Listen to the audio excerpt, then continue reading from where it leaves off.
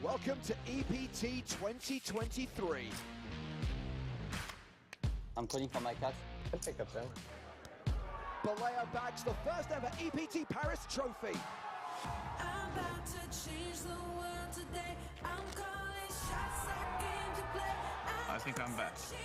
Watson does the double in Monte Carlo.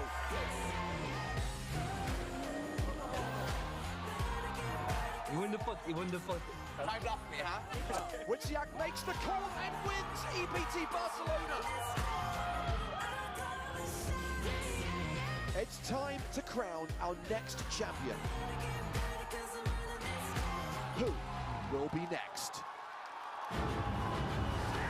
Stamets takes the win here in Barcelona. Jason Mercier, he went with his instinct, he made the call. There's the professional level, and there's the Ivy League. Sebastian Pauli coming to terms with what he has just achieved. Nicky Corrin has done it! 2 main event titles! Sebastian Mallet has gone from poker fanboy to poker champion. This is why people love the EPT. Hello once again, welcome to Cyprus and the PokerStars European Poker Tour. It's day 5 of the 5K main event, coming to you from the Merit Royal Diamond Hotel, Casino and Spa, the penultimate day of the main event, playing down from the last 2 tables to the final table. 16 players coming into the day.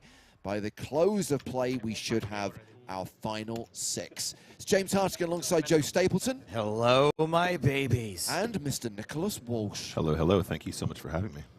And this is the second to last day of the festival.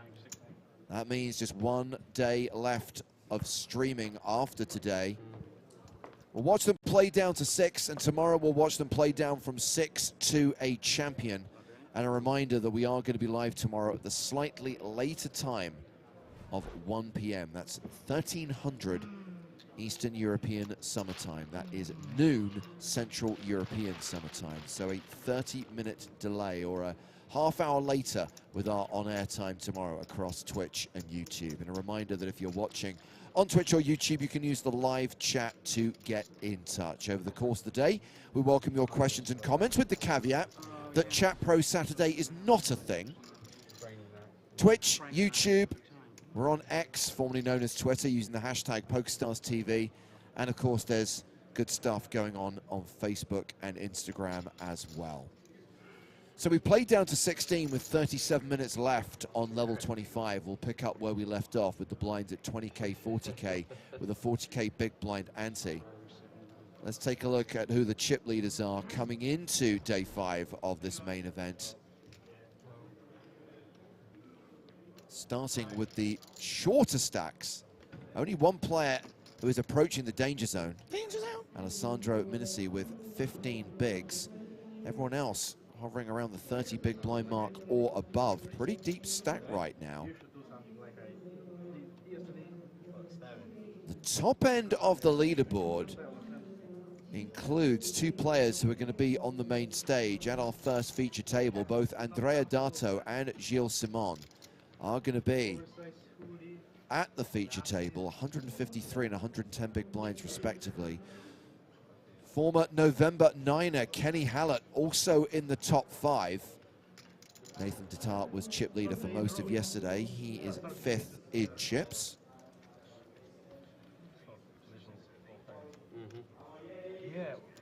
And yeah, now we're down to 2 tables. We'll try and stay across as much of the action at both tables as we can. But of course, only 8 of the 16 players can take a seat on the main stage. These are those 8 players. Interesting, if we look at it from a seat assignment point of view, Dato and Simon sat next to each other. Your bluff was amazing, my friend. You were really good. Value bluff. We also have the shortest stack in the tournament, Alessandro Minasi. It was good. Appreciate it. Big respect. And we will play out the 20-40 blind level and then roll straight into the next level. You both do that. Is there one? No. We're not It is, recording right? now. It is table 1. Are we recording now or not? Are we recording? We've been recording the whole time. Yeah, well, Where there is a camera, always assume someone is watching you. Actually, in 2023, just assume there's always a camera. And if there is a microphone pinned to you, assume that someone is listening. No, we don't go for the bottom, actually. Always watching, Wazowski. Good morning, everybody. Always watching. You're going to have a nice day, all of you. So you know the drill about virtual all-in. We already spoke about it yesterday. You know our policy. Ah, soft hand for hand. If you leave like an irrelevant amount behind and facing an aggression, you will be put on 30-second clock for the first decision. You won't be able to use any time bank cards. And then if you decide to forfeit your stack at this moment and play with a small amount, all your decision will be put on the 5-second clock. We were talking about it 3 days in a row. Yeah, I know. And it's a big topic. It's important everyone's got the message. Just so you know, From the very beginning of the bubble, yeah? today we will use the soft hand forehand process. So basically, we're going to synchronize the table really sharply. We'll keep a track of hands. But every time we will be on a pay jump, we will do what we call soft hand forehand. So if there's an all-in and call on one table, I will freeze the action on this table, wait for the other table to complete the action. Obviously, we'll pause the clock at this moment. Why were you doing it? Because we have pay jump, so basically when there is a pay jump and you know that there is an all-in player over there, you just have to wait for the player to burst. Not to have a situation when two are all in the same time, yeah? No, we're not talking about this. If they are all in the same time on the same hand and they burst together, we will split the prices. Split, not stacks sizes, but No, split. no stacks, different table we split. But during the hand, that's soft and forehand, we will freeze the action on one table if there's all-in and call, pause the clock, wait for the other table to finish, and then do the showdown on your table so that there will be no people waiting for one player to burst and so on. Okay, Joe, you can draw for the button. So, If you do something like this, Pardunian mentioning, oh, we've already heard this spiel. I promise you there will be someone today that doesn't understand how it all works. Yeah, and at some point in the next hour or two, somebody will make exactly the mistake that he's describing. Correct. I just thought it was funny, it didn't bother me.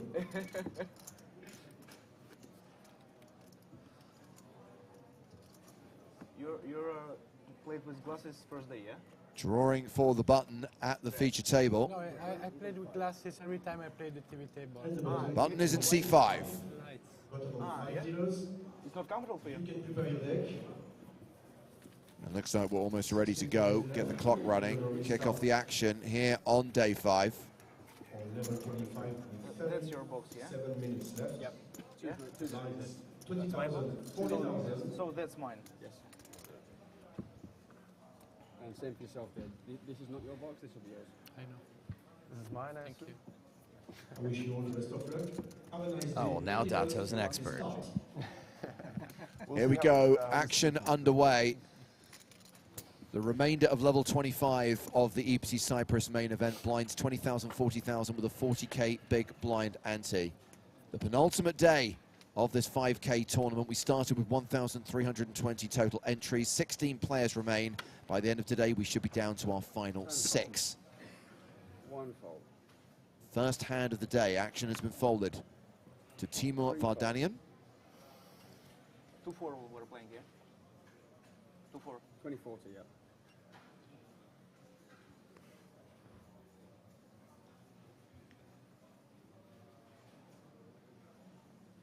Here we go.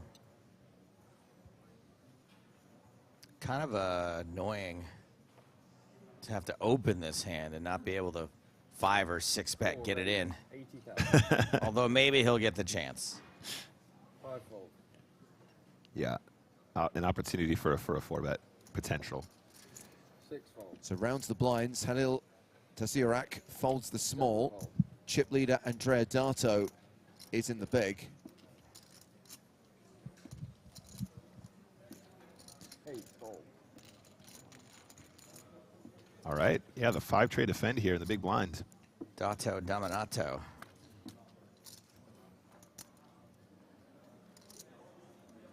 Well, that is a pair of 3s for Dato. Both players with straight draws. Vardanian with the backdoor flush draw. How the heck is ace-5 so far behind here? Feels like it should be ahead. Yeah, I think you could probably just check here if you want. I mean, probably pretty close between checking and betting with the gut shot. This feels like the kind of board that's going to hit the big blind range pretty hard, though. And you do have showdown with the ace high, so not necessarily required to inflate the pot, but I can see the value in both lines. So 220K in the middle is going to be a bet. 175. Yeah, around half pot, and that's the kind of size you're going to want to use on these sort of low coordinated textures.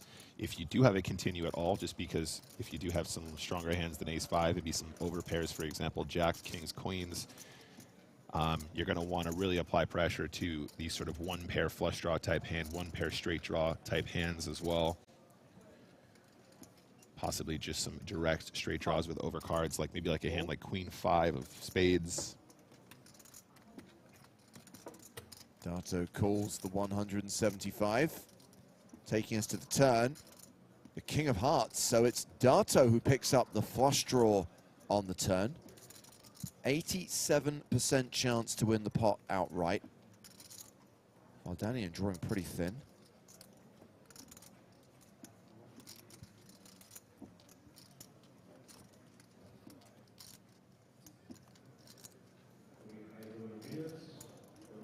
So frustrating. How are you supposed to know you're this far ahead right now?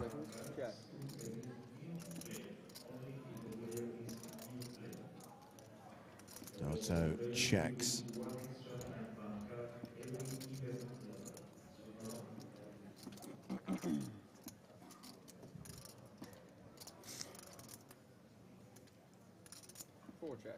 And Vardanian checks behind. And the river card is a 4, and they are both playing a straight to the 6. It took a while. But finally. Finally, we're going to chop one up. I know we had one, but still. Oh, we had several yesterday. I don't think I was... You weren't here. Here for any of them. I think this is only my second. Do I have infinite time? It must at least be your third. We had one with Maria. Oh, it is my third. You're right.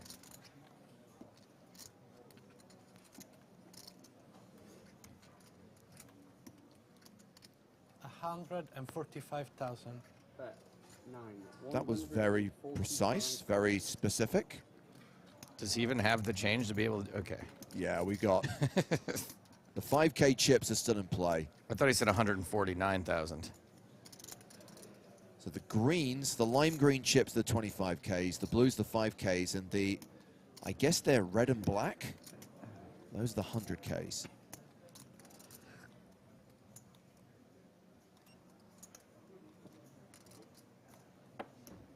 Straight. You both have a straight. This is a chop pot. And you know what they say? Everyone loves a chop pot.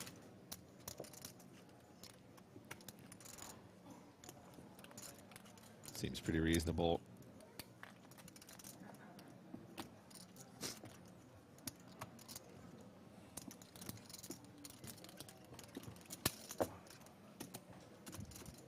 I'm liking Dato's color scheme today. The black and yellow. Started the day as chip leader, still holding the chip lead right now, more than 150 big blinds, and still more than 30 minutes until the blinds go up.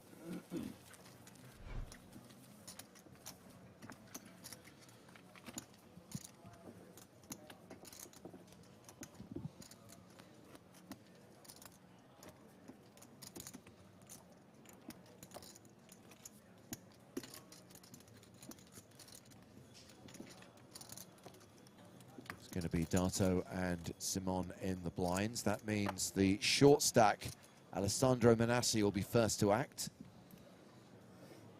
Starting the hand with a 15 big blind stack. King 5 off.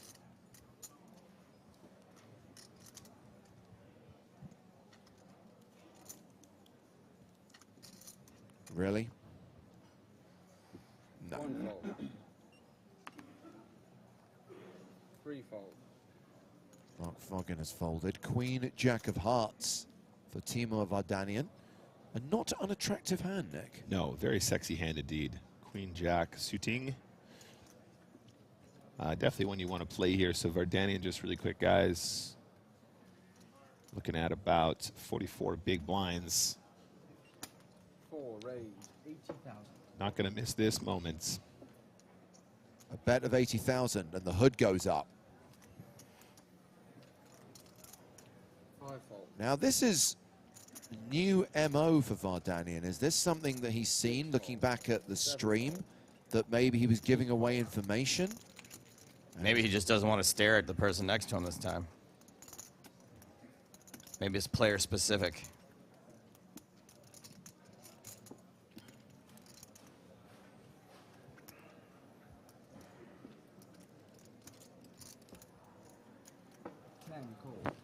Simon defending his big blind with deuces.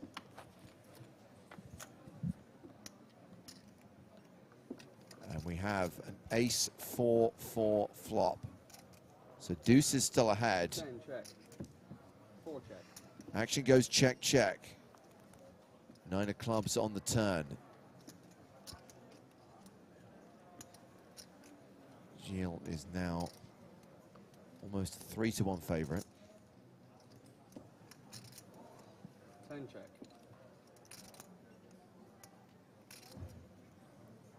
4 check. Quite surprised not to see it continue on ace 4-4, but I think queen high can get to showdown here plenty and be good too. Especially now, right? Yeah, but if queen jack is checking flop and turn, the intention is probably getting to showdown, and therefore the deuces probably make it there too, and we'll probably win this pot most of the time. If you were going to bluff, you would have bluffed on a previous street, I imagine. This is a great run out for queen jack to still be winning, so, you know. Yeah, and the deuces just get to showdown for free. I think just a single bet on the flop probably would have got the job done. Maybe sometimes it'll take 2, but there you go. Unfortunately for the queen jack, this time deuce is going to take it down. So Gilles Simon started today second on the leaderboard. He, of course, was the winner of Dare to Stream back in 2019, earning himself a platinum pass. We spoke to him before he took his seat at the feature table today. And when you began streaming on Twitch, could you have believed that you'd get to this stage? Did you always have the belief there? I don't know. I always took things like a little bit more short to midterm, step by step. So I wasn't really thinking ahead of like playing at this kind of a stage in the future. But I mean, maybe looking back, I obviously had that dream and had that belief, and now for it to become reality, you know, me from what's it been now, 4 or 5 years ago would definitely be proud of making it here. And your stack, you got a lovely stack to work with. Do you think we're going to see an aggressive you today, or are you just going to play as it comes? I think you'll have to find out by just watching. And finally, your opponents, what do you think of the remaining field? Some strong players still left in there? Yeah, there's a couple of players in there still that I also play with once in a while online. There's a couple of really good other players that I hadn't played with before, I wasn't really familiar with, right? With Cyprus bringing in some other people from different corners in the world, I'd say, to the usual EPT stops. So yeah, I think overall the remaining field is definitely not to be underestimated. But just gonna play my game and see where that gets me. When we come back to the feature table with the action on Gilles. With an ace cracker. Yeah, 9-8 suited, facing the raise from Kozenkai. He calls. By the way, I don't know if you remember, Joe, but in the PSPC, not only do we have Platinum Pass winner Gilles Simon, there was also a French Platinum Pass winner called Simon Gilles. And the problem I do remember Simon Gilles, yeah. is the player list. Sometimes the first names and last names get reversed. Yeah. So it was often hard to work out which player was which. Was there a moment we thought someone had entered twice? Did that happen? The different flags made us think that probably it was 2 people with similar, if not identical, names.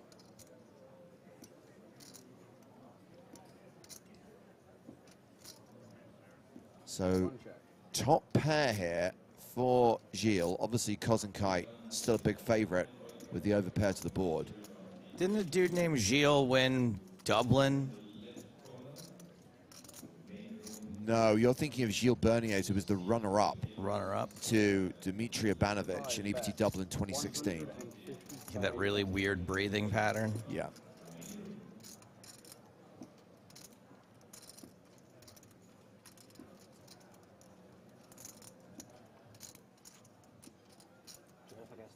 And we got 2 hands here with the potential to crack aces. Be hoping to be a lot further ahead than this on a 9-7 deuce flop. Yeah, well, we're going heads up to the turn. Huh. And Nassi folded. Okay, well, neither player has a spade. 3 of spades on the turn means Kozenkai is now a 9-1 favorite. Interestingly, Bjorn Kozenkai only has $70,000 in live earnings, and his best live cash is 10K. So he's already bested that 10 check. with 16 remaining. So Kozenkai here betting 155K into 280 on the flop. I think this is probably a card that he slows down on a bunch, but I can see the value in continuing as well. Plenty of 1-pair flush draw combos here. So yeah, it does continue and not slowing it down in fear of spades, which I dig. And 330,000. So nice chunky size here into that 590. I would argue this is a very confident turn bet. Definitely an opportunity to get away from that 9, but it is hard to fold top pairs in the game of Texas Hold'em. Nice work there from Gilly, though.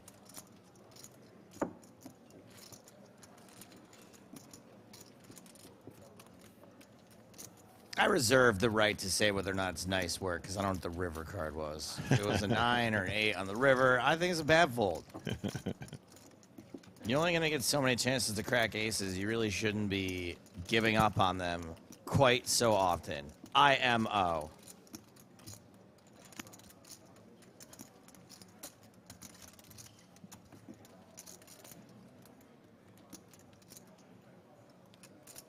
Sorry if I'm in a bad mood today. I bit my lip real bad at breakfast. Ooh, that sucks. I hate that. And it was in the middle of answering a real dumb question from Griffin. Oh, that's even worse. So now I'm mad at the world and furious with Griffin. Like, my mouth should have been moving in the first place.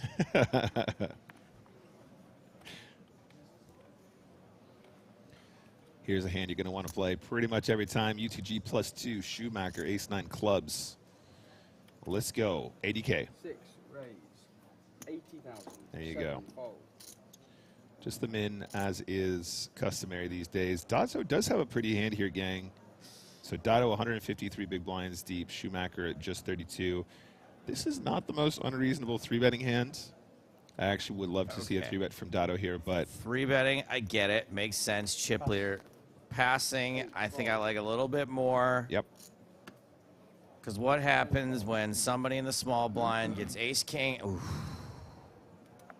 I was only off by 2. And by 2, I mean both cards. yeah, I think folding is also totally cool there as well. I mean, Jack 9 suited probably plays better as a call from absolute position on the button, but even then, definitely no shame in folding that one.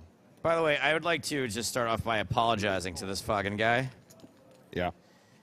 I'm sure he's heard this his whole life, right? There's no way that I'm the first person to look and go, oh, this fucking guy.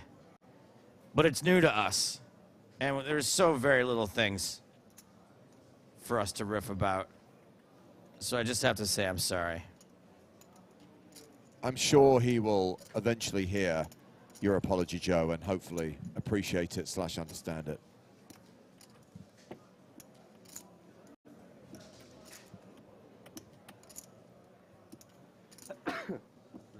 Thank you. 5 seconds. Uh-oh, time's running out. Bet. 105,000. Foggin firing with the open ender. Top pair for Schumacher. Top pair, top kicker.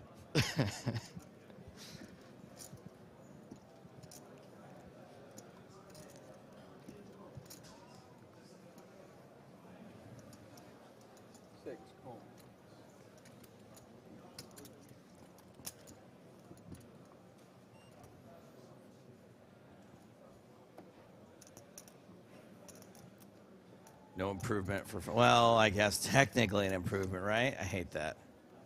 Pair of 7s now for Foggin. Yeah, I feel like Mr. Foggin probably won't be that unimpressed with the memes, especially if he would take on and go on and win this tournament, right, Joe? Absolutely. I mean, I'm sure he'd be very happy to be this Foggin guy, who is also this Foggin guy who won EPT Cyprus.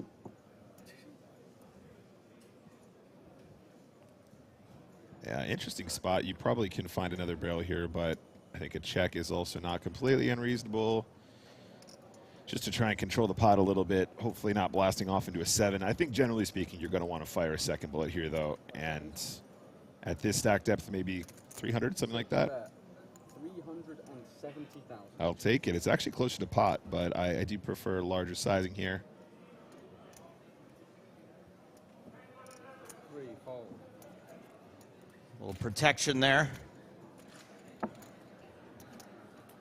Yeah, definitely a texture where you get plenty of value from certain hands and also a little bit of protection, as Joe said. So nice pot there for Schumacher, up to 40 bigs now.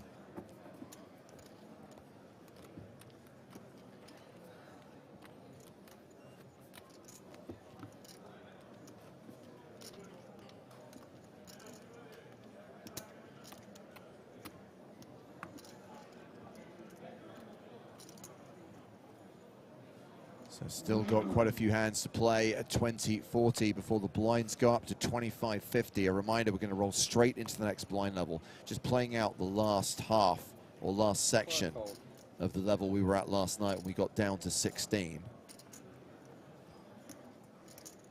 Next redraw, by the way, is when we get to 9. Once there have been 7 eliminations, we'll be at a single table of 9. Final redraw of the tournament takes place, but then we continue until we're down to 6, and those 6 players return tomorrow for the final day, playing for the trophy, title, and first prize of just over $1 million US. It was 2 titans. Simon opening from the cutoff with Queen 10. Round to the blinds. Mark Foggin has 6-5 off, folds the small. Timo Vardanian in the big has ace deuce. This guy's such a goober. He went from staring people down yesterday to just completely hiding everything today. I am enjoying the theatrics. Yeah, I do like the pomp and circumstance here. So much of poker is performance, you know, guys. 5 seconds. 310. Re-raise. 310,000. 310K is the 3-bet. 10 fold. No live read this time. Huh? No live read possible. Don't tell him it's working. Especially if you're lying down on the table, I'm not going to be able to tell shit. If it was at 2011 or something like that, that's not the reason, you know? You can do it with 1 card, not 2. Yeah, there was that ridiculous hand yesterday between Timo Vardanian and Gilles Simon, ace-10 versus ace-queen. We had the 5-bet bluff from Vardanian with ace-10, who then snap-folded to the 6-bet jam from Gilles Simon. Felt like poker from more than 10 years ago, but I was here for it. It was fun. Yeah, very cool stuff. I just have my idea. 7 fold. It's not the game. Vardanian has been an above-average stack for most of this tournament, has more than 100K in live earnings, but mainly plays his poker in Eastern Europe. He think that I 4-bet light, and he won 5-bet. No, I just felt like gambling. Huh? I just felt like gambling. You just felt it. You don't think about timing, okay? I had a good hand. I had to go all in. It's a good hand to go bluff, but I prefer to have suited combos. Okay.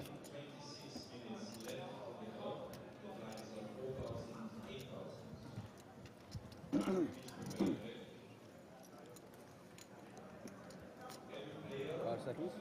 You know, in multi-table tournaments, we often have the situation that you will prefer the suited combos, but you have not even this sort of hand. 5 check. He prefers suited combos. I prefer pepperoni pizza combos. Vardanian versus Kozenkai. Blind v blind, unraised pre. 4, check. 5, check. Club. Join the club. If you like a lot of chocolate on your biscuit, join our club.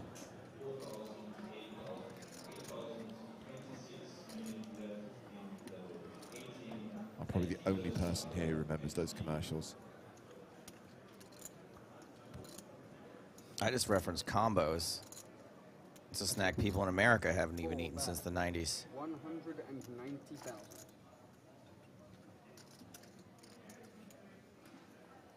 It works on like the. You want a 3-piece combo with that, sir? I do love a 3-piece combo. Yeah. You're guaranteed to get at least a little dark meat in there.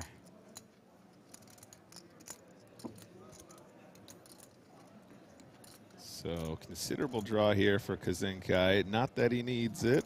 5, fold.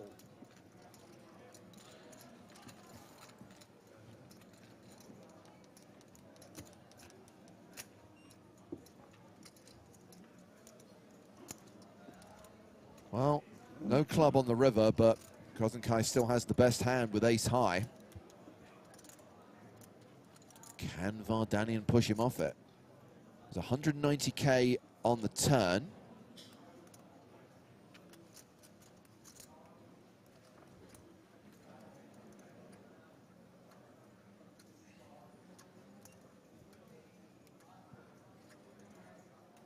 Seconds. Turn back card. Everyone would have got an additional 6 cards today to go with any they've saved over the last 2 days of play. Yeah, I think Vardanian just kind of thinking to himself, blocking Queen Jack. Do I want to fire here, try and rep something? Yeah, but what is he unblocking? 5 seconds.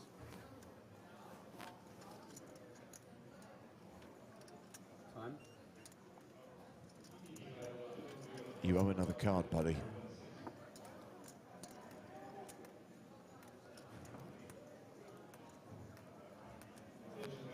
Seems like there might be more better uses for this later. Yeah. That's more comma better, not more better, which isn't a thing.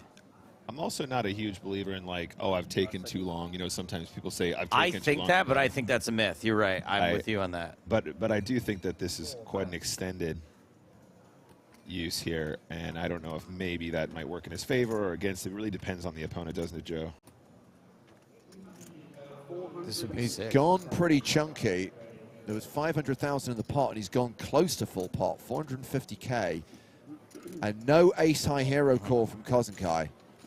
Very nice. Time banks well spent.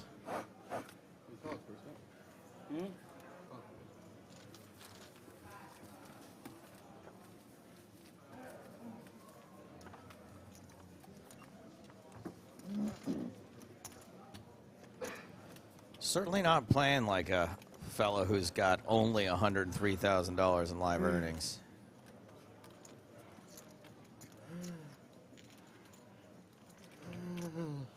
What is happening? I'm not sure. I thought all those sites were blocked here.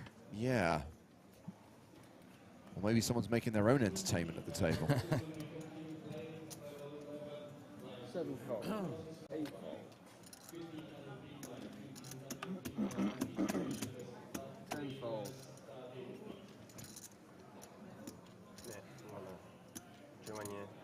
Manasseh with Jack 6 of spades.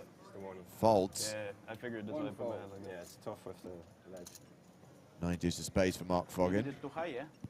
You did it That's too a high? fold. 3 fold. You say he did it too No, high? I Yeah, was. me, I was doing something like this at my first TV 2 days ago or something like that. Yeah, the deck's a little different. 6, 3 of diamonds. So that's at the Vardanian time. not So playing the button. in safely at this box, and the player from your box said that he saw my cards. Yeah, I thought so too, like with the time thing here, like being CD8, I thought it was good. 5 fold. Thanks. Kai completes in the small with 5 deuce. Schumacher with Jack 10 in the big. 6 check. Checks his option. We're going to the flop.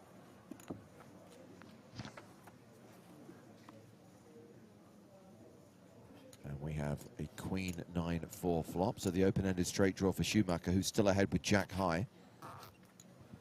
Kazenka might be tempted to just put in a small bet right here, right now. Plenty of folds in a limped pot here, but obviously not going to get Jack 10 to fold. Checks it over, seems good as well. Schumacher probably likely to just fire a bet right here, right now. I mean, a lot of the Queen X combos that Kazenka has will bet flop. Sometimes he'll check back a 9 or a 4, but plenty of hands he'll just fold directly. And even if he does have a 9 or a 4, 2 of our cards in a straight draw, pretty good equity regardless, and an opportunity to build the pot in position where you can make some better decisions on later streets. Schumacher wins it with a bet. So 9.5 minutes left on the level. No break. We'll roll straight into level 26, the 2550 blind level. Happy birthday, Raksha. And still 16 players remaining. No eliminations so far today. Moderator birthday. Happy birthday. Where was the button at the very first hand on you, Andrea? 5. I was the big blind. You was the big blind at the first hand, yeah? Having to work on her birthday? So we played 1 round in 28 minutes, yeah? On a Saturday? Pretty slow. I think she mentioned that We have played 1 round, yeah. despite all that, the fact that you canceled Chat Pro Saturday is making it a happy birthday indeed. Will we have a break now? The ultimate present. Tenfold. For a mod especially. It's like canceling the caddy swim for the lifeguards.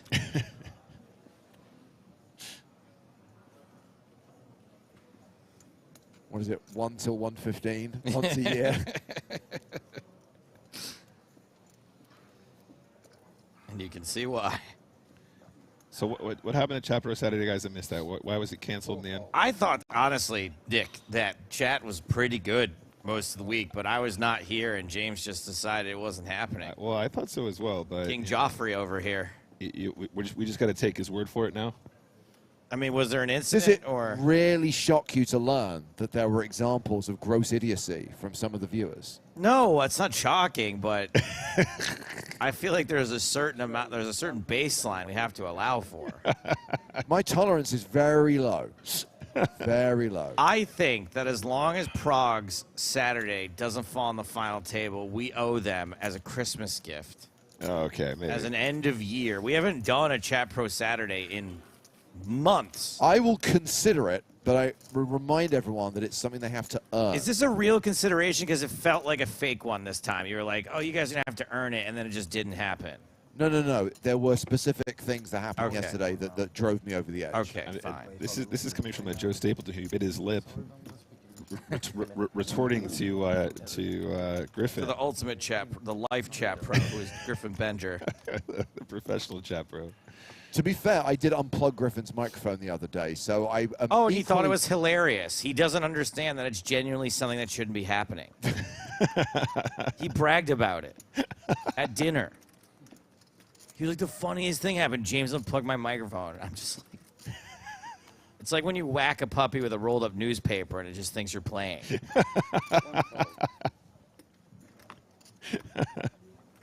Threefold. Stop biting. No.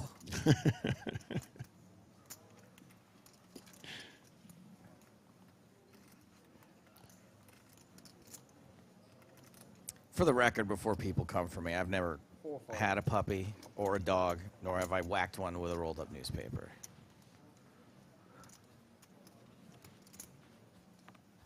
Ace-9 for Kai, raising from the cutoff. 80,000.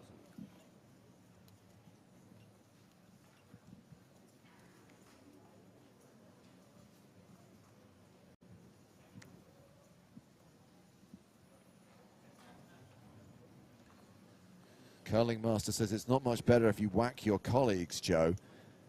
We're talking about Griffin. Yeah. I think we can all make an exception for Griffin, right? 340,000. You know how people like justify fishing by saying like, oh, the fish, they don't have any feelings in their mouth? Griffin has no feelings when you whack him. He does not feel it. It only pocket jacks. Yeah, we've had the open from Kozenkai, the 3-bet from Schumacher on the button with ace queen, and now Tasiarek in the small with jacks. 5 seconds. 600. 4 bets to 600,000. Yep, cold 4-bet here, looking wicked strong. Schumacher probably not loving that ace queen as much as he did about 2 seconds ago.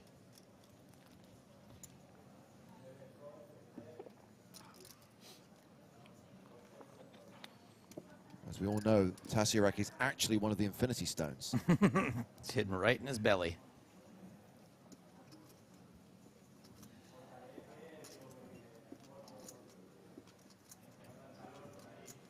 Seconds.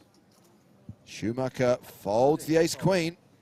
Nice, nice, nice. Nice pickup for Tasiarek. Yeah. That might be the best way to play Jack. Best I've ever seen Jack play. Like, it's one of those spots, right? You like, it is strong enough to cold 4-bet, but I probably don't want any more action than that, right? Correct. Yeah. So this is one of 2 tables, of course, with us being at 16 players, 2 tables of 8. We are keeping an eye on any significant action from the other table, where Victor Uge is chip leader. You might remember last night he eliminated Anton Wiggin 18th and Atanas Malinov in 17th, taking us down to 16 and securing himself a big stack for day 5. Kenny Hallett also among the big stacks at that other table. 3-fold. No more small fold. Oh. 4-fold. You should check the card.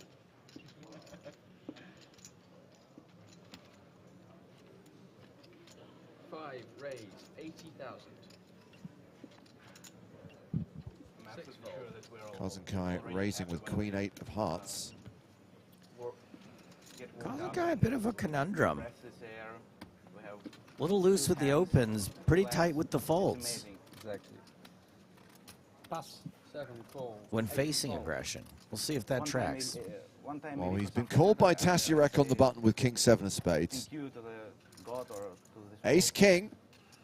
All is excellent in my life. Shouldn't say tight. Has given up easier than I would have expected, given how loose some of the opens are. But I don't think we're going to get to a flop on this hand either. Yep. Are you on board with the campaign, Joe, to spam this Willie to support Gilly? Absolutely. 10 re-raise 400,000. Absolutely. Re-raises to 400,000. 7. That doesn't look strong. And 2 quick folds. Yeah, chunky squeeze there. 400K from 80K. But who cares? The chip leader going to do his chip leader things, yeah?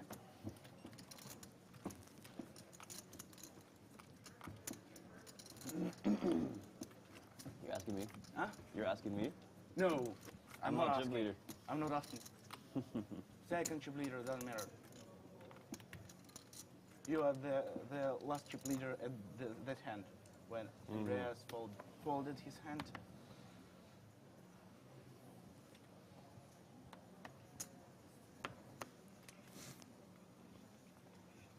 Threefold. Reminder of prize money, by the way, with 16 remaining. Everyone is locked up. $43,275. There is then a money jump when we get to 15. 51K if you can ladder to 15th place. It's not until we get to the last tables, not until we get to 9 players, that there is going to be a money jump with every single elimination. Is that in response to Matthias asking, can I see the payouts anywhere? No, it wasn't. Because, Matthias, the answer is yes. Thank you for your question. Schumacher raising with ace-queen. Tasiarek with 9-8 calls.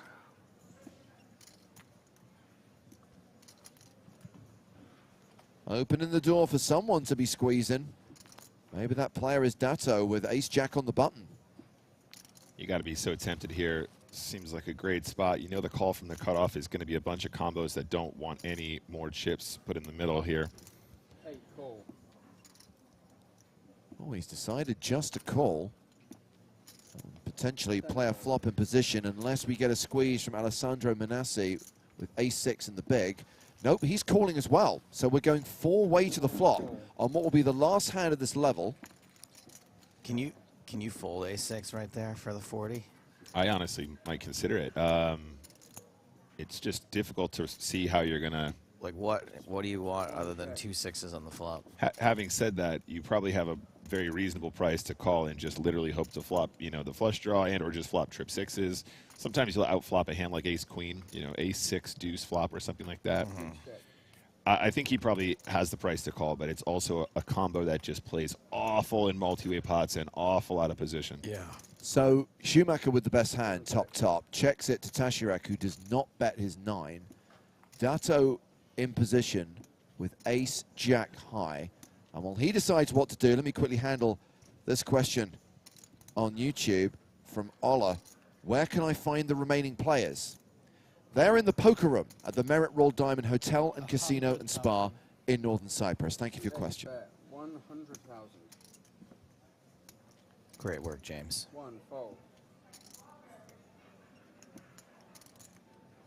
Dato's bet 100,000, has got the fold from Manassi. Schumacher surely not going anywhere.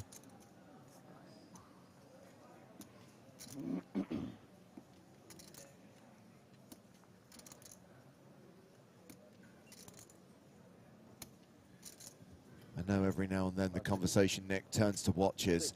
Loving the vintage Casio from Schumacher.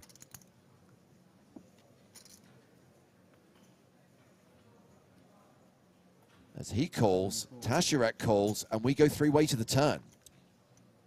I'm telling you, we need a James Hardigan X Casio Poker Stars Special Edition. Oh, that would be really cool. Me and James discussed it on a recent stream. What's your next milestone, James? 20 years with Poker Stars? Yeah. So 20th anniversary James Hardigan Casio X James Hardigan. That would be really cool. I'm for it. I am not even vaguely joking about that. I think that'd be so tight.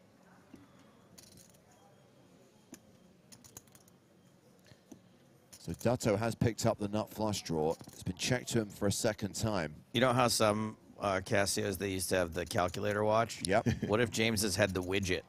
You just plug in the blinds levels, how many players are left, and it just shows you how many players are going to be left. You just punch in a time. Oh, there'll be 18.4 players left.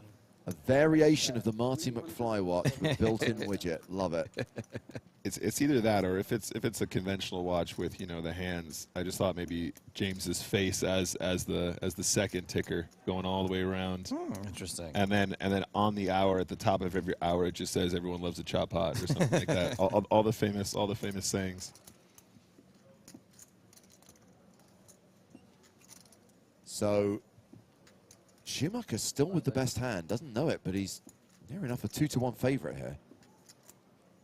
Do you think if someone had access to the widget, that could be real-time assistance? Like if the action's on you, you're facing it all in, right? And then you look and you're like, well, there's 19 players left. And you're like, oh my God, this is the time of the tournament where there's supposed to be 18 players left. You fold.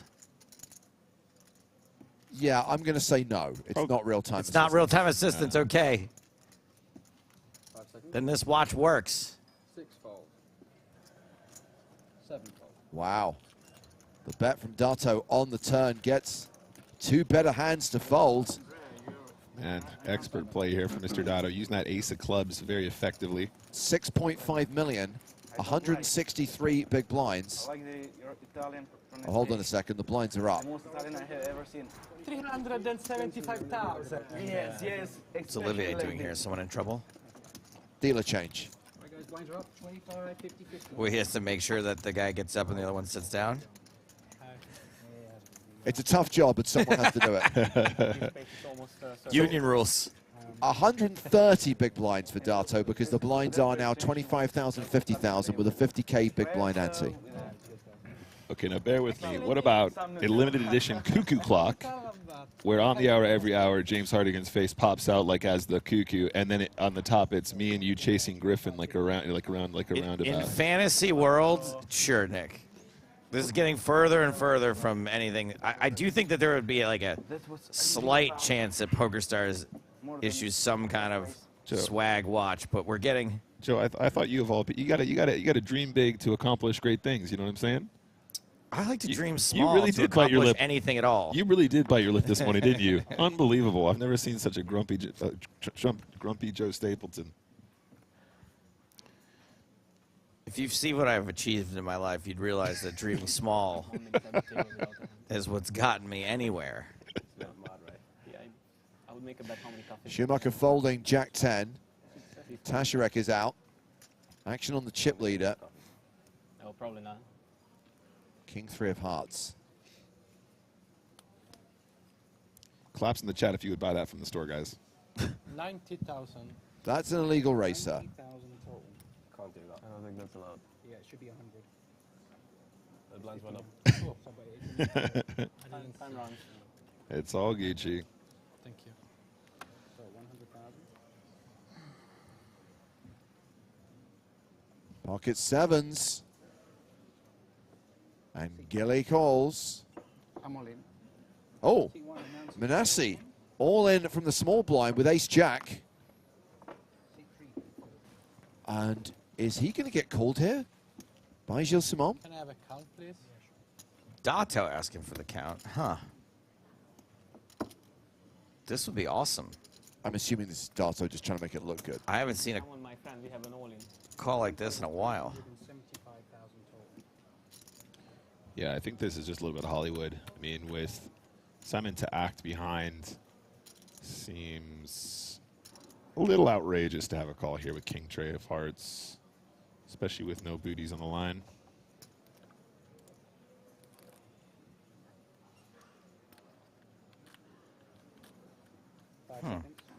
Well, he's made it look good. 375, yeah? Yeah, I think we're going to go to the races here, guys. Yeah, we have a coin flip alert. And this is a flip that Manassi will need to win to survive. Like copium versus coping harder. One of these two things has a slight mathematical advantage. You already lost that. I'm kidding. Don't listen to him. I think if he marked right now, His face was really funny. No, I think if the dealer will mark the cars right now, we will. No, I think we will roll it in every situation. Now, you might remember what Olivier told the table at the start of the day. We are playing soft hand for hand, so this all-in will not be dealt until action at the other table has completed. And there is a hand in progress right now. A three-way pot. Victor Huguet, Gerard Carbo, and Jose Gonzalez. And looks like we're joining this hand on the flop. How did it happen at the exact same time? This is not an all-in. This is the hand that needs to play out because it's soft hand for hand. All right. I've never seen the person like Looks like a bet from Gonzalez.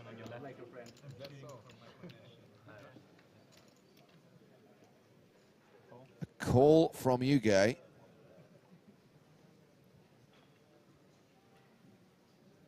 Action on Gerard Carbo, and he folds, so we are going heads up to the turn. We'll see the board in a moment.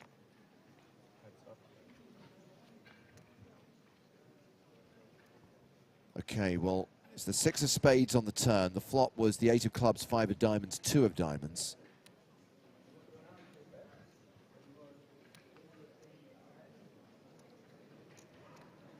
Are you sure this is not an all-in?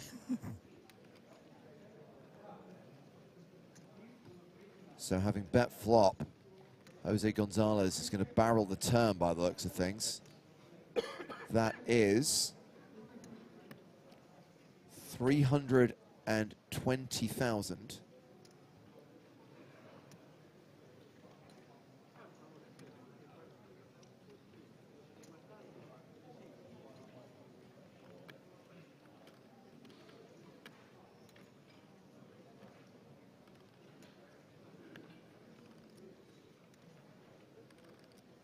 And Victor Uge appears to be calling. Victor was busting people left and right last night. And I know that we were just watching this hand because it was happening at the same time as the other one, but this pot's big. This is a big pot, 3 of hearts on the river, so straighty board, no flush possible. And Gonzalez moves all in. So now do we have to finish the other hand before we come back to this one? Well, we see what Uge does here, and if he calls and is ahead, Gonzalez would be eliminated. Gonzalez would be the at-risk player here if Uge were to call.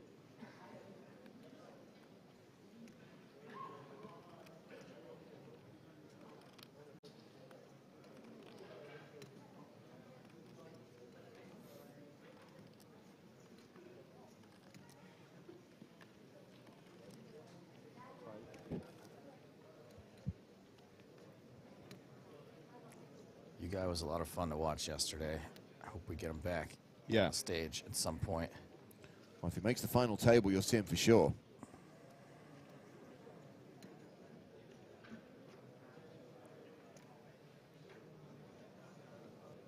We are in a pay jump, guys, which is why we're observing a soft hand-for-hand process at the moment. Uge folding there. Gonzalez wins that pot. Now we can come back to the main feature table. We can deal out the all-in between Alessandro Manassi and Gilles Simon. Manassi, the at-risk player, with ace-jack, racing against Gilles Simon's pocket sevens. Copium versus Cope Harder. That was a good one.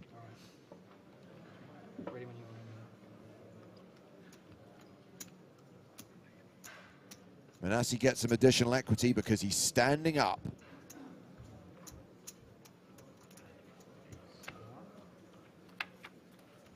The flop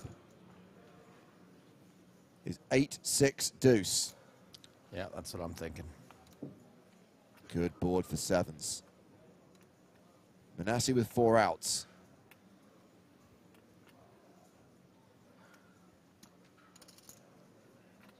Turn card is a queen. No additional outs. Manassi looking for an ace or a jack on the river. We are down to 15 players. Just not feeling it. Are you good? I'm running. Oh, okay. River card is a 9. Alessandro Manassi is eliminated in 16th place, cashing for $43,275. Everyone else has earned a pay jump, and Gilles Simon has earned a ton more chips and is up to nearly 5 million now. Sometimes you just know, right? You just know when that flip happens, you're like, it's not coming. Yeah, nice smile there. A couple handshakes, good sportsmanship. Love to see that, and love to see Gilly chipping up, baby. So Gilly now 99 big blinds, and I'm here for it. We're now being asked to spam this chili to support Gilly, who has a 99 big blind stack. Seems like our bases are covered, right? If you're Willy averse, you can spam the chili. If you don't like spicy food, you can spam the Willy. If you don't like either, you're out of luck. Is there a Billy, like a goat? Spam this Billy? There must be a goat emoji. If you don't like goats, get out. It's just a shame we don't have an emote that's like Willie Elliott. And then we can spam that Willie to support Gilly. 110,000. Loving the announcements. At least this amount is a legal race. Here you go, we can spam the Tilly to support Gilly. Jennifer Tilly? Correct.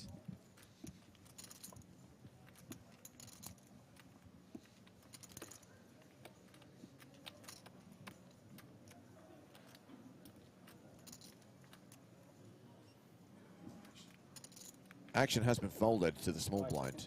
We're waiting for Mark Foggin to act. What's taking so long for this fucking guy? He's called with King Jack.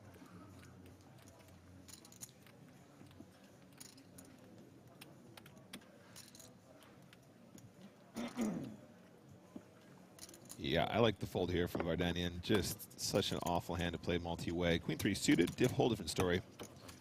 Queen 3 off, way worse, and very poor equity realization. King, queen, deuce. Top pair for Foggin.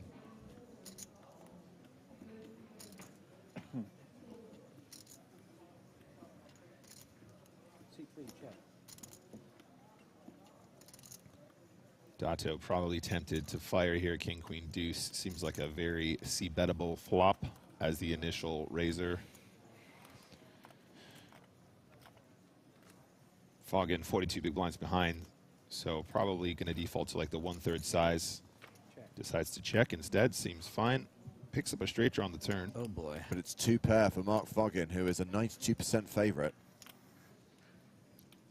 At this point, I think if I'm Foggin, I want to have a lead. Plenty of Queen X, plenty of Jack X, plenty of pair plus straight draws that are going to be checking flop that will now have some equity here. Decides to check instead. You got to charge them for their draws, Nick. I read that in a book. Yeah, I mean, if you're checking, you're giving them the keys to the Lambo. Is that not a thing anymore? You're not supposed to charge people to draw? I feel like maybe Foggin's just thinking the checks on this flop aren't going to be strong enough to call, but I feel like a check on this flop can be quite strong under certain circumstances. If Dato has Queen 10. 5,000.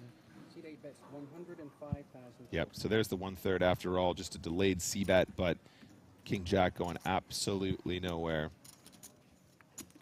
By the way, I'm loving Andrea Dato's verbal declarations. It's a top tip I always give people who are playing poker for the first time. Say what you mean to do, and then you can't go wrong. If you fumble around with chips and screw up, it's bad. But if you say what you want to do, if you say it out loud, whatever happens next can't go wrong because the verbal declaration is binding. So Foggin playing it slow, just a call on the turn as well. And, I mean, is he going to continue with the softly, softly check the river monkey? C3 check. Well, now that Dato's got a little bit of showdown value, how's he going to play it?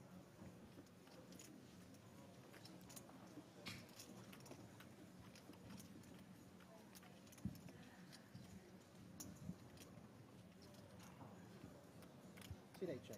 C3 check. Check, check. 2 pair good. Yeah, I wonder if Mr. Foggin could have made a little bit more there. Not having a lead, not having a check raise on the turn, not having... I mean, he was telling a pretty believable story of weakness, right? And if he doesn't hit the 7, maybe he does catch another bluff, but I think maybe you win more chips by having a bigger lead on that turn. Maybe something in the region of 60% pot, maybe a bit more. At these stack depths, it might be closer to full pot, and of course plenty of combos that still give you some value there. Foggin around average right now, 2.5 million, the average being 2.6 million with 15 remaining. Fogging around. Look, I'm a fan of copy pasta as much as the next guy, but can you please not spam the chat? My mom bought me a new laptop, and when you spam the chat, it burns my legs.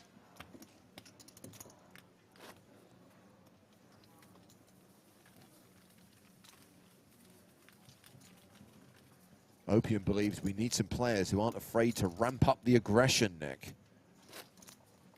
Can we parachute those players in at this late stage? Yeah, absolutely. Could we get a couple ringers in there? Sounds like Opium needs some copium. We need players who are willing to 5-bet bluff with ace-10.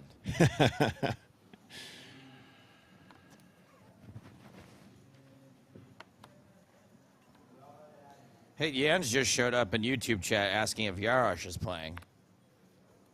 I don't know if Patrick Yarosh made it to this EPT, but he certainly is not in the last 16 of the main event. Last 15 even.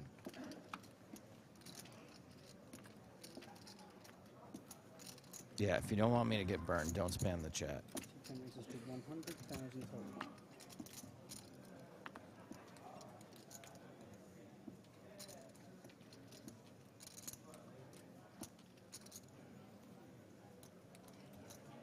So a cheeky raise with Jack 3.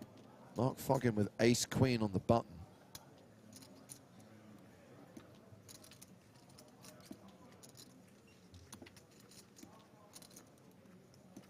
I was thinking about Maria just not understanding the joke yesterday. So good. It was almost like Griffin's brain I had transplanted itself into Maria's head for a 5-minute period. feel bad too because I feel like she was like probably 50-50 in her head whether she should even participate in the joke. Like it's kind of off-brand for her to even do like a fake F word, and she's got it so wrong. Well, Danian not playing Jack 10 suited from the small. Kozenkai ace 9 of diamonds in the big might make this a 3-way party. I'm fine, says Maria kept explaining the joke and you guys didn't understand it. Okay, that's how I see it. No, you're also wrong. Thank you for your comment. You're banned. 2.1. Nice. Aren't you great that it isn't Chat Pro Saturday and you have the right to ban that person? Baines, I'm glad you enjoyed the Mystery Cash Challenge on YouTube. When you say, hopefully PokerStars does more of that in the future, were you watching yesterday and did you hear what we announced yesterday?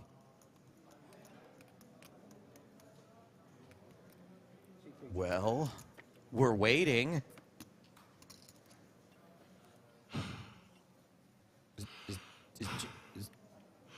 Okay, the 9's winning. Yeah. Someone's a little bit sleepy. A few yawns there. Heavy breathing intensifies. Get someone a cocoa. I thought maybe they were just doing the paper bag thing.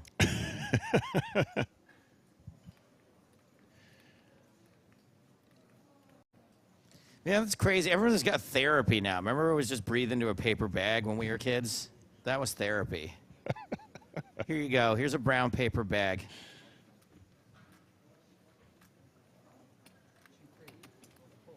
Tablar says, mystery bounty coverage at Prague? Yes. That's true, right? Yeah. We are going to stream the second day of the 10K Mystery Bounty Tournament. So that's where you're going to get your Mystery Bounty action from. And you're going to get your cash game action from the big game on tour at NAPT Las Vegas. Those are our immediate plans. How's it going to work? Are you going to be out on the floor opening envelopes for people or what? Why would I be opening envelopes for people? They open them themselves. I don't know. It feels like it needs a little pizzazz, a little showbiz down on the floor. This gets checked to showdown. Pot's going to go to Kozenkai. Anyone who continues defending Maria's joke is going to continue to get banned, by the way. Please don't defend the indefensible. We all love Maria. Don't get me wrong. But she was not in the right in that situation. It doesn't work. Yeah.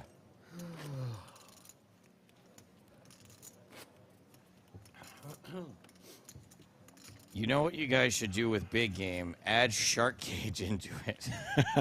No. No. That sounds like a harebrained Nick Walsh idea. We are not averse to bringing back Shark Cage in the future, but let's focus on the immediate future and let's Big focus shark cage game. on the return of the big game, which, as much as I know everyone enjoyed the Mystery Cash Challenge, I think more people are going to be excited to see new episodes of the big game. Can we find a way to get like a faux Squid Games in there as well somehow? And a cuckoo clock. Now you know why we didn't invite Nick to the ideation sessions.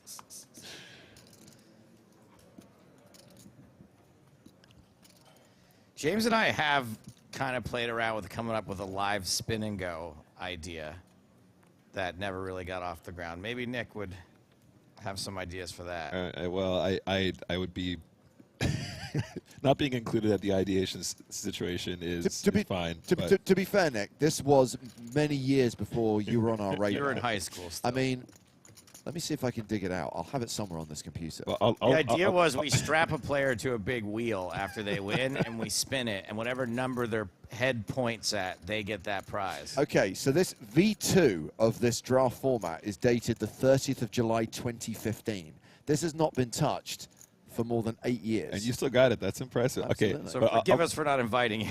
No. All I'm going to say is, if you were to revisit and I wasn't involved, I would be pretty insulted, and it's hard to insult me.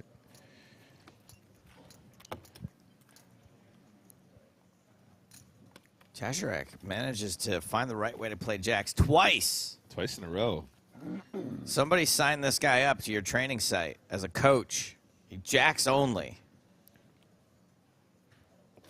Yeah, he's done very well so far, and that puts him on about 54 bigs, so feeling pretty confident up there, but currently third in chips on our feature table.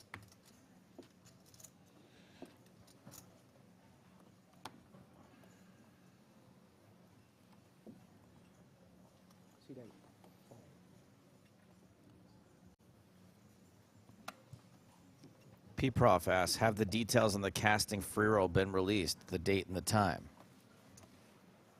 It's going to be during the day on Sunday, November 5th.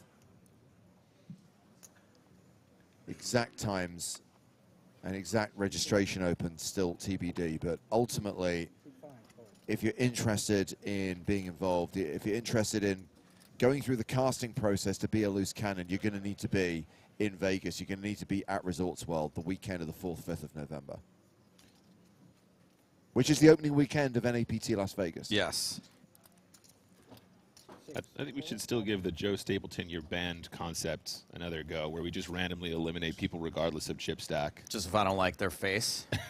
I was thinking just randomly, but yeah, I mean, if you want to be directly involved, Joe. Oh, you coughed without covering your mouth. You banned. Not really a fan of the small tip you just left for that drink. You banned. So Schumacher with the nut flush draw here. Chazarek, apparently a reg here at the Merit. Yeah, he's rocking that Merit merch. It kind of looks like a loose-fitting superhero outfit. A loose-fitting diver's bodysuit. Yeah, like you press a button and it's just... Yep, sucks in. Ace, 7, 5, 5, heart, heart, spade, spade. Okay, the hearts are still a thing.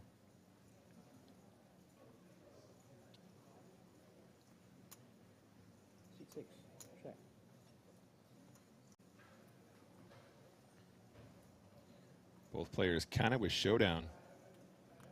I wouldn't be surprised to see a check here from Tesserac. Yeah, there you go. And it's a chop. Catching up on the chop pots.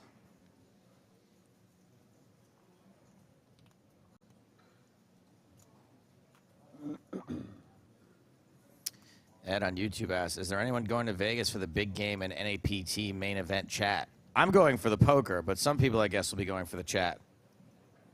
Thank you for your question, Ed. And this is going to be a chop pot. And you know what they say. Everyone loves a chop pot.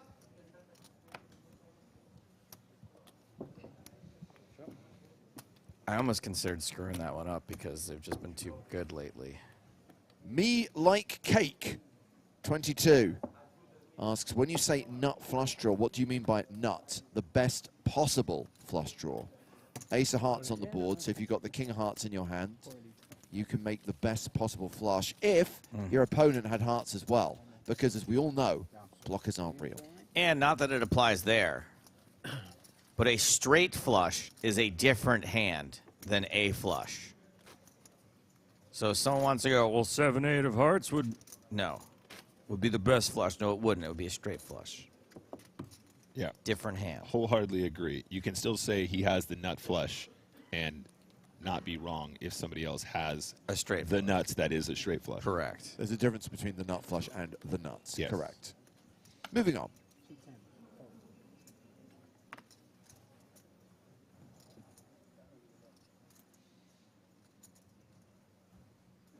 Ace Jack for Mark Foggin in early position.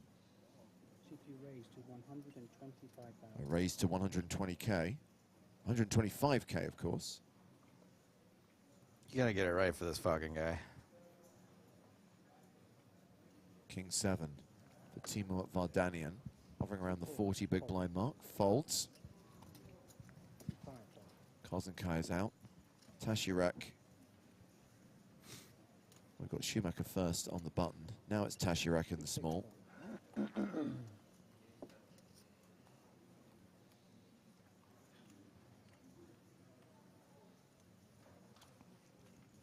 Kind of like Tazirak's style here. Seems pretty composed, pretty chilled out. I think he's got good vibes for long form tournaments. Very chilled, just taking them as they come. I would be surprised to see a fold here, though. I think King 10 off is doing pretty bad against the +1 range here. Yeah, nice work. He doesn't look like the kind of fellow that's going to fold King 10 off in any position. And I like when people are surprising. You like when people are surprising? Yeah. But not like cuckoo clock surprising. No. Honestly, the abuse. You have a lot of energy. At the table. You heard that before? You've heard that before? TV tables? Have you heard that you have a lot of energy? Yeah. Whole life.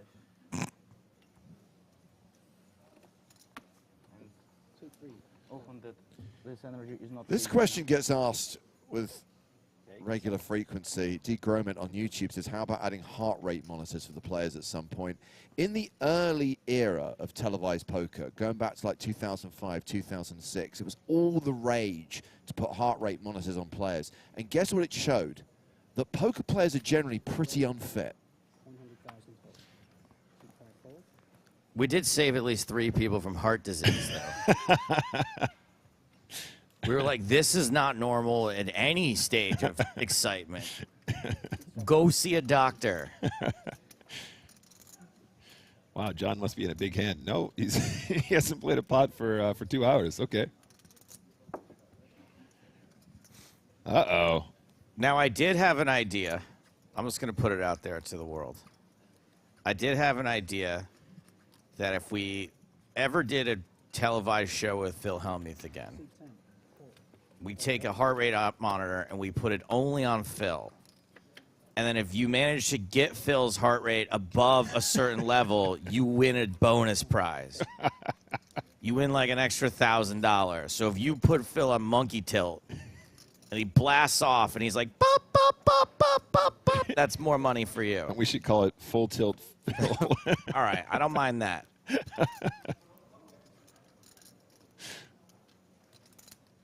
Full tilt Phil. Let's do it. And then once it hits a certain level, now you got to beat that level of heart rate, right? Like you can't. So now there's like a new record to set. If you kill him, you win the ultimate jackpot.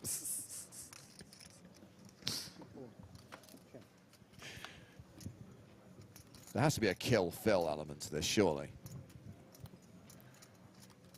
Well, Kill Phil was a popular book for a minute.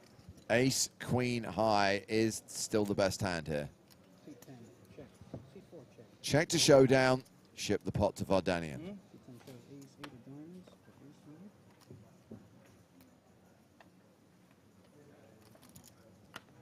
I hear 8 high.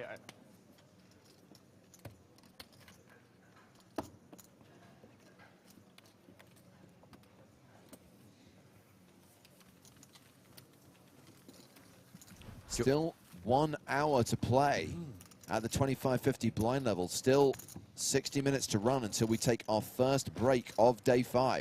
You know, at the very beginning, my energy is not for poker, for sure. My mind is, but energy not. Timur was at breakfast pretty early this morning. I don't know if he had a late night, just had some nerves, if he's an early riser, but... I can tell you because I was here. He was in the poker room at 10:30 this morning. Yeah. That to me sounds like nervous energy. Yeah. Well, we've already established, guys, this bloke has a lot of energy. And with 103,000, I think, in total live earnings, he's already earned almost half of that. Yeah. In this event. So understandable. Tesseract with the Grafton.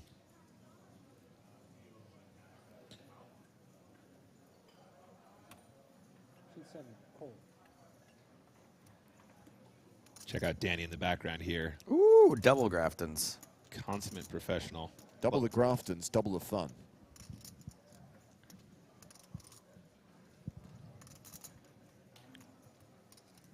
Call. Today. You got to be wicked tempted here. Someone's got to put the squeeze on.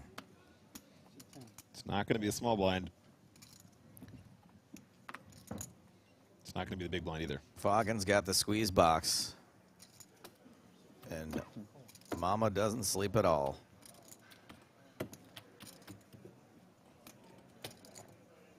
Something like that. 4 players. Ha! 7-5 tray. Mark Foggen with the best hand right now. Tricky to navigate the this 4-way pot now from in the big blinds, but I imagine ace-8 and 9-10 probably not going to get too hot and heavy here, given the multi-way nature of this pot. Dato has been sneaking in there with a couple cheeky moves now and then, though.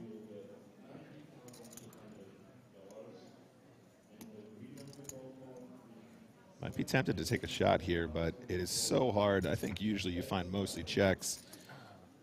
Oh, man, come on. Blockers aren't real. So Dato and Tashirak with top pair chopping right now, which is why they have 0% to win outright. Kozenkai with the nut flush draw, plus has a gut shot straight draw. Pool the Cleaner understands the assignment and says this guy fogs. 5 seconds. That's 170,000 total.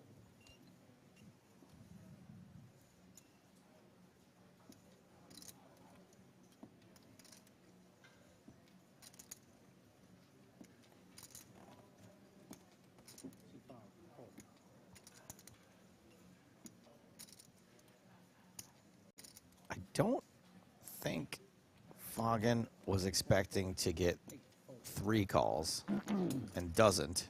Huh. Just 2. Yeah, turns out the turn hit everyone, my dude. Well, Benny Glaser is watching the stream. He says, let's get hot and heavy. It's not that kind of 18-plus stream, Benny. But Barry Greenstein has made an appearance, giving Kozenkai the win. Flaming Berry is hot. And if you're fogging up the windows, that's pretty hot and heavy, too.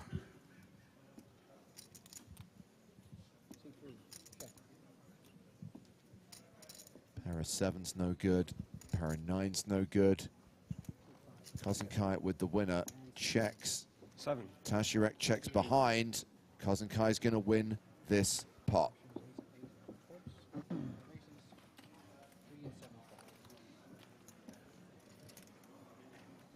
Thompson says, this is better than the German stream. Good job, you two. Sorry, James.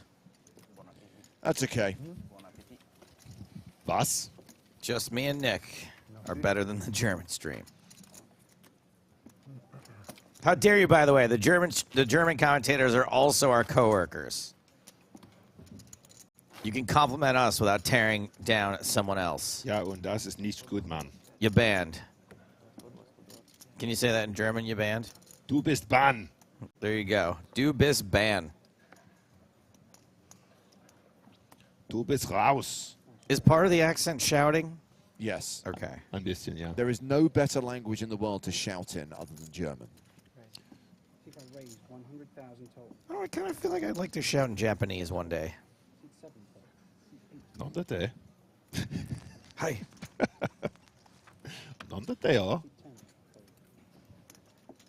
Josh, I'm not going to ban you. I'm going to give you a question the respect it deserves. Josh says, when is the EPT going to display the blind levels? Look, they are displayed frequently. Put the blinds up in the top left-hand corner of the screen. Also, they're available at all times as a command prompt on both Twitch and YouTube. There is a balance. We say this all the time about the work that graphics do to provide essential information without bombarding and crowding the screen with an overload of information. The moment graphics start looking like a HUD is the moment this kind of becomes a little bit, ugh. Yeah, we're watching a poker stream. We're not mech warriors. I really wish I was a mech warrior. It would be pretty fun.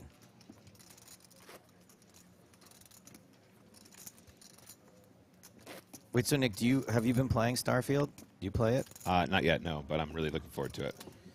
Well, Spider-Man 2 came out today, so I think I'm just going to have to put Starfield on the back burner for a minute. Have you been enjoying it though? I have been enjoying it. It's not as good as Skyrim. Okay. But it's pretty good. I mean, everyone's saying it's just space Skyrim basically at this Yes. stage, but I'm 100% okay with that. It's pretty good. I mean, especially with all the mods I sent you across. the first person shooter aspect of it is really fun. There are a lot of it is like very choresy. Yeah. But it seems like you can just skip over a lot of the choresy stuff. CP raised to 125,000. That's correct, Wallace. The screen gets too fucking crowded.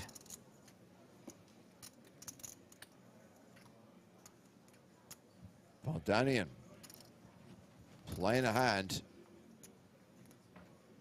Mark fucking has raised the button with King 10. We have seen Vardanian using the ace-deuce off as a 3-bet candidate, 3-bet bluff candidate. Of course, I think the last time we saw that was in the big blind. Seems like an opportunity to do it from the small, though, as well. Yeah, I called it. Yeah, nice size here as well, 430K. You want to take your 3X and add a little bit more because you're out of position. And it's going to take it down.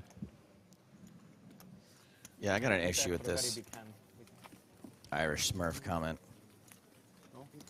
For sayings like Barry Greenstein or the Grafton, etc. You had call, 3x, and 4.3x ready. Do we ever get many new sayings from recent poker, or are they all old? Grafton is like 2 years old. I don't consider that to be old. Sourdough is about 3 years old. Yeah. And I hate to tell you, but it's not a thing if it's new. It's only a thing if it's old. Yeah, that's right, Teblar. The Spraggy is pretty new. The James and Joe, that's a relatively recent discovery. Somehow.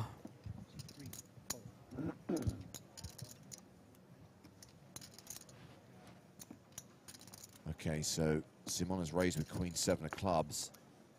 Round to the blinds. Nope, sorry, Okan, you're banned. Thank you for your comment.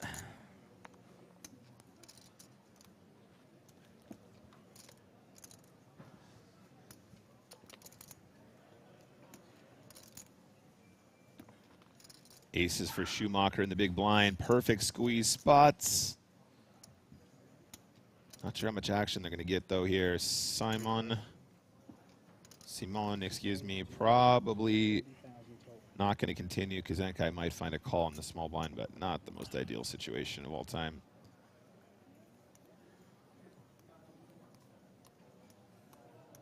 Schumacher's 3-bet size here, quite small considering the nature of the squeeze. This is screaming strength for me, not going to lie, guys. I feel like Schumacher, with such a short stack, probably just shoves as a bluff here as a squeeze with hands like ace-king. So the 3-bet to 330 just seems incredibly small. That's not to say it's a bad size. You do want more action from those combos, but I think learned players would probably pick up on that really small 3-bet size off of a very small stack and probably be pretty terrified of that. We're heading over to the other table where we've got a 5-bet pot. Looks like the original raise came from Preet Parmasto. Victor Ugay has 3-bet. Nikita Kuznetskov 4-bet. Preet Parmasto 5 bets, and that 5-bet is going to take it down. There's only one option. Jam. Or slow play. Go play for one. I'm only calling kings aces. Yeah, I mean, calling. Yeah, I mean, aces you can call, right? I represent you, bluff jamming, getting with him, or chopping with you on the toes. I see him to nothing.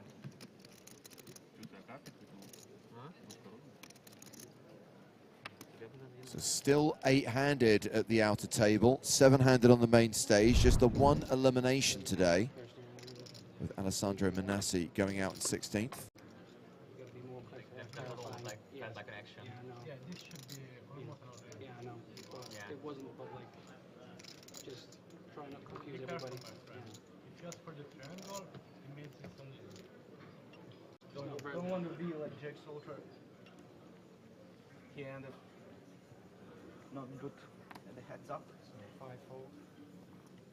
Just for the future. Yeah. 6-4.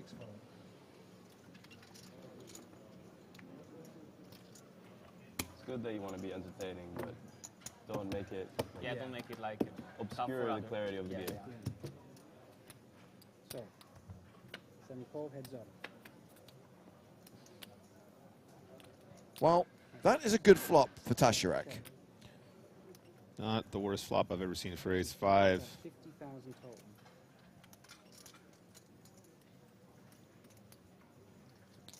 I think this is a board where he's going to have a stab a bunch, so probably wants to keep it nice and balanced. 2-7 call.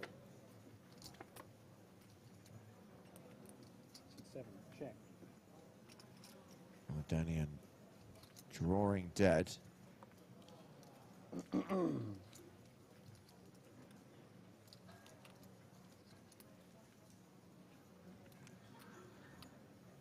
C4 bets out 75,000. His fearlessness might finally bite him right in the Tusharek. Yeah, after being stationed twice by Tasharek, I would probably elect not to try again on the river. Yeah, it gives up. And wow. Tasharek checked, of course, out of position, hoping for a bet from Vardanian. I thought for a moment there Tasharek checked behind. Yeah, I did as well. Well, we're going over to the other table where Alexander Fatarin has moved all in. Decision is on Jose Gonzalez, who's already played one time bank card.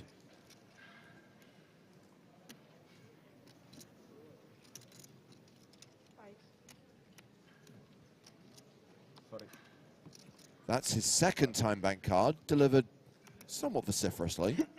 Quick apology, though. Won't say allow it, but doesn't look like a lot of chips for Taran.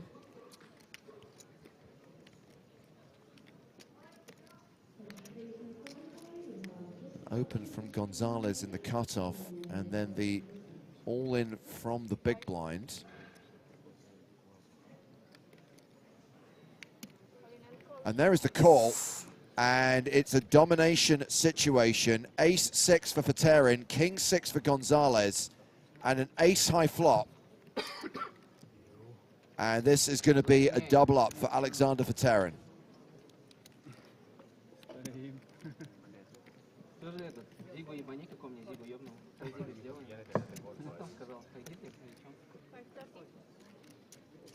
he is the one who knocks. So it's about 500,000 chips, about 10 big blinds was the shove.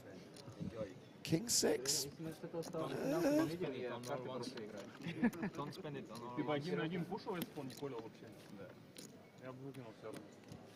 Yes, no? I mean, I guess you think you're priced in?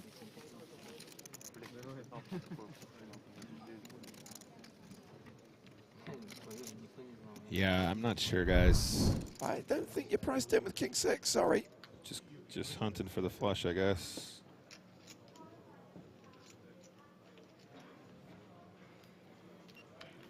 If someone will ask, I will do it in 1 second, okay? Just put them How about King-5? Oh, it's gone. Yeah, 20 chips stack and all the chips together, like classical way. Again, entertainment, not clown PSA. Thank you. Entertainment's okay, but not a clown PSA. It's not about entertainment, my friend. Sure.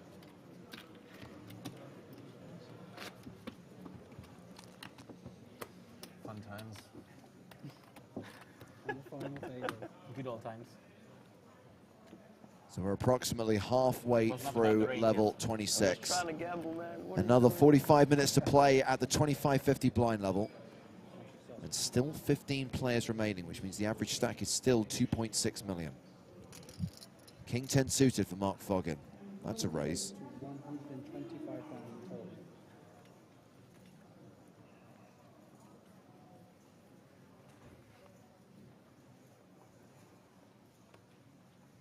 C4 fold. Pocket sixes for Bjorn Kozenkai. Bjorn again. J2 I Love You asks, how long are the levels? Each blind level is 90 minutes. This one just feels longer because we had the last third of yesterday's level play out today.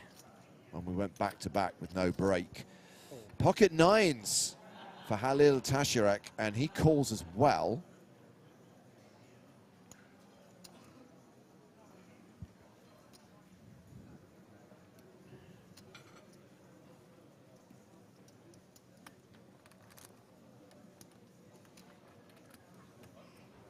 Is Dato thinking? Yeah, he was thinking about it. He saw an opportunity to squeeze, and he has taken it. 550,000 is the 3-bet. Absolutely incredible stuff. I was going to say we've seen a lot of these multi-way pots, but an opportunity here to put the squeeze on feels great. Loving Dato style. The only hand that can really fight back here, Tesserac. So Tesserac is in a really weird situation. 52 big blinds, looking really comfortable. There is an opportunity for him to fight back here. And that's going to be either a defend and or it's going to be a back raise. But so hard to know what to do in these circumstances and questionable given the ICM implications. Final 15, and I think most people just default to a fold.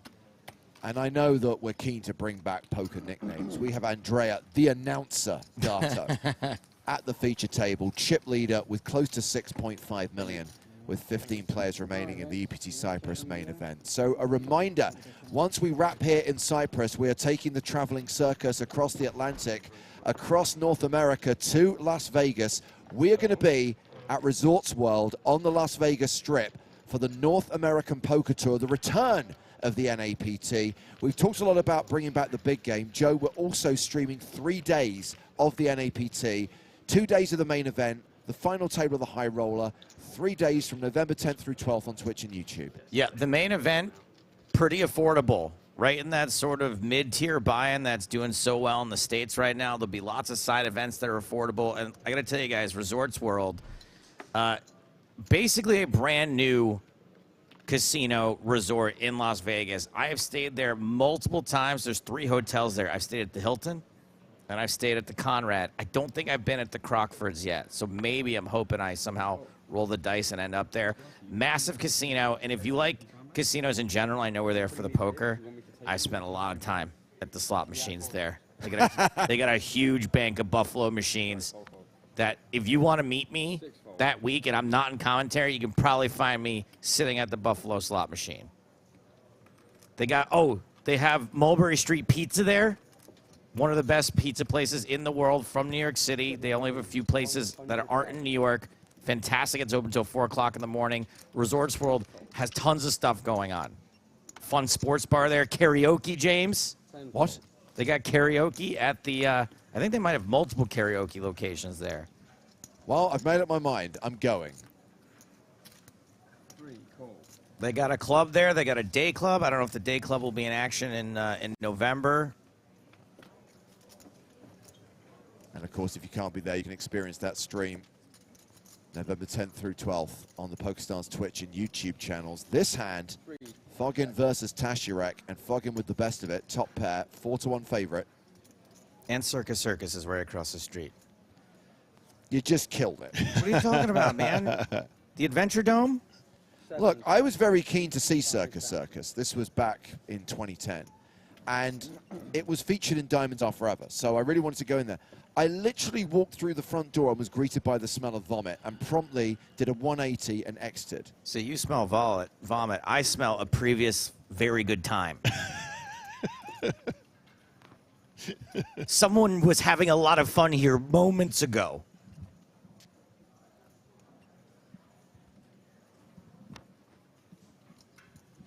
Check.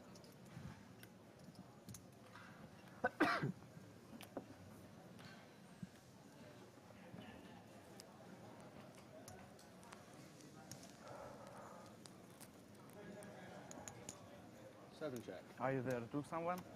Are you there? Treasure X instincts seem pretty good to me. Yeah, absolutely. Like I said, just very composed, very zen. Sometimes you just got to chill and let the cards come to you. Don't get too overexcited.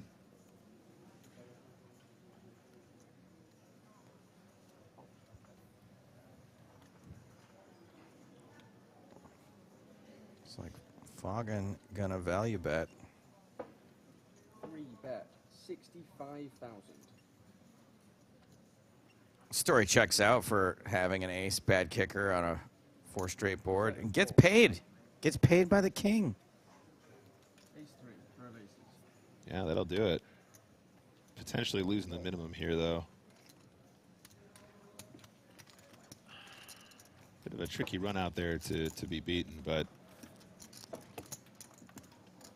ace is good enough.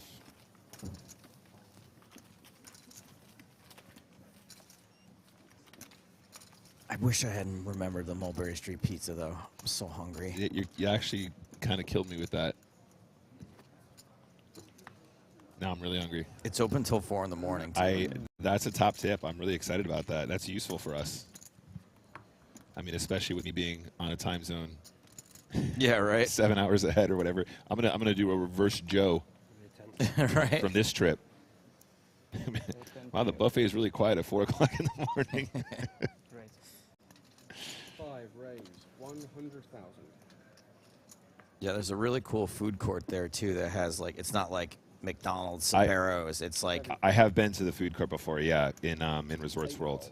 Really good, like, sort of Pan-Asian situations. Yeah. A couple rice bowls, stuff like that. Some poke. 10 call. Some authentic taco spot there.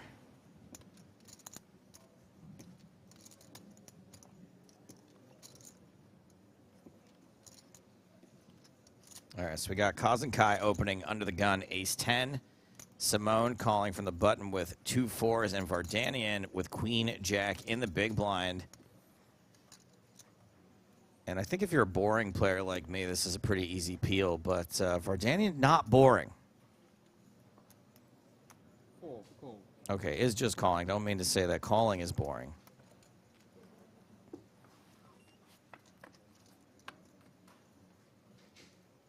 Three to the flop. King, 5, 4. Set of 4s for Simone.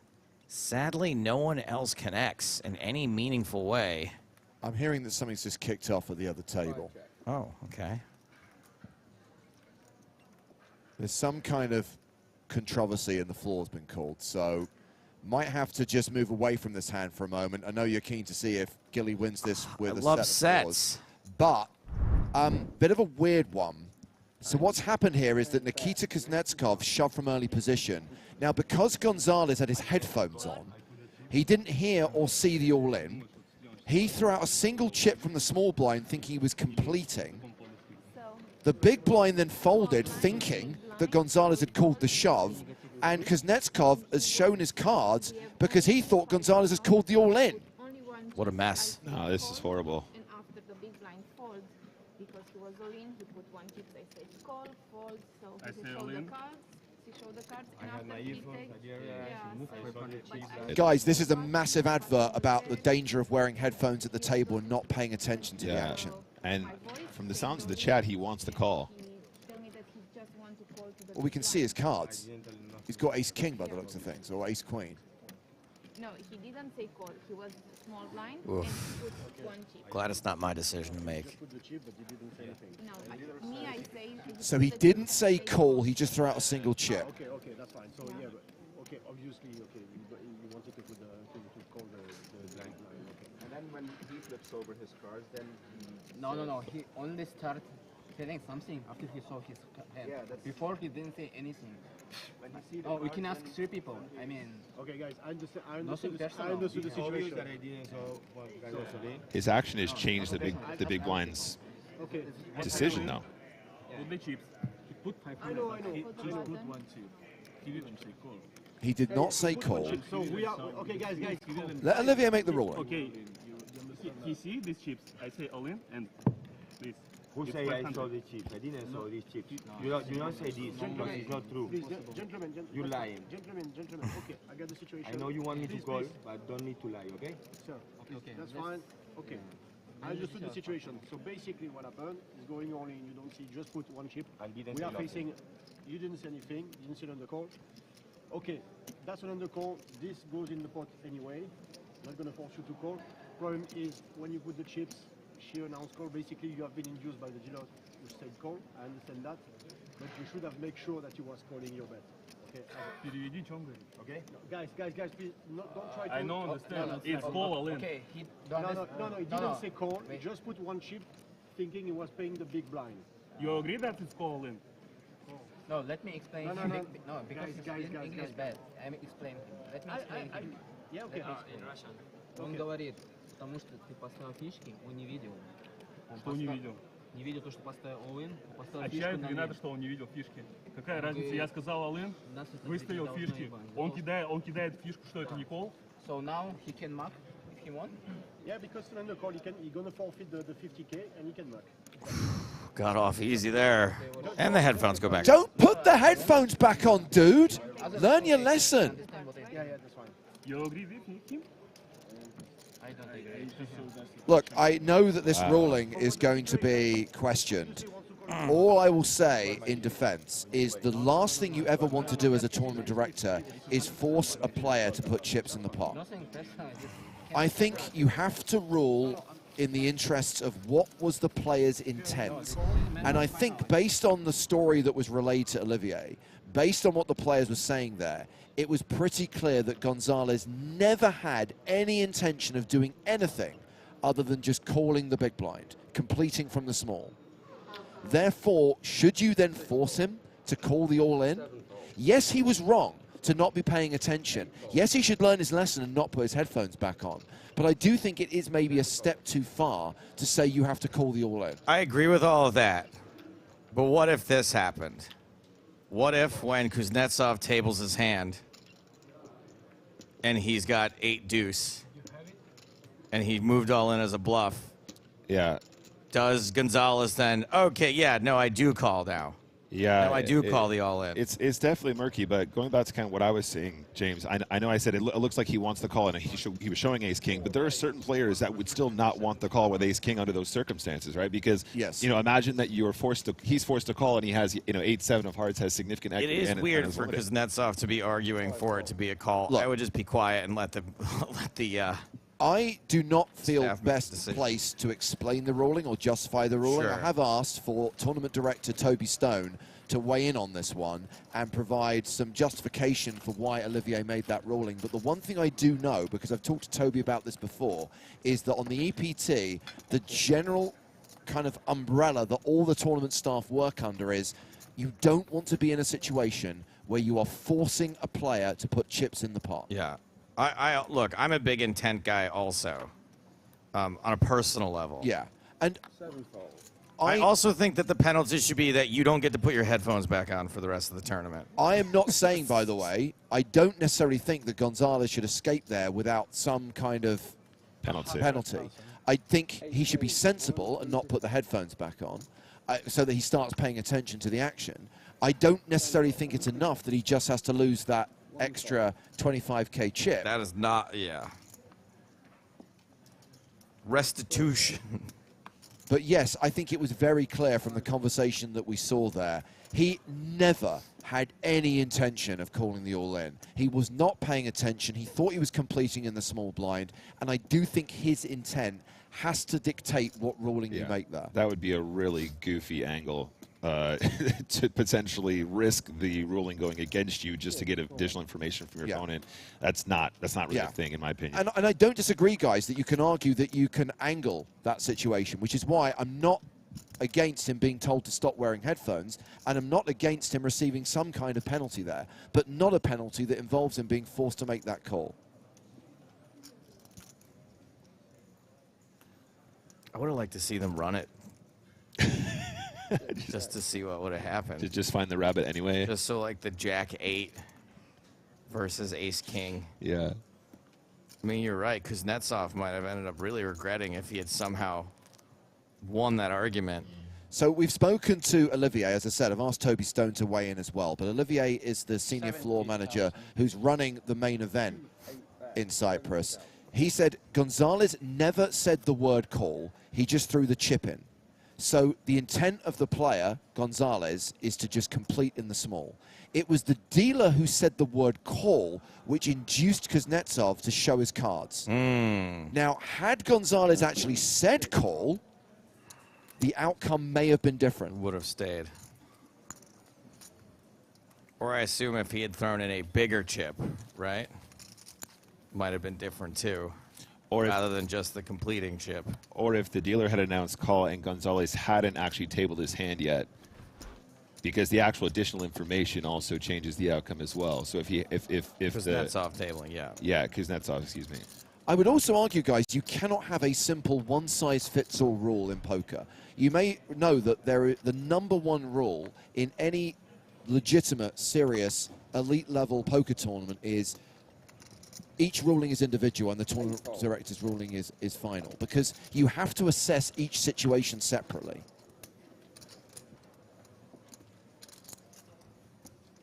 Tenfold, one-fold.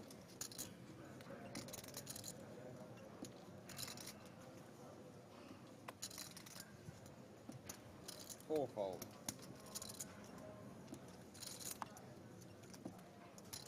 Fivefold.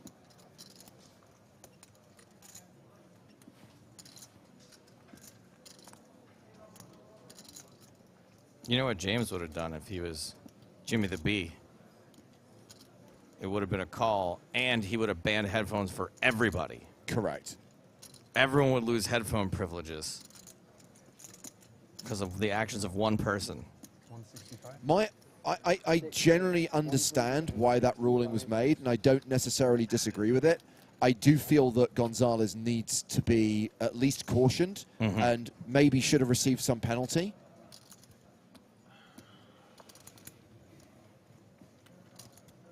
And when people say this decision sets a very questionable precedent, no, it doesn't, because every single situation is unique. Every single situation is different. Sevenfold. Yeah, definitely a tricky spot. Schumacher's going to take this one down, though, with the sixes.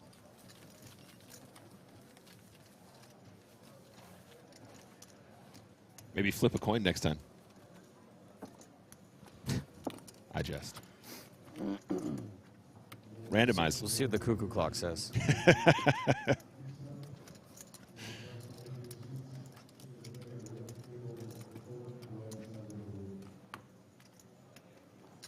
Man, for it not being Chat Pro Saturday, there are sure a lot of Chat Pro tournament directors out there.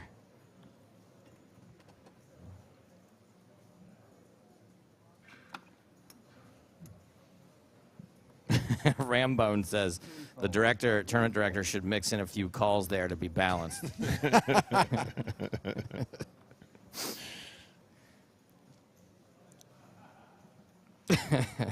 Fourfold. Raise. Five raise, 100,000. Tom Lennox is adamant that throwing a chip in is a call. There is no other ruling possible. Players need to pay attention. I still maintain you have to take into account a player's intent, and you have to make what is the right decision in the fairness of the game to all the players in the game. And I do think that you should err on the side of not forcing players to commit chips in situations where they are not intending to call. This is the weirdest thing. I'm just getting word right now that Jose Gonzalez had aces. Now, apparently, Gonzalez has been told to pay better attention, but no official warning or caution. I can't say I agree with that. I personally feel that he deserves to be punished in some way. Oh, God. But I'm not the tournament director. I'm just telling you what the decision was and why that decision was made. James, why are you stroking that ruler? 5 seconds. We have got action here. We have got Kazenkai opening with kings and being 3-bet by sevens. Raise. 950,000. 5 re-raise, 950,000. Yeah, I feel like Tesseract at this effective stack depth probably could have just found a call here. Decided to mix in a 3-bet versus that cutoff open. But gonna regret it now. Not a lot you can do from this points. Kozenkai similarly stacked to Tesseract.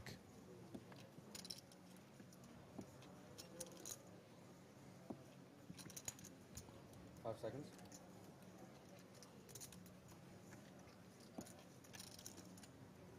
Time.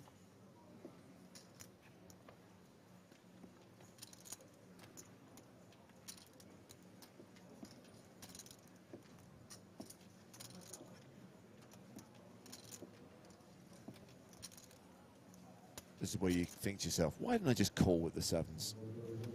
7 fold. Yeah, I never know. Tesseract thinking maybe the board runs out 6 high and then you go broke anyway. Maybe I should have found that flop at a set. I'm excited for this one later. It's an interesting one.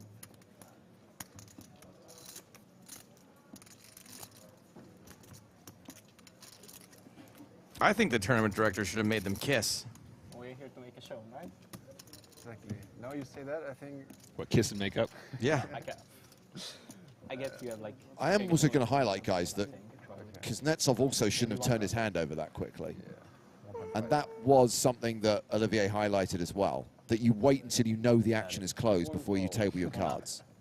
You will know like in 30 minutes.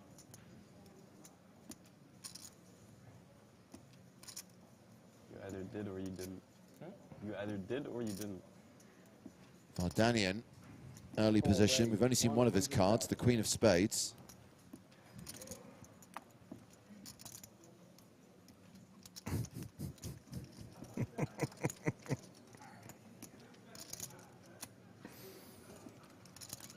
Well, whatever that other card is, it ain't better than Pocket Kings. Pocket Kings once more. 2 hands in a row. 8 fold. 10 fold. Vardanian, haven't seen second card yet.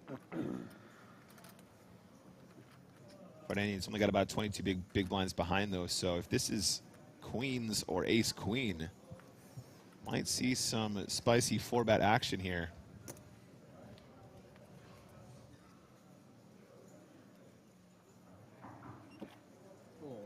Uh-oh.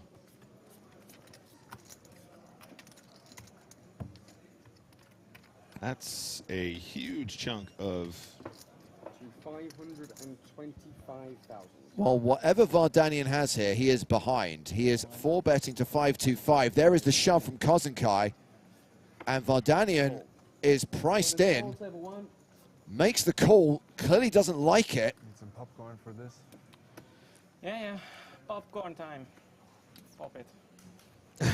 It's got to be ace, queen, or queens, right?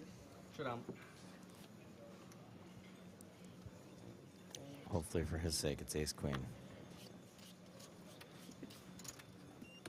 Vardanian is the at-risk player here. Wish good luck to everyone. And whatever his other card is, we know he's behind. The question is how far behind. Oh, he's got queens. Yeah, would have preferred an overcard. It's a gift, I think. Good luck, guys.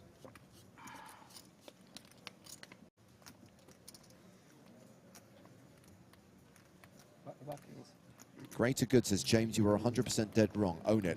What? I'm explaining someone else's ruling, dude. He's banned. Jack 4-3 on the flop. King's holding. A little bit of a more action. Please on the turn. Does have diamonds working in his favor, I like though. sweating. Like, it's more fun, everybody.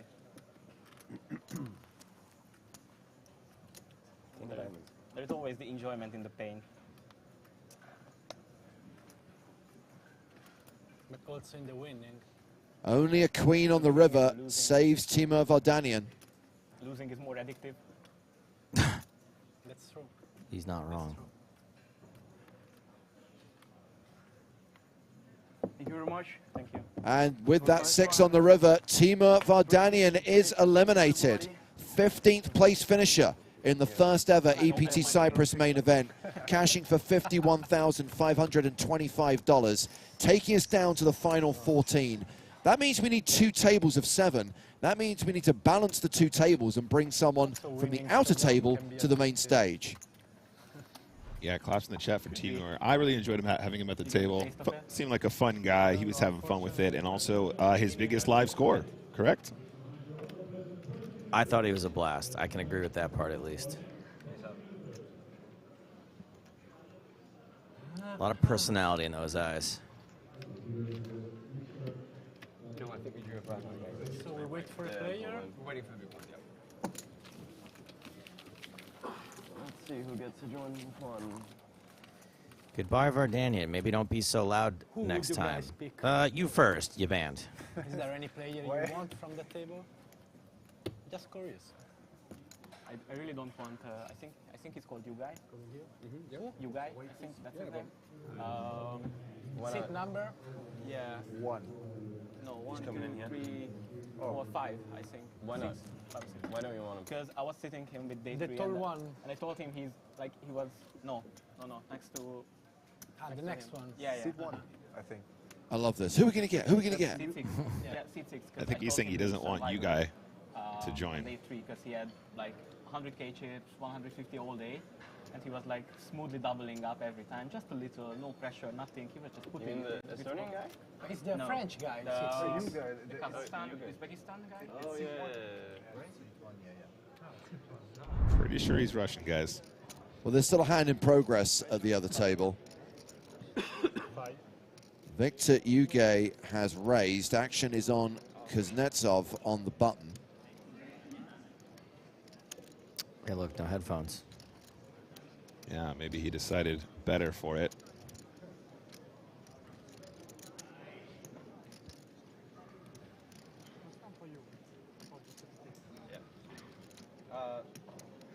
No, I played in Monaco. Yeah, that's Race. Kuznetsov re-raising. Carbo folds the small blind. Gonzalez.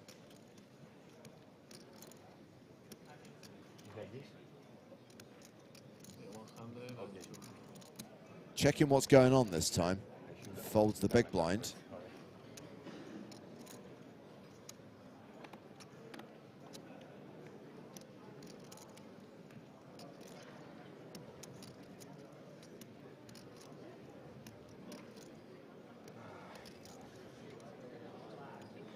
Ooh. That's a call from Victor Uge, so we're going heads up to the flop. Uge out of position without the betting lead. And the flop is 9-9-7, rainbow flop.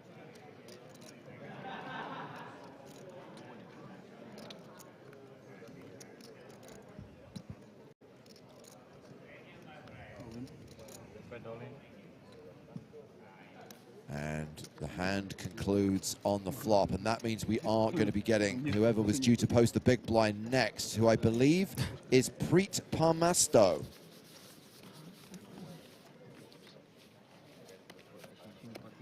And yet somehow, on day 5 of this tournament, I am hearing a name for the first time. Count those stacks because they might actually. Preet Parmasto? There he is. That guy just got here today. We saw him in a hand earlier on at the outer table.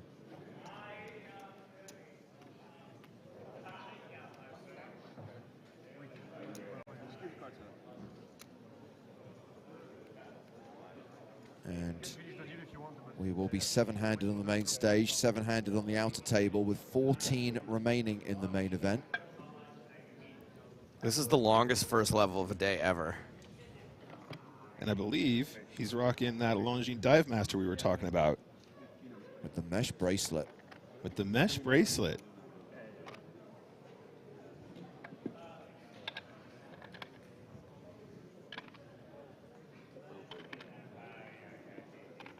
Already moved in.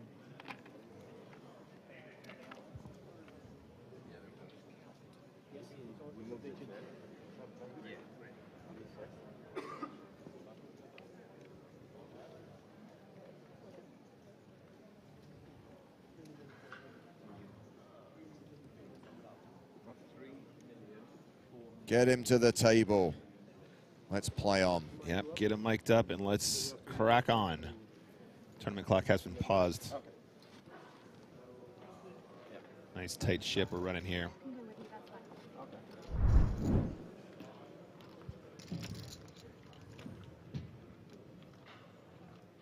So he's going to be in the 1 seat. Looks like Andrea Dato is still chip leader right now. Certainly the biggest stack at the feature table with 6.4 million. And Gilles Simon still second in chips with 5.2 million. And Bjorn Kozenkai now up to 4.6. I think it could be a case of the 3 biggest stacks being at the feature table right now. And Parmasto's going to be bringing 3.35 million to the main stage. So he's got close to 70 bigs. You guys are not doing a good job over there. Threefold. Excuse me? There were no bust outs on your table? No. Nothing happening? Fourfold. Nothing interesting? It was Fivefold. interesting, but no, nothing serious. Sixfold. Oh, it was certainly interesting.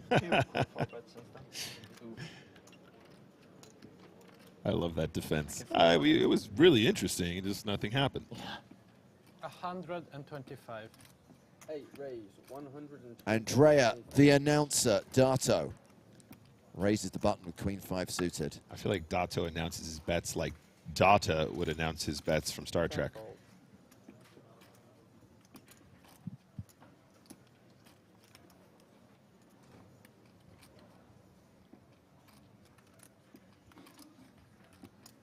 One, call.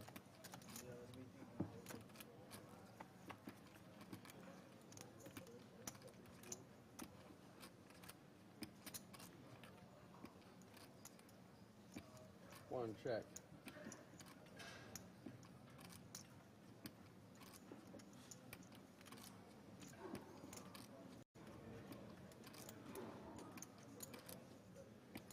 With second bet. Will Dato continue?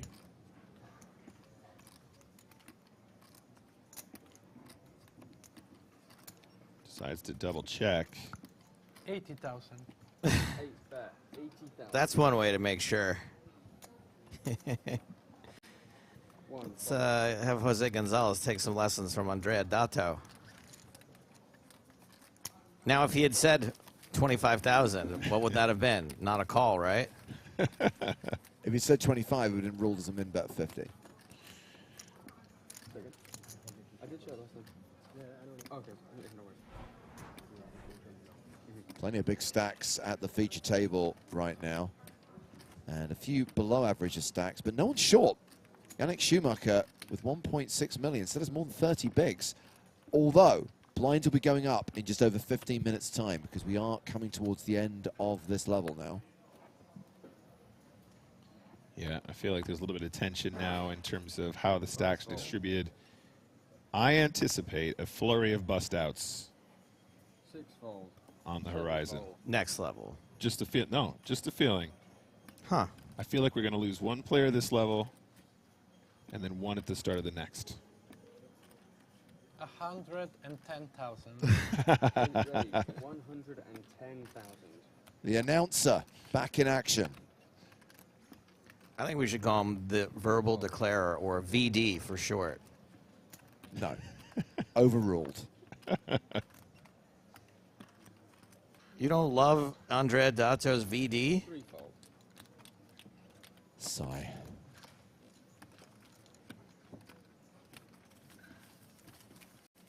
So I know you highlighted this the other day, Joe, when Tonka had to explain to Dato how time banks work on day 3. The last time Andrea Dato made a final table on the European Poker Tour was in 2014. Whoa. He came 4th in the main event that was won by Andre Latau. Whoa. So from 2017 to 2022, which was the era that the shot clock and time bank cards were introduced, Andrea hasn't really played much poker, but he's now back on the circuit and is now learning about all these new things like big blind antes and time bank cards. Probably doesn't know about ace-5 suited yet. Yeah, somebody got to send him a memo. 7 raise, 100,000. So Dato finished 4th in that Barcelona main event. Hussein Ensan 3rd. Sam Phillips 2nd. Andre Letal the winner. Because it was always coming 7. San!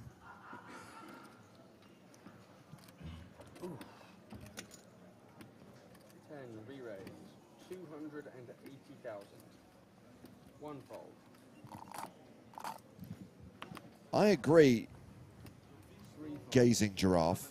He sounds so serious, which means those bets are more intimidating. Suddenly a bet of 110,000 sounds like a bet of like 500,000.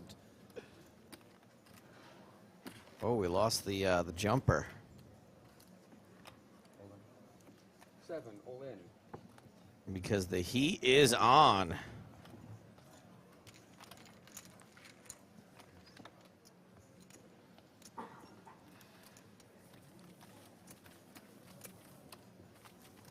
I think maybe that's why my verbal declarations don't work. They don't sound intimidating. Yeah, you're one of those people who should definitely keep their mouth shut. 11,000, please, sir. Sorry, what's the minimum? 12,000?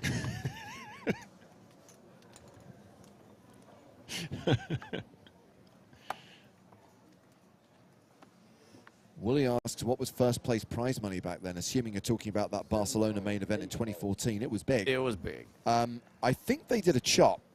10 fold. And Sam Phillips actually ended up with more money than Andre Letal. Phillips actually won more than $1 million, and Letal ended up with just shy of 800K. Ho ho, Kozenkai, aces. Could this be the bust out situation I was just preempting? I think it goes graceful. It very well could do, Joe. You're absolutely right. 150,000. Oh my goodness. All depends on the blind v blind scenario here. Oh. Mouths are getting covered. So Schumacher only 30 bigs here. If he has 7s, this might go in. What if he has ace-7 of hearts? I think you defend here pretty wide from absolute position regardless, but that looks like 6 re-raise. a tree bet a baby. So the 3-bet is 380,000. Is there an argument for just flatting here? Yes. There is an argument for it. I would actually love to see a flat here. Absolutely adore it, in fact. All in. 5 all in. Schumacher looking back at his hand. Folds. 6 fold. Yeah, potentially a missed opportunity there. SPR getting real low after you make that flat, and you are in fantastic shape. Free flop every single time. It's just too exciting. It's just the dream to get it in pre-flop with aces, especially once you get re-raised. I mean, you can think of all the reasons when you're not at the table, but when you are at the table, you're just like, Dylan!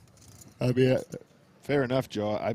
My dream is to win every single chip behind that guy. Every single chippy.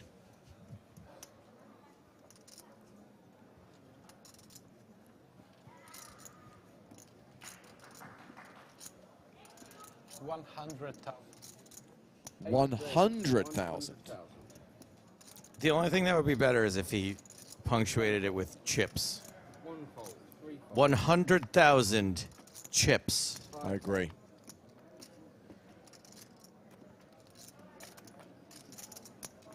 6 fold. I raised the minimum. 7 fold. He starts sounding too much like Morty.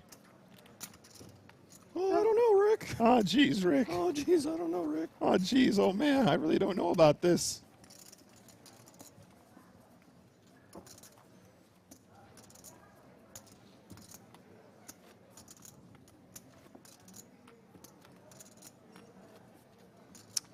Just tuned in. Why do they announce their chop worth now? What? Chip.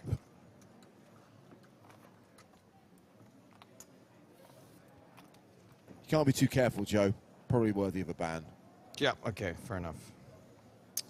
Sorry, Jensen, you're banned. Ah, geez, Jensen. 100,000. One raise, 100,000. Three fold. Now the dealer's announcing the chops. Dealer's got mad chops. So Palmasto opening with the ace of spades and something else. Kozenkai 3-betting with jack-8 of spades. This is uncharacteristic. I'm enjoying it. Mixing it in there once in a while feels good. Palmasto only seeing one chip. I'm advised by Willow from our Spanish team that Preet Palmasto is a true cash games legend. Predix being his online handle.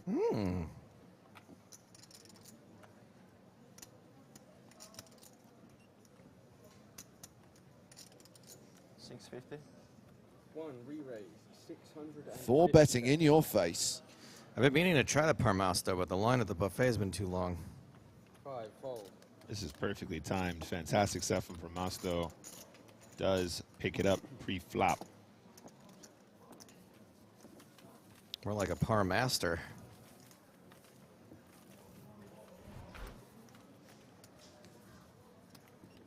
$3.67 million equates to 73 big blinds at the current blind level. It's been a 2 hour and 15-minute level. 2 hour 50-minute session. The levels themselves do not fluctuate in duration. Yeah, I mean, being a known cash player definitely benefits from these deeper stacks. Going to have a lot more experience playing some of these deeper stacks than your average tournament player, who will focus a lot more on the more awkward sort of 40 and below kind of stack depths, especially in tournament formats where we don't have such a luxury blind level allowing for these deeper stacks at later stages of the tournament. Very excited to see how this plays out for our cash grinder. I love the Lily White luxury levels.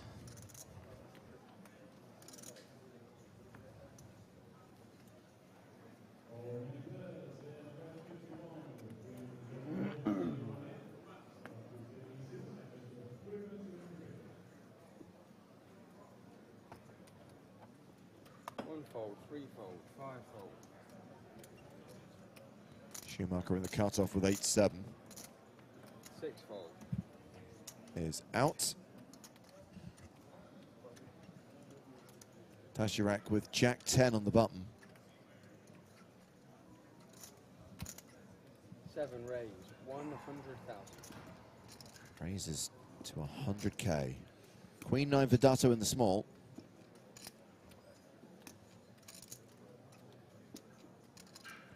I'd love it if he announced all of his actions, though. Like, for example, I fold. 10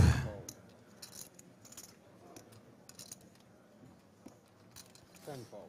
Both blinds fold. Fold the small blind.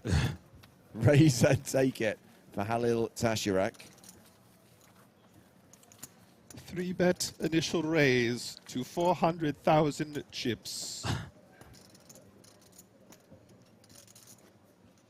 It's a very serious game. Over there was jungle, so a lot of fun and stuff, but here... it was before. Okay. Which one do you prefer? You were in the mood. I don't know what you are talking about. He was making the fun. And he busted. We were enjoying so it. now nobody's not talking. Yeah, weird. 3 fold, sorry. 5 fold. Moderator Tom says, post big blind along with big blind ante.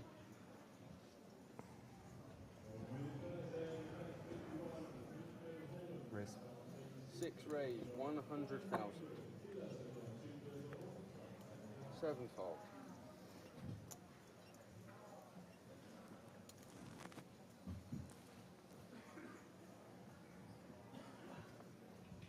Call. 8 call. Schumacher's raise, flattered by Dato on the button. 10 fold. Silent call, though. Pretty unnerving. No, I heard him say it. He said call. Did he? Yep. Good stuff. 1 fold. Might become a tell if he doesn't announce. Schumacher, by the way, has 20 bigs behind. He's become the shortest stack at the feature table. Queen 10 off. Ugh. And on a 6-6 deuce flop, Schumacher still has the best hand with ace high. But Dato has the advantage of position.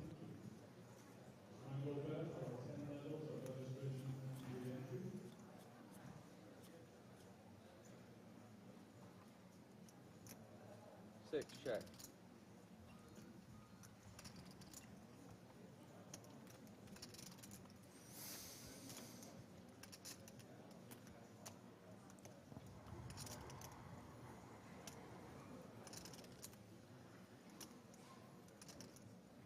Dato checks behind.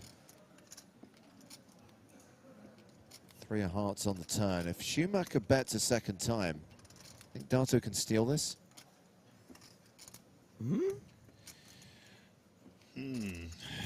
Definitely an opportunity on the flop, facing that check, probably feeling like his opponent has a lot of check calls. So after 2 checks, I feel like Schumacher is really screaming that he has a hand exactly like ace-jack. Hand with showdown that just doesn't want to inflate the pot. It'd be really weird for Schumacher to have an overpair, for example. Sometimes they'll miss the flop bet, but they might have to start speeding up now. It's just whether or not Dato thinks it's worth trying to get Schumacher off of this hand when similarly checked in position. Yeah. 9 on the river. Ace high still good. Oh, Tom's asking about the widget and whether the widget is on pace. Good question. I've not checked in with the widget today. Great question. So we're coming to the end of level 26, right? We should have 13.2 players at the end of this level.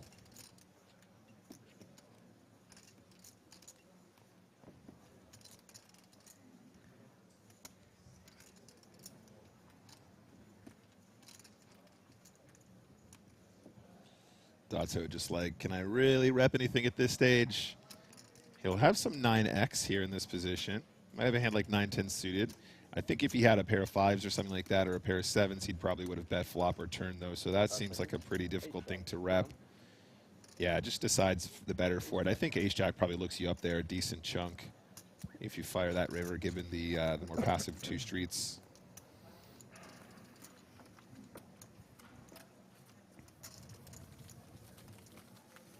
What do you think? One more hand? I think one more hand, Joe. You think we need one more? One more. You think we need one more? I think we need one more.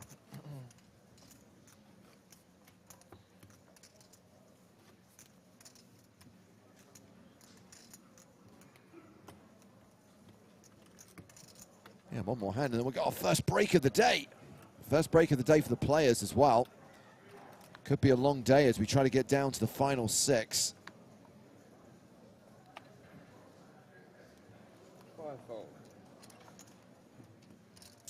My premonition about losing a player by the end of this level doesn't seem like it's going to come true unless we see some spiciness in his hand. However, I will say that ace's hand probably could have been played alternatively and potentially could have seen the bust out right then and there. I got the feeling during the time you thought that, yeah. Well, Tasharek with 7s has raised to 100,000. Jack 9 of hearts for Gilles Simon. 10 call.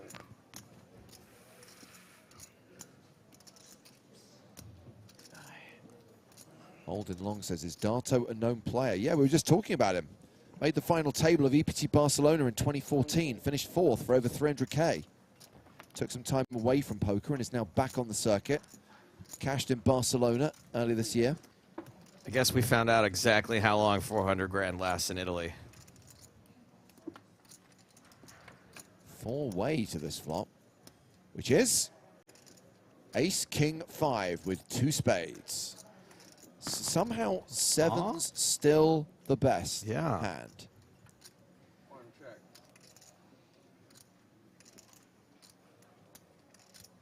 Three check. Pretty hard to imagine anybody doing a ton of chips in this spot. 4 players to the flop. Nobody's really connected. 7 check.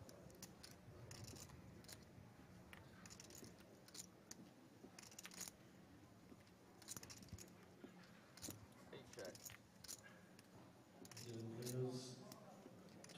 Okay, so Palmasto now has a pair of threes to go with that wheel draw. Seven's still the best hand. And looks like play has concluded at the other table, so this will be the last hand we see before we go on break.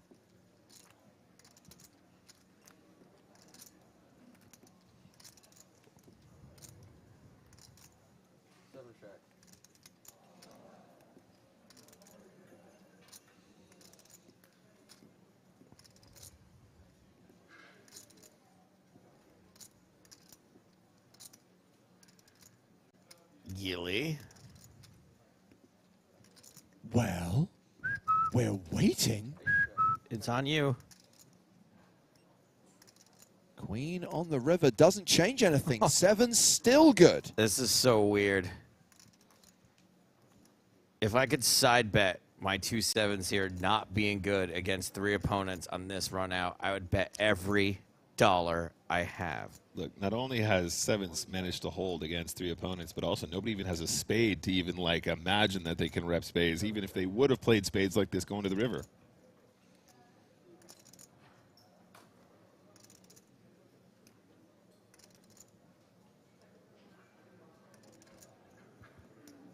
It doesn't seem like Gilly to bet into 3 opponents.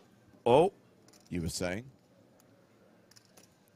Well, hello, Mr. Fancy Pants. 135,000 is the bluff with Jack high.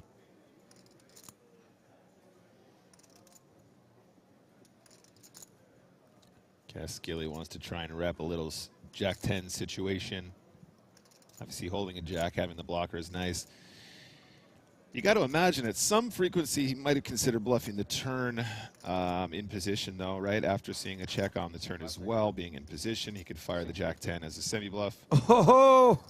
Yes. Love Mace. it. Yes. Love it. Palmasto raises to 650,000, gets folds from everyone else, and steals this pot. This went from straightforward, boring, passive to surprise, surprise. I'm loving that. That's some great poker right there. And so this overlong first session of the day comes to a close. And Andrea Dato still has the chip lead right now, 4.6 million. We've got 3 other big stacks on the feature table. Bjorn Kozenkai, Gilles Simon, and Preet Palmasto. We will stick with this table for when we come back from break, when the blinds will be up to 30,000, 60,000 with a 60K big blind ante. More action on the other side of the break. A 20-minute hiatus, and then we return as we continue to play down to 6 on the penultimate day of the PokerStars European Poker Tour Cyprus main event. Back soon.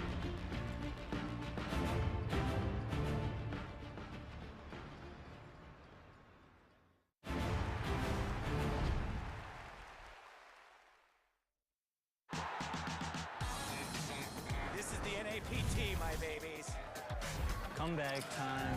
Yeah, we can play like for real now. One time, come on. Yeah. Hey, Mom, I'm playing heads up on TV. I'll see you later. Why are you so good, Vanessa? Congratulations to Tom Marchese. William Reynolds is the champion. Vanessa Selch is the first ever 2-time NAPT champion. No better place to play poker than in Vegas.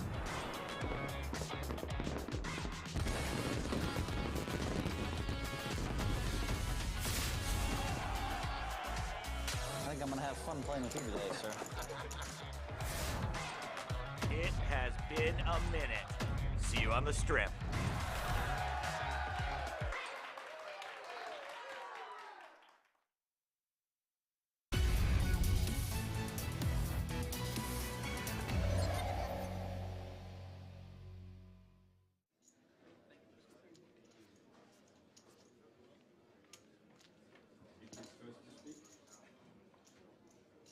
Victoria. All in with ace-10 of hearts. And Michael Muldoon calls the shove. Calls for less. There's 2 hearts gone. So Muldoon, the at-risk player with sevens, racing against Vicky's ace-10. Vicky's hand is ace, 10 of hearts. Ace on the flop. 8 of diamonds, 5 of clubs. Vicky has a pair of aces. Michael needs a 7. 6 diamonds. Let's see the turn card. It's a queen of diamonds. 3 diamonds on the board. 7 of diamonds. A 7 high flush draw. Vicky looks sicky. The river is not a diamond or a 7, it's another ace. And that will see Michael Muldoon eliminated in 4th place. He receives £110,000. And 3 players now remain. Vicky Corrin, Emad Tatu, and Jan Sharvik, the Balrog. 1530 blinds. Oh man, the pound was real strong when this was shot, huh? Yeah, I think I remember coming to Vegas in November of 2006. Those were the glory days. 3s for Sharvik.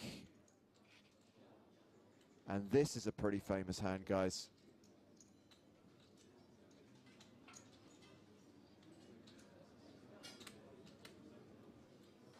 Okie dokie, here comes a... Take this back and put this. Yep. Re-raise. A total of 250,000. Emad pass. David Berman. Respect to Jan is David Berman to the goal.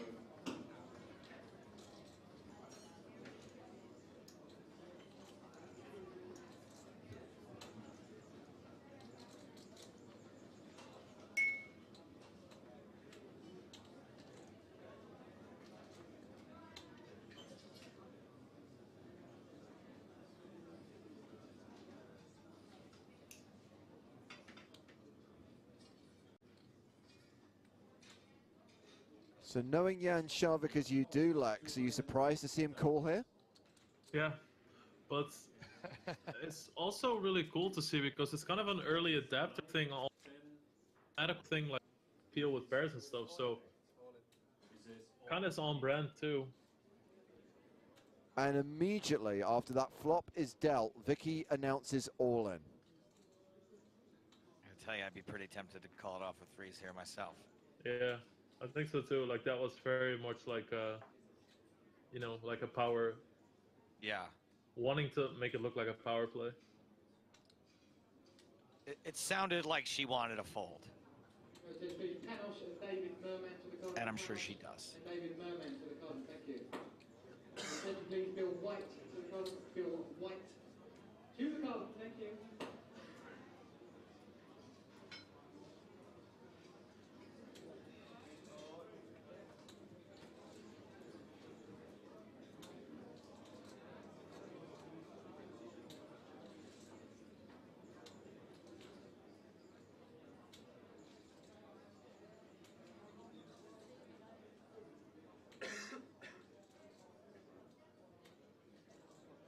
I mean, I guess she could be shoving with other pairs, right, that aren't, Okay, Jan, you know, like... 1 minute for a decision, please. I think their biggest issue is that if your opponent has Queen Jack, they have about a deck, and that's like that feels like best case scenario. I mean, obviously Ace King is best case scenario, right? But if they have a King Jack, you know, they can King Queen Jack 9, and whatever is runner can make a pair to you too. If they have 1 spade, that counts as like 1 out. So. Well, Emad Tatu called for the clock, and Jan Sharvik's now on a 60-second countdown.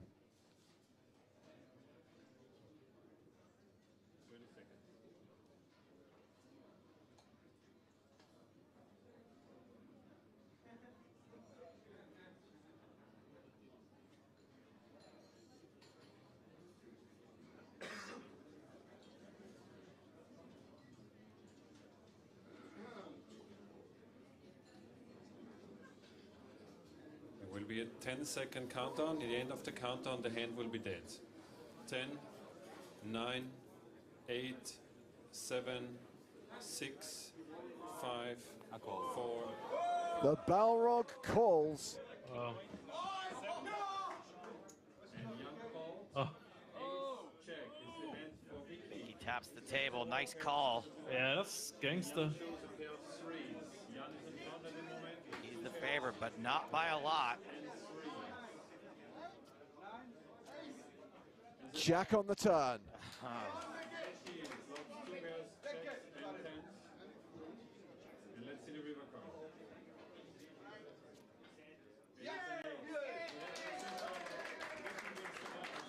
And Jan Sharvik is eliminated in third place. £168,600. And Emad Tatu apologizes for calling the clock. Do you remember back when calling the clock was the worst thing you could do to someone? I wish they would do it like every hand in nowadays poker. Right.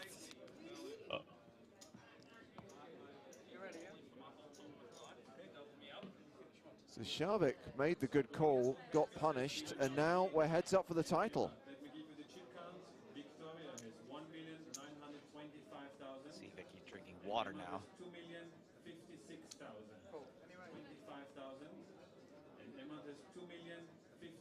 So at this point, Emad Tatu has the slight chip lead.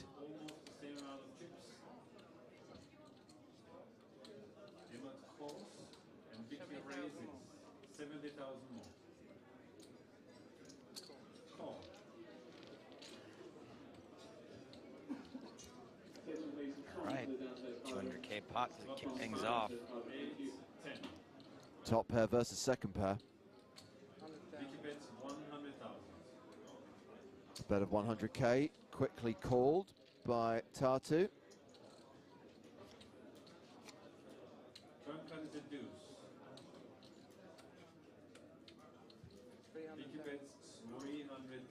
A bet of 300,000. Must be nice to be able to just keep betting top pair. Oh, that's so nice. And gets called again. Overcard is a 9. Ooh. 9 of diamonds.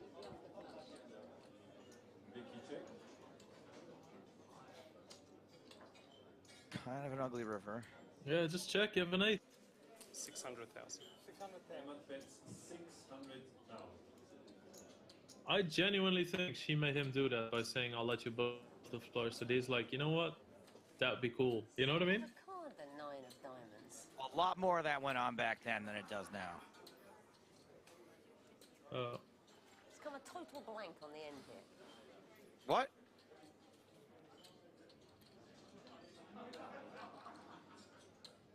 Was that considered a blank in 2006?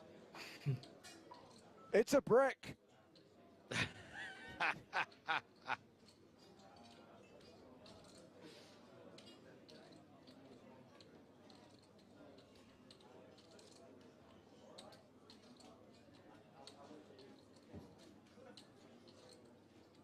Well, she made the right call against Barney Boatman earlier. A not dissimilar spot. And she calls this one. Well. Showdown. Check 8 for Emma at a pair of 8s. And Vicky shows a 10 queen. Tens are good, and momentum swings in Vicky Corrin's direction. Induces the bluff, snaps it off, takes the chip lead.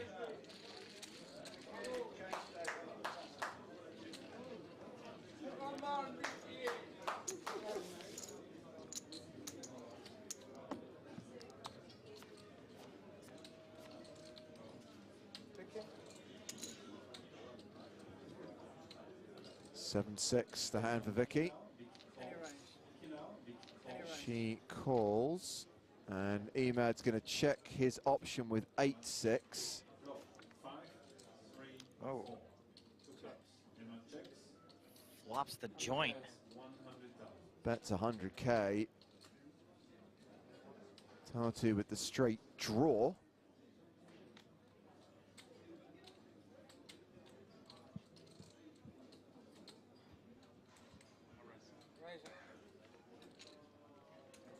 And he raises. What a dream. Imagine if heads up was this easy all the time, Lex. Yeah, that's crazy. That call with the queen 10 was really good, though. 450,000 more. I mean, it was really good, except for the fact that she thought the 9 was a brick. No, I think she said something like, why couldn't have been a brick? Oh, okay. Yeah. 370, 390, Total brick. I call. No, actually, it was a flush and straight card, but you're good.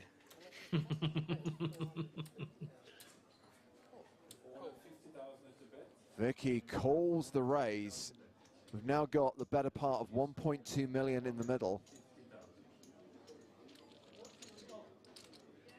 Clock is 534 with 2 clocks.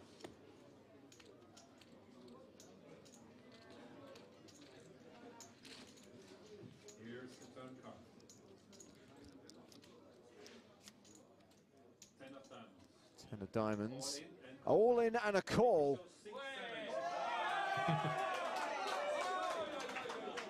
Vicky got the nuts straight. 3 to 7 and 6-8 is the hand for Emma. Looks like she's gonna pass out. It really does. Vicky got the straight. Emma Dorin with 6-8. Let's see the river card. The river card is a jack, and that is the moment that Victoria Corrin became the first female EPT champion. Wins the London leg of season 3 of the European Poker Tour on home soil, £500,000. Emad Tatu, the runner-up, for 286k.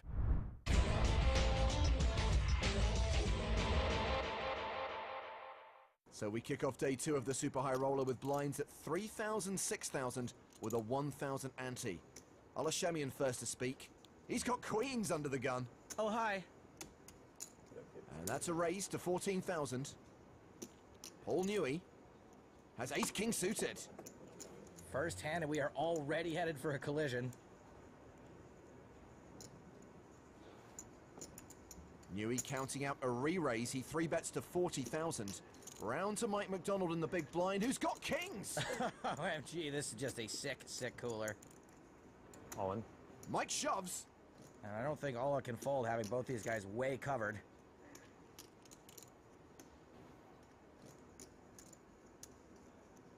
Shemian 5-bets, enough to put Newey all in.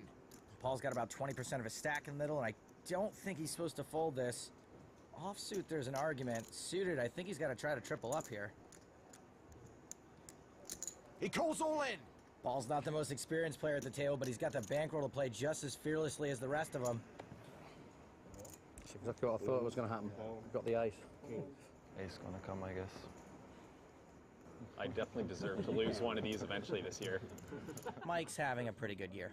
You owe me an ace from the PCA. Paul bubbled that tournament. Awkward. A 3-way coup to start the day, and kings are holding on that flop. There's a spade there. Newey's the only one who even flopped a backdoor. The turn card is a 9. Newey's looking for an ace on the river. Shemian needs a queen. It's a 10. A triple up for Timex, and Paul Newey is out. Guys, the ace didn't come. We saw. Again, Paul. Aw, Paul Newey. He always loses with grace. He's a class act, this guy. Can't fold.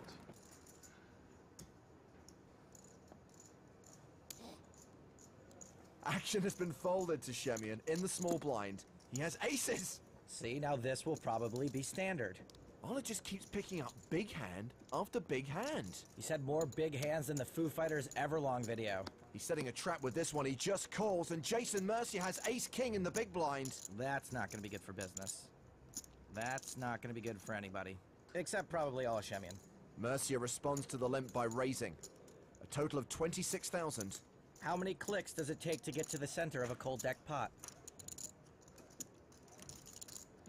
A 1. A 2. And this is a 3-bet to 78,000. A 3. Jason Mercier. 4 bets to 168,000. A 4.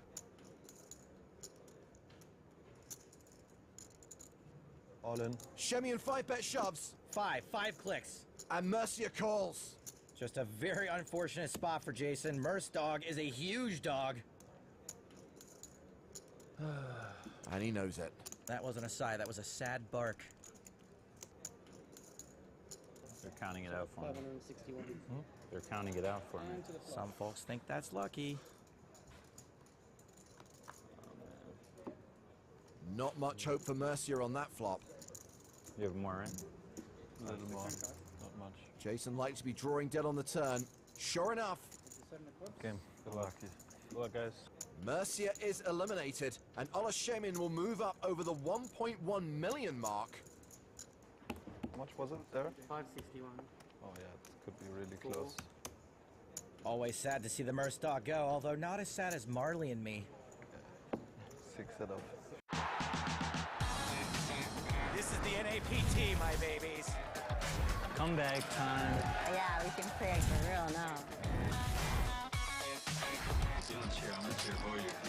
One time, come on. Yeah. Hey, Mom, I'm playing Heads Up on TV. You'll see it later. Why are you so good, Vanessa? Congratulations to Tom Marchese. William Reynolds is the champion. Vanessa Selps is the first ever two-time NAPT champion. No better place to play poker than in Vegas.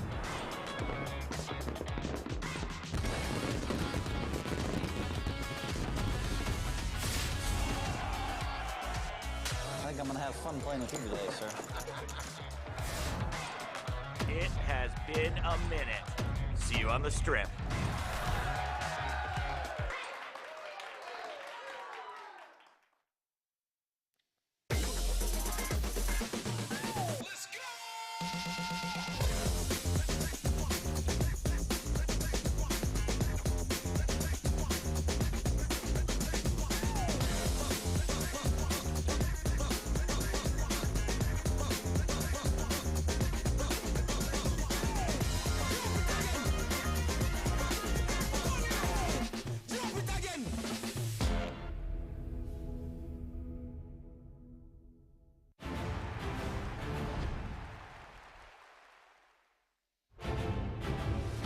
Well, right now we are in Cyprus on the PokerStars European Poker Tour, but in less than a month we will be in Vegas, the real one, not the virtual one, for the North American Poker Tour. NAPT Las Vegas coming at you next month. 3 days of live coverage, plus the return of the big game, with the big game on tour being filmed at Resorts World.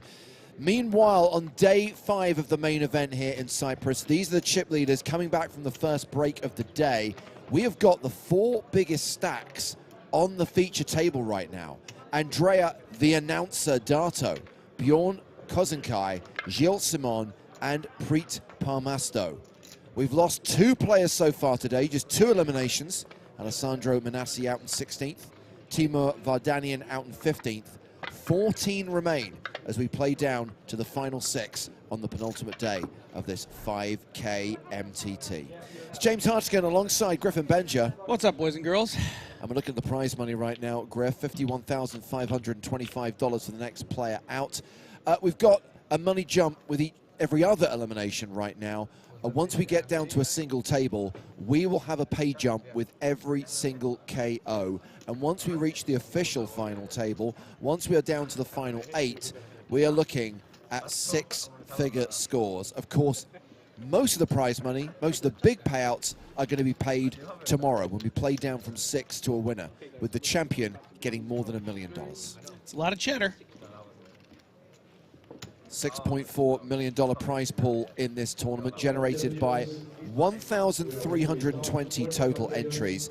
Over the course of the last 4 days, we've played down to the final 14, and here we are with 2 tables of 7, hoping to become 1 table, hoping to make it to the final 6 and come back to play on the final day, which is tomorrow.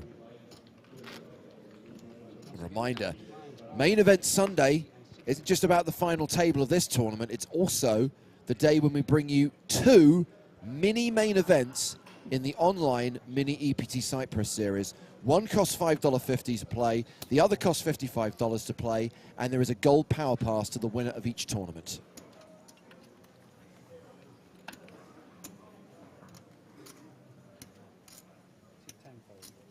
Action folded to the blinds. Mark Foggin in the small. Jack 6 of hearts.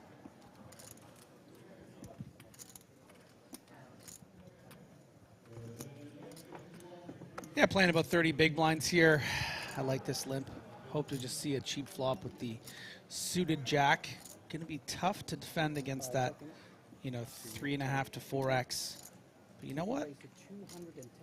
Foggin says, let's play this aggressively. Raise and take it.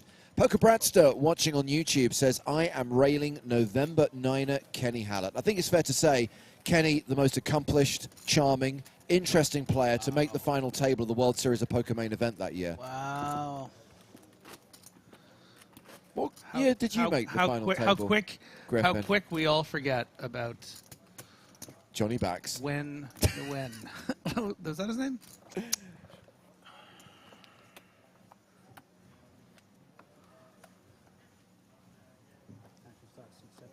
Yes, Kenny Leeson's.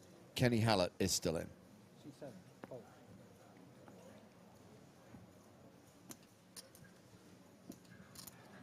Andrea D'Arto has the spraggy A7 offsuit. Folds it.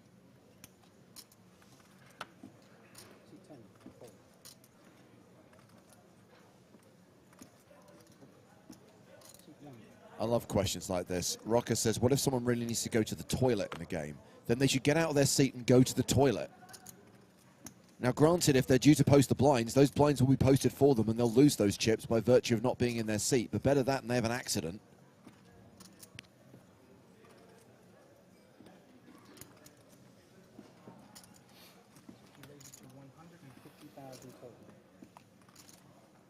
Foggin raising from the button. 9-6 of diamonds. And king-queen for Kozenkai.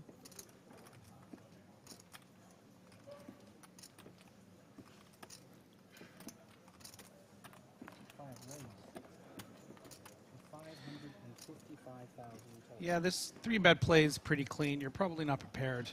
I mean, you're definitely not prepared. Oh, my God! Whoa, whoa, whoa. An ill-timed 3-bet from Kozenkai with Schumacher waking up with aces in the big blind. And at 60K big blind, this is being 20 effective. It's going to be about another 13 big blinds on top of the 8 or so that Kozenkai has put in. 9 even. Plays a time bank card. And yes, Griffin has highlighted that we are now playing level 27, 30,000, 60,000 blinds. This would be a very awkward amount for Kozenkai being faced here when the shove comes in.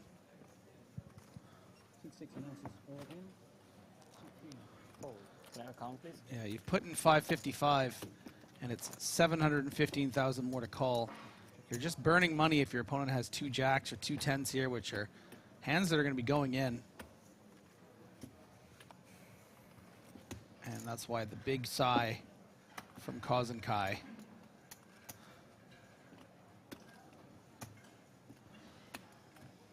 You just hate to see, you know, 2 aces, 2 kings, ace king, ace queen, all that value range is just destroying your king queen.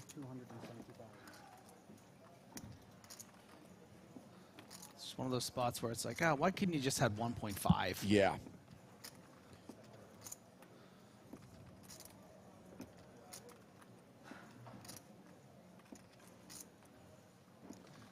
There's the call. Now, we are soft hand for hand. So we do need the hand at the other table to play to its conclusion before they show their whole cards and before we run out this all in.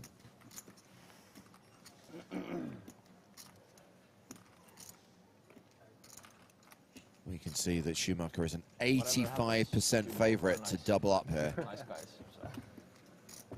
Good luck. We haven't played much, but so far so good. How about me? Yeah, I love you. You suck.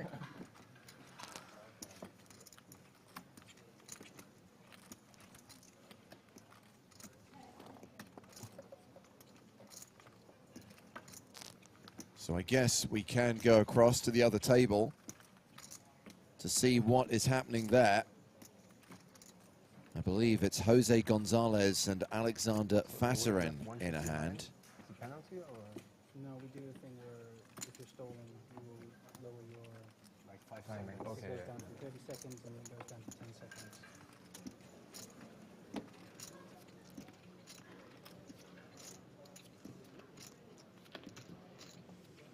It's only if you're like intentionally stolen. Over to the other table. Picking up the action on the turn with a bet from Gonzalez. And a fold from Fasarin. So, with that hand played to its conclusion, we can now run out the all-in on the main stage.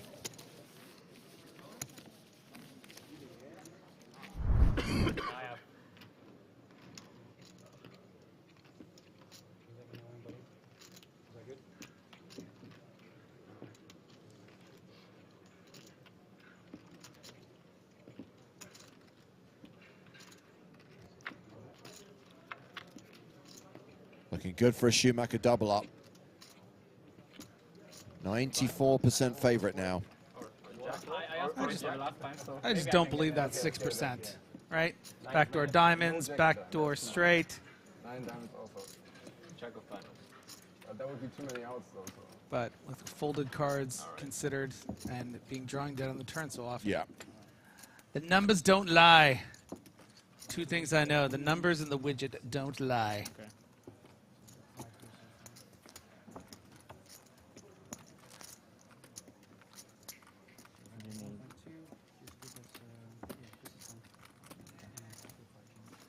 Thank you.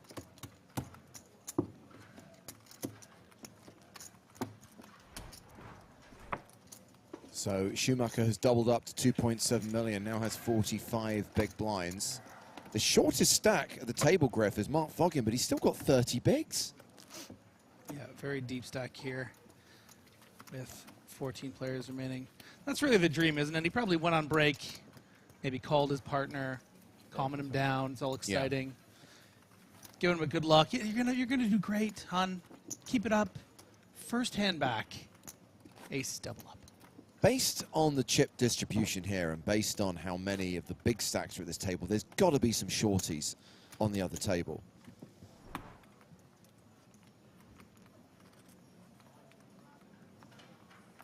Pretty sure that Kuznetsov is playing fewer than 15 big blinds. I don't think Jared Carbo has that much either.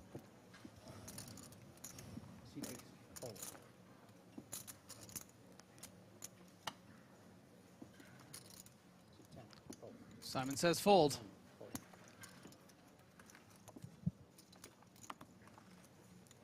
Ten-8 suited for Foggin. It's a pretty hand, but one you gotta be careful of playing these 10-8 suiteds, 9-6 suiteds on this 20-30 big blind stack depth. I guess it's closer to 30. It's a little reasonable, showing he's prepared to battle.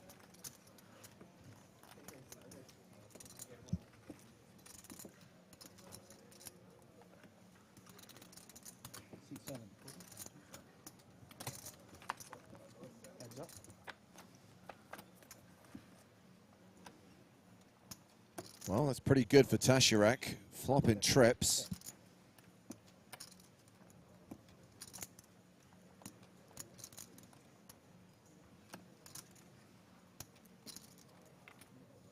She bets out 75,000.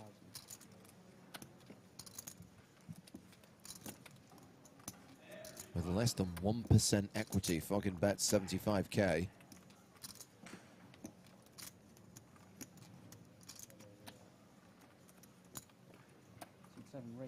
A raise from Tasharek.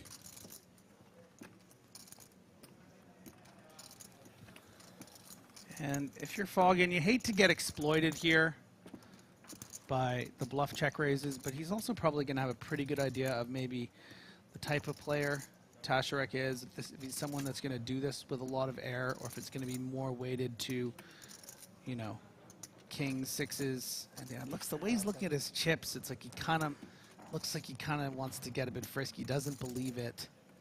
He's gonna have to raise it at least to 325 if he wants to continue as a raise. A float, I think, with 10-8 of clubs, like it's just might be a little too bad and not enough room with the chip stack. Could also just be saving a little face, probably recognizing that this isn't the pot I need to fight for here with 14 players left in an EPT event. But he does do it and makes it maybe a bit bigger than he would necessarily need to, but wants to force Tasharak here to just let it go if he doesn't have it.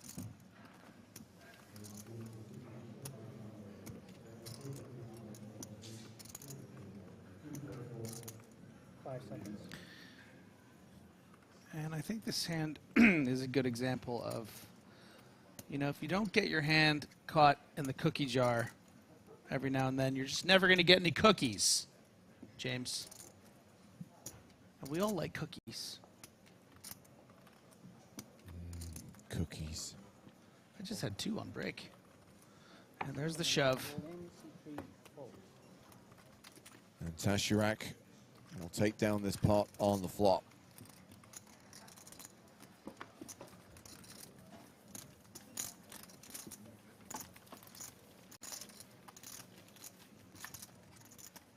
Do we have a redraw? 12? Redraw is at 9. 12 players? No. No, just asking. Only when you get down to the 9. unofficial. Unofficial, okay. Unofficial is 10, right? Redraw, unofficial. 9. 9, yes. Why, you don't like playing with us? No, I wanted to change seats with him.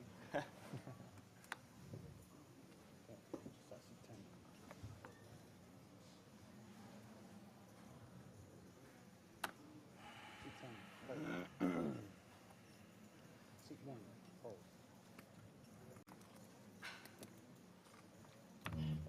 Seat 3, fold. Seat 4, seat 5, fold. Seat 6, fold.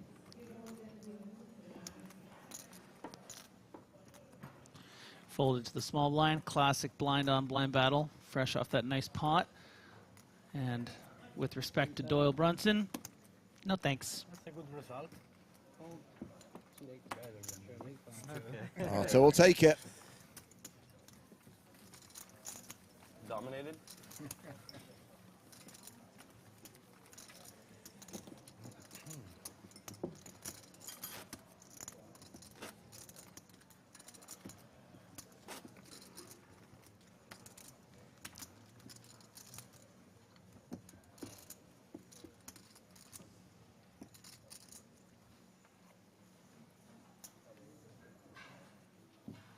Start seat 1.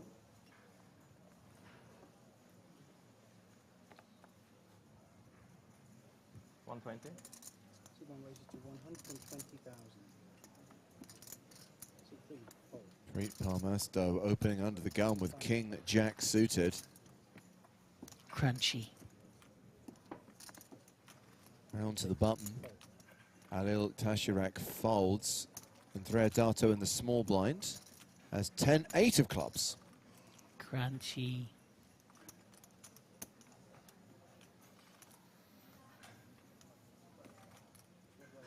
Call. Seat 8, call. Tell us how you really feel. So apparently, Preet Palmesto is a little bit short of time bank cards, Griffin. When he was at the outer table earlier on, he had a moment where he zoned out for 2 minutes and didn't realize the action was on him. Woof. And it cost him 4 time bank cards. Woof. What next? Someone's going to throw in a chip and accidentally call it all in? 7-5-3. More on that shortly.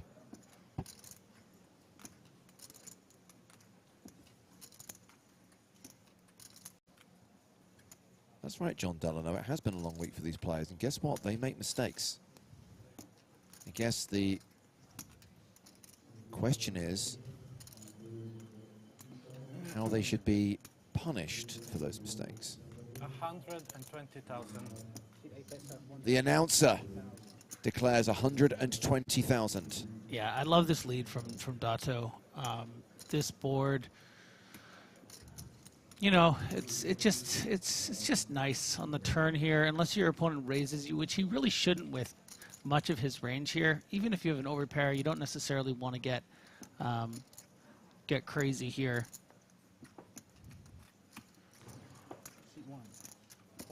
But Parmasto, pretty aware that Dato could just be mucking about and that this king high could still be good. You're still backdoor on those clubs. And in this case, if those clubs did backdoor, would win a monster pot. Ace of diamonds is tricky for both of them. Dato's going to expect that a lot of Parmasto's range are going to be ace high floats more so than the king high floats. So it's going to be hard to bet this card. Parmasto could also just have diamonds.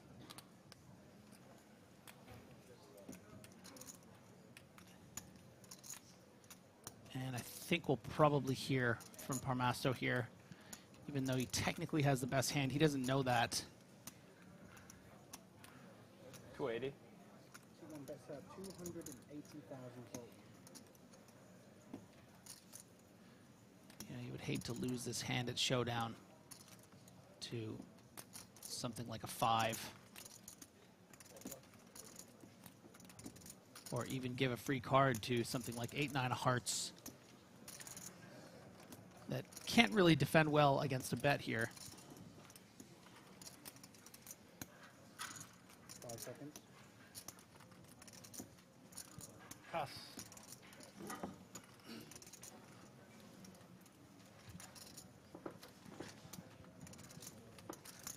And Parmasto wins the pot. Thrilled to welcome a special guest to the live stream right now. It's been a long time since we've heard from him. Tournament director Toby Stone joins us here at EPT Cyprus. It's been a while since we've had you for our world-famous bubble coverage, Toby. That's when occasionally you'd make an appearance. Yep, here I am. Now, the reason you're here is there was a hand during the last session, which happened at the outer table.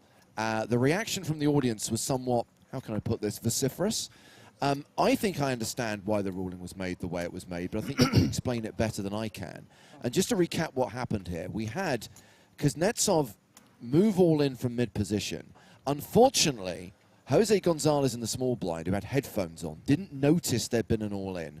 Threw out a 25k chip on top of the 25k chip he already had in the small blind to complete. The big blind thought, oh, he's called the all-in. I fold. Kuznetsov thought, oh, he's called the all-in. I'll turn my cards over. And that's when it all kicked off. So I guess the key question is, why is that not ruled as a call if he's thrown out a single chip there? So a couple of things really is, first of all, we don't know 100% what he wants to do. It's not clear. He doesn't say call. The big blind is 50. He has 25 out and he puts 25. So we just don't know. We don't know what his intent is. So we can't allude to what his intent is. So we can't force him to call that bet. If it's heads up and you're facing, and he also wasn't facing an open bet in terms of he was looking at the big blind. Sure, Yes. he wasn't paying attention, and he should be paying attention. Yes, he should be agreed. paying I think we all agree that, right? Yeah, but try to get all the players to pay attention all the time, and you know, if you have a solution for that, then let me know, because I'd love to hear it, right? So we have to just accept that all players are not paying attention all the time. So he's looking at the 50. As far as he's concerned, at the beginning of the hand, he's looking at the 50. Yes. Okay. If this was an open bet, for example, I'm just going to give you the other example. If this was an open bet, and somebody bets like on the flop, and then he throws in a chip, well, it's an open bet. I mean, he has to know where the bet is. But as far as he's concerned, it's a big blind 20, small blind 25, big blind 50, and that's what he's looking at. So we just don't know what he wants to do in this situation. So we can't say, we think he wanted to do this, we think he wanted that. We just don't know what he wants to do. So the standard ruling, I think, pretty much worldwide is, if you're not heads up is slightly different. If you're in a multi-way pot and you throw in some chips into the pot and it doesn't cover what the bet is, then the standard rule is that those chips have to stay and you have the option to call or fold, but you leave those chips in the pot. it was unfortunate that the dealer also made a mistake here. Unfortunately, dealers are not infallible. They do make mistakes occasionally, and she did say call.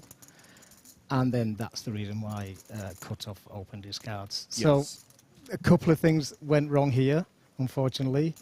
But I think to force him to call when we didn't know his intention, when the dealer also made a mistake, of course he should have been paying attention, but should we force him to call a bet like that when we're really unsure what he wants to do? Okay, so the most common reaction here, and there's a couple of examples here on YouTube, this we don't know is irrelevant. If throwing in a chip means calling, no. But it doesn't, that's the thing, it doesn't. It doesn't in this context, right. What about this? You're a poker player, focus on the game, no excuses. Yeah, I mean, like I'd love to do that, but just try it. I mean, so we'd be fighting with the players all the time. I think that would be bad for the game in the long term. Even though this is not a perfect situation, I think that would be bad for the game. I think we'd be fighting with the players all the time. I don't think it would be a good situation for us to be in as organisers. Yeah. One other follow-up question, though, is I understand and know we've had this conversation before, and you always say the last thing you want to do as a TD, as a floor manager, is force a player to put chips in the pot if they don't want to or it's not their intent to do that. But there didn't seem to be any repercussions for Gonzalez there. Some people saying, why no penalty in this situation? He just puts his headphones back on and effectively gets away with it, having made a mistake. That's a good point. That's definitely a good point, yeah. I guess we don't penalise mistakes. It's not something that we have standard kind of rules on. Like if you're folding out of turn on purpose, passing out of turn, all these kinds of things, or if you're being aggressive to other players, we have standard procedures for that, 1 round, 2 round, 3 round, 4 rounds. We don't have penalties for what we would, I guess, consider genuine mistakes. But I guess I could bring it to my team and discuss it. Yeah. I could see a reason for giving him a penalty here, because it will make him pay attention next time. To incentivize. Yeah. I think the thing I was most surprised at is that he put his headphones back on, because I'm like, dude, you think you'd have learnt your lesson, because next time you might not get so lucky. Next time you might make a mistake that does have to stand. Yeah, I think it's a good point, actually. I will definitely discuss it with some people there. I will say also that players do have their rituals, their process, and that's, this is him. That's clearly his game face, right? That's like a part of his costume almost that you put on, so that could be part of it as well. It doesn't necessarily indicate that he just doesn't care and that he's gotten back to his deep house. Yeah, I also think, and this is a comment that Mr. Disobedient has made, player Gonzalez didn't show any remorse when putting his headphones back on. I think there's two ways of reading it. One is that he's arrogantly returning to how things were. I think it's also fair to say he was probably a little bit embarrassed. No one likes making a mistake like that, right? He seemed pretty happy with the ruling, though, didn't he? When he was there you go, I win, push your cards in. Yeah. I would have been a little bit more apologetic, to be honest. Yes. I think I would have been. But you don't make mistakes, so how will we ever know? 1976. That's the last one, yeah. But the reality is that, look, my read on the situation, and I think it's interesting you say we don't know the player's intent. I thought from what was being said and from the eyewitness testimony and from the way it went down, it seemed to me his intent was pretty clearly to just call the big blind. I mean, it seemed pretty clear he was unaware there'd been an all-in. Yeah, it did look like that. If I would have made the ruling, nothing against that floor person, I think he dealt with it. It's a high-pressure situation for him. It's been televised. I would not have been saying he wanted to do this, he wanted to do that. It doesn't really matter what he wanted to do in that situation. Yeah. We don't know what his intent is. Yeah.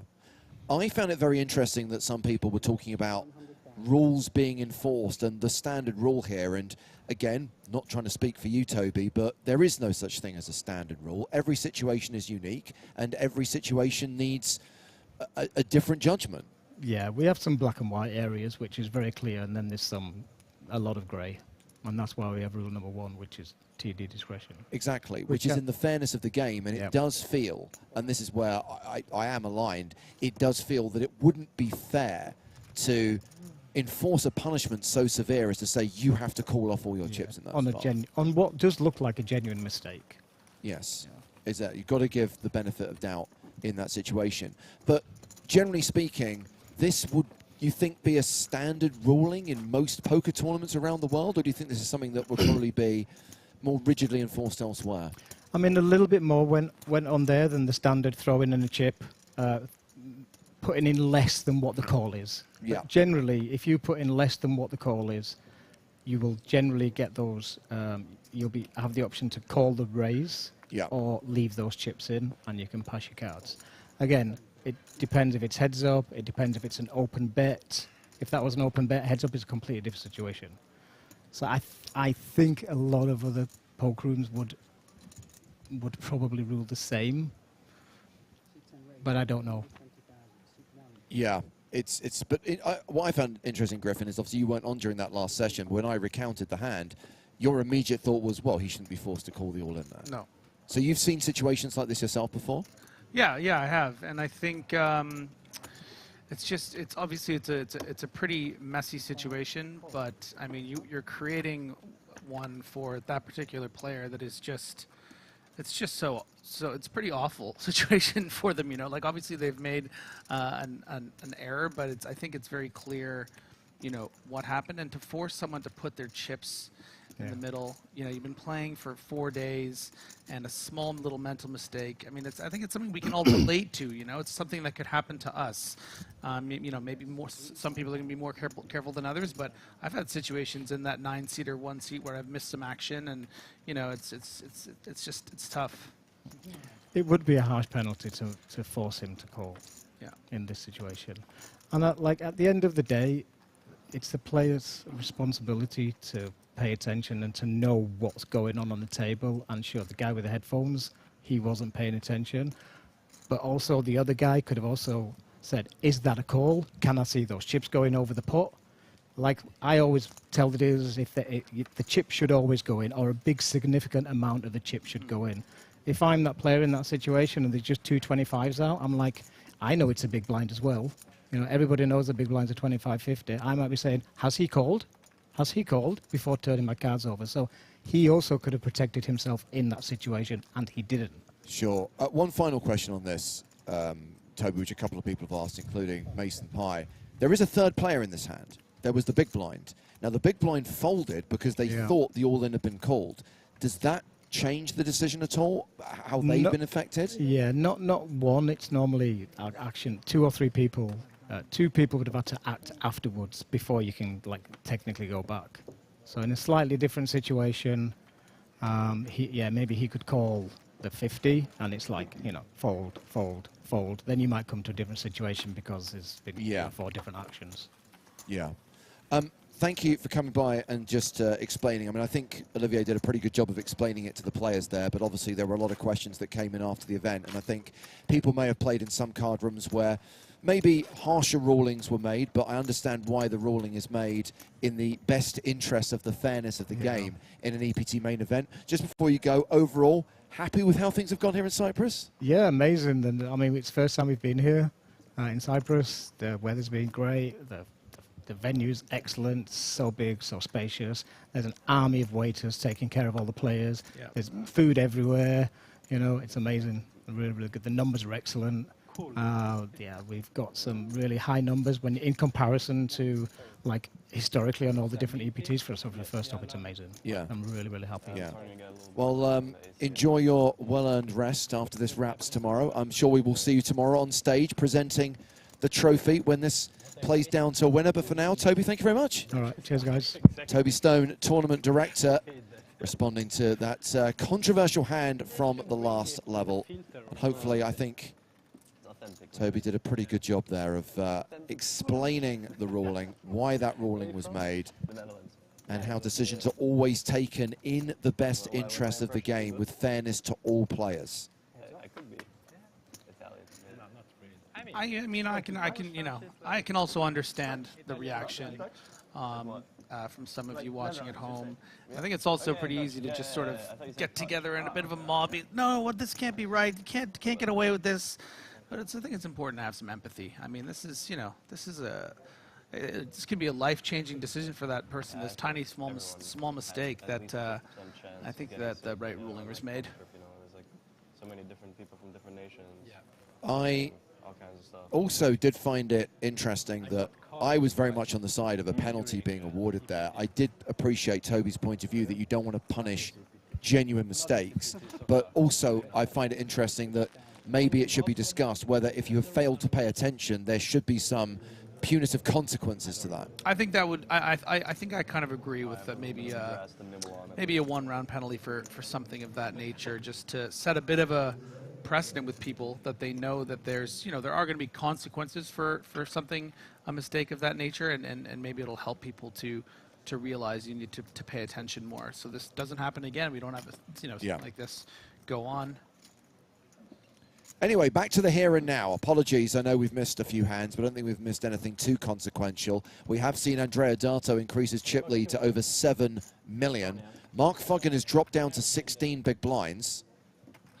Yeah, and I just want to send a little shout out to the players on the feature table for having mostly boring hands go on. While Toby was here, I was kind of paying attention, and yeah, nothing really of too interesting. A lot of 500,000 chip pots, It just started becoming a little bit rainy. There's a couple of days where it's super rainy, super dark.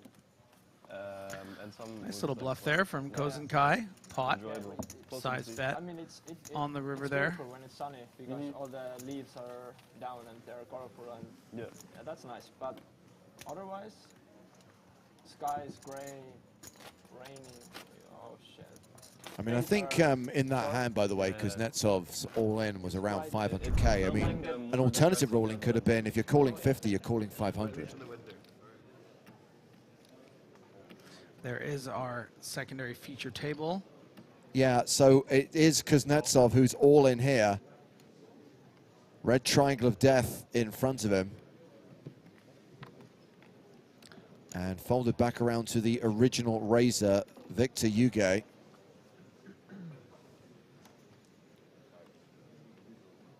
Oh, there has been a call. Jose Gonzalez called and now puts the chips out. Yeah, and that's going to be quite a strong range on the button when it goes raise, shove, call.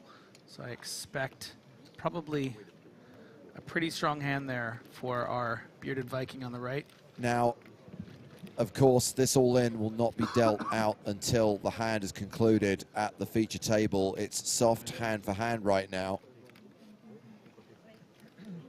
I do find it ironic that Kuznetsov has moved all in and been called by Gonzalez, for real. They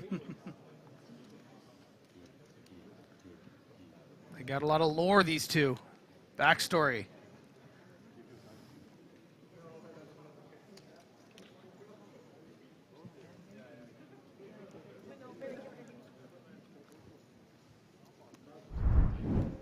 So this is the hand that's still in progress on the main stage.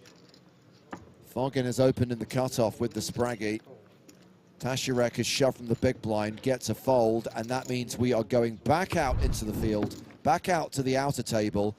So it's ace-queen for Kuznetsov, king-queen for Gonzalez, a domination situation. A clean run out so far for ace-high. And Kuznetsov gets the double up through Gonzalez. Seems like a bit of a loose call with the king-queen, but I would have to be sort of see how much the all-in was for, as there was a raise before the shove.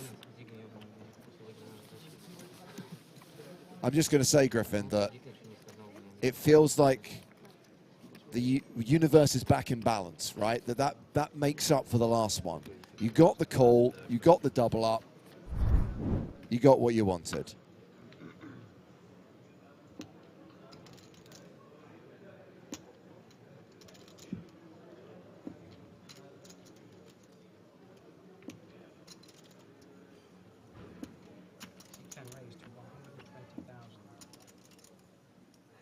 Back to the feature table where Simon has raised with ace-3.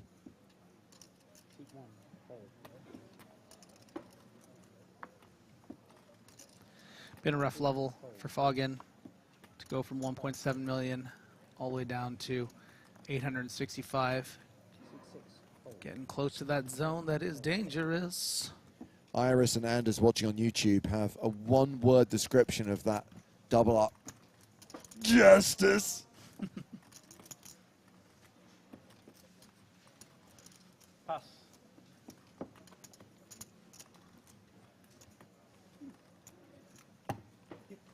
And we're back. Too friendly. Small talk. You see the friendly talk worked. Or you just had 8 of diamonds, 5 of clubs. That would be funny if I called out. Can we have a deck change, please?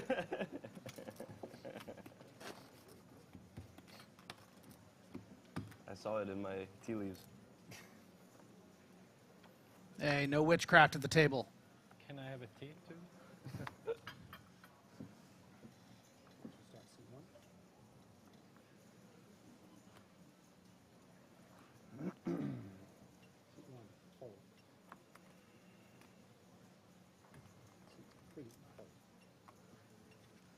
That's a good comment from Martin.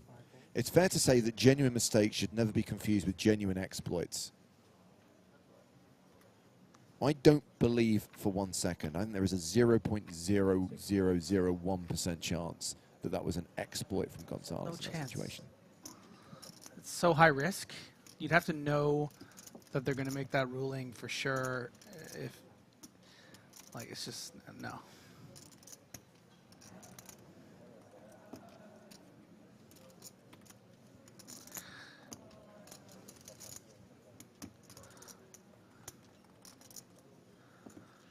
$210,000.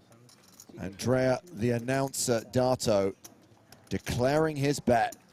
Not that familiar anymore.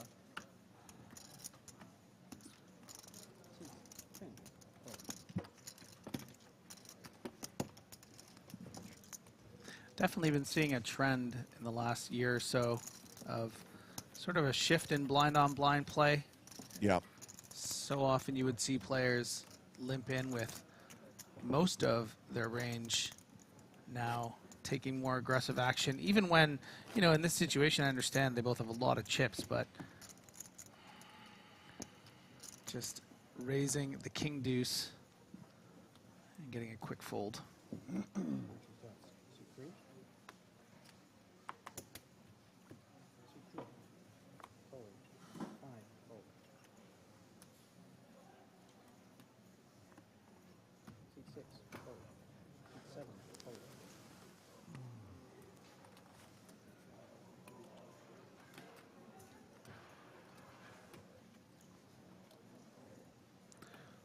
$120,000. 150,000. Close. Damn.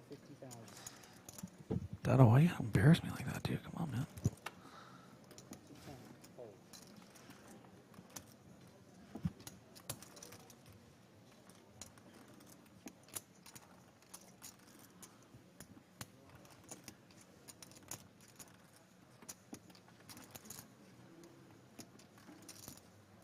$575. Now raised to 575,000. Hello, 3-bet.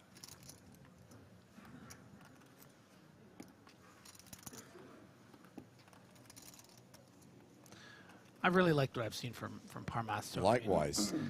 You know, 54 big blinds, 14 players left. You don't have to come after and try to exploit the chip leader's light button opens.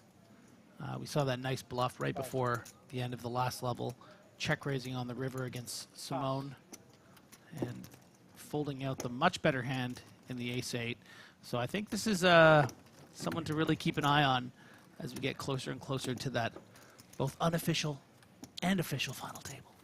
Yeah, and talking about that, so the widget is out right now. Had us finishing the last level with 13 players. In fact, we finished with 14. So, okay, only one away, not a disaster. It has us finishing this level with just 10 players.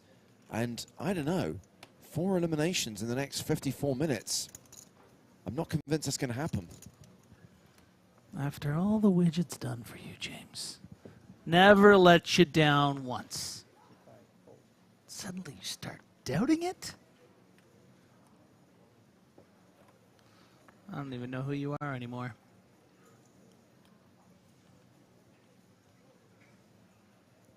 Pocket sevens for Yannick Schumacher. As they say, it is always coming.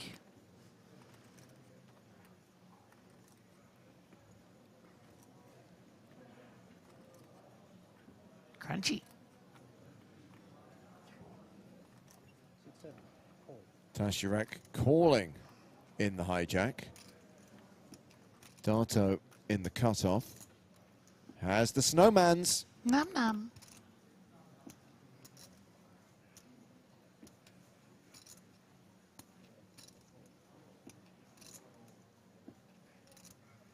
Call. Seat 8, call. He calls as well. Round to Simon on the button. King 8 of spades. Folds. Parmaster in the small. 10-9 suited, has the Grafton. I was going to say, if there is any player in any position with any cards who's likely to squeeze here, it would be Parmasto. But he's just going to call. Yeah, we did see... I mean, listen, every time I see Parmasto, camera hit on him, it looks like he's aiming to misbehave. But we did see him call with the 4-3 suited in that last hand from the small blind. So someone clearly who's very comfortable playing post-flop, has a lot of moves in his arsenal, and certainly wants to see a flop with 10-9 suited. And let's do it. Four-way action. Boo. Queen 4-4, bit of a nothing board. Well, actually, it's a little more interesting than I thought. We got... 2 clubs. Yeah, 2 overs to the 4. 2 clubs for Tasharak.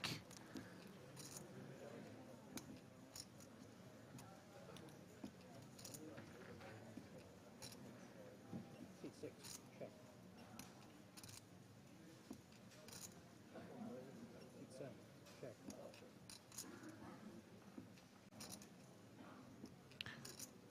I think we can probably expect to see a little protection here from Dato. Going to be aware that some of the time there are better hands that are checking here, you know, like your 9s and 10s. Some, you know, if the original opener in Schumacher And 25,000.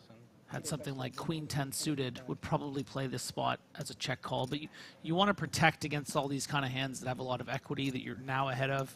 And sometimes you're going to get 1 or 2 customers, or at least one, that you're ahead of. And in this case, it's both Schumacher and Tasharak who has the draw. Schumacher might be able to find a fold. It is a very small bet. You would hate to fold here, and then this whole time Dato had something like 6s. But you're also ahead of club draws. You're you're drawing to the nuts effectively. Yep. If that 7 does come.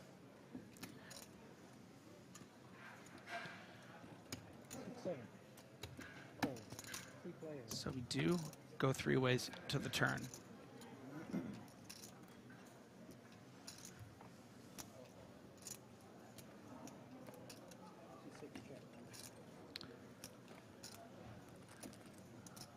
Don't expect to see any betting on this street from any of the 3 players. Dato is going to recognize that he's losing a fair bit of the time here.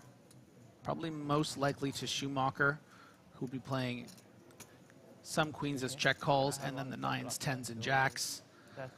So he's actually, in his best case scenario, he just needs to survive the river, but does not.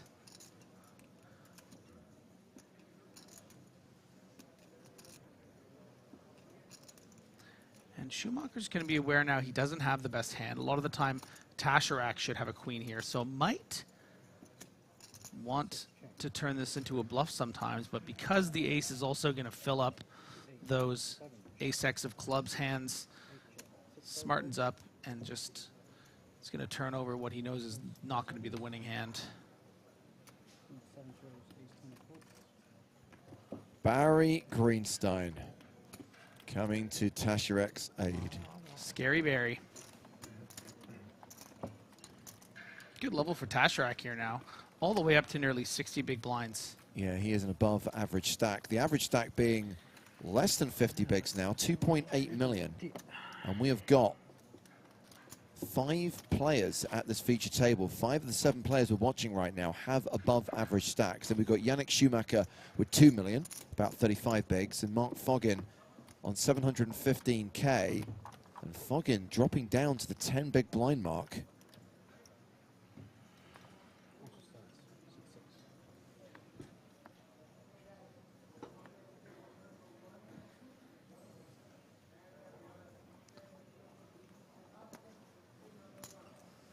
C6 raise, 120,000.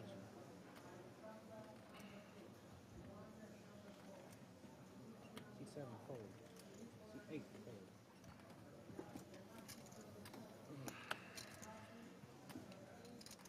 Schumacher has opened under the gun.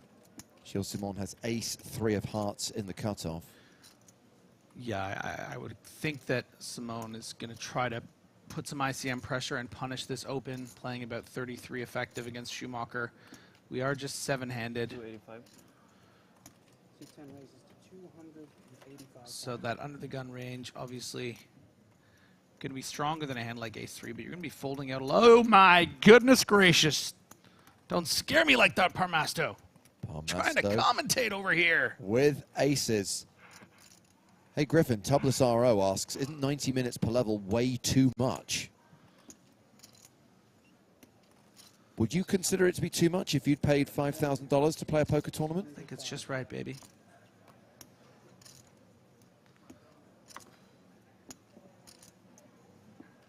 C3 fold. C5 fold. And I'll tell you what. I would expect this to force a fold from Simone most of the time. Yeah. But I will say, James, yeah, that looks like a look back and fold. I will say it does help Parmasto's case that he's really shown that he's willing to, you know, bob and weave some of these river check raises and 3-bets with 6 high, and that's kind of what you have to do to make people think that you don't always have it. But he had it. He had it. We saw it. He had the aces.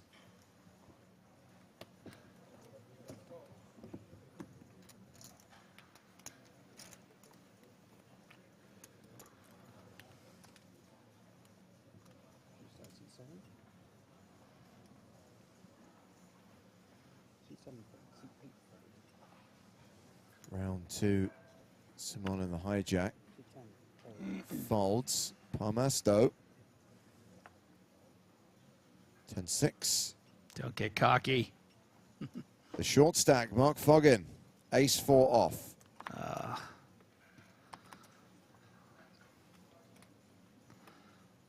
This is a Foggin shove. 11 blinds. Hate getting called when you got the ace 4, but you know, this is how you pick up chips. This is how you gotta get back into it. This is a dream scenario. 5 seconds. Just give me a couple folds.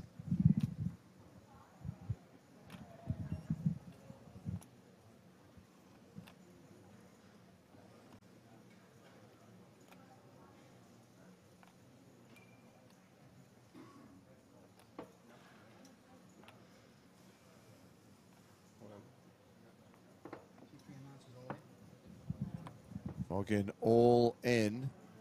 And 7s in the small blind for Kozenkai. That's treble. The old hockey sticks. Yeah, reshoves. Schumacher in the big blind. Deuces.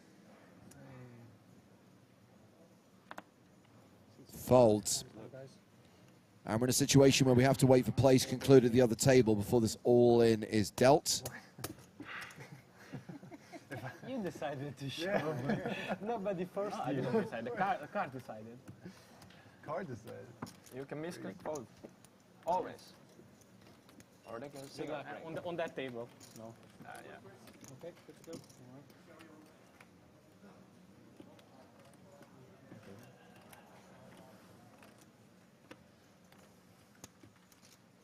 Looks like we're ready to go. And Mark Foggin is at risk here. And 2-1 underdog. Yeah, Mark Foggin just needs a break. You know, this level has not gone his way, but that's the beautiful thing about the game we love is even if you step in a couple potholes, one ace in this hand can just turn things around. You'll be back where you started. Will we see an ace on the desk? King, king, 6 flop. 7's huge favorite now. Anything above an 8 will give more outs. That's one of them.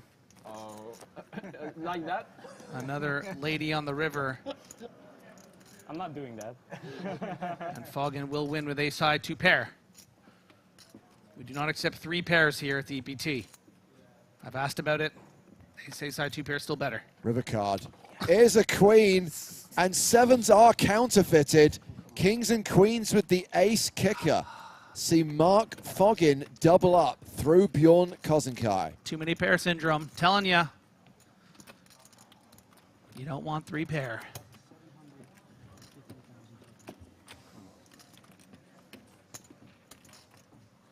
So Foggin survives and now has 25 bigs as Kozenkai drops down to 40 bigs. And we are still at 14 players in the EPT Cyprus main event. What an icon.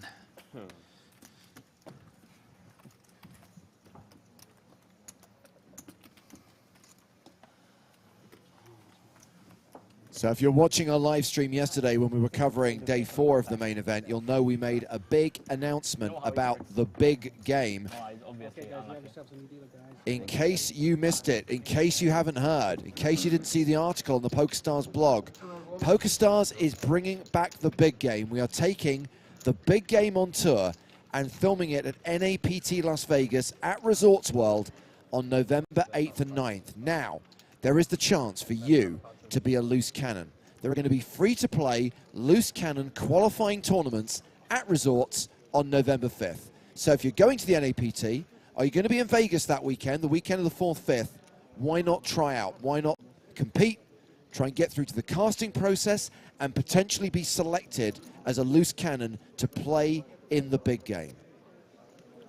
You could be staked to play against some of the biggest names in poker and potentially keep any profit you make.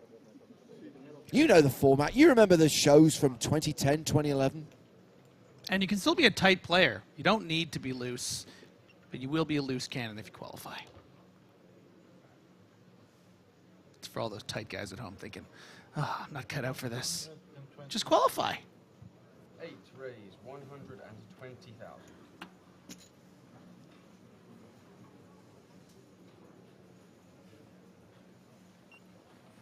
Tenfold, onefold. Sugar Falcon says, I still watch the big game every day on the PokerStars 24/7 stream. Well, you're going to have 10 new episodes sometime in 2024 because we're going to be filming this for TV.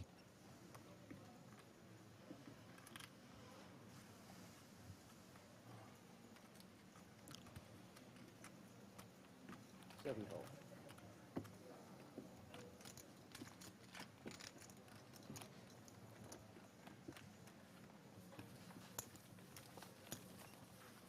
A reminder that we did also announce yesterday that in addition to filming Big Game on Tour on the 8th and 9th, we're going to be streaming NAPT Las Vegas on the 10th, 11th and 12th, the last 2 days of the main event and the final table of the 5K High Roller. So 3 days of live coverage from NAPT Las Vegas on Twitch and YouTube coming early next month.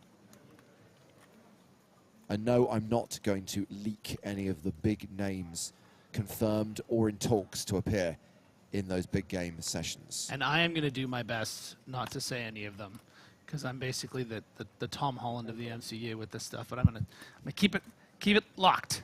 All right, keep it tight. What we do is we feed Griffin a lot of fake names just in case. Notice that.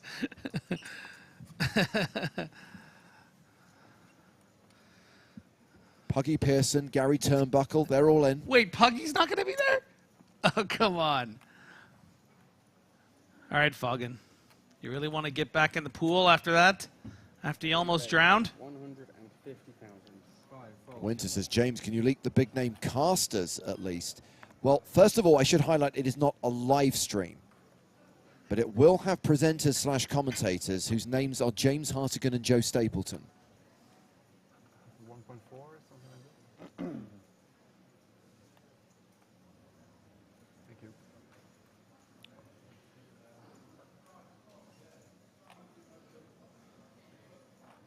Foggin is raised with ace-10. Schumacher has deuces on the button. 6 call. Ooh. 7fold. This is a bit of a loosey-goosey flat. With the ducks, though. Tubeless, I don't know what you're alluding to, by the way, but we don't charge for our content. If you want to watch the NAPT live stream, it's free to watch on Twitch and YouTube. So it's not loosey, maybe sucky ducky of a flat. Let's see how it works out for him. Ducks fly together. Ducks fly together. Not on this occasion. I wonder if there is a bit of sort of mental warfare a little bit here.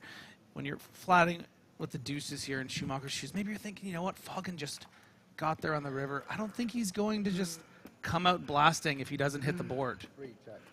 That's what I'd be thinking.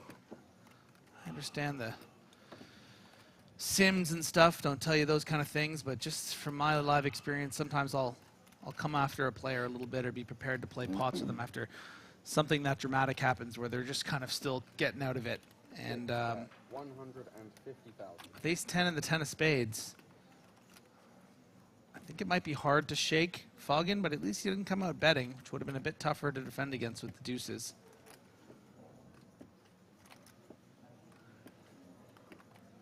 I do think that there is a small chance he even just makes a tight fold on the flop. And there it is, yeah. You know what? I'm so grateful to be here. I'm not getting in the check call with ace-10 high business.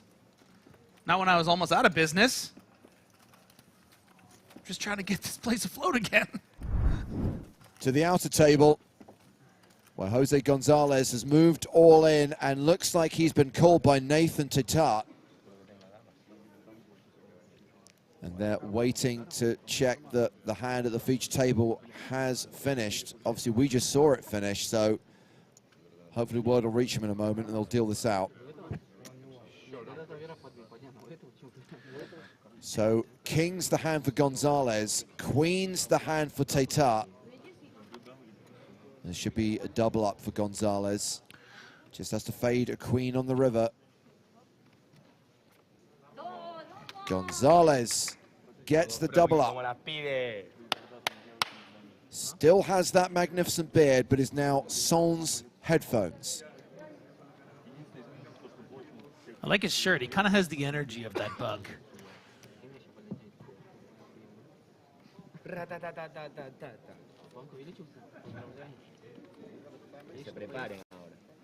Get ready for the war, okay, my friend? Get ready for the water? I think he might have said war. Yeah, let's tone down that language, shall we? Yeah. Meanwhile, it looks like Tatar took a bit of a hit there. I mean, he was chip leader for a long one-time time, chip leader. but is now definitely on the shorter side. Back to the feature table.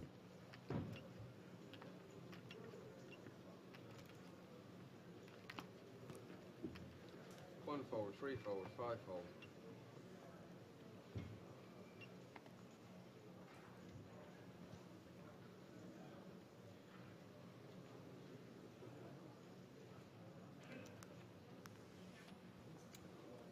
Six raise, 120,000.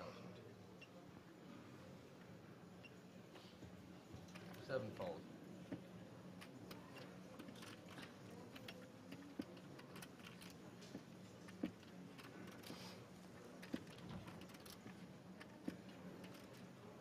I can impress all my friends if I did 3-bet this. I have like 1.8 to 2 million. 2.1, I think.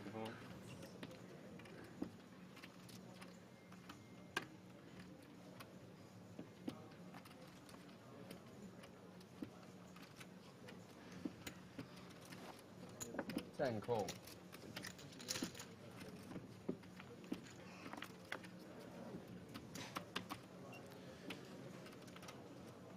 There's your deuces, Griff. Oh, different hand. Check.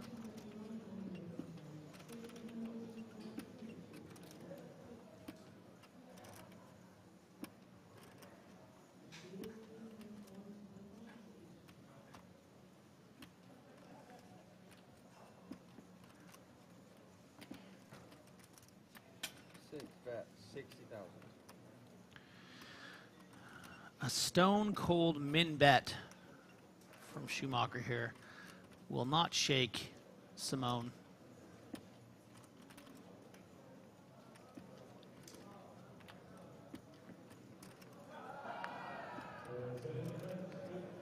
Haha, told you so.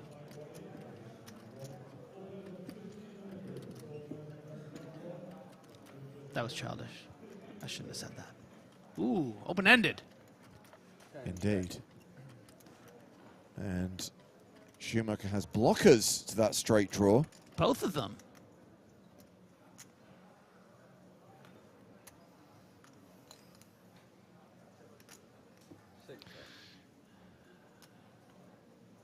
Ooh. Don't you like it when it just goes runner like that? Barry Greenstein is back, ladies and gentlemen, giving Schumacher top pair, giving Gilles Simon the straight. Oh, and of course, Simone checks. And Schumacher must think, I gotta get value from a queen here, right? I gotta bet something. But what if Simone check raises? What if he check raises because somehow he has a better hand, like a flush or a king 10, or somehow has a deuce? And that's why we see the check. And that is a very disciplined, almost ICM check. You know what? I'm not going to go for that value against the queen because I don't want to get check raised. Yeah. I don't know what I'm going to do. Real good discipline.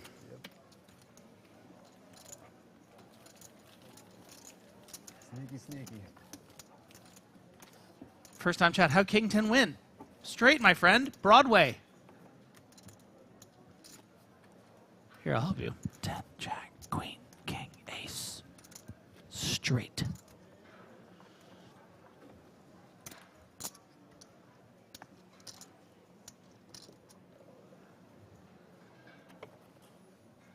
Small blind. Simon in the small blind, Parmasto in the big blind. Mark Foggin first to act, folds. 3 fold. 5 fold. Ali says, I'm sorry, I'm new to poker. You don't have to apologize. We like new viewers. That's okay, Ali. You know what?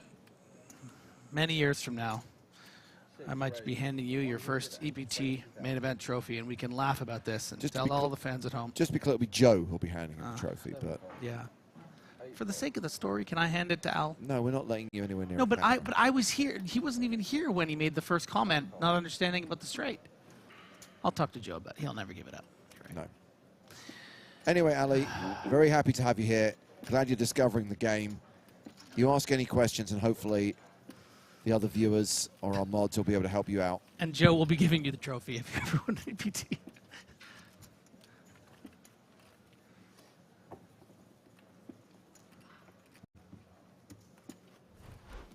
Remember, the number of players remaining is displayed on screen the whole time. We have 14 left from a starting field of 1,320 entries.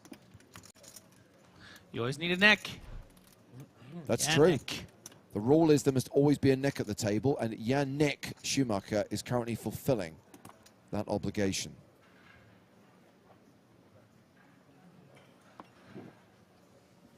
Five fold, 6 fold. Our little Tasharek looks like he should be called Nick.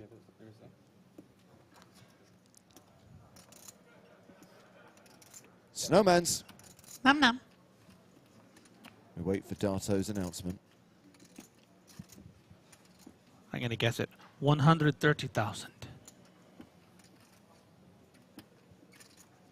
Over under quickly, James.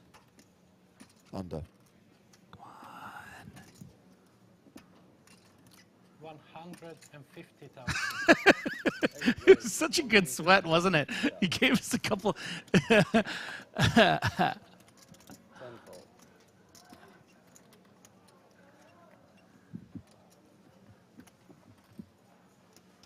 1 fold. It's Mark Foggin's big blind.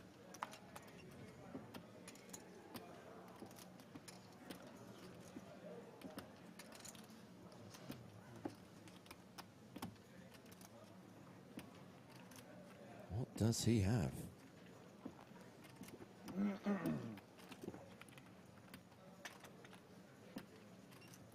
4-3 off. Ugh, all that for that. 5 seconds. Fold. Second turn. Fold. Fold. Fold, sorry. Foggin, the shortest stack at the table, hovering around the 20 big blind mark. Of course, we are on a pay jump. 14th pays $51,525. 13th pays $61,850. And we are going back out into the field. We have got action over at the other table. With 14 remaining, 2 tables of 7, so half the field's on the main stage, the other half is out on the floor. And we see a red triangle of death in front of Nathan Tatar. He is all in, decision on Kenny Hallett.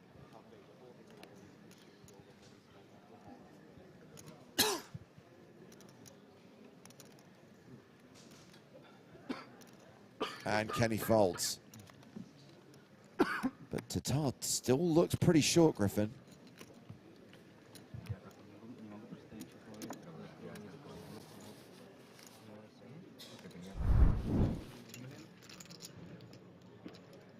Back to the feature table. 10 fold.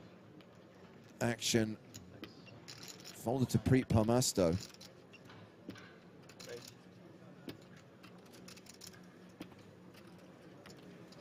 Oh no, sorry. One raise, 120,000. No, it's 2.4. I miscounted, sorry. 120K. Foggin with 7 deuce. Naughty. 5-4 off. Naughty. 3 fold.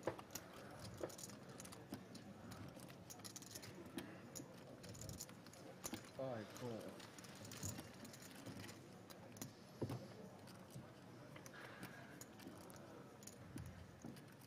Kozenkai defending. King High is ahead right now. Parmasto pretty happy to have flopped a wheel draw. Yeah, as far as boards go where you haven't connected, this is going to be a nice continue for Parmasto with that stronger range. One raise, 240,000. And if and when you do get called, which you won't this time from Kozenkai, yeah, going to have a lot of reasons to keep betting with that backup wheel draw. Yeah. Well, 30 minutes until the break. One thing to highlight, I don't think I'm going out on a limb here to say that we're probably still going to be at 2 tables by the time we get to the end of this level. And that means these guys will have played 2 and a bit full levels on the main stage. So I think it's only fair that we flip the tables during the breaks. There's a very good chance that we will actually have the outer table on the main stage and this table goes back out onto the floor.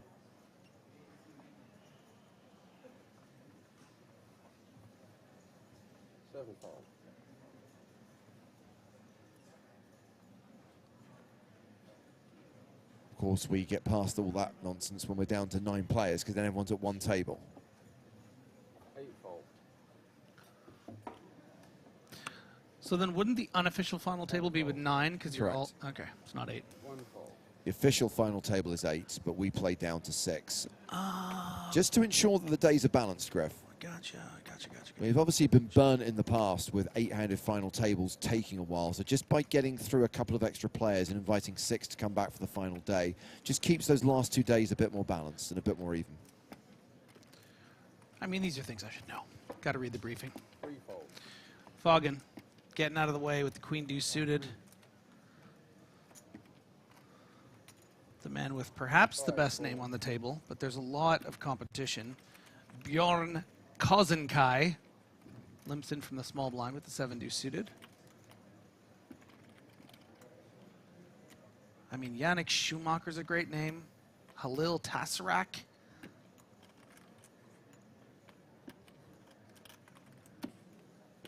Prit Parmasto. We got great names on this table. I'm just really drinking it in now. So I got the first names listed here. Well, we're going to the other table where there's been an all-in and a call. And this is Alexander Faterin at risk and crushed. He's got ace-10. Victor Uge with aces. Confirmation that players concluded on the main stage. We can run out this board.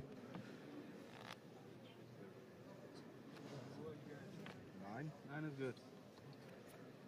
See? Not looking good for Veteran.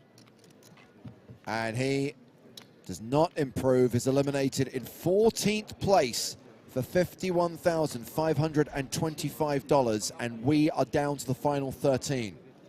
Very impressive run here for Veteran. Someone we saw earlier on day 2 was featured on the feature table, but all good things come to an end. But not for this guy. Yeah, we have seen Victor KO a fair few players in the last couple of days. Continuing to build a stack here on day 5 as Veteran exits the arena.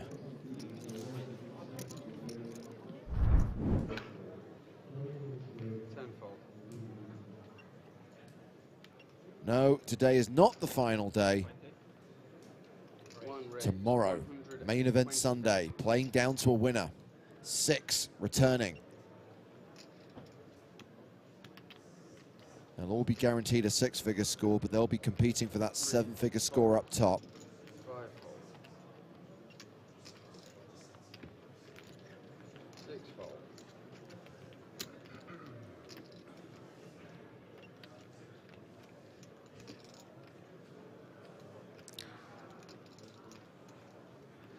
Tesseract with that suited 10.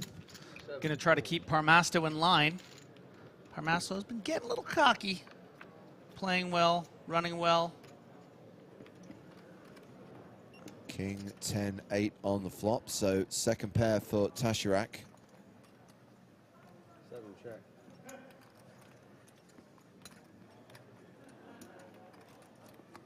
I'm going to take Parmasto in this hand, James. How about that?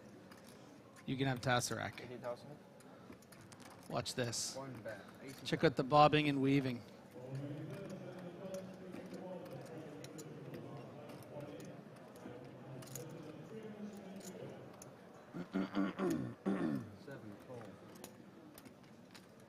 It's like a raptor, this guy. His eyes just got wider. Oh, that's going to be a little tough.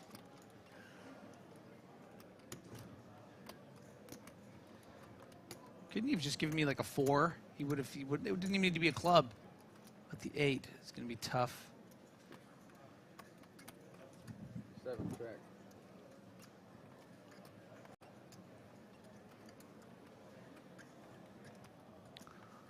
Just bet 650. Prove me right. He wants to do it so bad.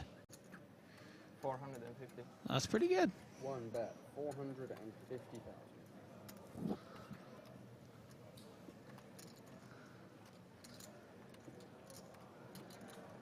Oh yeah, I did it again. I took the 9%er. James is fuming over here. He lost a 91% favorite. Fuming isn't really the word I'd He describe, really Mike. wasn't. I think he was Please don't, checking an email or something. please don't mistake my contemptuous stare into your eyes.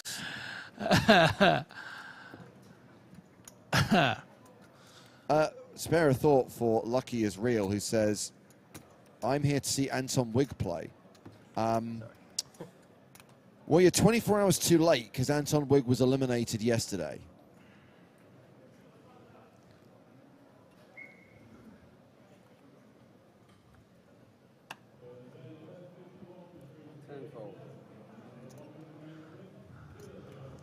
Only 13 players remaining now.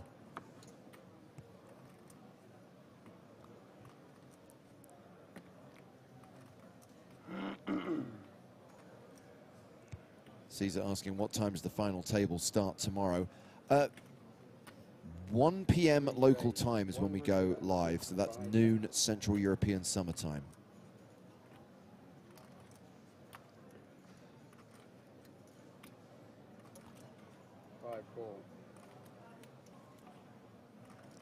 Foggin going to raise the queen 10 suited on 20 big blinds.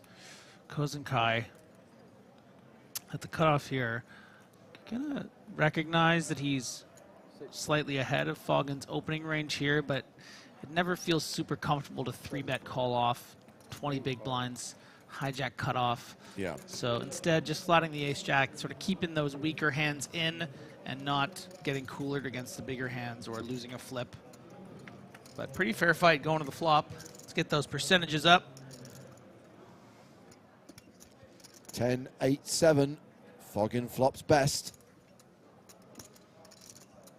And the percentages surely flip-flopped a bit here, but Kazenkai, 2 overs, straight draw, backdoor, nut flush draw. A lot of ways to win.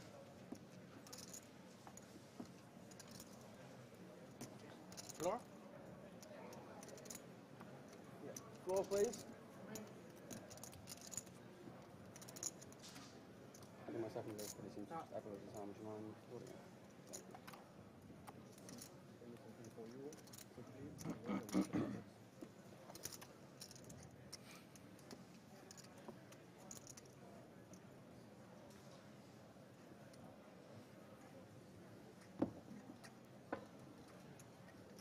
Bet 250,000.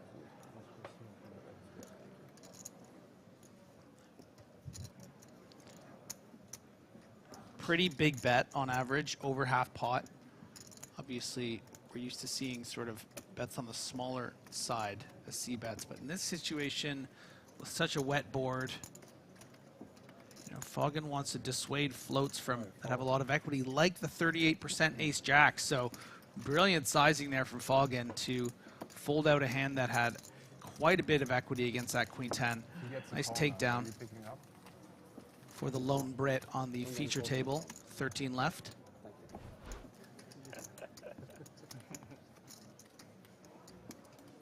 Have a go, Mark.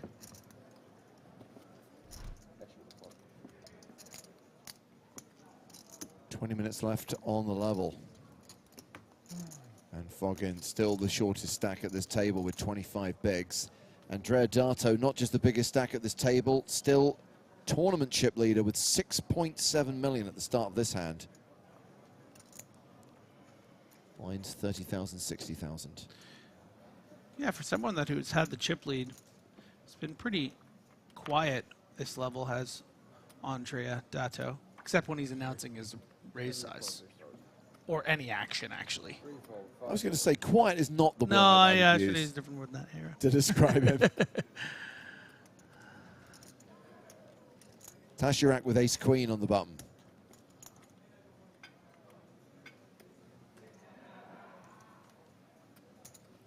A 7 raise. 120,000. Queen 10 for Dato.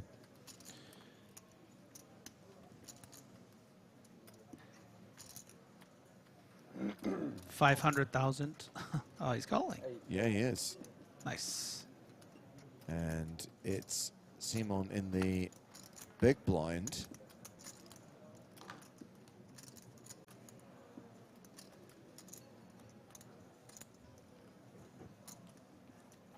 Who folds tray deuce of diamonds. So heads up to the flop. A domination situation in Tashirak's favor. Surprised Simon didn't want to flick in that one chip with the suited 3 deuce playing 80 big blinds, but to each his own. Look at this. Would have had a wheel draw. And a backdoor flush draw, I know. It's shoulda, woulda, coulda. As things stand, Tashirak, huge favorite.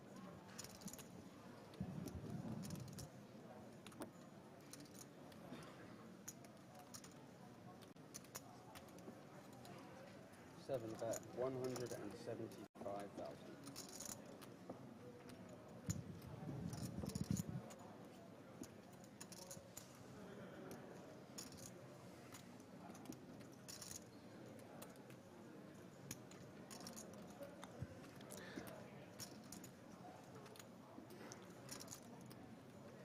This ain't your hand, Andrea.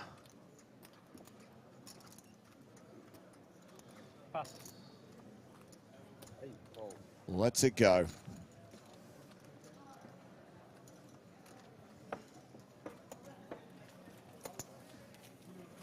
John says, Dato, not quiet, but not as aggressive as some of the chip leaders we've seen recently. Close to 5? Close to 5, yeah? Yeah. You? Close to 5. All right, that's good.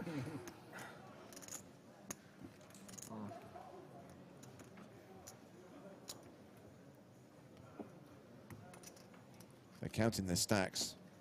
That means 13-way chop incoming. It could happen.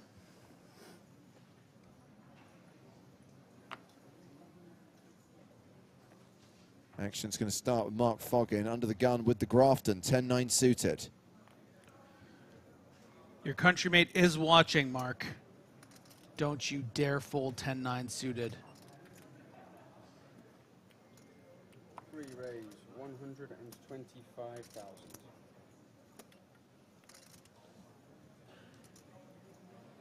Ugh, what a bad raise. Should have folded the 10-9 suited. 5. Free raise, 375,000. I think we should get rid of Chat Pro Saturday and just have results-oriented Saturday. Oh, Chat Pro Saturday is not a thing, just to be clear. I vetoed that yesterday. Wow, I thought they had a pretty good chance for a while there. Well, some fellas are lucky and some ain't. Oh, imagine if they had Chat Pro Saturday for the single chip debacle. Would have thrown it. They would have had to make the. They would have had to choose. It would be their ruling. It would be the chat's ruling. Jesus. Move over, Toby. Interesting. Foggin wants to know how much Kozenkai has behind. Similar size stacks, but Kozenkai does have Foggin covered.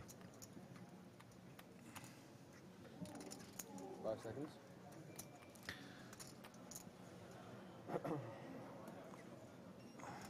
Time. Foggin playing a time bank card. If Foggin shoves his hand, I'm not coming back for 2 levels.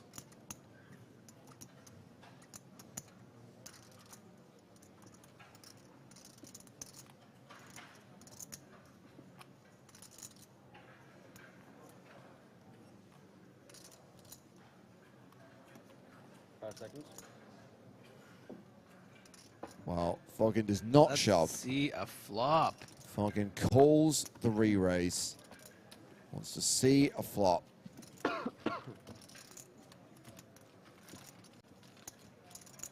Has less than 20 big blinds behind.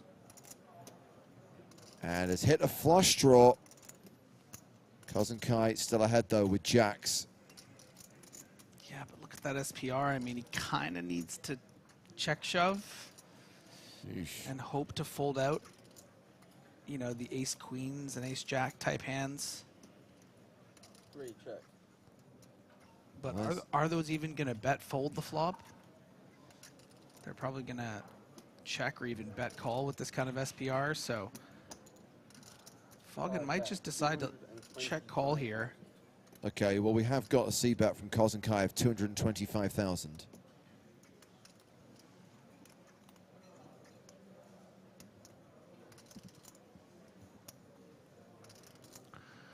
Okay, so yeah, I should be a bit more clear. It's not just the ace queens and the ace jacks, right? Kozenkai can have some bluff raises here. Let's say he has ace 5 of clubs. 3-betting, hoping to get Foggin to fold pre. That's the kind of hand that would C-bet and fold to a shove here. So there are a lot of bluff hands that Kozenkai can have here that he's going to bet, and then you just take it down with a shove. But Kozenkai ain't folding this. So I think you want to lean shove in Foggin's seat. You know, if your opponent 3-bet you with queen jack of clubs. Well, he's check raised all in, Griffin. Playing the flush draw, and I think Kozenkai's hand is too strong to fold here. Yeah, he's not thrilled because they're, you know, the king-queen suiteds, the king-jack suiteds, both of them are active here with the 2 jacks being blocked and the kings. But the times that your opponent has the ace-10 suiteds or the queen-10 suiteds, even apparently the 9-10 suiteds, you just can't burn the money and bet fold here for another, you know, 15 big blinds. But you can imagine the pain, right? What if you're getting trapped here? What if he just has aces? But you do block a bunch of those suited king combos with the jacks, right? So it's super less likely that he has king jack suited. So you're just hoping to even consider folding. You think he has aces or king queen suited exactly. King queen off would fold pre probably, right?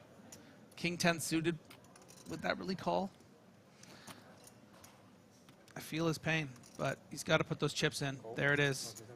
Well, he gets it in as a 71% favorite, and Mark Foggin is at risk and behind. Yeah, no over. He's just going to love to see this hand. This is the exact hand you want to see, because even ace, you know, all the ace-x suiteds has that overcard, but just the pairs being dead, that's the dream right here. Well, let's see what the situation is at the other table. There is a hand in progress, although to be honest, it probably doesn't matter as we're not on a pay jump right now. 13th and 12th get paid exactly the same.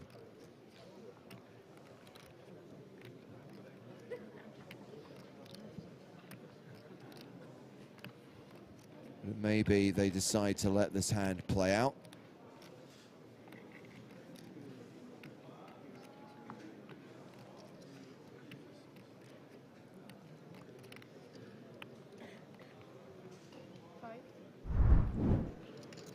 Yeah, they've decided to run it out. Don't need to wait for the hand to conclude at the outer table. And that jack on the turn has Mark Foggin drawing dead. He is eliminated in 13th place. Why me birth this time? Cashes for $61,850 and takes us down to 12 players in the EPT Cyprus main event. I'm loving the roller coaster. Yeah, that's nice. I mean, I usually Wasn't love it, but Mark's that's level, really got good, so. new life with that ace-4 double up, but decided, didn't want to let go of that 10-9 suited pre, and got the kind of flop he needed to get all in with. Ran out of lives.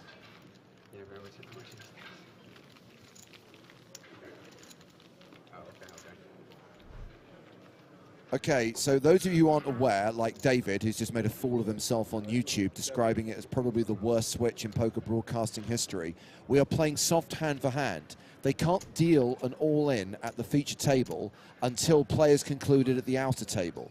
That's why we tracked away. Nothing was happening on the main stage. When the floor concluded that because there wasn't a pay jump, they could then deal out the all-in and gave the instruction for the players to reveal their cards, we came back to the feature table. Thank you for your comment. You just got hardiganed.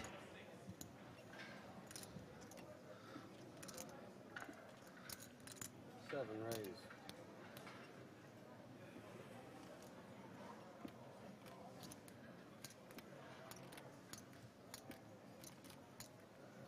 Sorry, 103,000, sorry. Eight fold. That is why we don't have Chat Pro Saturday. Yeah. Thank you for the perfect example. Tasharak getting a little frisky here. +1 on 50 big blinds, raising the Queen 10. Kazenkai, fresh off that sick hold. Love how, despite having those sunglasses, you just see that emotion. And flopping nice here. Five, check.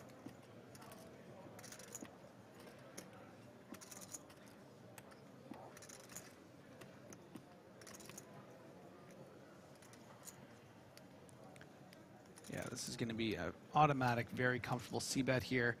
Very strong range under the gun. One here. 90,000.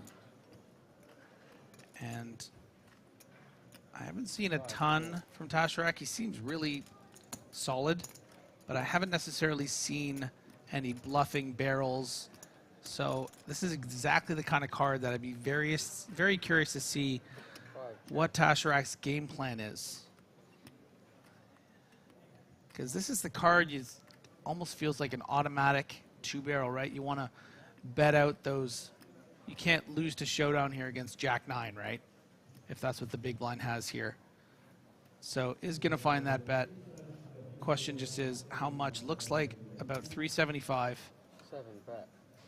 And even with a king, you know, the weak big blind peel kings, this is a tough continue. Do you want to call, what, 15% of your stack here against this under the gun 1 range? And the answer from Kazenkai is hell yes. Let's see a river. Well, now what are you going to do? Barry Greenstein. 5 check. Yeah, I think. Very difficult rep here, right, James? I mean, now that there's 2 aces out there, you're basically saying that you have one of the other 2 if you bet here, or you have 9s full, 8s full. Maybe you have king, queen. But are you really that thrilled about making a big bet on the turn with king, queen? Oh, let's go. Come on, Tashirak. Let's go. Also, got to remember, not a lot of ace-high floats on the king 9-8, right? Yeah, ace-8 or ace-9 will call. But that is blocked by the fact that there are an 8 and 9 already out there. So ace-jack would call the flop, right, from the big line here. Ace-10. But also less likely that you have the ace in the big blind here because there's 2 out here. So this is a really advanced bluff. Tashirak knows Kazenkai has a king here. He's saying, I dare you. I'm saying, I have an ace or better here. And Kazenkai is looking over there and thinking, you messing with me, dude? You messing with me, dude? We're playing for $1 million. Folds it. Let's go. Halil Tashirak. And we are heading to the outer table, Griffin, because Victor Yuge has just bet enough to put Nikita Kuznetsov all in. Kuznetsov has used 8 time bank cards already. He's running out.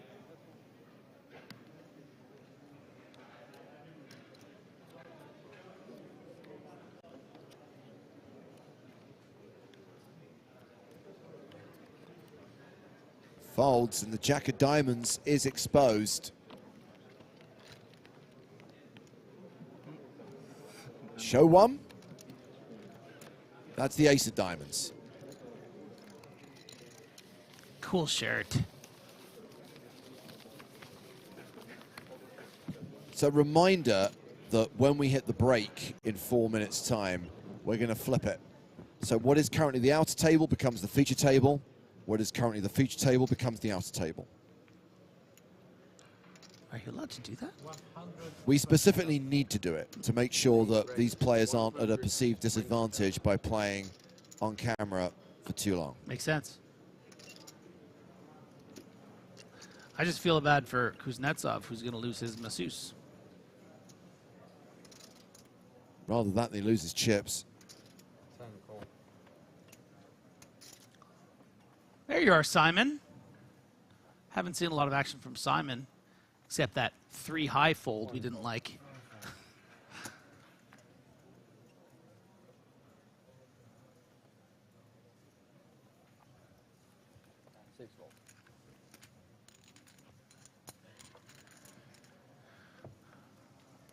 Good face for a moustache. I like it.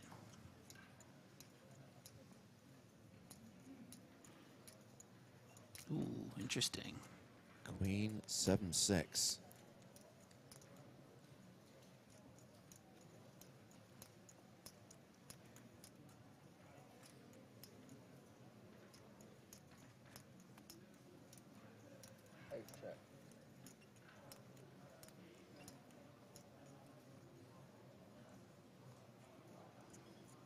Is anyone else a big fan of? I understand that these 2 are in the pot, but that Tashirak hand was cool, right? Yeah, it was. Like, if you look at him right now, he looks kind of like bored and just sort of like, whatever, another day at the office.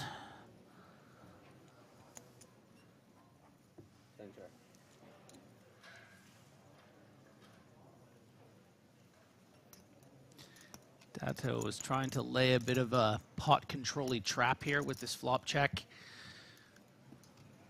but doesn't get Simon to bite. Threw out the line. Simon was like, ain't no fish. Not going to bite at this. Checked back with that gut shot, and now with the 6 on the turn. 225,000. You heard the man. The announcer has declared his bet and takes down this pot. Nice work from Simon there. We're heading back to the other table, Griffin. It's Gerard Carbo, the Spanish qualifier, who's moved all in. And Nathan Tetart with the decision, and he's already used time bank cards. There are players to act behind. Well, speaking of great shirts.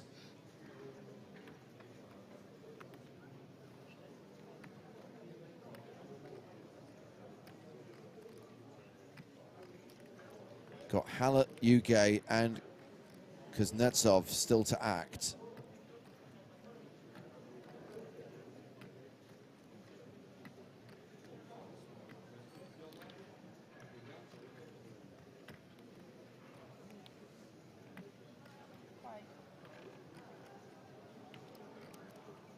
Multiple time banks being played by Tetart.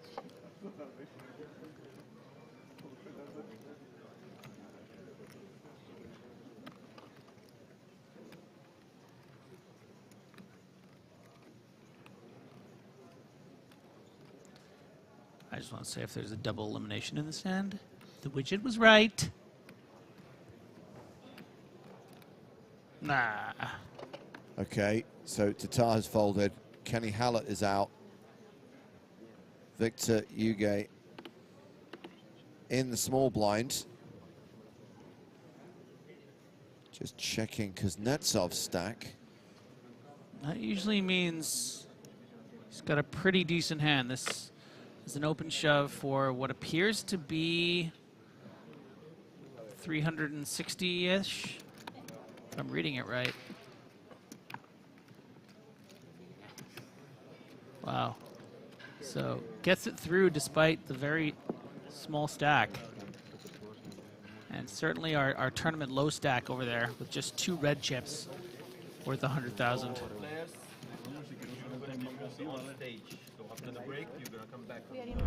Players concluded at the outer table. We come back to the feature table. Last hand of the level in progress. 8's still good on a Queen Jack 9 flop. And no good now. The bottom end of the straight versus the King High straight. Tato, you dirty dog. King 5 off under the gun. I think someone was just saying in the Twitch chat, he's been playing pretty tight. We come over here and he tried to, as soon as the cameras weren't watching, King 5 off. And now straight over straight.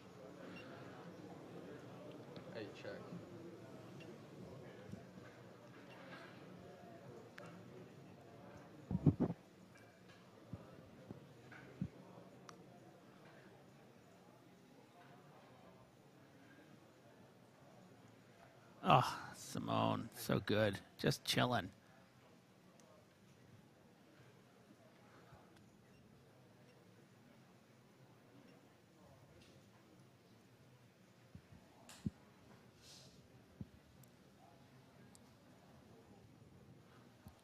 $250,000.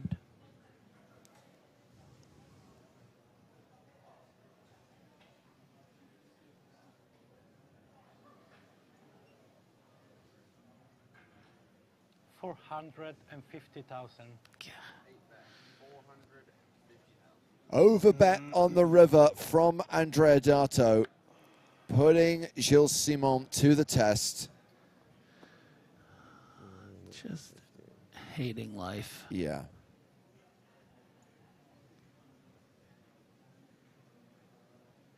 So high up in his range. Checking the turn with the straight. Oh, call. Cycle. Lose the better straight. See Dato chip up to 7.5 million. 7.6 million, actually. Yeah, that's too much. and come back from break with nearly 100 big blinds, because the blinds are going up to 40,000, 80,000 with an 80K big blind ante. Dato in a great position. Pressure on Schumacher, who's dropped below 25 bigs. But a reminder, what was our feature table is now going to become the outer table, because the other 6 players will be coming to the main stage when we come back for the next 90-minute session of the penultimate day of the EPT Cyprus main event. We're going to take a 20-minute break, and then the action continues as we try to get down to the final table and beyond. Down to the final 6 today, here at the Cyprus leg of the PokerStars European Poker Tour. So 20-minute break, and then more live action from here in Cyprus.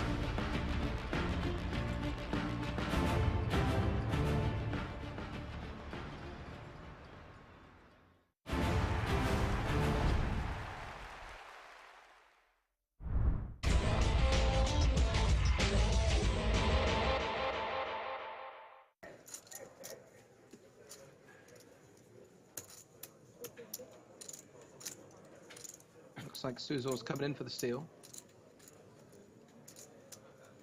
250,000 on the button.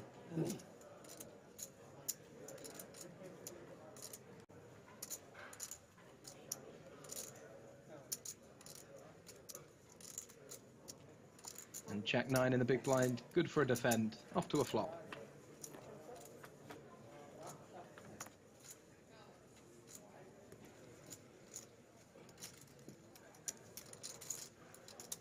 And a little bit of something for both of our players. We got the flush draw from Suksor, Liu with the gut shot straight draw.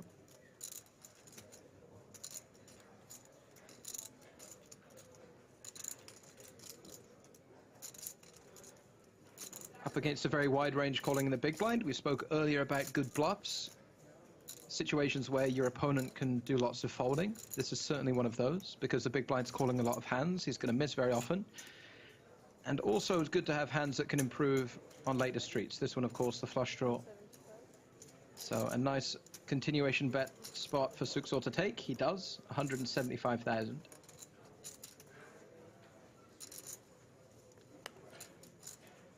Having defended Jack 9, when Liu sees a board where he does connect fairly well, has a chance to improve, I think he'll be doing something other than just folding his hand. 680. That's something other than folding. He's coming in for a check raise, 680,000 announced. Applying pressure to what is perceived to be a wide continuation bet from Suksor on the button. Let's imagine Suksor c-bets here with something like King 9 of clubs. He's going to get a very quick fold, which means that Liu's bluff is going to be immediately profitable. We can see that Suksor has a hand that's likely to continue, Queen Deuce of Hearts. This could get very interesting indeed. Suzor calls the check raise, this hand going to the turn. And 2 million chips already in this pot. There are some very fun turn cards indeed. Queen is one of them, because Liu actually now turns open-ended, and if he wants to put pressure on a hand like Ace-3 of clubs, then betting on this turn, he can certainly represent that occasionally he's made a straight himself. But from Suzor's perspective, Spraggy still has the flush draw, now has a pair to go with it. Yep, even more outs. If he was up against an ace, he can now hit a deuce or a queen to get there, to go along with his hearts. Liu not slowing down, 800,000. And that's the weird thing, from Suzor's perspective, he may be thinking about what cards he needs. The irony being, he's actually got the best hand. Yep. And we may even see a situation where he realizes he has the best hand, right? If he's confident enough to say Liu is bluffing with 8-9 or Jack-9 or even a smaller flush draw, we may even see him hero all the way down. I think for the 800,000 chip price, given he also just picked up a pair, he won't be going anywhere. That is indeed a call, and this is a monstrous pot. 3.6 million chips, and we're off to an all-important river card. Neither player has pot behind. Suzhou the effective stack with 1.81 million, and he rivers the flush. And it could be a situation where Liu attempts to represent that he has a flush. Some of his bluffs on the flop are going to be flush draws. And if Suksor gets here with ace-3 of clubs, it would make a hand like that a very difficult call. So Liu may fancy his chances of getting a fold by shoving this river. 1.8 million effective behind, about half pot.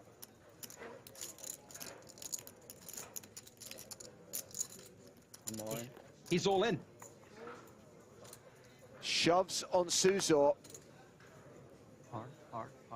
who calls all in with the best hand and will get a huge double up through Liu. What the hell? You just walked into it, buddy. You just represented the hand your opponent has. And now Martin Suzhou is up over 60 bigs, 7.25 million. Queen Jack suited, under the gun +1. 7 raise, 450. And that's a raise to 450,000. 450, yeah. Falcone folds. Sousa with 10-7. Also passes. 7-7 for Torre. Out. 9-6 for Brandstrom in the small.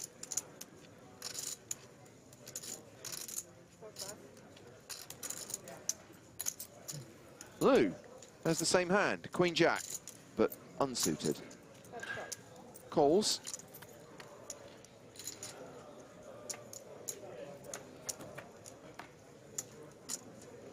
And the flop is Jack, Jack 5. Thank you. Gotta warm up my vocal cords. We're gonna nail this one, Vincent. Now remember, it's 3, 2, 1, then you go. I will pause longer. When you hear it, we won't be in sync, but what the audience hears might be in sync, so don't stop, stick with it. I'm sweating so much. Also, just to put additional pressure on you, Spraggy nailed it earlier on. No, I Nailed failed it. all week long. Oh, look at this. It might not be a chop. How great for Martin to be free rolling here.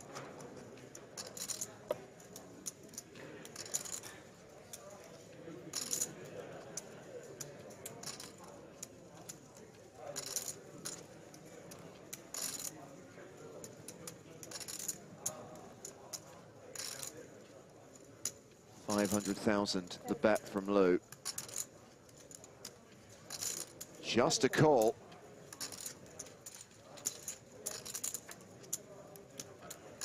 And the river card is a spade.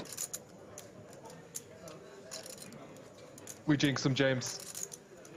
Don't lie, Vincent, you are so happy that this is not a chop. We jinxed him.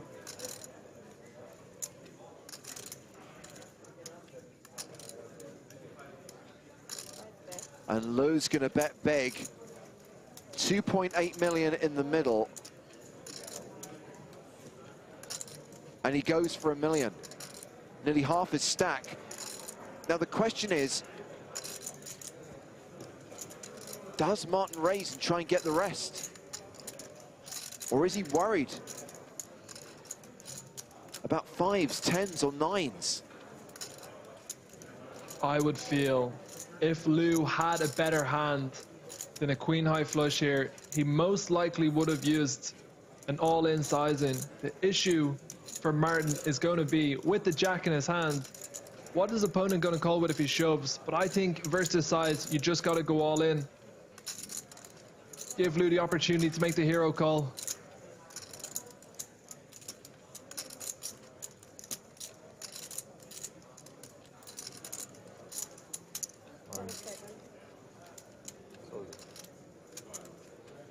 Yeah, raises enough to put Lou all in. And what a horrible spot for Lou. sat there with trip jacks on a straighty, flushy, paired board, and knowing that if he calls and is wrong, he is out.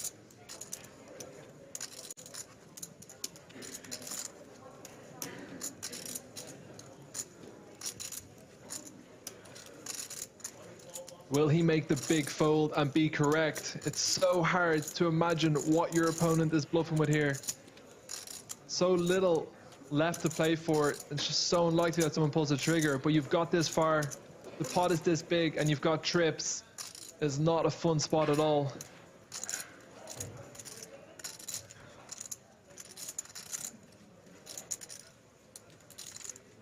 And yes, he's committed a lot of chips already. But the chips you still have, the chips you have left, have more value. He'd still have 6 big blinds. A horrible spot to be in, and I don't know how many time bank cards he still has. I don't know how much thinking time he can use here. Just a horrendous river card. King, queen gets there. 7-8 gets there. All the flushes get there. What can your opponent call with on the turn and then bluff raise you all in with on the river?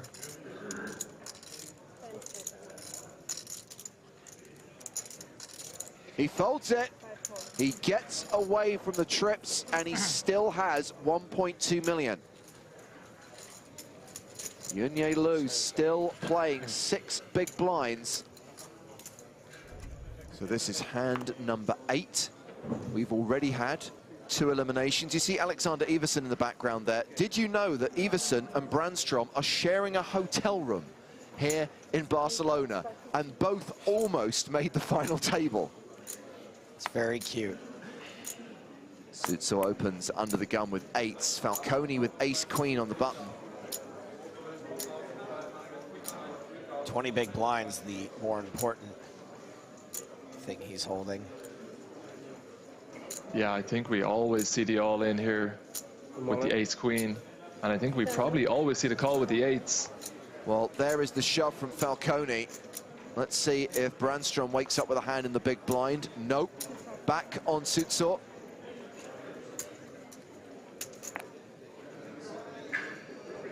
And he calls, and we're off to the races. Now, this is where Falcone has been a specialist in the last 2 days. 8 is king. I have 8.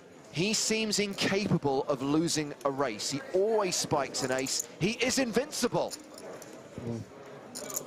Ice, 8 ice. Huge, huge spot. Worth Worth hundreds of thousands in real money equity. The flop has a queen on it. Falcone now set for the double up. 89% favorite, just has to fade an 8. I guess you were right, James. He is invincible.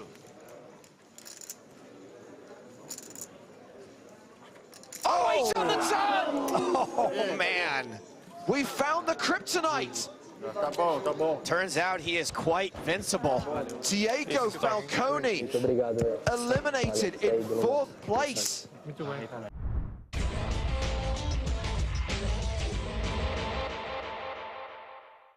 So we get a raise here from Sutso to 900,000 with 6-3 suited. King 3 for Brandstrom.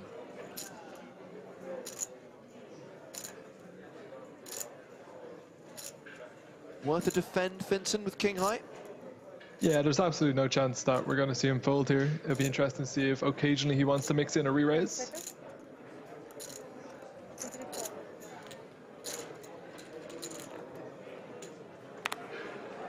He does not mix in the re-raise, just a call. Hello, nurse, OMG. Full house for Brandstrom.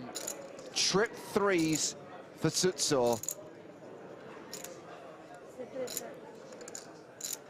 Brandstrom with such a lock on the board, he might be tempted not to check raise here, but we can see if he plays it quick, all of the chips are going to be going into the middle. Here comes the C-bet.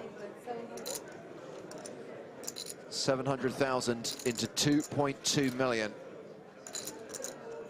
We're almost certainly going to see a complete stack reversal here.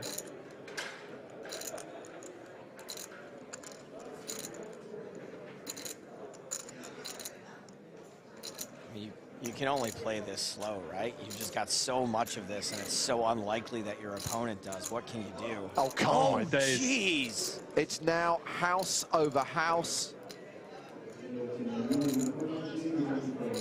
The poker gods are bored today.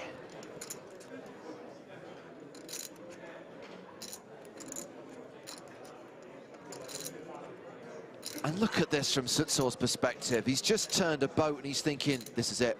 I'm going to close it out here. This is the moment that I'm going to win an EPT.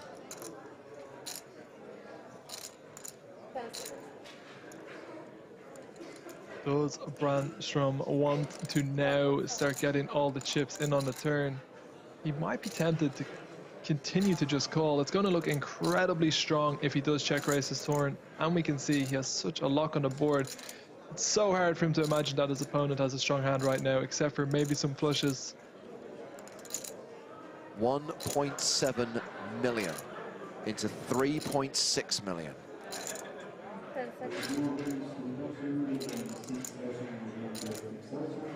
You gotta just call again and go for value on the river, and you are gonna get it. Just put the 6 on the river too. We are going to see the check raise all in, and we are going to see the snap call. Martin's going to think he's about to take the title, and he is going to get the news that he's been coolered. So you think he checks here, Finton? Doesn't lead for value, but yes, he does check. Wow. Yeah, the 10 of hearts on the river just doesn't change enough about the board. Brandstrom just has to go for the check raise, and this way he can hope, if he has coolered his opponent with another full house, or more likely with a flush, the check raise on the river means he'll get to play for all of the chips.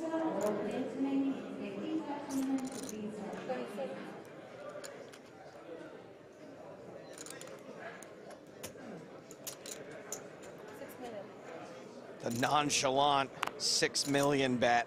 Into a pot of 7 million.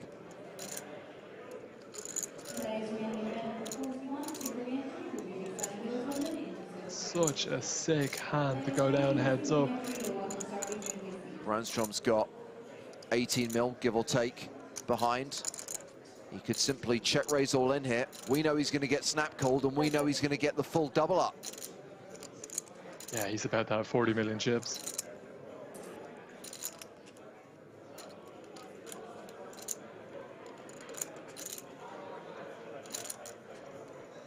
From Sutsor's point of view, maybe occasionally he feels his opponent check shove all in with a flush. It's heads up. There's just no way he's ever going to be able to fold this 6-3. All in. There's the shove. Checks his hand. Snap calls, thinks it's all over, but it is not. Too excited. No. House over house. Ridiculously sick cooler. So sick. And that is the big switcheroo. Simon Brandstrom is now the guy in control. He's got more than 100 big blinds. Unlucky. 43 million chips. Martin Sutsor, 16 million, about 40 bigs. The Brandstrom Sandstorm, do-do-do-do, double up. Raises to 900,000. Pocket sixes for Brandstrom. It's been a while since we've seen a flip. Is this likely to go in pre-flop, Fenton? Yeah, you think so? I mean, the sixes are most certainly going to want to shove here, and I don't think you're going to get the full king-queen at this stack depth heads up. There's the all-in. And the call from Sutsor, and we are flipping. A race for the EPT title. Like money versus the title. One of these two hands has a slight mathematical advantage. Sixes ahead for now, and if sixes hold, we have a winner. I feel like Martin deserves a little bit of run good in this flip, given how the last 45 minutes has gone. Well, if he does hit a king or a queen or some kind of straight combo, Finton, he'll still be at a significant disadvantage.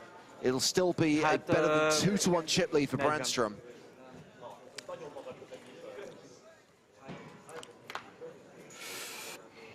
The flop is 9-7 deuce. No king, no queen. Sutsor has 6 outs.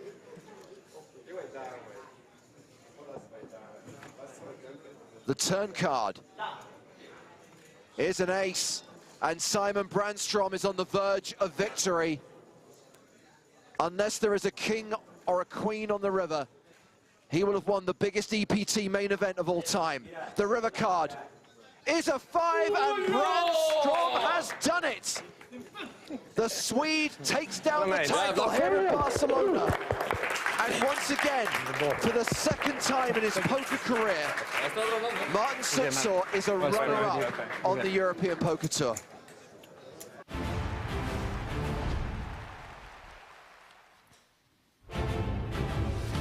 Hello, my babies, and welcome back to the EPT Cyprus 2023. Brought to you by PokerStars Live from the Merit Royal Diamond Hotel, Casino, and Spa. First time ever, the European Poker Tour has made it to the land of Cyprus. Deep into day 5, deep into the main event. Those are our top 5 chip leaders of the 12 remaining players. That's right. Not so far from those being the only 5 players left in this field. Joe Stapleton, Nicholas Michael Walsh. Hello, hello. Thank you for having me. The goal today to get to the final 6. We are 3 players away from the final redraw of the tournament, which will happen at 9, and every player will be seated at the same table. Here is our feature table. 6 on this table, 6 on the quote-unquote other table, and as you can see, we got some shorties. Online qualifier, Gerard Carbo, 6 big blinds. Nikita Kuznetsov, 8 big blinds. Nathan Tatar, 12 big blinds. Might as well name check everyone else. Kenny Hallert, former World Series of Poker final tableist. Jose Gonzalez, second in chips. And Victor Ugai is top of the heap at this particular table. I would imagine we'll be seeing some all-ins pretty soon. There is a pay jump between 12th and 11th place. So there is a bit of a race between the 2 players with 6 and 8 big blinds. It does matter. You can't just ship it in. 11th place makes $74,200. 12th place makes $61,850. So that is a $10,000 difference. $13,000 more or less.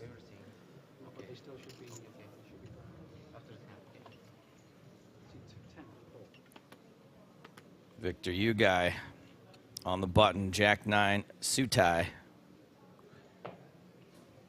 This guy has been stacking them up. 65 big blinds at this stage in the tournament, Joe. Very dominant stack. Oh! Speaking of domination. Yeah, well, we've got 2 small stacks in the small and big blind, so that would be the reason why Ugai is putting them both all in. Jack 7 for Kuznetsov.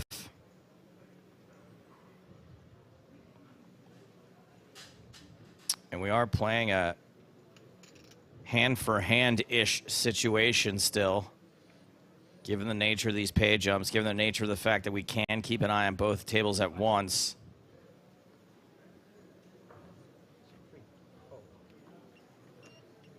Gerard Carbo with ace-6. This feels like it's time to pay the piper. Yep. Looks like Spin City to me. He's aware of the fact that Ugai is going to be doing this uber wide and therefore will probably be winning enough to make the call as the shortest stack, probably in the tournament at this point. Only 6 big blinds to start the hand. How can you miss it? Yeah, he's in. And he will be a very slight favorite, Joe.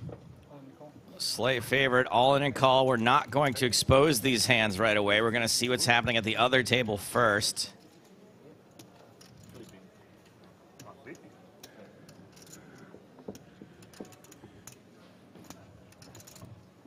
Gerard Carbo is going to have to wait just a mo before we run this board. Other table. Ooh, we got some chips in the middle. We got a whole board out there. Andrea Dato with that infamous posture.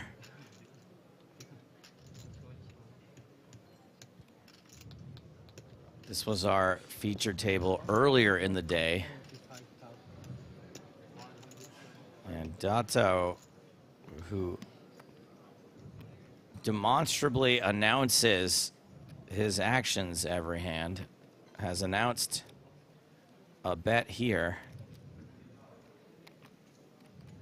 The board is 9, king, 7, 3 diamonds, 8-4. And Dato has bet 175,000 and is playing against 500,000. Kazenkai, who's raised to 500,000. We could have another all-in at this table. Once again, we're on the river. King 9, 7, 8, 4, 3 diamonds.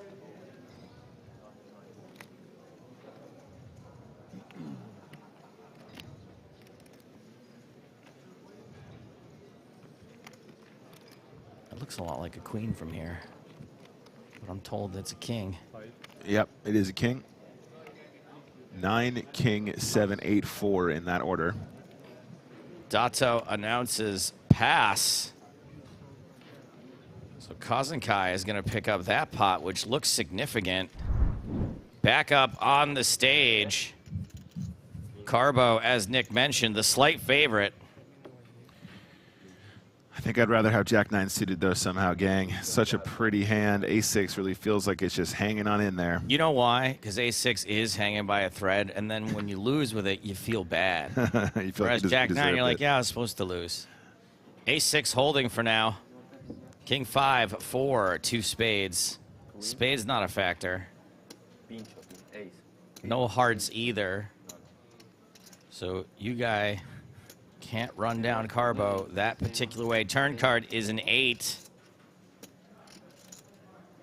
Carbo doing about as well as you can. Headed into the river, just has to fade the jacks and the 9s.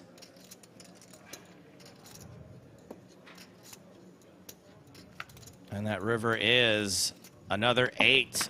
Double up for Carbo. Wow, huge hold here. Such an important pot for Carbo. A celebration from the Spanish rail. Love to see that. We haven't seen too much railing so far, have we, Joe? They have all those sites blocked. Yeah, I know, but I mean, even from like the sort of front facing. In a poker sense, sure, no. We actually don't have a rail left and right on this stage, unfortunately.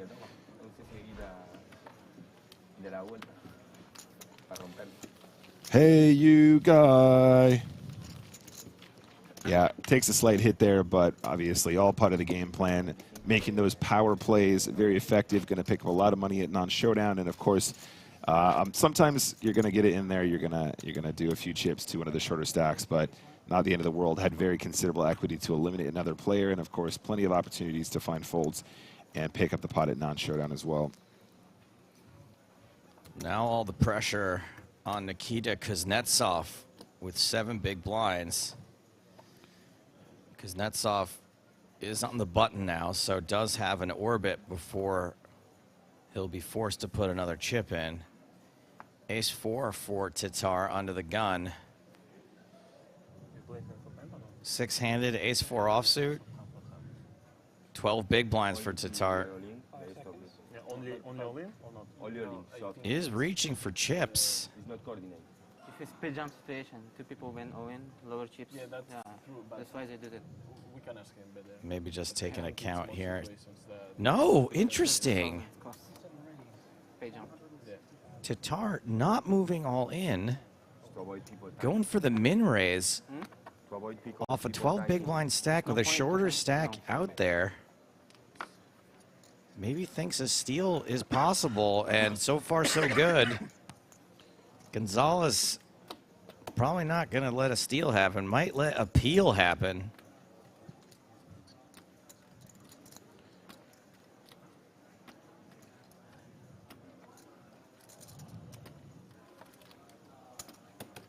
All right, so about 10% of Tatar's chips in the middle already. 10 tray deuce, 2 diamonds. Tatar flops the gut shot, ace high good.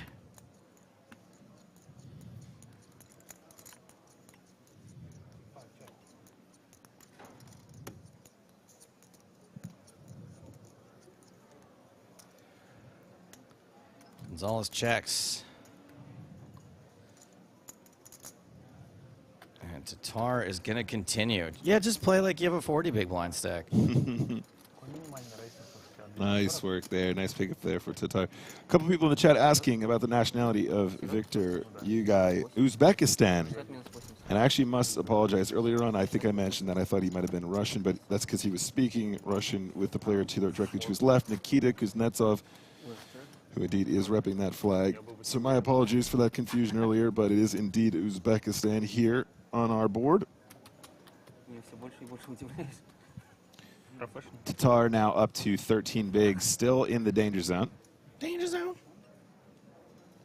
3 players definitely in the danger zone here, gang. So danger zone. Do not miss any opportunity to keep your eyes on the screen, because it could happen in the blink of an eye.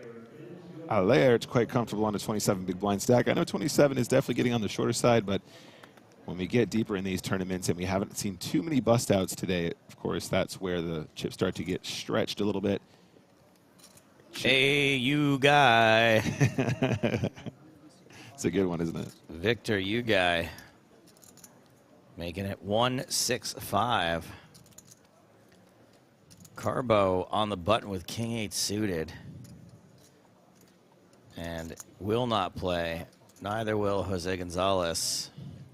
Tatar in the big blind now with 8-5. Later.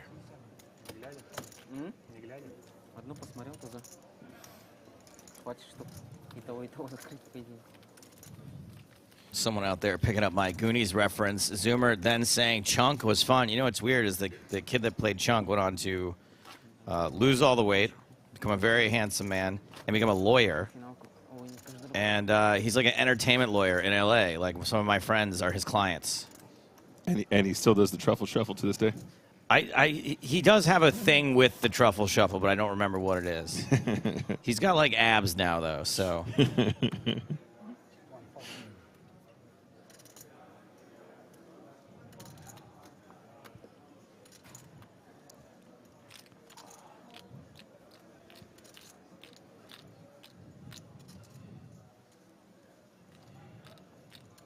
You guy folds this hand onto Kuznetsov. Now the shortest stack. He's got a jack. Tell me the jack of spades is the one-eyed jack, because we only looked at one of the cards. Nope. Not going to see the other one. Carbo not going to play the 10-4.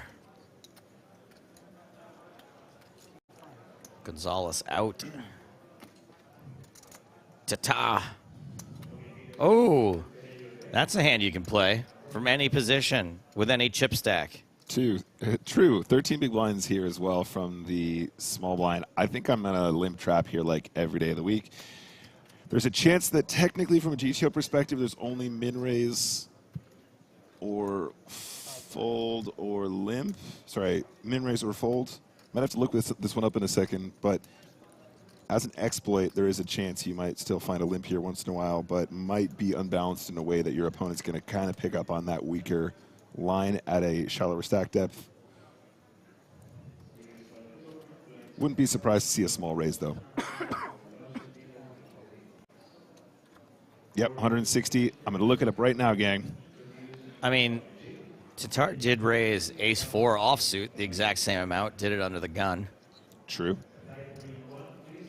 That's definitely on the wider side, but it worked out for him under those circumstances. Kenny with 7-5.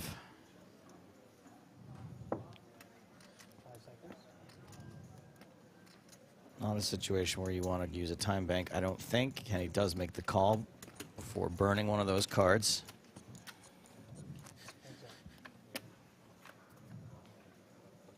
And the flop is King 8-4, so aces with 80% of the equity here, but Kenny can drill the 6 for a gut shot. Feels like aces should be more than 80% against the gut shot. Especially with the ace of clubs. What am I missing? Excuse me. Can I have papaya tea? Thank you, with sugar. Thank you. Tatar bets 80,000. That's one big blind, the minimum bet. So it's already 16. It's already 16% with the four shots at a gut shot twice, or approximately that. Then the rest of the runners. Some weird backdoors as well. A couple more percent, yeah. But I agree with you. It does seem like it's a little bit on the steeper side. Kenny's gonna peel. 9 on the turn. That cuts Hallard's equity in half. I did look it up, guys. I think GTO prefers the limp here but with aces? With the aces, he's super shallow, isn't he? So you never struggle to get the chips in later, but 2 barrels it is.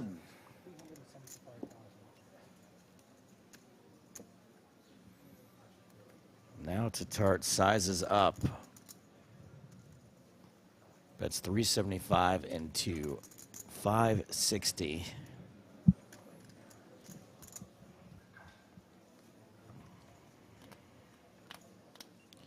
Kenny pretty handcuffed at this point. Has to let it go. Oh, sorry. 2 crucial pots for Nathan Tatar, who moves from 12 big blinds to 17 big blinds. Pretty much out of the danger zone at this point. Gerard Carbo with 11 bigs, Kuznetsov with 7. Yeah, it's close, actually. If you look at the 15 big blind and then the 13 big blind, that seems to be a sort of stepping off point. Sometimes it's a split there. And the shallower you get, the more limps we find, but it depends which one you go from. I'm assuming you can go from the sort of either camp here. But as played, takes it down. Kuznetsov under the gun with 4 high.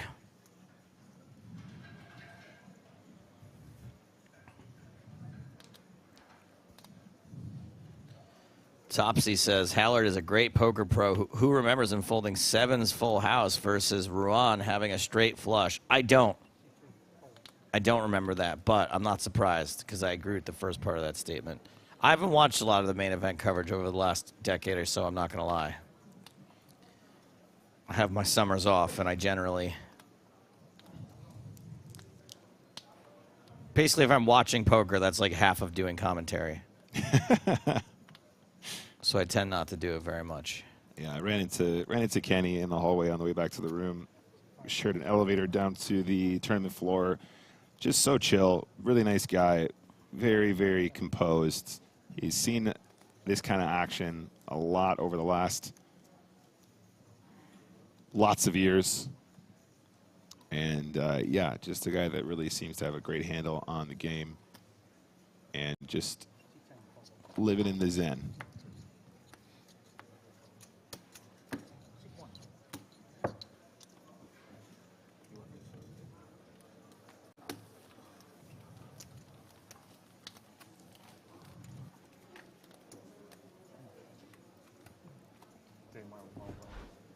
Raise and take it for Jose Gonzalez. Why does Jose Gonzalez look like the kind of guy that tells you that you don't ever need to go to a doctor and all you have to do is buy his vitamins? He's giving you like supplement. It's goji berries, man. That's all you need. Supplement gang. All you need is cold showers and goji berries. I mean, he's not wrong.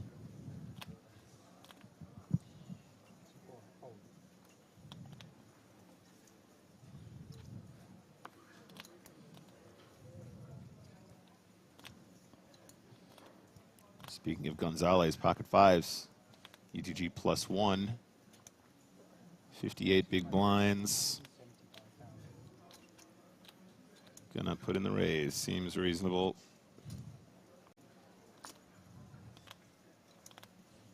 Notice how it is greater than just the min raise here. Gonzalez sizing up, trying to get a couple extra folds from that larger sizing. Definitely nothing to be ashamed of. Definitely something advantageous at the stage when the chips are worth so much more. Probably do a lot better getting folds pre-flop than trying to duke it out against multiple players, or indeed inviting some wider calls from the big blind. Kuznetsov with 10-9 suited. Starts the hand in the big blind. So had 7 big blinds to start the hand. Has 5 back. 5 seconds. It's going to cost them a little more than 1 more. Yeah. To see a flop here. Yeah, so it looks like Gonzalez is already kind of sizing up that stack and deciding whether or not he's going to play fit or fold. And that is really a great board for 5s in general, Joe. Wouldn't be surprised to see him just put it all in here, because Kuznetsov might actually get that all in after all. Kuznetsov with less than pot left behind would make perfect sense. Yeah. There is the amount to set Kuznetsov all in. Same situation as before when Kuznetsov makes the call, calls all in. Now we're going to pause the action here. Remember, we're talking about a 13K pay jump for the next player out, so we're going to let that hand on the other table play out first. Make sure there's no all in there. Then we'll come back over here and deal Kuznetsov's fate.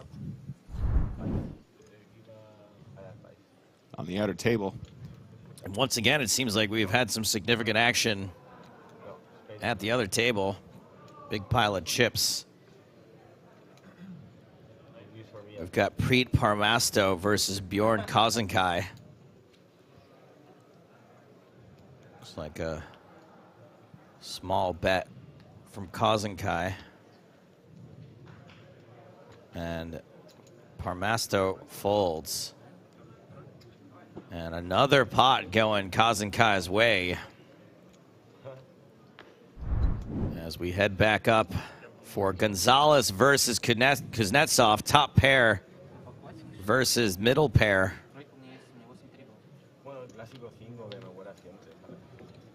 Kuznetsov in a very good spot to double up. Kuznetsov not worried about overcards, just has to fade. Huh? The 3 or the 5? The 3 or the 5. That's right, we got a gut shot now. 6 outs. 6 outs. Fades the 6 outs. Double up Kuznetsov.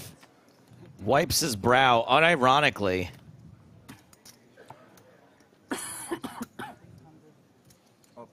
Yeah, I mean, what are you going to do here if you're Gonzalez? Hand kind of plays itself. Opens reasonable. It's cool that he uses a larger sizer because it puts the big blind in a much harder situation to continue. Manages to find a beautiful Sam Grafton. Not going to be folding the 9-10 suited there, and just spikes it. There's no reason why that couldn't have been a suited ace where they managed to make a pair that was less than the 5 and basically the same outcome as well. So just unfortunate that Gonzalez runs into the top pair on that particularly low board. But still in good shape. Gonzalez 51 bigs. Kuznetsov now up to 14. A couple of our danger zone candidates have been slowly climbing back up.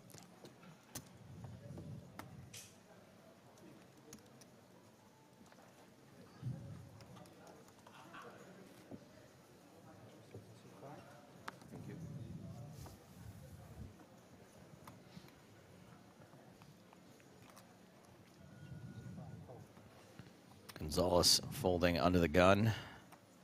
Tatar with another playable hand, king queen this time. So 17 big blinds from +1. If we saw him sort of confidently raising with that offsuit ace earlier, Joe, I think you were probably going to see the same thing again from the king queen here. I mean, considerable ICM at this stage, right? So you don't want to just be smashing in this many big blinds when the min raise is a very viable strategy. That's exactly what he goes for, 160K. King, queen, very playable hand regardless, unless you run into you guy. Oh my goodness. This is not the most ridiculous flatting spot either, Joey. If you wanted to get tricky. You guy does appear to have some tricks up his sleeves as well. Yeah, so far been really impressed with you guys' strat. Gonna use the time bank here. I would love to see a flat here. It'd be so spicy. I think that's what he's weighing up. He's looking at his stack. He's trying to just make sure.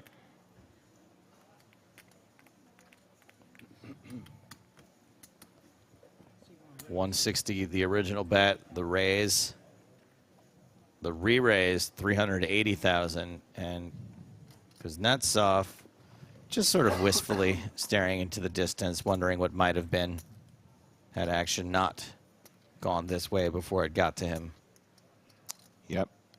And decides to 3-bet, but it's a nice small sizing from you guy. 5 seconds.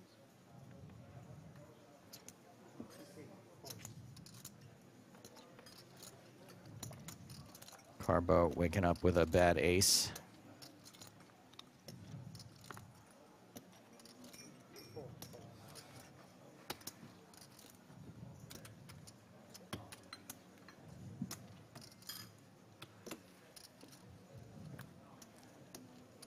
Back to Tatar. I feel like, Nick, with Carbo on 9 big blinds, and oh my goodness. Wow, was He not knows expecting that. once he got snap called, I mean, we didn't even have time to cut to you guy before the call was made. Tatar, yeah, this is very likely to be quite painful. Now, typically, we would make sure the action on the other table is finished before we run this. However, I think the action is already finished. It is.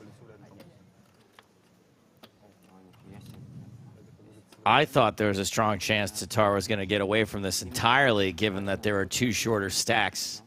Yep, absolutely. Felt like maybe he was being picked on. Yeah, in terms of equity, this is about as bad as it gets pre-flop.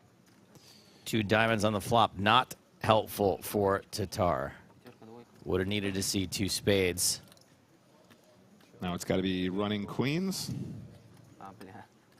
If you want king queen from Tatar to have a chance.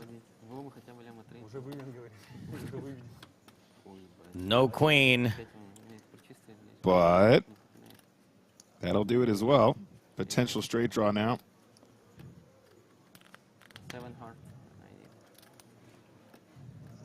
Can hit the 9 or the ace for a run. Otherwise, he'll be running from the table. King on the river. Top pair, no good. Yeah, definitely a sweaty turn, though. Wasn't just the running queens, obviously running straight possible as well, but GG's for Tatar. And another stack going towards you guy. And not only is Tatar eliminated in 12th place for $61,850, the rest of this field ladders up another $13K. 10th and 11th place now guaranteed $74,200. At this point, you guy got to be thinking, why didn't I play the bounty? All I do is knock people out in this tournament. Victor, you guy, up over 80 big blinds, nearly $6.5 million.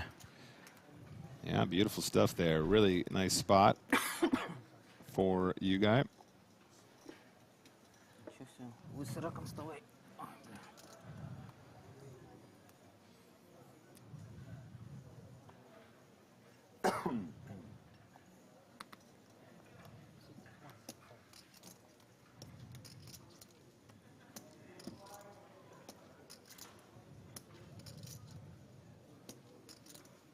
Now 5-handed at this table.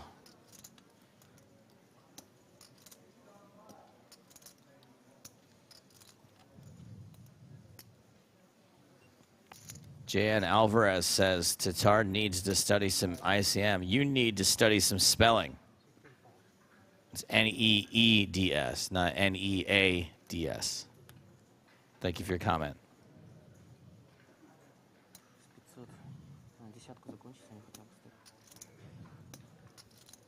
Blind v blind. I think we know what's going to happen here, Joey. He's all in. It's got to be. King 9 suited, blind v blind for sub 10 big blinds effective. Easy jam, monster jam. Fantastic situation, highly profitable. Does get it through. We'll pick up the blinds and antes.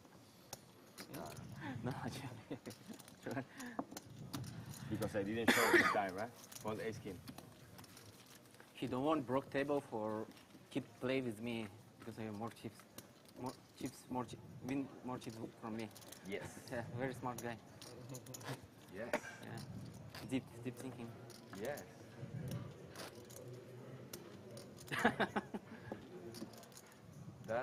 Same here. I keep him alive for play with you too. Yes.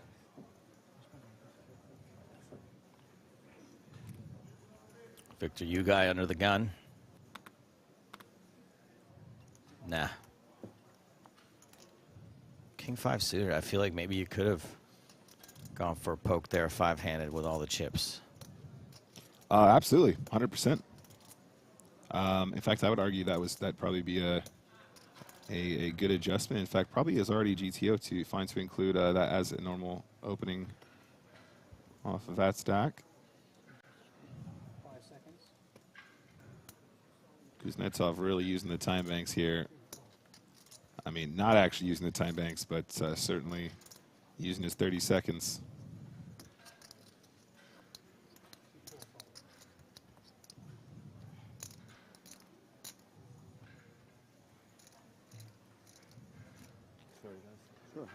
Jose getting a peek at the stack of Kenny Hallert in the big blind.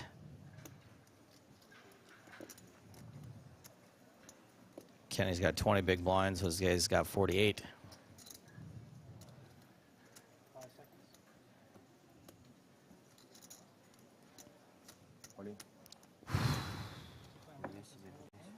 All in. You better hope Kenny doesn't wake up with nothing, and he don't.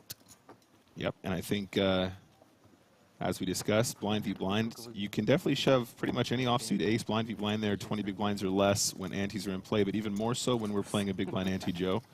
Because, of course, being short-handed does not reduce the amount of dead money in the middle, as per the previous ante situation. So, under those circumstances, you're picking up a ton of chips at non-showdown, and you will have the best hand often enough to actually pull the trigger, and you're going to generate enough folds. In fact, you're going to get better hands to fold all day long with a shove like that. So, it is a very, very valuable situation. Obviously, going to be risky. But for 20 big blinds effective, I think you can go ahead and pull the trigger there. That's going to be very cool. You can imagine Kenny, obviously, in a pretty high-value situation. 20 big blinds, middle of the field here on the feature table in terms of chips, in terms of big blinds. Probably going to end up folding ace-3, ace-4, ace-5, ace-6, ace-7. You know, it depends how risk-averse he is. What's weird is that, and when I say things like this, gang, I'm not a good player. I'm not saying, whoa, kings for Carbo now. I probably wouldn't shove ace-deuce there, and I would probably snap call with ace-deuce. It's supposed to be the other way around, Joe. It's supposed to be like the halo effect, right? You can shove wider than you can call with.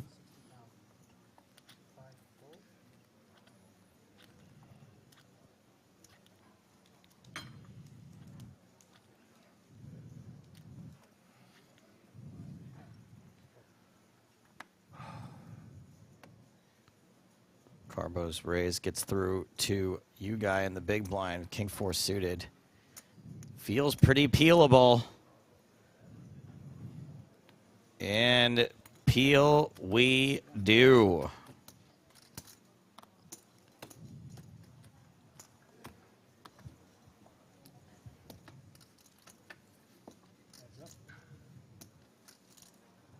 Ace 10-4, bottom pair for you guy. He is 2/3 of the way to trips, though, Joe. I mean, is there any chance that you guy ever bluffs Carbo off the kings on the ace-high board. Probably unlikely when he has showdown, right? He's going to have the best hand with the 4 quite often regardless, right? So I think we probably just see a bet and a call on the flop.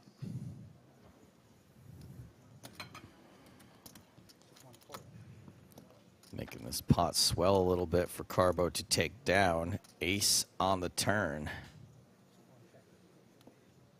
Less of a chance of Carbo being fearful of it now. So just bearing in mind here, guys, Carbo actually started the hand very short, which means that there's probably a good chance Yuge probably would have been quite happy just to check raise or raise some of the ace combos there. Not check raise, excuse me. 3-bet from the big blind with some of his ace combos right off the bat. So you can heavily discount him having some ace combos. Obviously, the strong stuff, ace, king, ace, queen, ace, jack, ace 10. All of those probably would have just gone in pre-flop against the cutoff steal. So very confident continuation on the turn with the kings there. You're going to have the best hand just so often and plenty of candidates to get paid by. Updated chip counts. Kuznetsov still the shortest stack, just barely edged out by Carbo, 12 and 15 big blinds respectively. Kenny Hallert with 20. Jose Gonzalez, 51 big blinds, and Victor Ugai with 76. Yeah, we've already seen Ugai with some power poker tactics. We saw the shove into 2 shorties with the jack-9 suited. The same applies when you're out of position, right? You've got some short stacks raising into you. You can start 3-betting a lot of the ace combos where you're just trying to shut it down pre-flop and apply pressure to the people that are at risk of busting. That was a great example of that, and therefore quite a lot of sort of discounted ranges. You know, a little bit of range capping can be done by Mr. Carbo. Heavily putting those kings in favor on the ace-ace texture. Now, Kenny on the button has 20 big blinds.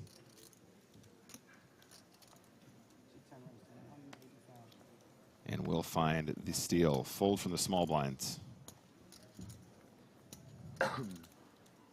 Kuznetsov waking up with absolute napkins, as Arlie Shaban would say. Just the Kuznetsov napkins.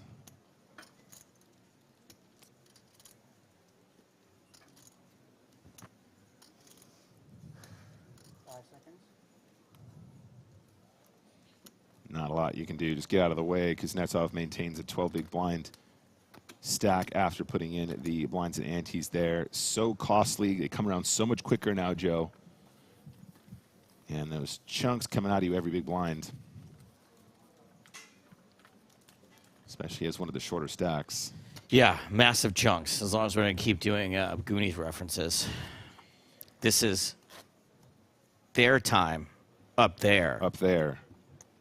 But down here, it's our time down here. And I think just because of that, I think whoever's the shortest stack should get to take 1 chip back. This is my wish. And I'm taking it back. I'm taking them all back. I'm taking them all back. I love that movie. You know, that movie is a massive flop in theaters. What was? The Goonies. It was? Yeah. Wow, such a cult classic, though. Massive flop. Was supposed to be like the big hit of the summer. Flopped. One of my best stories ever. One of my first best stories, I should say, is when I first started working on the big game. Let's make sure this hand doesn't turn into anything.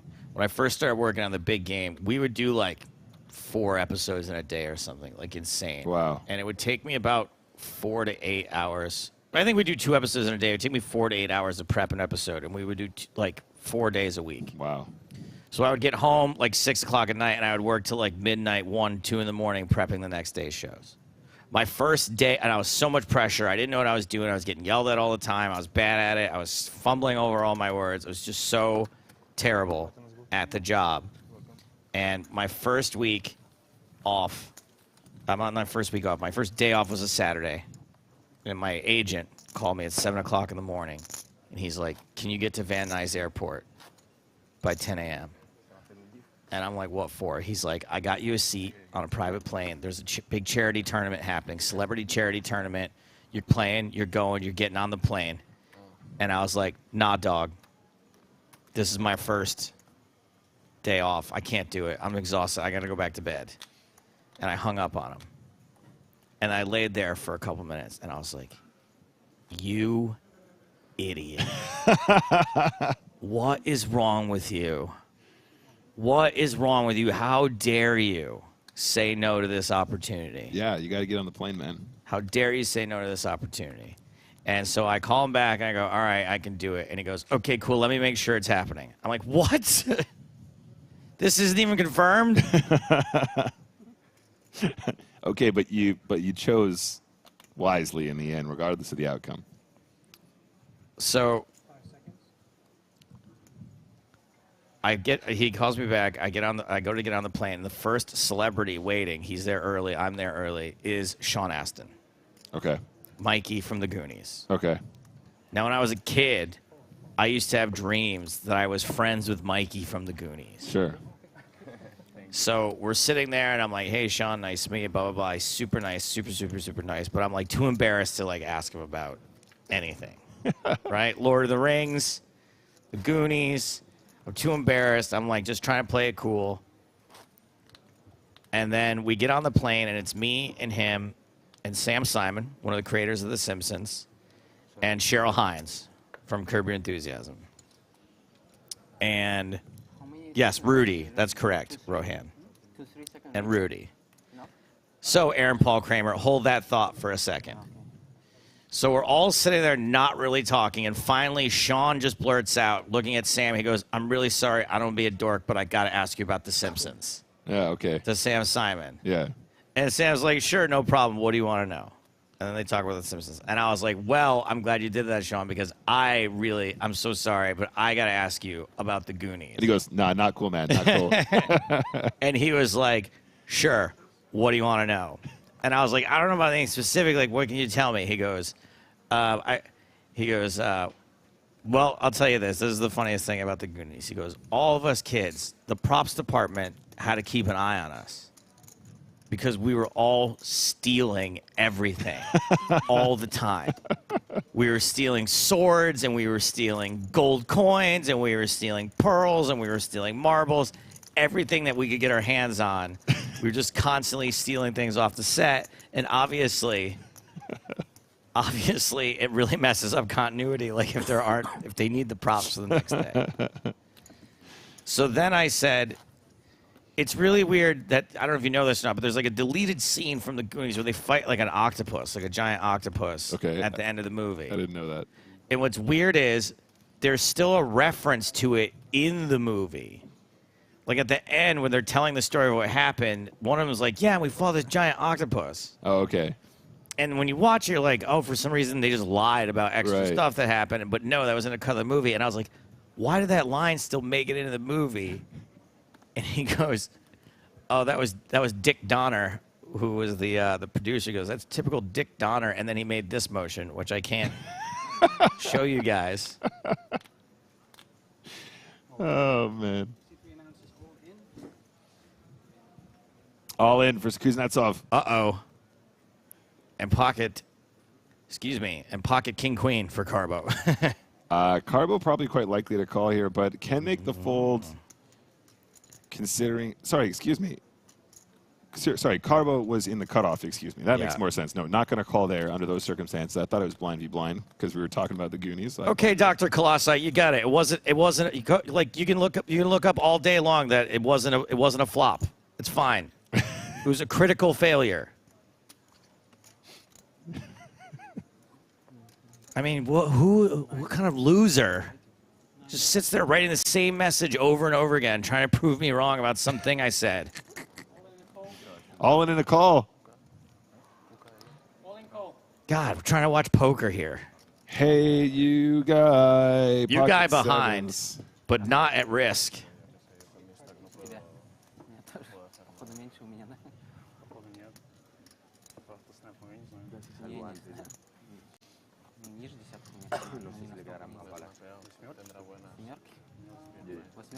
By the way, I think Massive Flop would be a great title for your memoirs, Joe. Actually, really good. Works on so many levels. It works on at least 2 levels.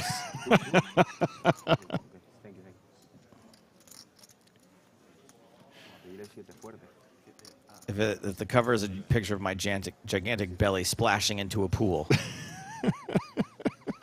That's 3 levels. All right, here we go. Oh, we got an 8 right out the gate.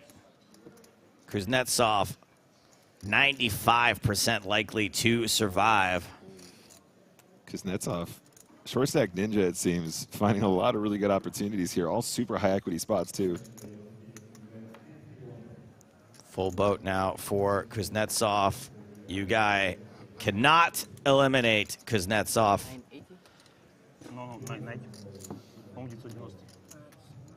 Absolutely no sweat. Kuznetsov going to be looking real healthy now. 24 big blinds, now slightly ahead of Kenny Hilliard.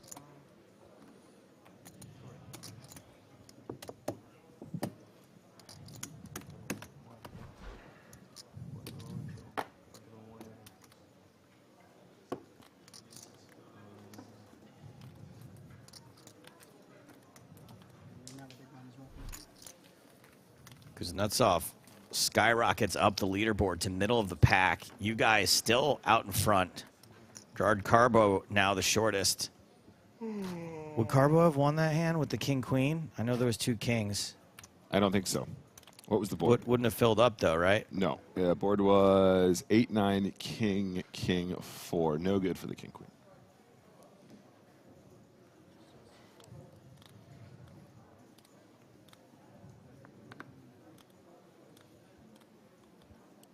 Little glimpse at those payouts at the bottom there, guys. $1 million plus for first place. Super juicy.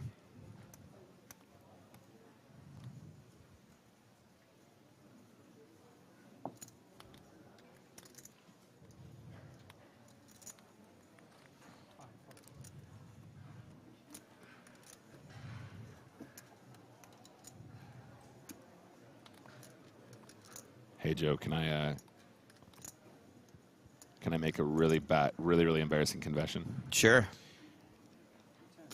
I, of course, know Sean Astin from Lord of the Rings. Loader, sure.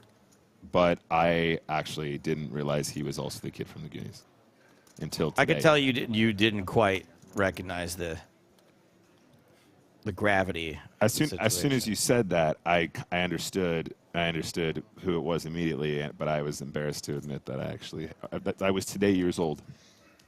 I was now years old. Now, to get to Aaron Paul Kramer's question, he said, did you ask him about his dad, John Astin? I did, which is kind of awkward because obviously the fellow is not alive anymore, was not alive at the time. But yes, John Astin played the original Gomez Adams. Oh, okay. And he had obviously very nice things to say about his dad. Oh my goodness. This is a pot being pushed to Preet Parmasto. Dato was the opponent in that hand. Folded turn. A lot of red 100K chips in that pot. And we think that may have put Preet Parmasto into the overall chip lead.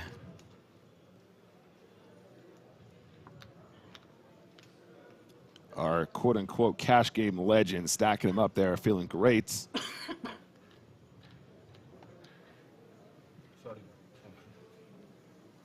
Pay attention, Mr. Gonzalez. We've spoken about this before. At least he doesn't have headphones on now. At least he didn't accidentally call an all-in. All right, folding around. You guy back in the driver's seat on the button, ace-jack. We are just 5-handed, guys, so it's going pretty fast. I expect to see an open here. Slightly sized up.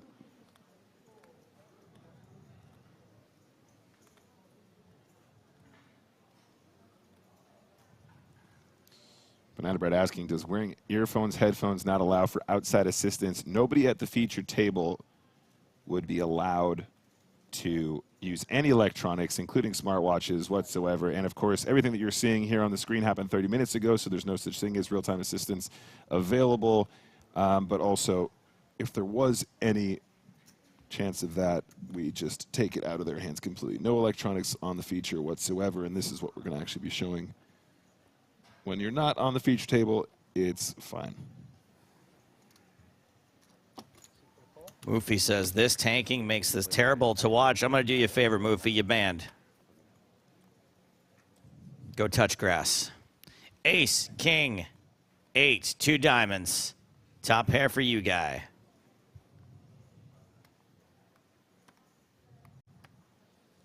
$470K in there. Carbo's super short. I think you can just bet the one big blind if you want here. Yeah, just a little bit more. You definitely want to size down. Effective stack here, only about 9 bigs. So you're gonna get away with this a ton, and you absolutely want as much action as possible when you are strong as well. Benefit from the smaller bet under both circumstances.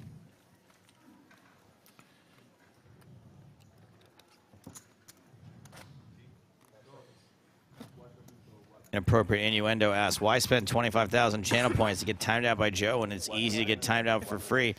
Because you never know if it's going to be a real one. You never know. It's the fine line to tread of something that's just going to get you timed out. Banned versus banned. He did air quotes, guys. All right, back in the mix, guys. Fast and Furious, short-handed poker, just the way I like it. UTG for Hilaire, ace-10 of the offsuit variety. Definitely going to want to play this one. 25 big blinds effective.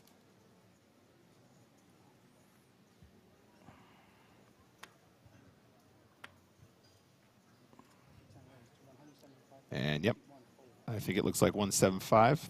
There it is.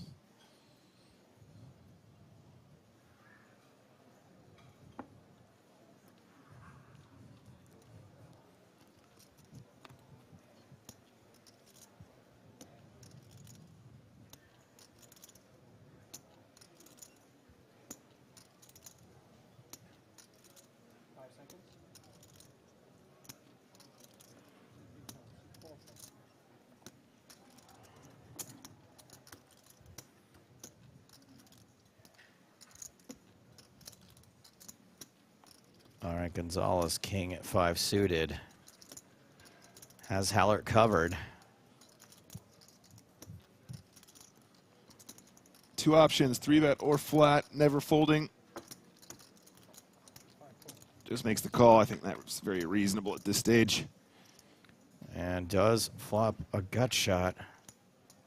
Doesn't really want to make it, though. Does not want to hit that gut shot. Checks it to Hallert. I think Kenny probably just wants to check here a bunch with this combo, but does have the gut shot. I think betting is not the most ridiculous thing ever. I think as we get closer to final table situations, though, the ICM pressure is on, and therefore maybe see a couple more passive actions on the textures like this, where you have showdown with the ace high, and you can still improve to a 10 or an ace that might give you the best hand, and of course the gut shot that Joe mentioned as well. Technically speaking, Gonzalez should speed up now here with the gutter himself, trying to rep the 6 to 7 to 9. If Gonzalez were to make it like 300K here or something like that, probably is enough to get Kenny to fold. But Kenny's so studied, might still find a float given the more passive check back on the flop. Gonzalez knows what's up. Okay, 200,000, a little bit cheaper. That might just be cheap enough to keep Kenny in, though, because he knows his opponent probably should be betting their gut shots here. And then, of course, just some complete airball bluffs as well.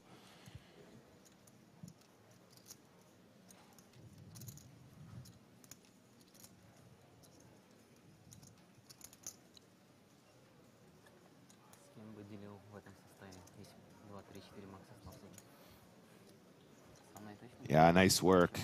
Maybe just a little bit too cheap to get the folds from these particular kinds of ace highs. And that is a great run out for Kenny. Really, in the grand scheme of things, ace 10 doing very well here. Can Gonzalez find another bullet to try and bluff? And if he does, can Hilaire find the call?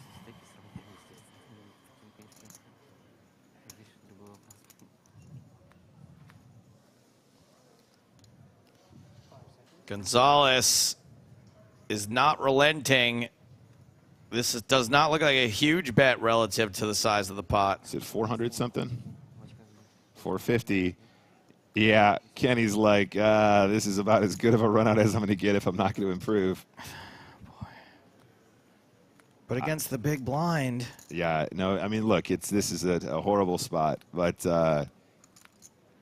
your opponent's going to have to lead bluff this turn a lot, and they're going to have to go again if they want to try and get you off exactly what you represent when you check this flop.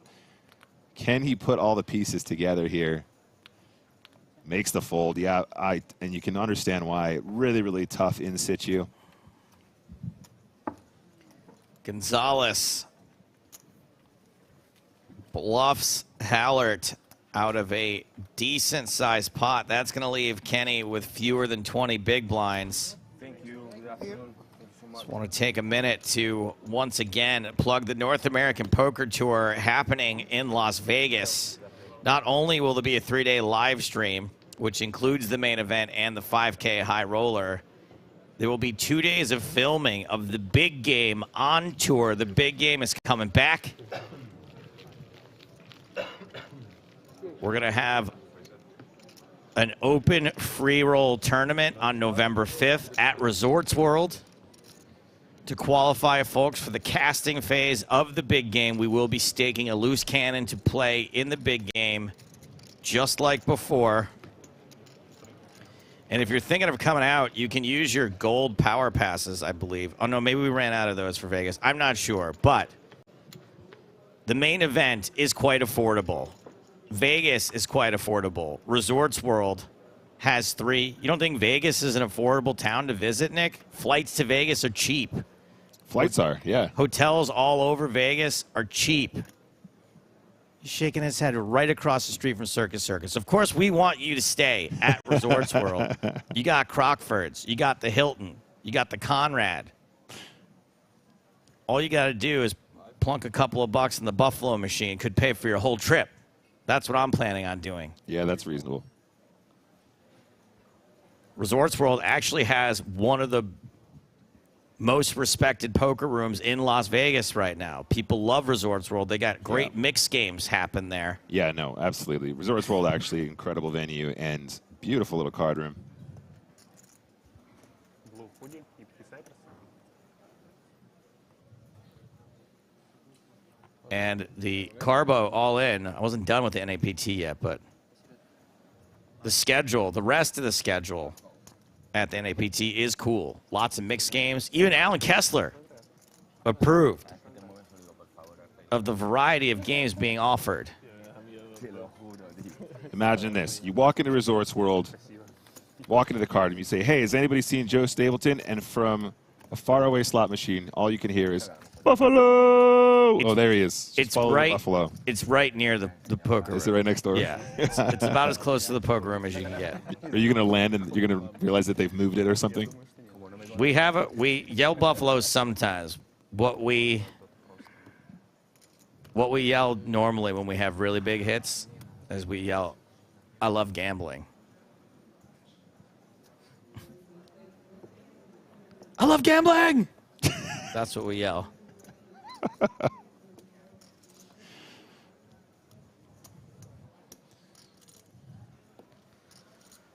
Oh my God, I'm just so sick of all the contrarians today.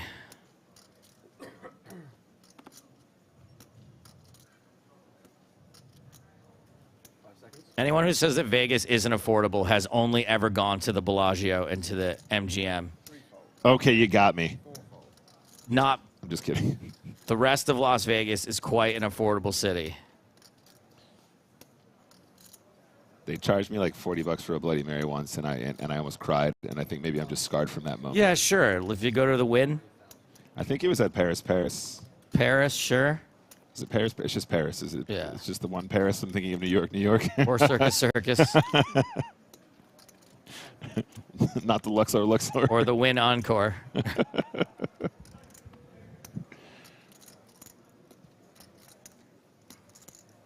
Crockford has rooms for $59 USD during the NAPT, no resort fee. Whoa. Huh. Okay, that is very, very affordable.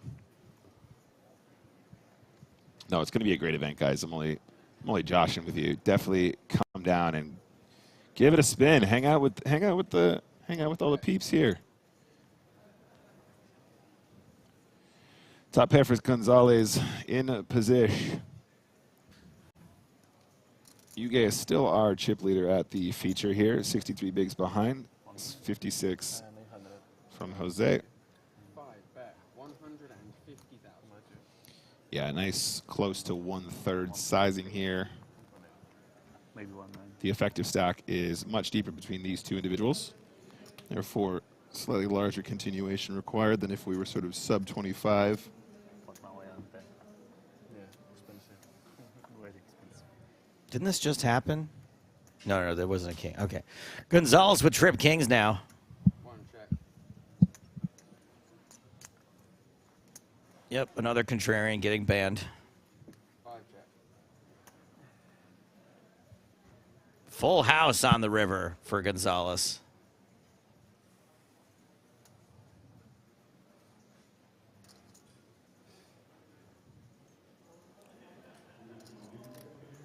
This is not the craziest spot to actually make some hero calls with the 7.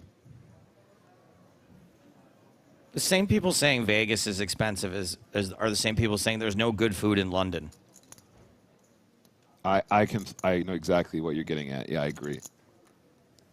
450,000 on the river. That's what Gonzalez wants to bet.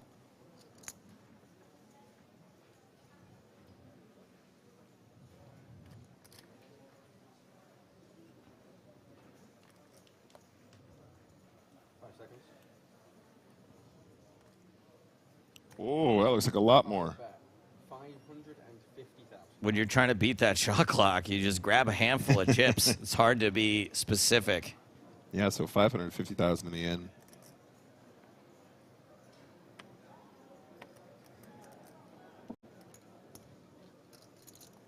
He looks tempted to make the hero call.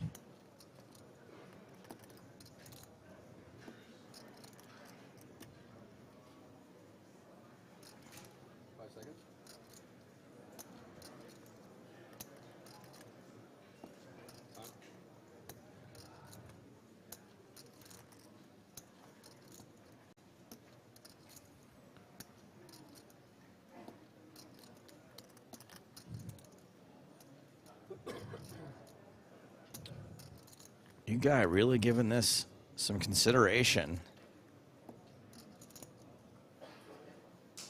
5 seconds. I just kind of feel like in these spots at this stage of the tournament, yes, if folks know you're doing this, you can be exploited, but like there's just not that many bluffs. People aren't bluffing that much here, I don't think.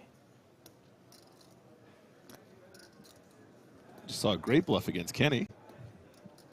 Even still, I just think if you just fold it in most of these spots, like you're probably going to come out on top. I think the chips you don't lose at this stage are more valuable than the chips you try and win. It makes the call. Yeah, just King Jack, sorry.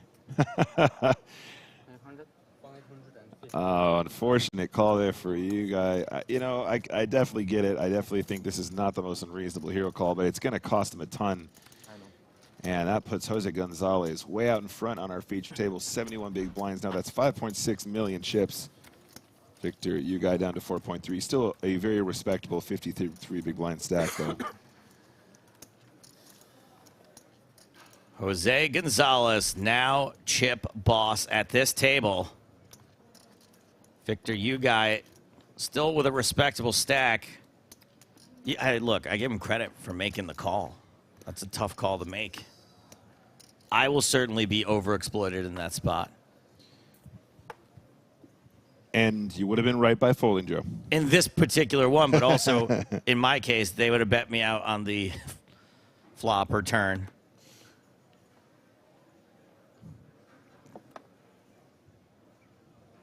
I think I need to have third nuts or better to call on a river. I don't think I've ever called the river with worse. Don't limit yourself, Joe. Fly free. That's why they call it no limit. Fly free. Fly free. 5 raise, 175. All right, back in the mix. Gonzalez, our new featured table chip leader. Going to open a King 7 suiting. Probably a fold here for Kenny. Ace 6 off. Not really the best hand. Might sometimes find a 3-bet here, but there might be a better candidate than ace-6 specifically. I mean, ace-5 being the obvious. Obvious slight adjustment there where you can still make the wheel. Victor doesn't want to play the queen-jack this time. And what do we got in the big blind? Kuznetsov, ace-queen suited. 21 bigs to start the hand. 21 bigs. So there's going to be a 3-bet here almost every single time, Joe, especially versus that cutoff steal, especially against the big stack. The question is, does he just want to 3-bet jam or 3-bet not all in? If he wants to be balanced, he probably should have some not all in 3-bets here. But at this stage in the tournament, he might just say, I don't want to mess around with this post-flop nonsense. I just want to get the folds right here, right now. Potentially get called by worse once in a while, too. Yeah, that makes a lot of sense, given the ICM. Quick fold. And Kuznetsov, who, if you remember, had like 6, 7 big blinds at the start of this session, is now up to 25 big blinds. There are at least 2 shorter stacks in this tournament. They're at this table, Kenny Hallert with 18, Gerard Carbo with 9. Not to mention whatever shorter stacks may be at the other table.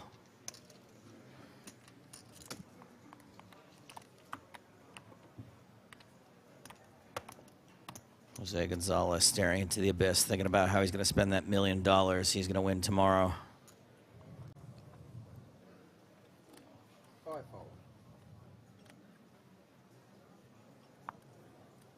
Gonzalez has folded this hand. Action on Hallert, who folds. Victor, you guy on the button, King Deuce. No, thank you. Blind on blind. The shortest stacks, Queen 10 for Kuznetsov. Sorry, not the shortest stacks. Carbo in the big blind with the shortest stack. Kuznetsov is 3rd in chips. This is just a shove, Joe. You don't do anything else but all in here. Your opponent is way too shallow not to find the jam here. The shove is just way too profitable. The shoving range here is ridiculously wide. Queen 10 is way inside that range. All in. Yep. 3, all in. Gerard Carbo hasn't looked yet. Hasn't folded yet. Ace King for Carbo. Yep. Snap call, but Queen 10 still has significant equity here, Joe. That is correct. Carbo, the favorite. Oh, because that's off. Vamos, a pedirla, a pedirla. No, я думаю, мы сможем. All in DCB con Leggy for MBB. Está frito, está frito. Okay, they're showing down, which means action is completed at the other table.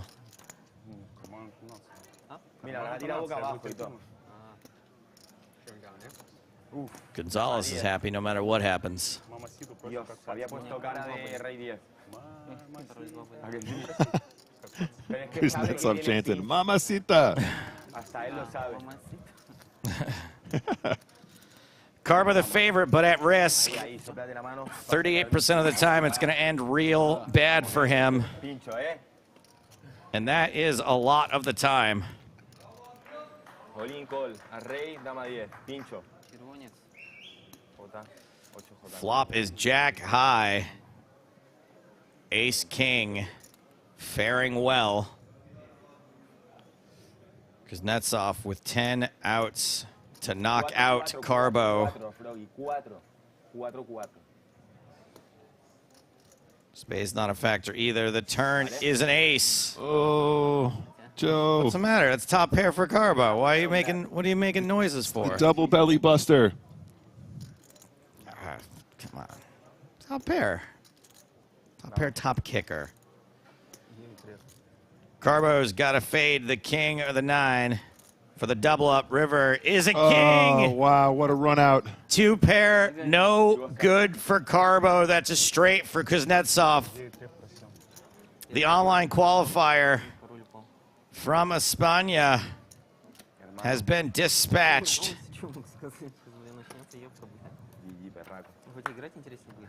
Can understand the slow exit. Oh, man. Look, what a great run, though. Great result, as a qualifier especially. Drink in the moment. I know it hurts right now. What it was a hell of a run. Yeah, great performance from Carbo, too. Played some very, very good poker.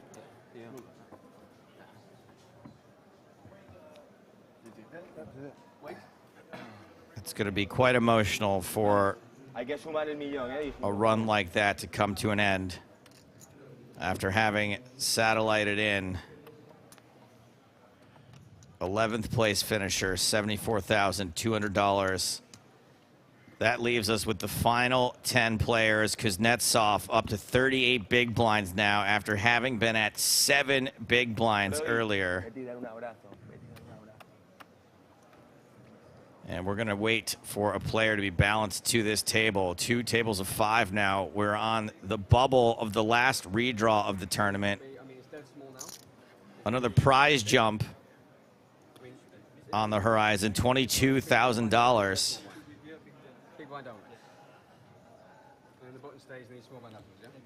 And Yannick Schumacher will be joining us at this table.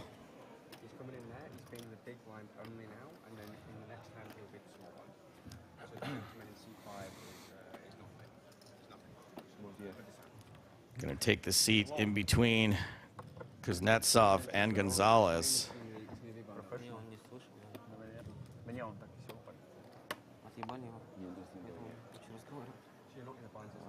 He's blind. He's big blind only, yeah. Right.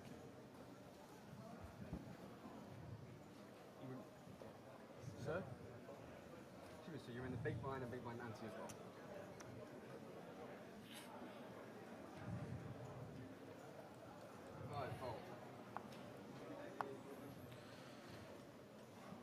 And play continues. 30 minutes left on this level.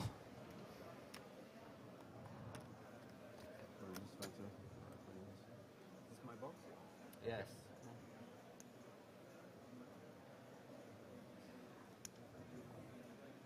Kenny wanting to get a look at Schumacher's stack before he gets going. Schumacher comes with only 14 big blinds. Kenny going to be happy about that, considering he's only got 18.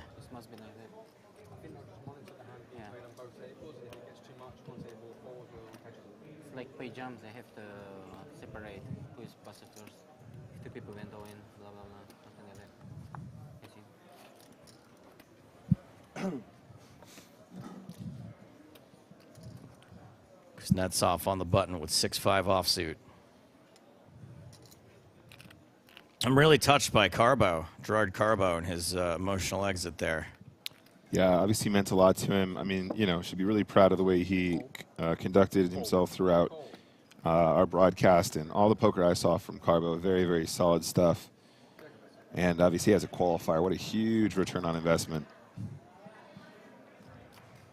71K, not too shabby. I would accept 71,000, Joe. Would you like 71,000? Yes, I would say yes. I'll take it right now, sure. I would say sure. Why not?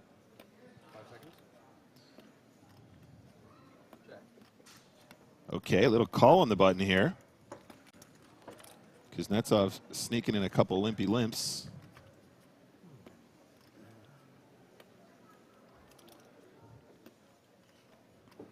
And potentially the easiest c-bet of all time for 1 big blind on the flop. Schumacher checks. Kuznetsov bets 80,000. GG. Next hand. Thank you for coming. There's the check.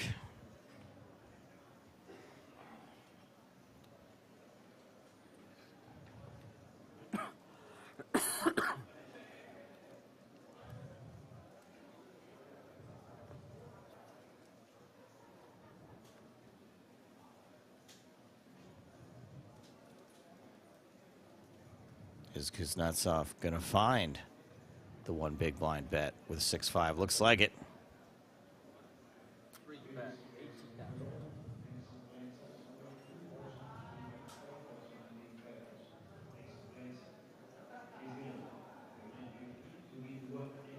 Schumacher just 14 bigs.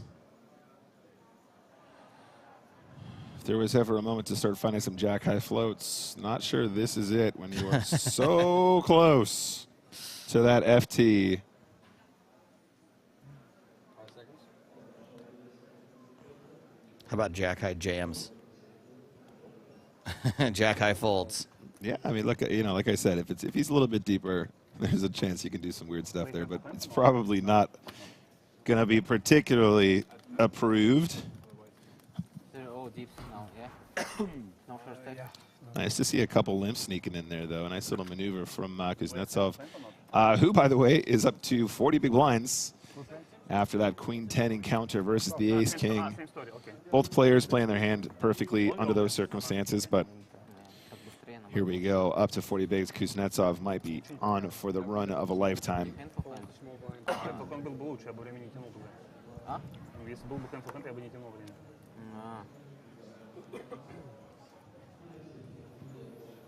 First ever EPT Cyprus trophy.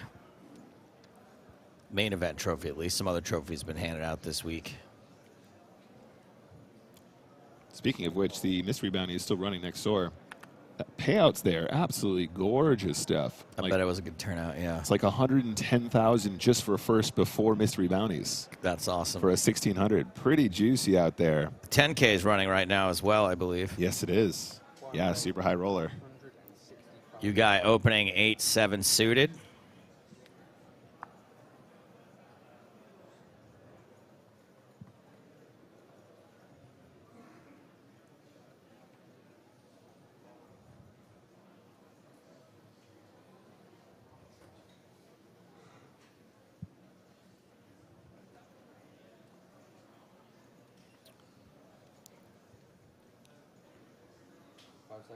Call or 3-bet.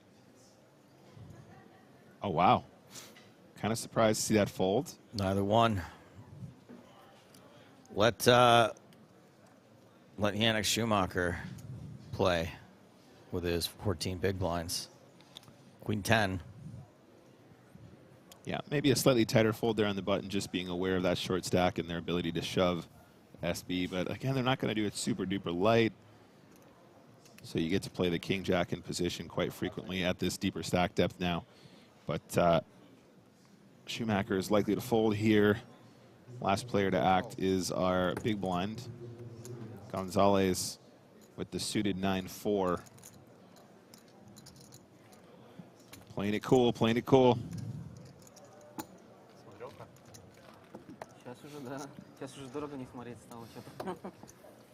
You guy, not that hurt after the River Hero call. Still second in chips at this table. Still over 50 bigs.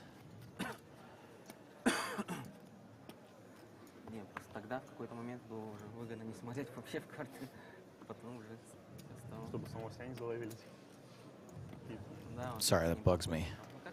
Sorry, Joe. What's mine is yours, buddy. Anything with a dot on it, all this, it's got to go. That's. I admire your ability to let those sit there. Sorry, for those who don't know what's happening, I just reached over to Nick's laptop and turned off some of his notifications. I can't be seeing them. As long as you're not in my internet history, that's fine. that's the only thing. I'm not that's reading off limits. anything. I'm just getting rid of dots. It's the only thing that's off limits, Joe. One raise, 165,000. Okay, you heard Jeppy.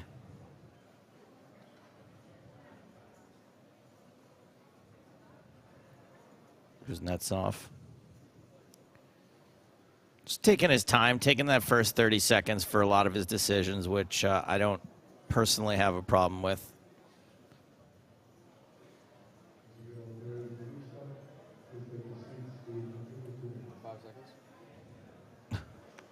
Wait, how do you...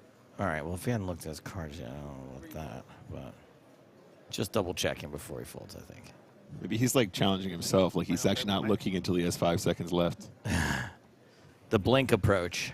Poker's become so easy for him. He has to make every decision within 5 seconds. This is 25 seconds too much, my dudes. Schumacher playing a similar game here. Yeah, this is a little bit slow.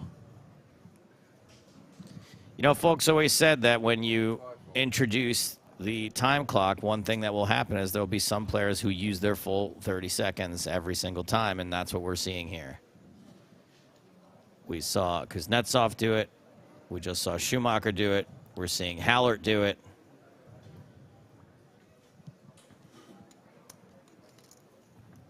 Hallert only used 15 seconds.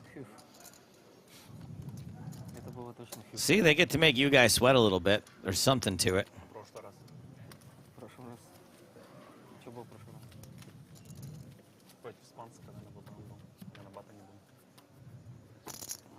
Красивое было. Там было обязательно, сейчас было не обязательно. Хотя как, блин, 5 максимум, пиздец. Levente asks, guys, I have a question. Which hand would have the biggest equity against aces? I would say like a royal flush with the other ace. Maybe 4 kings. 3 of a kind of anything is doing pretty good against aces. 2 pair plus? 2 pair plus, yeah. Thank you for your question.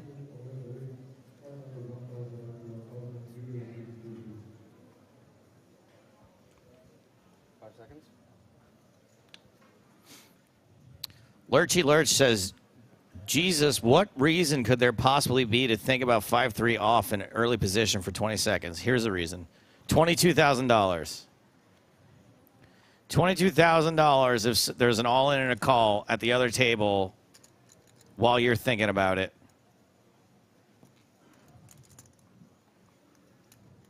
Seems reasonable. It's like 4 buy-ins. I like that you think of it as buy-ins, and I think of it as mortgage. Several months of mortgage. You're like, I could play more poker. If I won $20,000, I could play even more poker.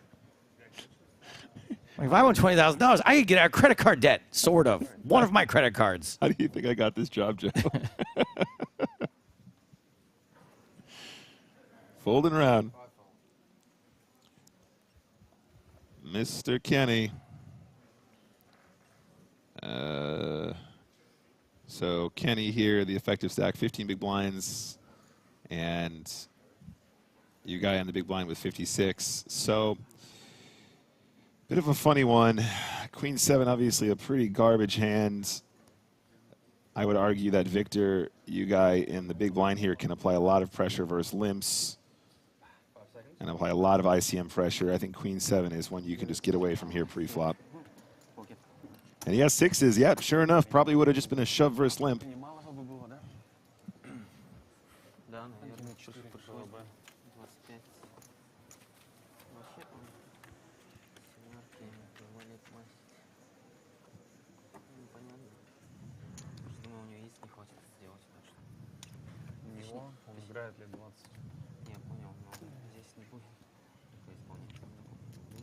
I just have a general question, Nick. Not really a poker question, but it does apply. Why is it the dumbest people have the strongest opinions? Is that the Dunning-Kruger effect? There's a little Dunning-Kruger in there, yeah. Yeah. You're a big player? Yes.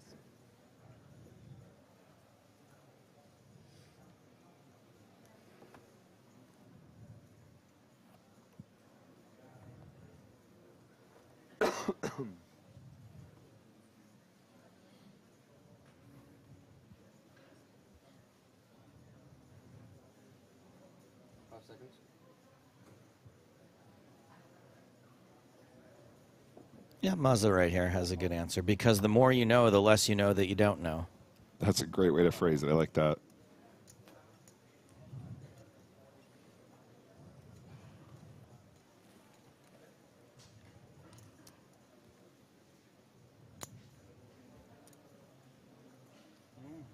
Tenfold. Folding around. Small blind. You guy. Playing into Kuznetsov, now 38 big blinds. So 38 big blinds, the effective stack here.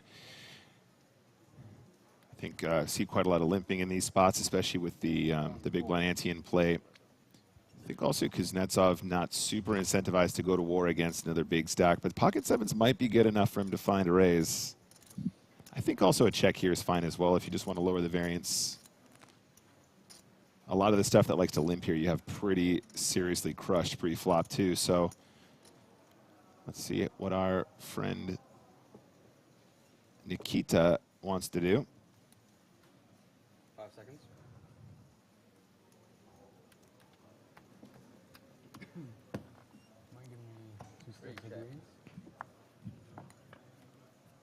One is okay, right? And flop is good still for Kuznetsov.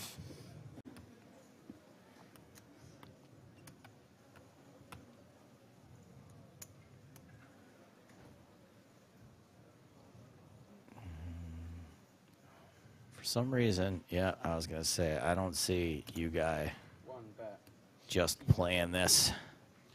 Yeah, and in my opinion, Kuznetsov can never fold sevens here. I know there's 2 overcards, but this is a board that your opponent's just going to fire all day long as a bluff, especially in a limped pots.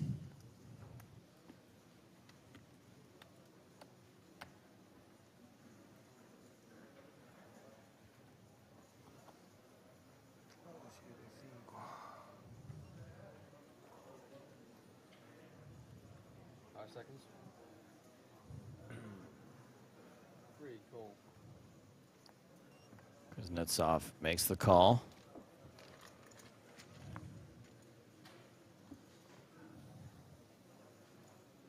Nine of spades on the turn. You guy does have the 10 of spades.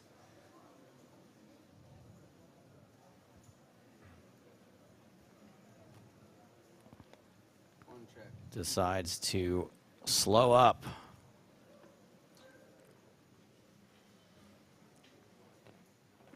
Interesting spot now for Kuznetsov.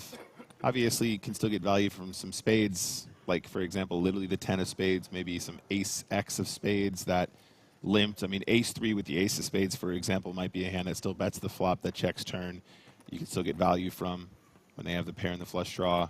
5 seconds. I think also seeing a check here isn't completely ridiculous.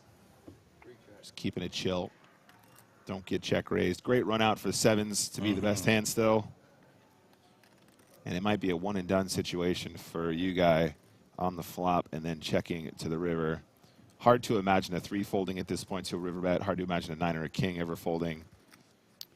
That's exactly what I was thinking. And it's not completely outside the realms of possibility that Kuznetsov still has the spades and check turn to try and get value on a later street. Although most players would try and find a a bet on the turn there when they fill up. You guy chucking out a time bank card. I believe previous times we've seen this has been when he is going to bluff or value bet, but in this case is a bluff. Not sure if I like this one, Joe. I just feel like, first of all, it's not a size that's really going to get much of what I just described to fold. But also, I mean, I think a lot of the stuff that has showdown on the turn is what's checking, right? If Kuznetsov had a hand that was easily bluffed, they probably would have used it as a bluff themselves on the turn, right? So it should be an easy call for Kuznetsov here. Kuznetsov has counted out the call. 5 seconds. Kuznetsov has made the call. Yep. You guy caught by Kuznetsov.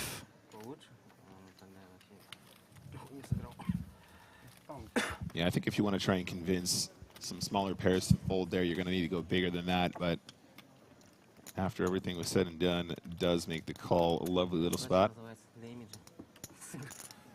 Для раскачки динамики. Инвестиция в будущее. Инвестиция после ужина.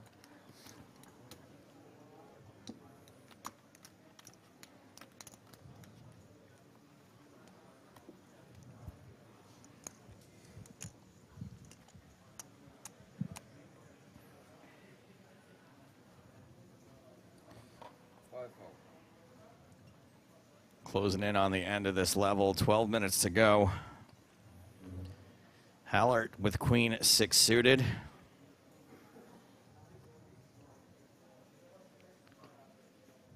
Gonzalez has already folded under the gun. On to Victor. Still second in chips. At least at this table. Folds this time. Kuznetsov 6-2 suited in the small.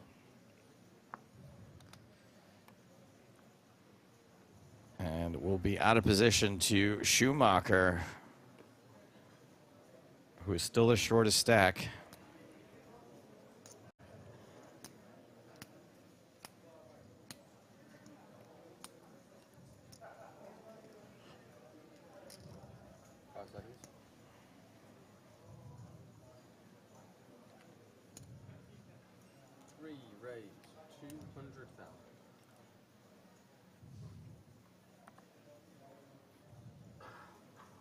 Schumacher with 8 high. Connecting cards.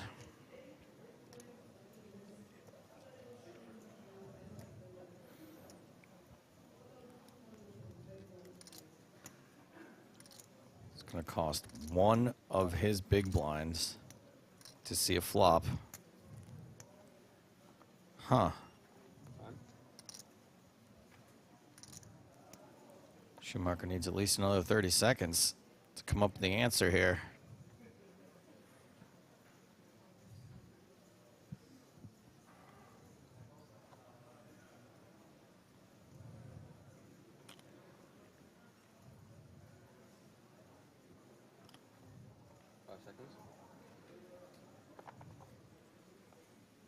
It's going to need another 30 seconds.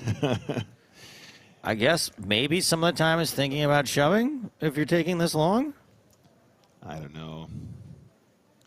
It seems like if your options are fold or peel, maybe you don't need a full 90 seconds. I think 8-7 is good enough to call here at the stack depth, but you know the ICM implications make it really tricky, and you kind of lose your ability to shove in this situation when you think that long. Not that it was an option to begin with. I'm just trying to figure out what. I think the other issue a little bit, Joe, is it could be a tell, because when you're sat there counting how many chips you have, it's like you're deliberating. You know, I have a very marginalized situation. I'm really deliberating if I have enough chips to actually make it worthwhile. Does that make sense? But then again, you could also do the same thing if you just didn't want to make a mistake when you had kings and you were deciding whether or not to flat. So I think it kind of balances. It's not that big of a tell either way, is what you're saying. There's an argument that it can still be anything. I think for certain individuals, they may read into it as a tell, but I think that probably in the long run, if it isn't, depending on the opponent, it could actually be balanced for in both directions, as strength and weakness. But yeah, 2 time banks used. Maybe it was 3, in fact. Kenny with king 10 suited. Second shortest stack. 5 seconds. It's going to take a peek at the other table, it looks like. Folds. At least that one's kind of a decision. That's definitely a tougher spot for sure. I mean, compared to some of the tanks that we've seen with 6 deuce off and similar, the decision to fold king 10 suited there, I would argue, is actually very, very close and did require a little bit more time. Because easily a hand that Kenny could choose to play there, obviously a very high value, high equity situation. But with the ICM pressure currently on, I think Kenny very happy just to avoid any variance at the stage this close to a final. 5 seconds. Absolutely playable, but with ICM potentially just one you still want to get away from.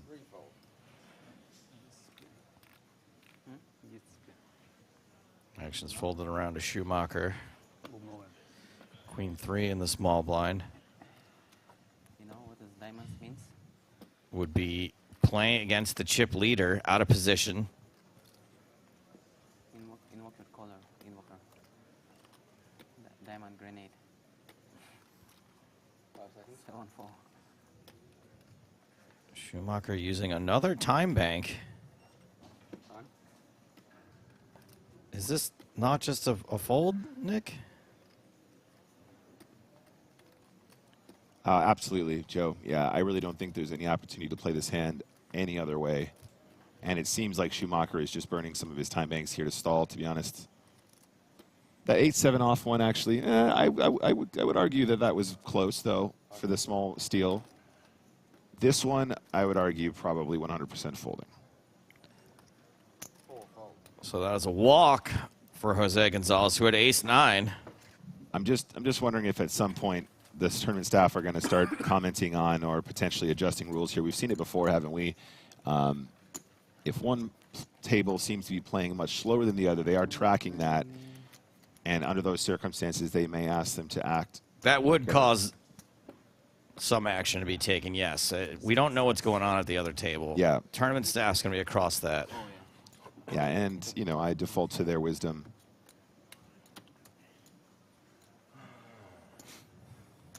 I don't know if I call it wisdom, but Authority. Kind of know what they're doing. I default to their authority.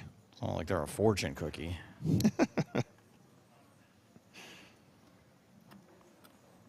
Magic 8 Ball's got wisdom. Did you hear they're doing a Magic 8 Ball film? Is this a bit? No. Is it a horror movie? It will be a horror movie. Yeah, all right. They're also doing a Matchbox. So is the Magic 8 Ball going to be part of like the Mattel cinematic universe? Oh, yeah, and I think they've just licensed like 70 films after the success of Barbie, including Magic 8 Well, that Ball. was the plan all along, but yeah, I imagine things have ramped up since then. It's like the best thing that I think My Little Pony, right? They're doing like a whole, I think they're doing a girl themed one. Barbie, My Little Pony. I think Polly Pocket. Isn't it Polly Pocket directed by, what's the girl's name who did Girls? Yeah, I think you're right. Lena Dunham. I think it's Polly Pocket by Lena Dunham. I remember thinking it was a joke, but I'm pretty sure it's not. Yeah, I think you're right. And then anyone who saw the latest Transformers, who stayed for the post-credit sequence there, knows that there is a lineup of boy-themed toy movies coming out in the Hasbro cinematic universe. Pocket 10s for Gonzalez in the small. Kenny in the big. 13 bigs. Gonzalez has made it 2 million. He's going to put Kenny all in. Jack 3 suited for Kenny. And all right, he took 8 seconds. I think is fine, right? Yeah, I think so far Kenny's been pretty reasonable with the time banks. Uh-oh. Uh-oh.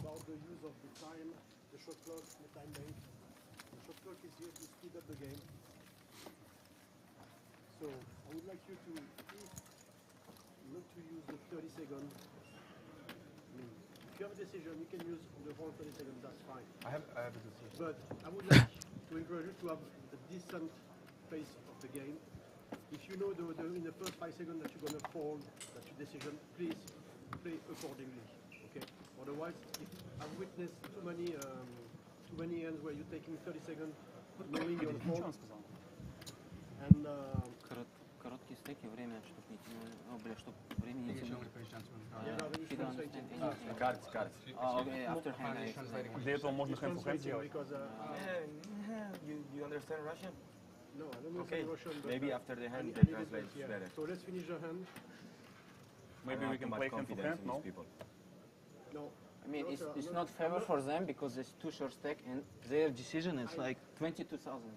I know, but It's fair enough. I'm not going to pay. It's not fair enough. Because you have decided to stall with the time length. So. He's saying that if he has 7 deuce pre-flop, they don't have to take the 30 seconds. That's what he's talking about. Oh, it's happened? Yeah, that's happening all the hands. Скажи, чтобы решить эту проблему, просто можно hand to hand. No Russian now. Finish again. Finish the hand. All right, so multiple things going on here. The first being that the tournament staff has sort of caught on to the fact that folks are taking a little longer than they have to with some of these decisions. Yeah, I understand. The second thing that's happening is Kuznetsov's trying to explain to you, Guy, but doing it in Russian while the hand's in progress, which Gonzalez isn't that big of a fan of, and all of this is understandable. The initial tanks are understandable. The tournament staff saying, hey, move it along. The players being a little salty about it because the short stacks are at this table, not at the other table, and not wanting Russian being spoken during the hand. All reasonable things, in my opinion.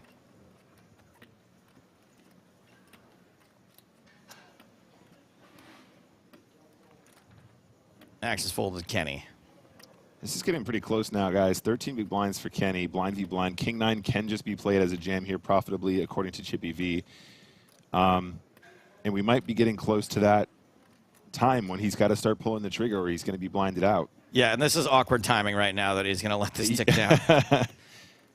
Yeah, he's going to take it. He's going to take it, yeah. He can't say anything if he shoves. Okay, in fairness to Kenny, though, he's used basically no time banks this entire tournament. So, oh, and this could be a call as well. I think it is a call. Yes, to what you're saying, Nick, that he hasn't used time banks, but I think part of the tournament staff's issue is not even time banks being used. It's just about when your decision gets made in the last 5 seconds every single time, it's a little sus. Yeah, I think we've seen that pretty consistently from Kuznetsov as well, so that's fair. Look, guys, if you're looking at your pre-flop charts, King 10 is always a call here, obviously, with ICM, though. You guys might be tempted to just miss this one out completely and just maintain the stack. It is a decent chunk out of his stack, so Yuge currently also 53 bigs. Wow. Yeah, and I really think that that's probably okay, given the circumstances. He's in a really good position to find some more ladders. King 10, obviously, gonna do okay there, but you could also argue that Kenny's adjusted range means that it's not as high value as it would be if we were looking at a pure blind v blind chip EV push fold chart. All right, the shuffle has started. This is going to be the last hand of the level at this table. Under a minute to go. I understand you. I understand you. But Kuznetsov may be still a little salty from that ruling earlier as well. Obviously, Olivier was the staff who determined that the one chip would not be ruled an all-in call. they have a life.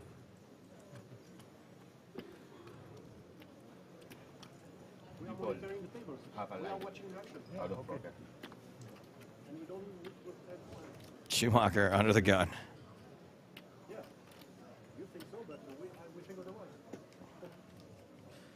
Folds the king 7. 5 fold. 10 fold. Players heading to break.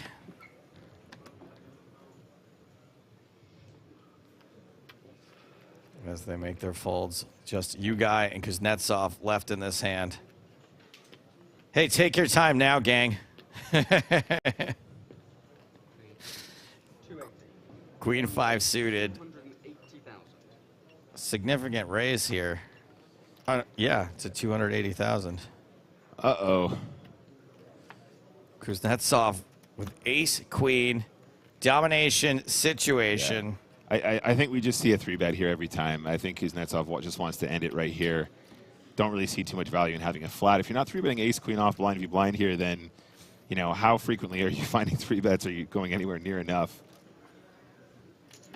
Okay, I take it back. I guess we're going to see a flop.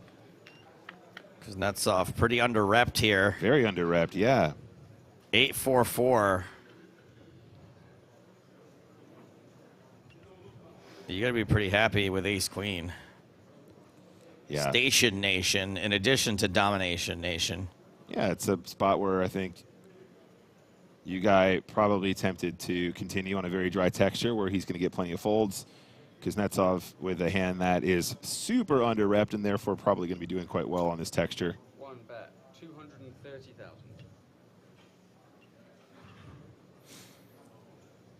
You guy continuing for near enough 3 big blinds. This pot's getting pretty big already. One of the bigger pots we've seen played so far. Not a lot of these players have enough chips to play through the streets. Well, remember, this pre-flop raise was a little bit bigger. That might have been part of the reason why there wasn't a 3-bet pre-flop. Yeah, but I think also given the play we've seen from you guys so far, I feel like that larger size blind v blind is really called for, right? When you're playing out of position, you got to pump up the volume. Otherwise, you're going to get floated way too light and always be playing out of position with hands that you probably want to generate folds with. 9 of diamonds on the turn. Ace queen. A massive favorite still for Kuznetsov. You guy pumps the brakes.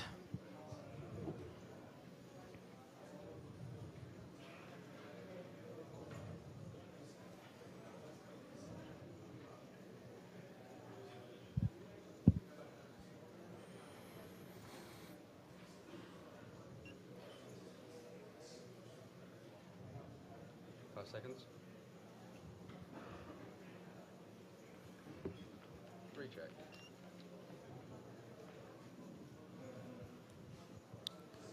River check. is a king, yep. Kuznetsov decides to check back on the turn. And the river is the first somewhat scary card. Yeah, and I mean, I think you guy here can try and rep that king. I think that we've seen quite a lot of this line from him so far. I think it's a little bit tricky, though, because I think Kuznetsov could easily have some king high floats in this texture that check the turn because they're concerned about getting to showdown without too much action. I think we could see a hero call for here from ace queen.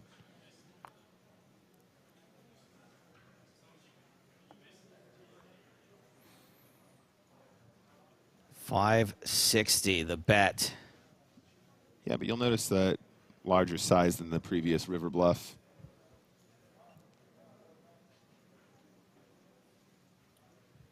It's only slightly, though. Still a good price. Wow, gets him to fold. Nice work there. Kuznetsov lays it down. And Victor Ugai kind of had an up and down level there.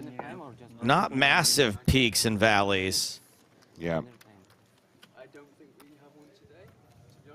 But a couple of hero calls gone wrong.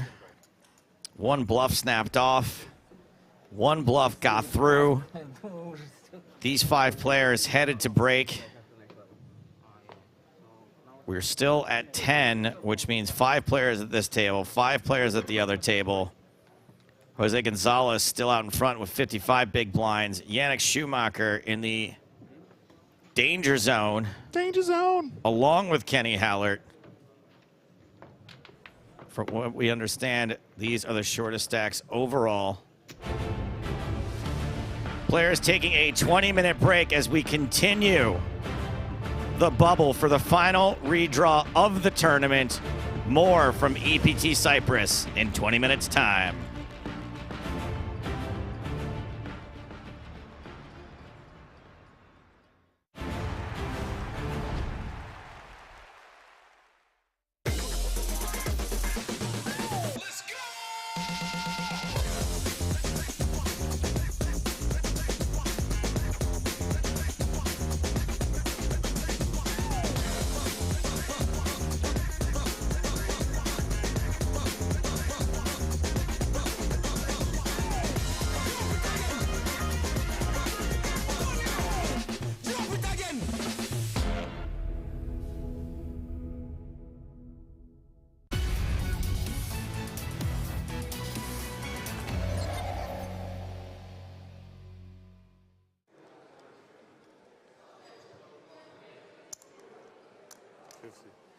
A raise on the button from Rob Hollink to 50,000 with Jack 8 suited. King 7 the hand from Brown and Schaefer. Brandon's got a lot more chips than I was expecting him to have after that double up or double through. And Brandon calls. Defends with King 7, and we have a King 9-5 flop. Top pair for Schaefer. He's a 94% favorite here.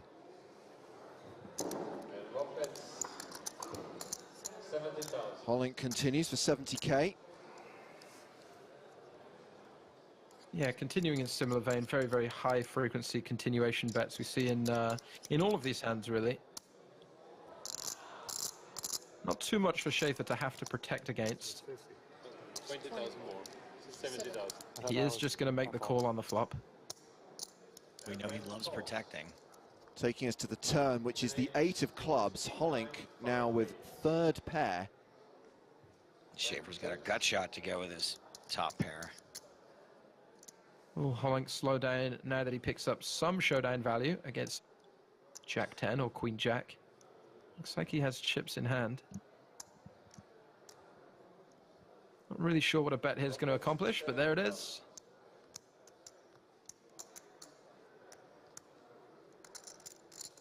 Smell that grapefruit. Calms me down. I don't know why only 70. Maybe you should heat up is better. Maybe you should heat up. instead of calming down. Yeah, I need to calm down. Sniffing citrus to calm down. He really needs to have a meeting with his management team after that, if that's what they came up with. All right, Brandon, here's your thing. It's a grapefruit, and you smell it to calm yourself down. It'll be huge. So Schaefer calls the 70K. It's a jack on the river. That's 2 pair for Rob Hollink. Well, not slowing down on the turn might pay dividends. This pot is 410,000 in the middle. Yeah, that's crazy. Schaefer going to need to take a big old whiff of that grapefruit if we see a river bet.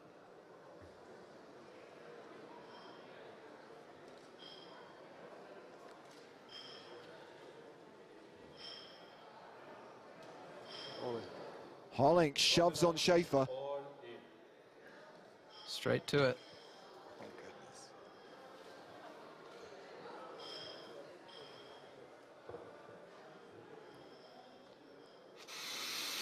Tell me your secrets, grapefruit.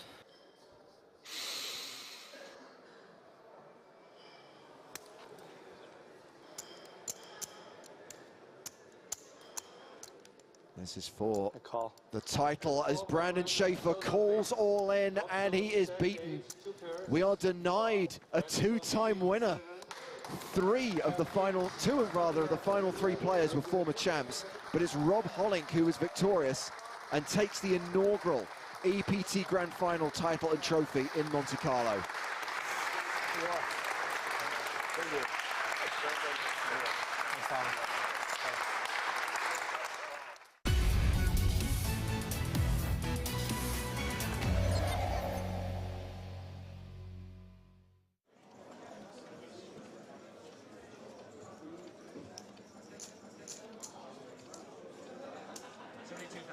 $72,000 is the bet.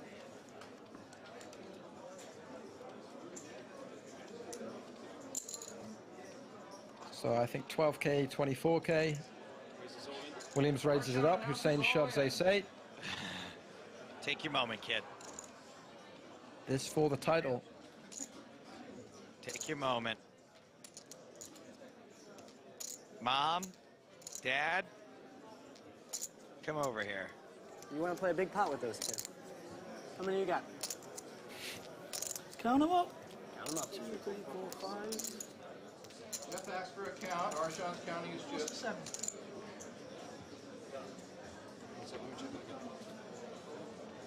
He really is the star of his own movie, isn't he? Well, it's about 24 something, 25 less than big blinds by my awful maths. The bet is actually, the raise is 644,000. That's a correction. 644,000 is the amount. We're here to gamble, aren't we? We're here to gamble. It's not gambling. Why do you think the same 6 guys make the World Series of Poker final table every year?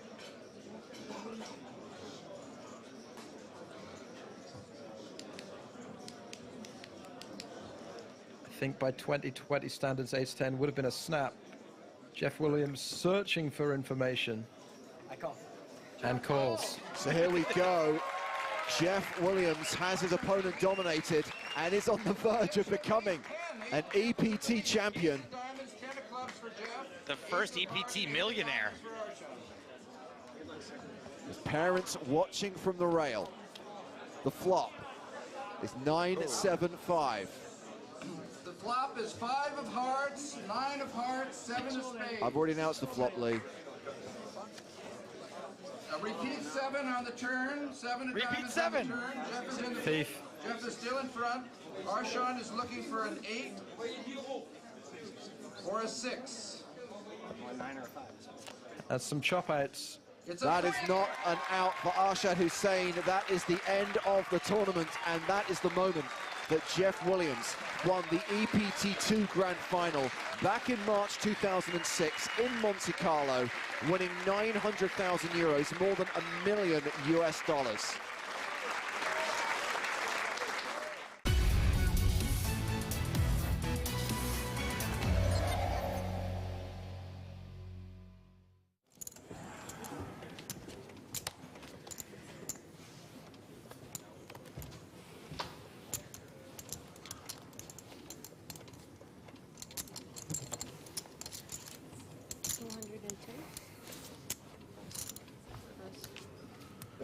220.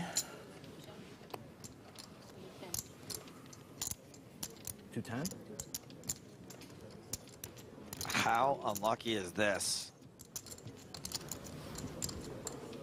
Right after the last cold deck, another cold deck. Unheard of.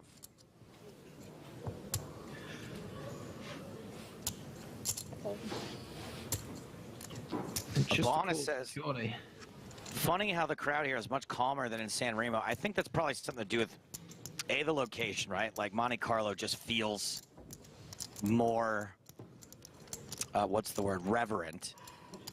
Secondly, the amount of money that they're playing for. We have a flop of 6, 2, 7, 2 spades. Also, no one had time to get tired in San Remo. We talked about the fact that it was a 2.5 hour near enough final table, so everyone was pumped up. Here, I'm sure everyone was fired up at the start, but look outside. It's really late now. They've been playing for several hours. You get fatigue from the players, but you also get fatigue from the rail. Yeah, and you can see in the card room as well, like it's definitely late, right? There's only one table going on in the background, largely cleared out. I mean, I remember this very clearly. We're talking like early hours probably of the morning now. Bad look like Scott Seaver, by the way, 4 grand Baron. You can't do lookalikes with other poker players, Spraggy. They have to be people who are independently well known. Even though Glenn Chorney is a dead ringer for Chris Moneymaker, that's not even a bad lookalike. That's just like a separated at birth. Does not count.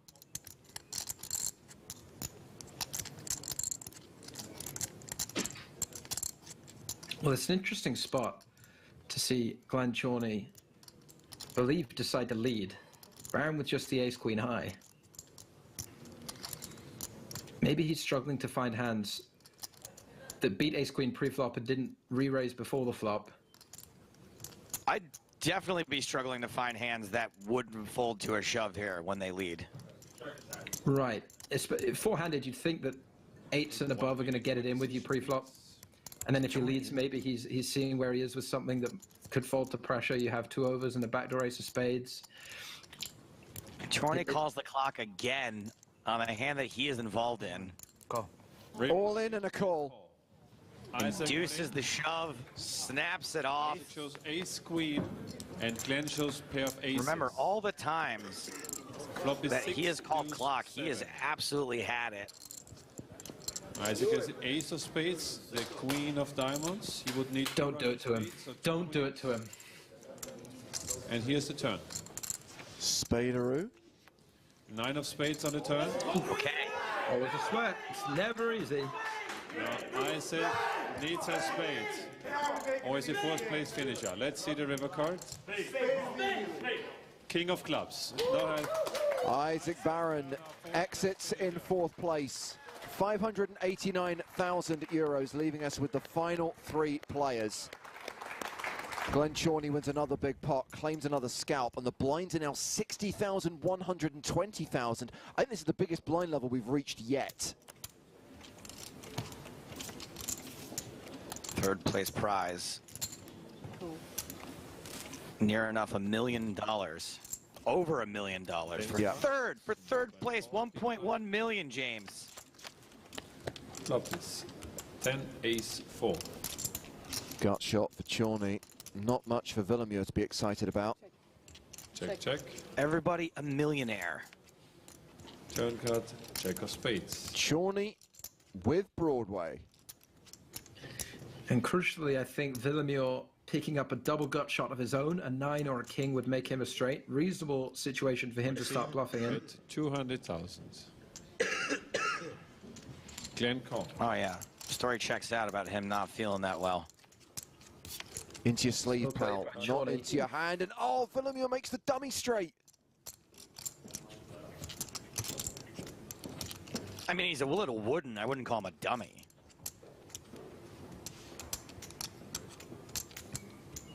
Three-handed, flops check through. Insanely cruel run out for Villemure, who makes the second nuts.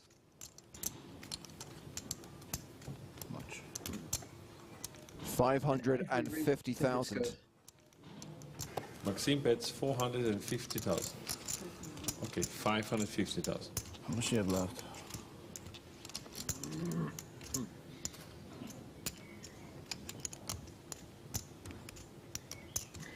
This is such a pure run out for Chorney, not only rolling his gut shot straight on the turn, but his opponent getting there on the bottom end of things. 550?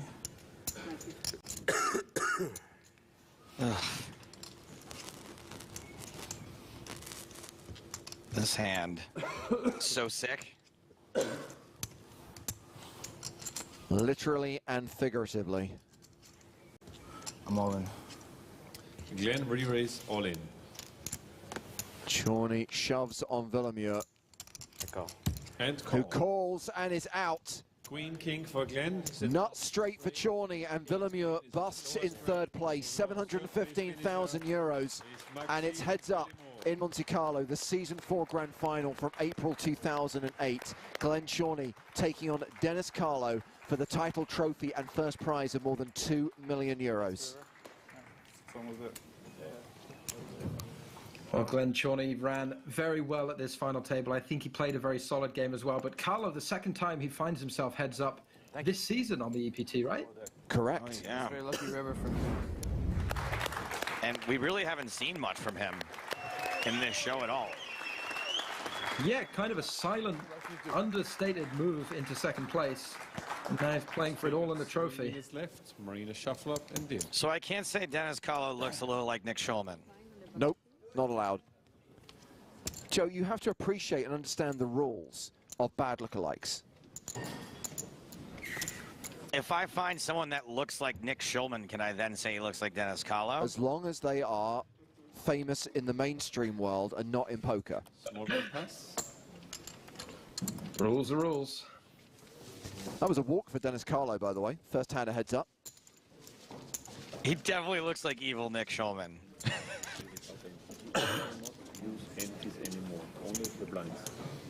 I only say that because of the goatee. It's just the way it works. If you have a goatee, you're the evil version of someone else. That is King Queen for Carlo, who is at a significant chip disadvantage. 350. Raise to 350. That's putting it lightly. Dennis raised to 350,000. I'm all in. Re-raise all in. Chorney shoves with ace-5. Carlo calls it off. Not bad. Dennis all in with King Queen. King of Hearts, Queen of Diamonds. Glenn Chorney, a 6-4 favorite to win the Season 4 Grand Final.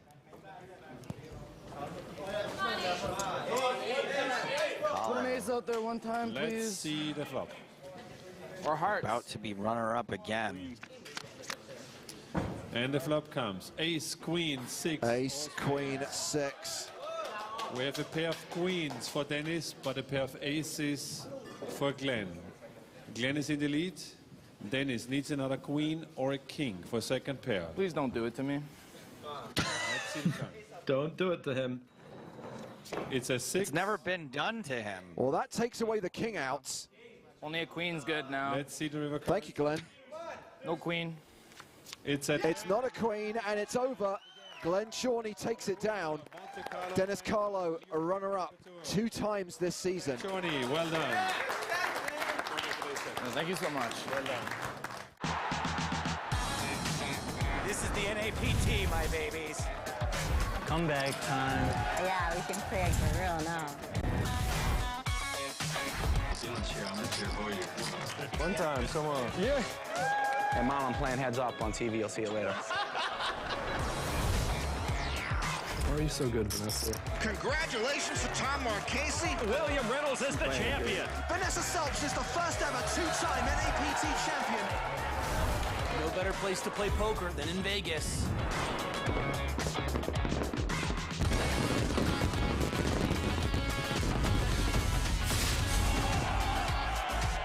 I think I'm going to have fun playing with you today, sir. It has been a minute. See you on the strip.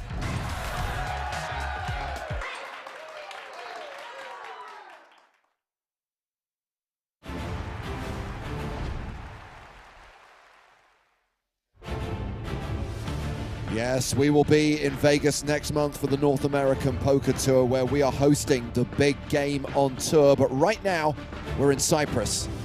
The penultimate leg of the 2023 season of the PokerStars European Poker Tour, in day 5 of the main event, as we continue to play down to the final 6. 10 players returning from the break. I am James Hartigan, and joining me live via satellite, it's Maria Ho. Hello, Maria. Hello there. And these are the 10 players still in contention, Maria, and things are starting to get a little bit shallow. No longer any monster stacks. The biggest stack, Jose Gonzalez, has 55 big blinds, but we do have a couple of shorties. Kenny Hallett playing 12 bigs, Yannick Schumacher playing 9 bigs. As we go to the 50K, 100K blind level, I ask the question, is it this level where something gives? Is it this level where we finally get down to a single table? I feel like the ICM implications are so high right now that it feels like it might take half of another level, but I think it'll depend a little bit on how active some of the big stacks get as well, but certainly some of the short stacks will just be waiting to outlast one another. Yeah, so we have got the chip leader at the feature table at the moment, Jose Gonzalez. We can see the prize money still up for grabs, along with the names of today's fallen. Next player out, $74,200. And yeah, to emphasize what Maria was just saying about ICM considerations, there is now a jump with every single bust out. Make it to the unofficial final table, you've locked up the better part of $96,500. And then the sums of money become really big. We start looking at 6-figure scores and more. The single biggest slices of the $6.4 million prize pool generated by the 1,320 entries. 125K for 8th. Money jumps going up, more than $250,000 for 5th. More than $500,000 for the runner-up, and more than $1 million for the winner. Of course, the top 6 prizes will be paid out tomorrow when we play down from 6 to a winner. A reminder that we're live with the final table tomorrow at the slightly later time of 1 p.m. Eastern European summertime. That's noon Central European summertime. So 2 tables still in action, 2 tables of 5. And Maria, the key thing to let you know is that because of those ICM considerations, and because we've got a couple of short stacks at the feature table, both Hallett and Schumacher, we did see plenty of, let's just say, tanking. I'm not going to use the S word, I'm not going to say stalling, but Olivier, the floor man, has warned them a couple of times to speed up. There is a feeling that people are unnecessarily using every single second of their 30-second shot clock on every single decision. It's to be expected, again, when we're playing for this much money. And again, it's just a part of the game that we have all come to, I guess, tolerate. And a lot of it is just on tournament organizers to find a good solution to these situations. And it seems the solution is, if there is a perception, if there is a feeling that people are in any way abusing the 30 seconds, then they will lose the right to having those 30 seconds. It's what I like to call the Cabral rule. Suddenly you find yourself with 10 seconds to make a decision. As we look at Jose Gonzalez and his 55 big blind stack. He was the player who eliminated Tonka a couple of days ago. Kenny Hallett, a former November 9er, made the final table of the World Series of Poker main event back in 2016. He is the second shortest stack right now with just 12 big blinds. So, guys, I'm going to insist Oh, here we go. on the pace of game. That table was playing a decent pace. I'm going to strongly encourage you to play the game as it's supposed to be. We still play soft and forehand, we're tracking the hands. If some people are throwing down, I'm going to monitor them. We are monitoring both tables. So, play at the normal pace. The shot clock is here for decisions. It's not there for wasting time. So play the game. Know that if you carry on, I can take some decision like reducing your clock. There we go. Allowing only one time main card. I can do a couple of things. So That's my recommendation. Okay, so players strongly encouraged to use the shot clock, what it's there for difficult decisions.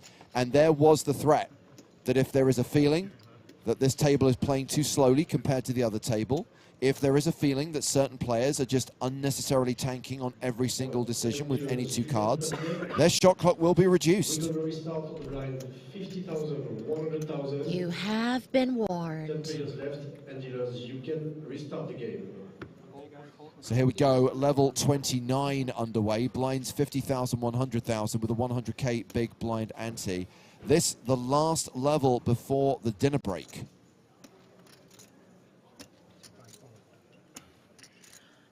What I want to know, James, is why did you ask me how long it would take to reach the final table? Why don't you consult the widget? Because the widget is out. The widget had us down to a single table at least a level ago. Things have got a little bit shallower than they normally get. We're looking at a 39 big blind average stack right now. Is there a glitch in the matrix? How could the widget be wrong? It occasionally slides, but it will get back on track eventually.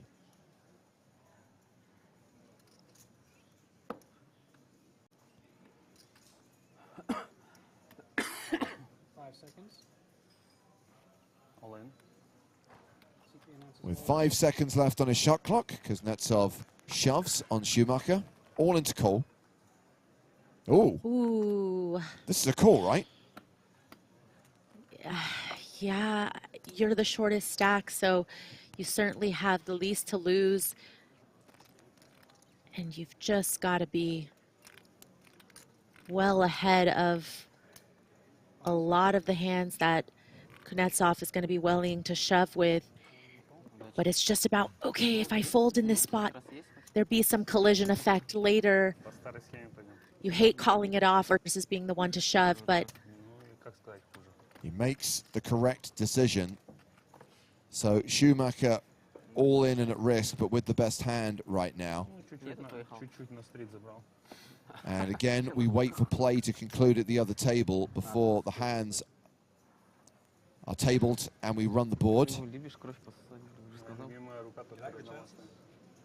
Let's see what's happening over at the outer table.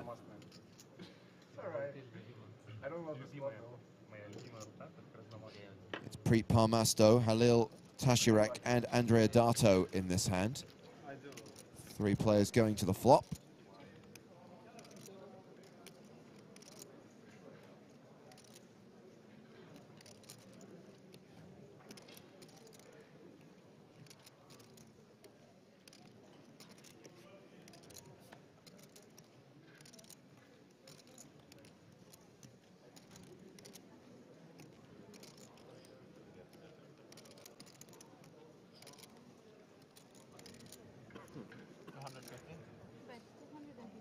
It's Parmasto betting here.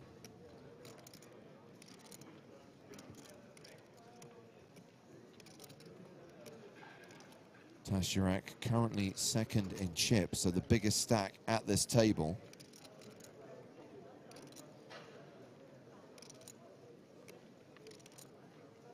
He's folded. Andrea, the announcer, Dato. Start of day chip leader.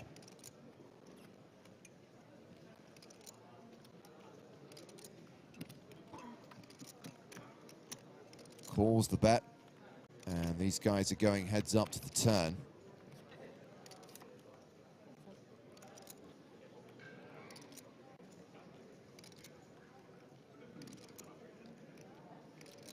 Dato has quite the posture. I mean, he's also just still, completely still. Hard person to read, it would seem, in this spot. He has amazing table presence, quite an intimidating stature, and he's even more intimidating when he verbally announces his bets. 450,000.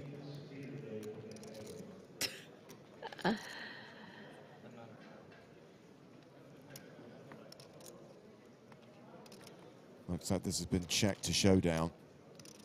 And the pot is being pushed in the direction of Andrea Dato, which means we can come back to the main stage to run out this all-in. A reminder,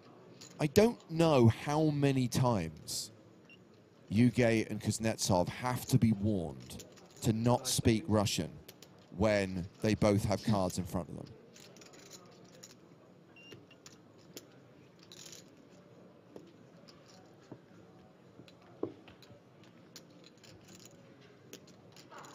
Schumacher using some time here.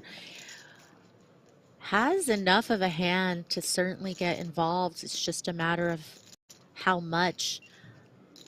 If you're playing for chips, of course, unexploitably, a shove is never going to be a mistake, but the problem in this spot is you really just don't want to get called. You never want to have your tournament life at risk, especially when there is somebody shorter than you.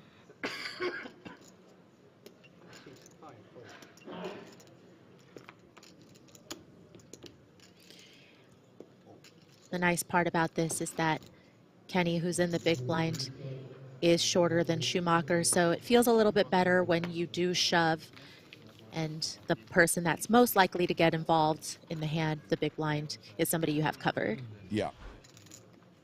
Schumacher chipping up to just shy of 20 big blinds. In fact, almost drawing level with Nikita Kuznetsov.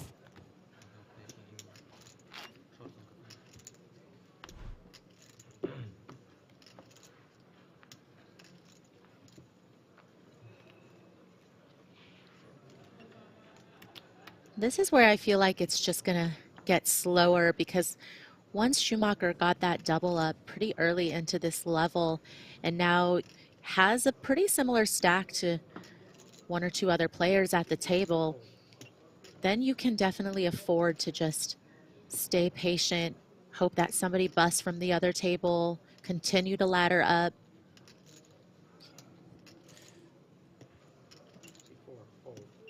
I don't know whether you're trolling, Bernardo, but I'll answer the question anyway. What's the problem of speaking in Russian? Cyprus is in Europe, a place of many languages. People speak whatever they want, lol. Wouldn't matter whether it was Russian, Turkish, Japanese, Hungarian. There is an English only at the table rule for when a hand is in progress. All of the dealers speak English, but they don't necessarily speak every other language in the world. So if there are cards out, you have to be sure that the players aren't sharing information about the hand or discussing the hand while it's taking place. You can only police that if you can understand what they're saying. Hence, English only at the table. It's a common rule in most card rooms on most poker tours around the world.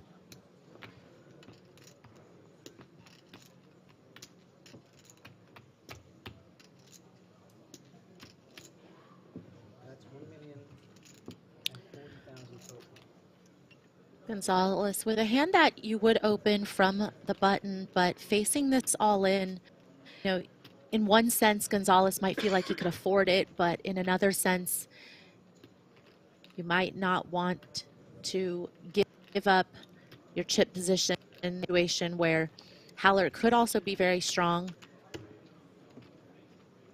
Oh, sorry. Bad timing.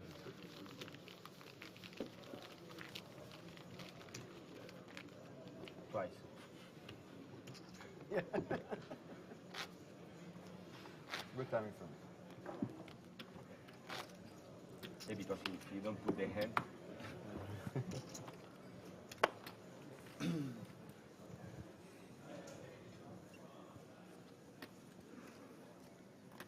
Bernardo, you're kind of defeating your point. You asked a question very clearly in the English language, and now you're claiming that you don't know how to speak English.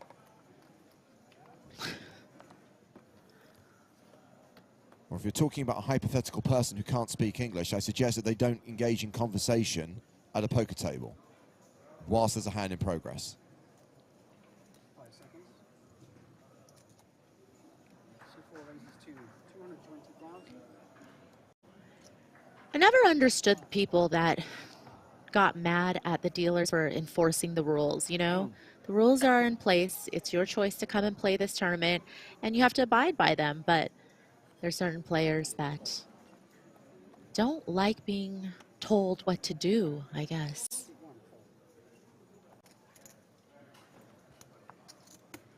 Important question for the commentators. That's you and me, Maria. I'll let you handle this one.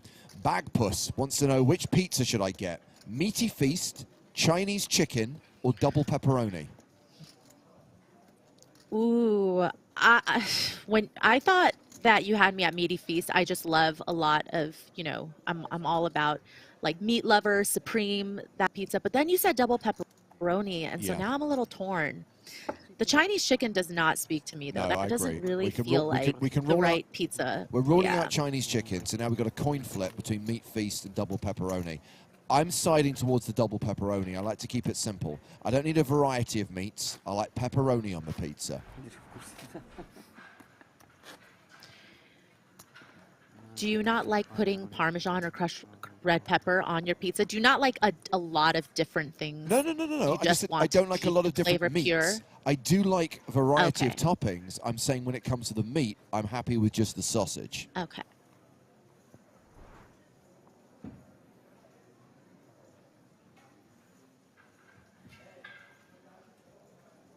So which way are we leaning? Meat feast or double pepperoni? The guy needs an answer. He's got to make the order. I'll go double pepperoni. Okay, there you go. We've agreed. We've reached a consensus. I concur with Maria.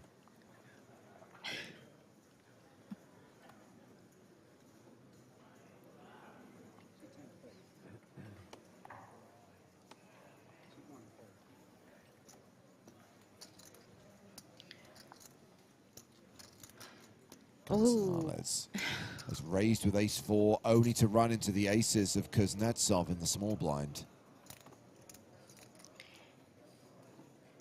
Gonzalez, understandably applying pressure, but now is run up against it. Raise. C3 raise, 600,000.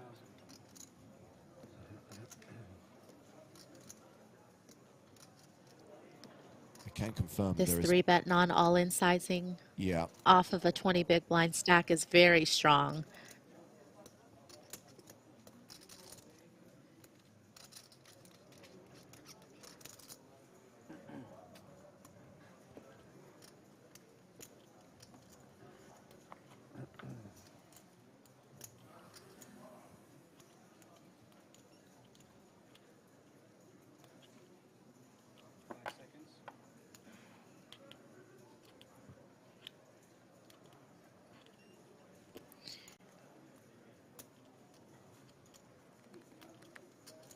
Kind of surprising to see Gonzalez burn a time bank here on this decision, because I just imagine ace-4 is going to be in the muck pretty quickly. Again, Kuznetsov is repping a lot of strength to be able to do this. Granted, you know, understanding that Gonzalez, of course, is going to be opening light because he is the big stack here, but still just not a spot where I think you need to give it a lot of thought. Even if you wanted to posture a little bit, no need to use the time bank.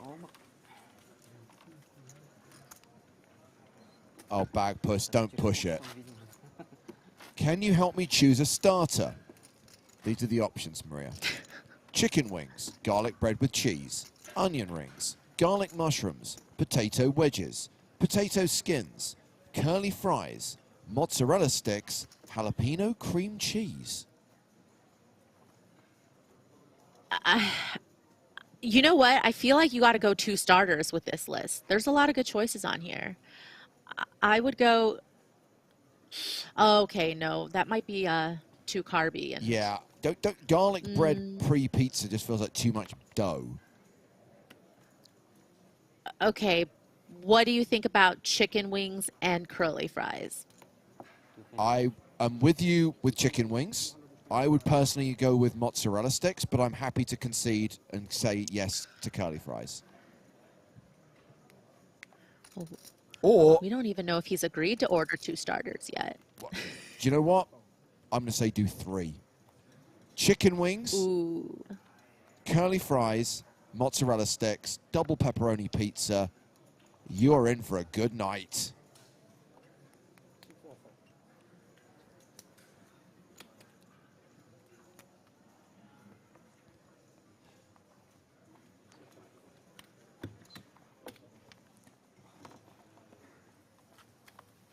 Still monitoring the other table as well. Чисто страдал, может быть? Ace has been better out here. They're very equal, right? Stradman's annoying. They have very equal stacks. They have equal stacks. Similar, same amount. Yeah. They will for sure keep folding. Everyone be win 5, right? It's so obvious they were gonna do that. They've all checked already stacks.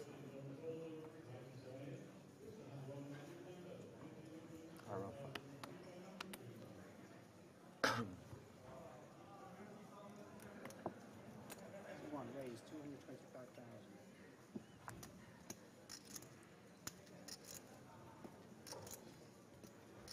Well, Victor Yuge is going to start the action here with King Queen.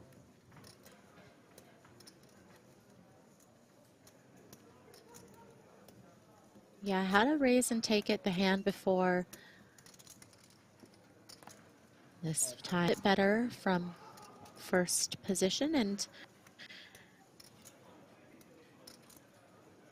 it feels like kind of a nice spot when you have Gonzalez, the person that has you covered at the table in the small blind versus the big blind, because they're less likely, of course, to defend hands from the small, and so you don't really want to get tangled up with the only other stack that has you covered. And it's also nice to be raising into the short stack as well, because they're not going to be able to continue quite as wide.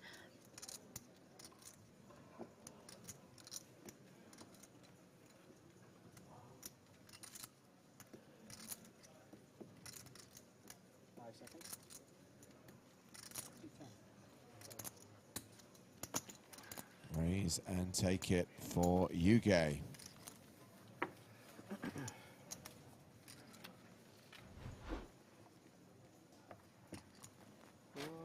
Who has 49 big blinds. Actually, has now pipped Jose Gonzalez by 100,000 chips to take the chip lead. Pretty much neck and neck. By the way, Maria, I don't want to put you on the spot. Are you allowed to say what you're doing on the East Coast? Are you allowed to say why you're in New York? Or are we just saying it's unofficial PokerStars business? I thought you would be the one to tell me if I'm allowed to talk about it or not. Okay, maybe let's just say that you're there doing something fun for PokerStars and we can't talk about it. I don't mean to tease people, but equally, I don't know how much is in the public domain, so I don't necessarily want to upset anyone by saying something we shouldn't be saying. Yeah, I mean, I feel like generically just saying it's a charity event is okay, right? Yes. Yeah, but I'm excited. It's not being funny, guys. It's nothing that any of you can be a part of or enjoy in any way, so it doesn't really matter if I give you the details or not. It's not like an EPT Las Vegas or the big game on tour where you can absolutely participate, can absolutely be a part of it. I can't wait to see some of the submissions and the people that you guys are making stars on the big game, because everybody that's come through the big game, I feel like just has been so memorable. All of the loose cannons have been incredibly fun to watch, and I just can't wait to see who the new batch of people are going to be this time around. It's like Gremlins 2, the new batch. We go three-way to the flop here.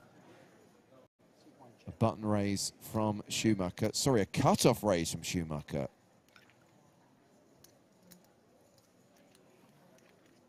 Called by Gonzalez on the button and Yuge in the big blind. And Jack 3 on the flop means sixes are still good. Certainly not a bad flop for the sixes, but again, multi-way, you do want to tread carefully. It's one of those spots where you don't mind having a little protection from all of the overcards that are out there, and happy to see Gonzalez get out of the way and also Yuge folding rather quickly. It's the best result you could hope for.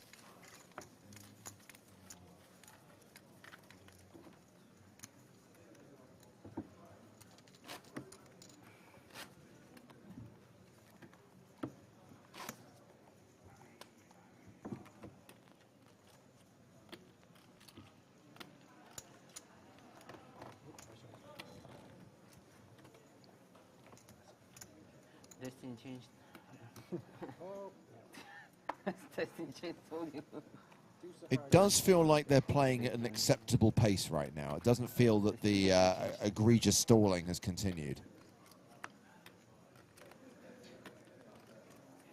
Yeah, so far so good on that front. I feel like, again, nobody wants to be down to 10 seconds to make a pre-flop decision, and it's a pretty severe penalty basically to incur at this stage. So they're going to be reasonable, and it's a lot harder when you're on the feature table, right? You feel like there's more eyes on you versus when you are on an outer table, then maybe there's not as many people watching your every move, and maybe not, you know, a floor person just watching like a hawk. I mean, down to 2 tables a little different, but if there were 3 or 4 and there was a little bit of egregious stalling, people feel like they could get away with it easier when they're on the outer tables.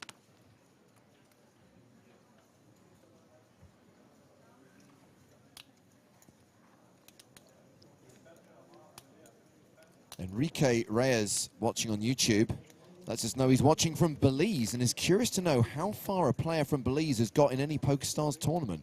Great question, Enrique. I have no idea. This is a mission for Howard Swains from the PokerStars blog. Howard collates all that kind of nonsense. He'd know. Obviously, I will happily give StatTrick the challenge of trying to find it out, but he'll probably just message Howard.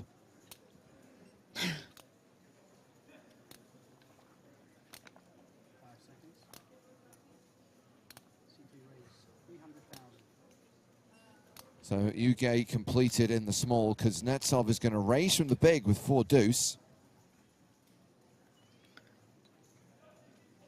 And certainly there's good reason, I think, to attack limps, especially when you have the bottom of your range. And if you just assume that your opponent has a lot of limps here, then most of the time they're not going to have a hand strong enough to continue against a raise.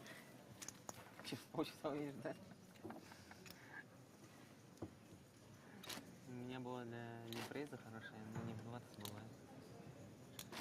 Если хотя бы 4 мага будем, можно будет просто бессмысленно, слишком дорого. You're welcome. For the visual? No, for the work of this man. We must be kind.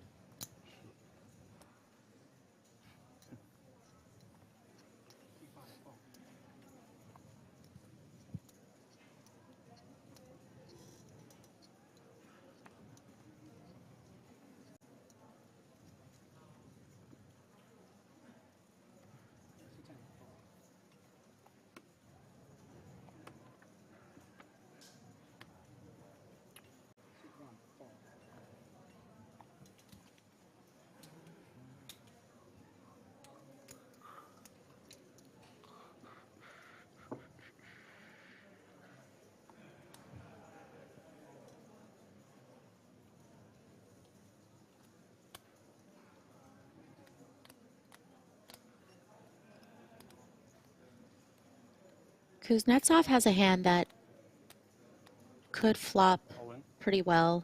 There's going to be a lot of boards that you can certainly connect with and continue on, and does decide to just go the aggressive route, shoving all in against Schumacher. And this is a bit of a different spot in the sense that now that Schumacher's not the shortest stack, he's not going to be as willing to call it off, which means you can certainly shove wider as the covering stack.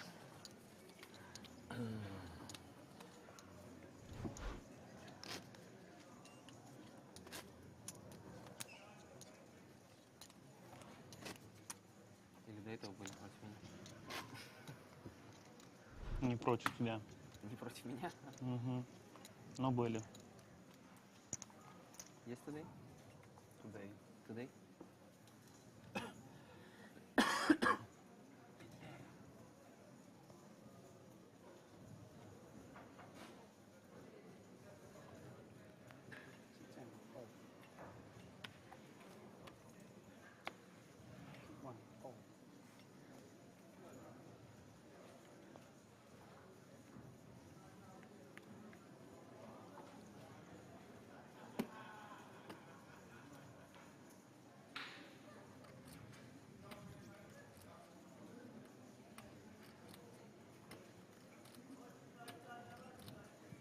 Kuznetsov, ace-8 of diamonds.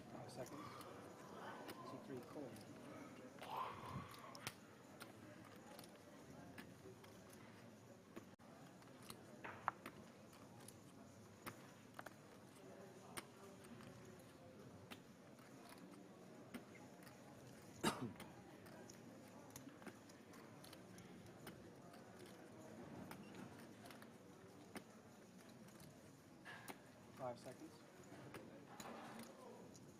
Fold. C4 fold. C5. So with Kuznetsov calling, Gonzalez checks his option. These two will go to the flop. And it's 7-6 tray with 2 diamonds. Kuznetsov with the best hand and the best draw.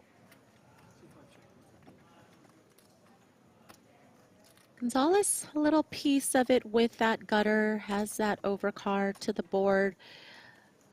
But again, with the limp from Kuznetsov, certainly ranges could be a little bit wider. This doesn't necessarily rate to just be a flop that only favors the big blind. 5 seconds.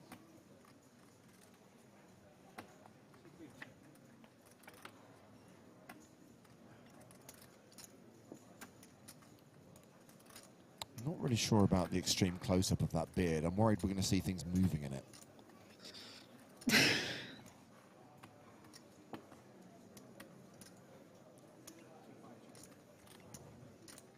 How long do you think it takes the average person to grow their beard that long? I have no idea. I mean, the most I've gone without shaving is probably a week, and I've grown maybe a centimetre of stubble. Half a centimetre. I was being too generous. 5 seconds. Huh. Povatron says he didn't have a beard at the start of this hand.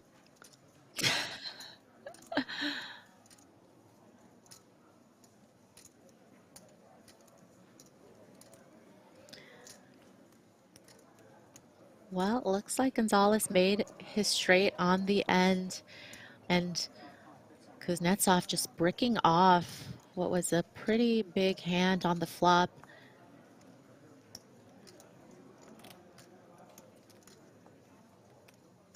Just left with ace high, definitely considering, you know, some of the just random stabs, considering there was just X on both streets to the river.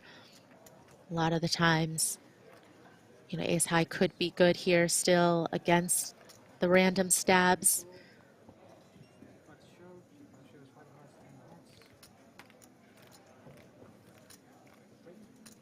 Straight is good.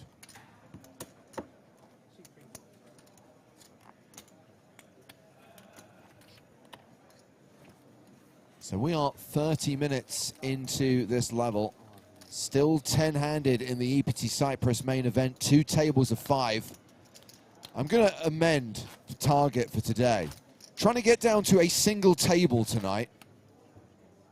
6 might be a stretch. Right now, this is level 29. When that concludes, we'll take a dinner break. We'll come back and play levels 30 and 31. If we get to the end of level 31, it's going to be past midnight. And if we still have more than 6 players, whatever, we'll come back tomorrow with them.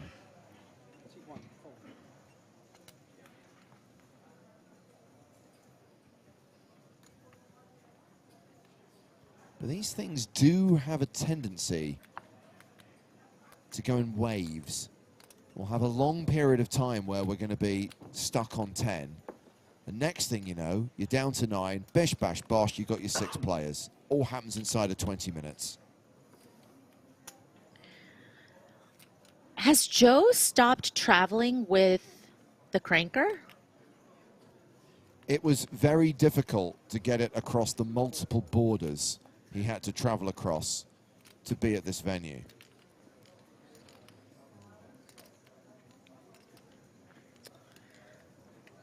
I feel like Stapes has one job when he's on his breaks, and he's letting us down this time around. Also, when it comes to utilizing the cooler machine, Maria, when it comes to cranking it, there is some very important software that Joe needs to use to aid his cranking.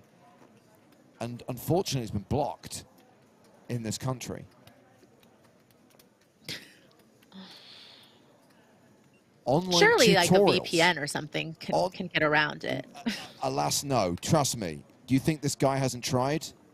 He needs this online assistance. He needs these tutorial videos to help him crank it.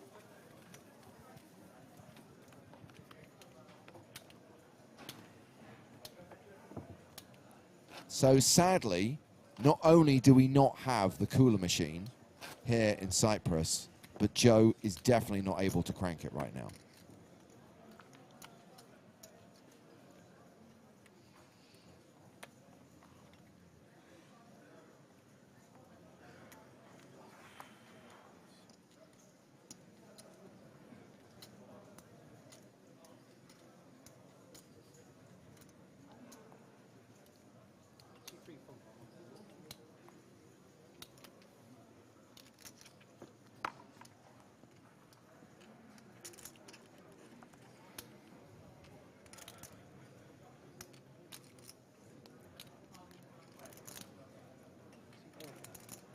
Should highlight that Kenny Hallett has dropped below the 10 big blind mark, down to 9 bigs now.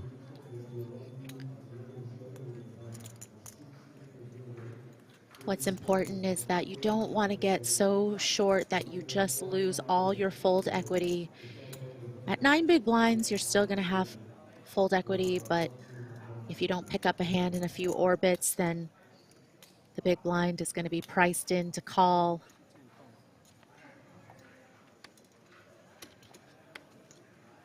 Hello, Queens.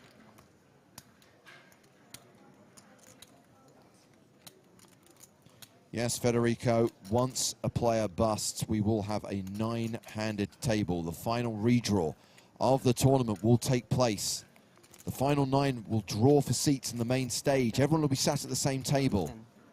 Rainbows, unicorns, fireworks, the whole shebang.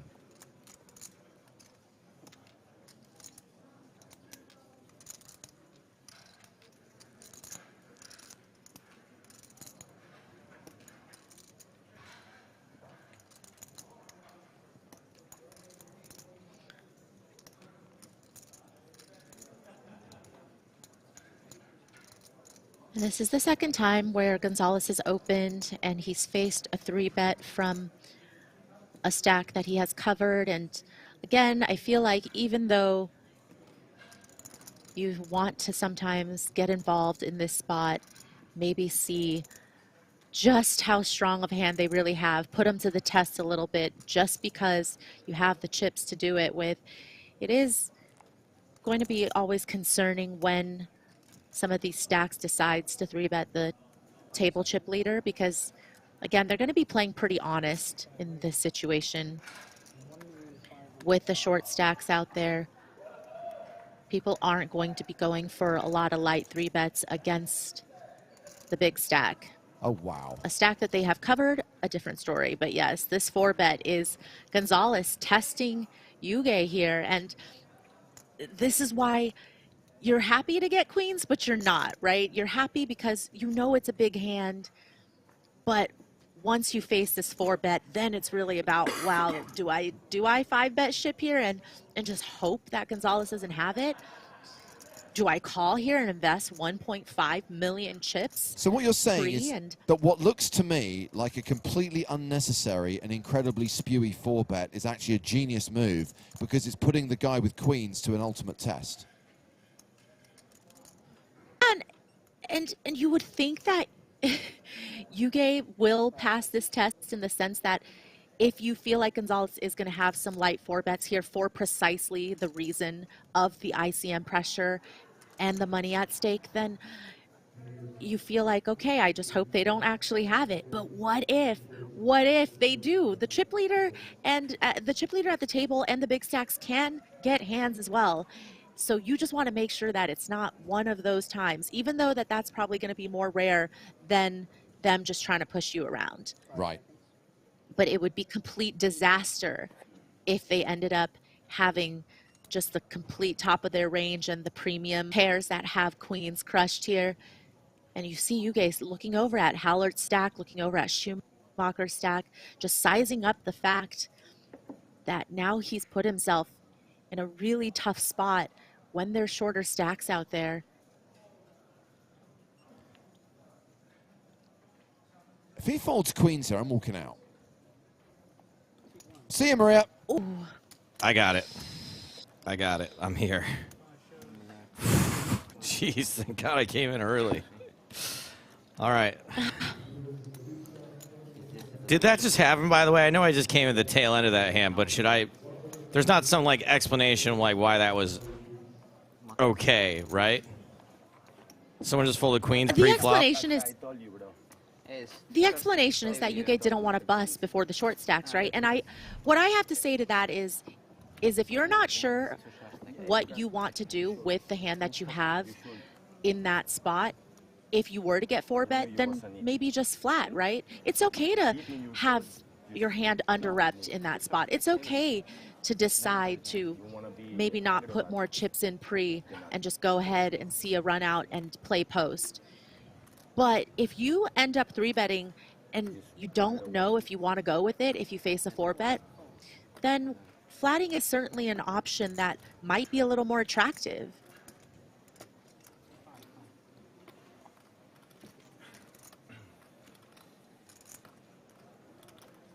I have a pitch also. And that pitch what is that? just fold the queens right away. I mean, it would be better than what happened, right? Just don't open them to begin with. No, I don't know about that one. I don't know about that one, Stapes. That. Sorry, you think that 3-bet folding queens is better than not opening them? Which one would he have more chips right now, I guess is the question I'm asking. If you satellited into this tournament for $1, then maybe I would consider it okay if you just wanted to open fold queens. 5 seconds.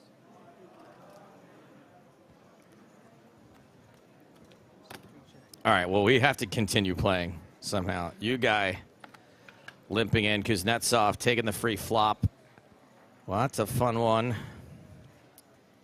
Middle pair, straight draw for Kuznetsov. You guy not looking great here.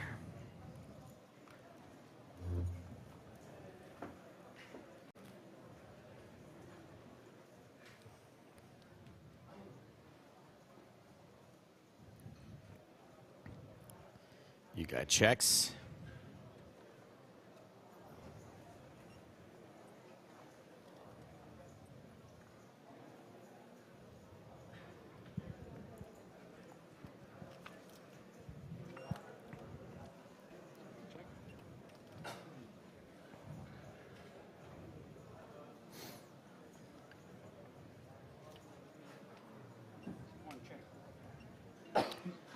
And both, you guy checks again after seeing the 6 of hearts on the turn.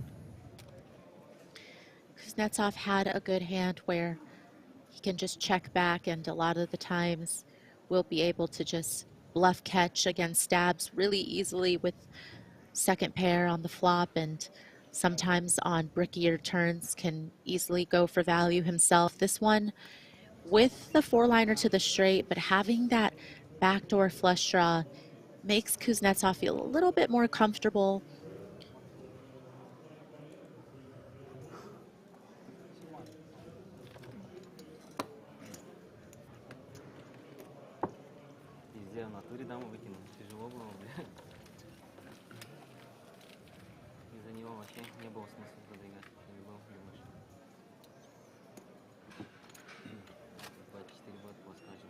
So everybody who was shouting about how you wanted to hear what the players were saying at the end of the last hand, are you hearing this?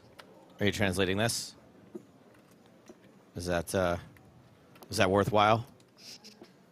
Have you got it?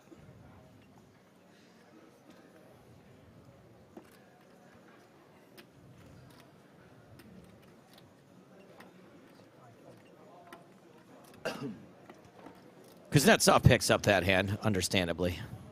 Not a very big pot. Hallert in the cutoff. Sub Ted big blind stack.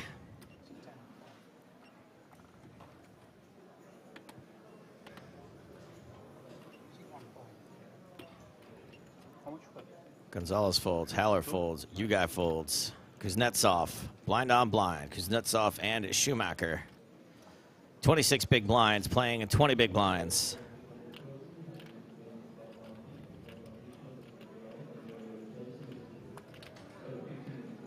Kuznetsov already shoved twice from the small blind into Schumacher's big blind.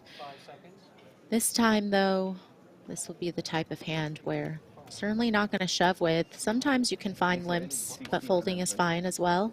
60, 120, next limit. Yes. People still discussing the pocket queens fold. All I'll say is this, is that I completely agree that if it had been kings or aces, we'd all be praising the fold. I wasn't criticizing the fold. I was just incredulous of the fold. The same way I would be had they folded to kings or aces. I'd have been just as surprised. And I was being sarcastic when I said it's better to open muck them.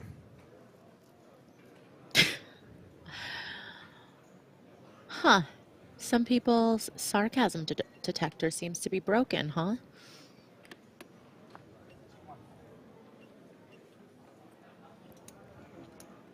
Was that sarcasm?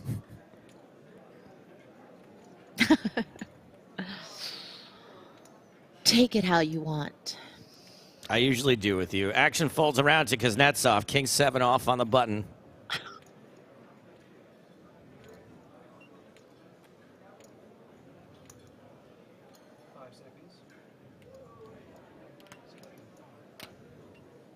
Once again to the blind. Schumacher Gonzalez this time.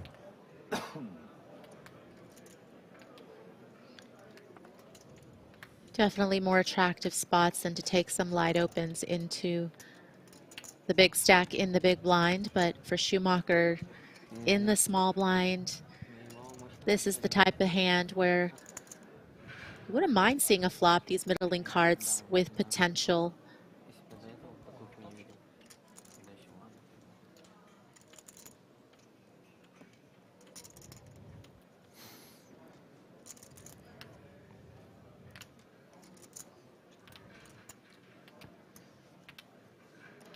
All right, another limp in, check back. All right, keep your hands to yourself, Gonzalez. Ace, 10, 5, 2 diamonds. That 10 right there for Schumacher. That's a good one.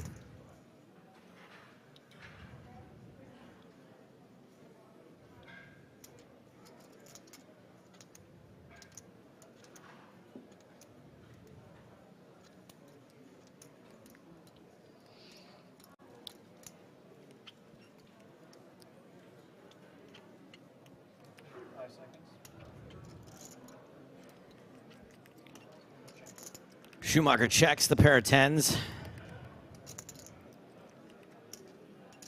Sorry about He that. doesn't want to be in a situation where he's going to have to play a big pot with a marginal strength hand. Feels pretty good about it being the best hand, given the fact that Gonzalez did check back. It's not a great turn, though, because Gonzalez can certainly check back the flop with bottom pair. But Schumacher also with the 9 of diamonds definitely won't go anywhere if Gonzalez chooses to bet. But Gonzalez has a little bit of showdown value as well.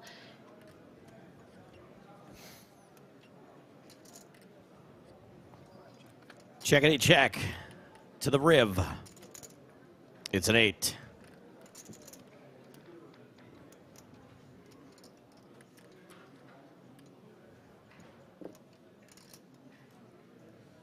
Now for Schumacher, it's about, can he try to get some value from some high cards? Feeling like 10s and 5s with the ace kicker has got to be the best hand. And if somehow Gonzalez has another 10x, and you're going to be chopping with a lot of the 10x as well that has better kickers before the flop. And Gonzalez giving it consideration with queen high, but does fold.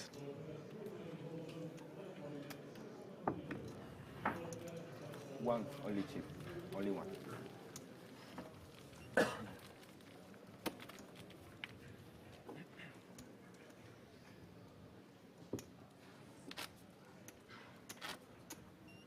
Bet and a fold there. Schumacher picks up some chips, still in the 25 big blind range.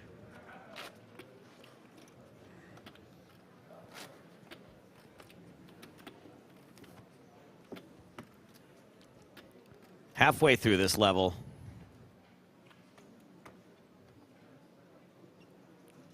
And no offense to Kenny Hallert, but if he doesn't make a move in the next 43 minutes, he's going to be in big, big trouble when the blinds go up.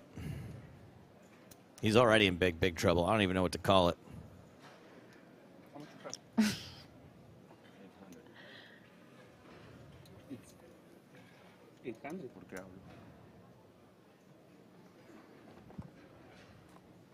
King 10 for Kuznetsov after the fold for Victor Ugai.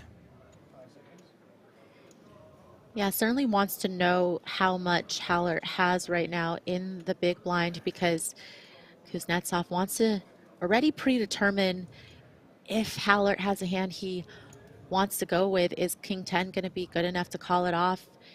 And Hallert, 8 big blinds. It's going to need to pick up something. Ooh. Well,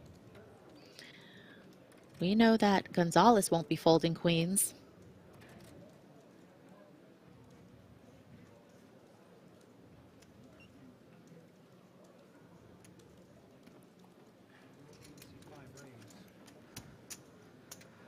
So how are queens going to get folded this time?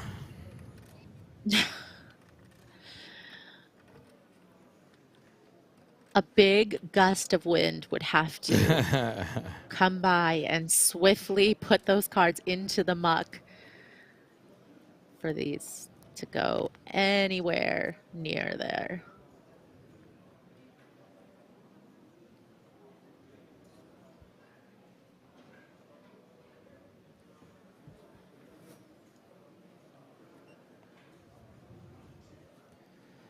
And the King 10 for Kuznetsov facing the 3-bet goes into the muck.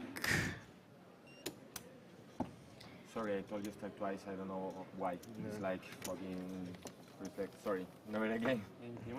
They should call themselves. Sorry. I realize. Yeah, it's better just to. Sorry. I realized both times later. I realized like what?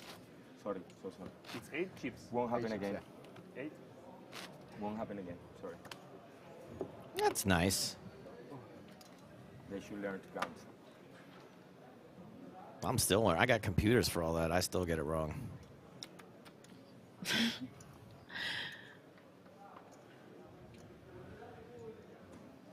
Yeah, Gonzalez playing well and seems pretty likable, so wouldn't be the worst person to root for. There's, 10 of these players left, and I personally have only played with a few of them. Don't really have much info or personal history with any of the other players. It's not an immediate for me yet, but somebody who's nice, respectful, plays well, pretty easy to root for. Mm-hmm.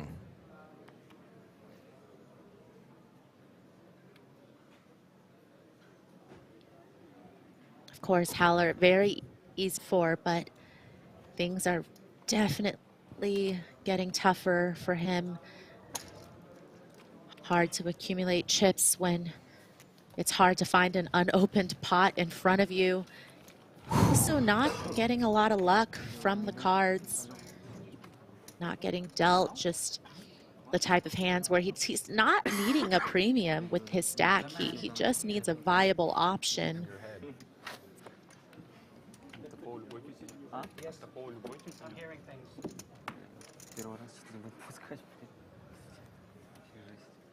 Like the others.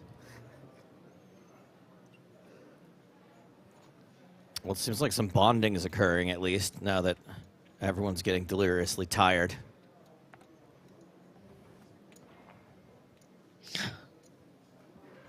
Schumacher with 9-6 under the gun says no, thank you.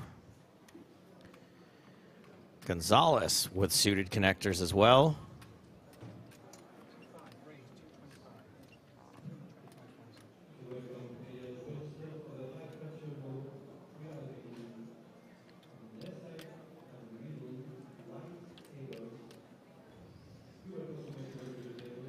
And connectors for Hallert as well. Lets him go on the button.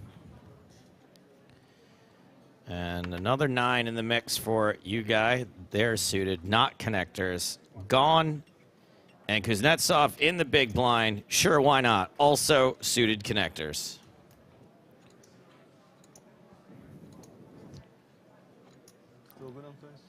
Genta on YouTube asks, how long are they playing today? Genta, how long is a football commentator's name?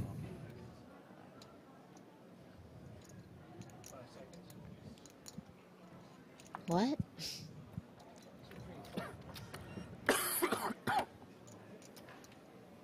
How long? He does football commentary on Fox Sports.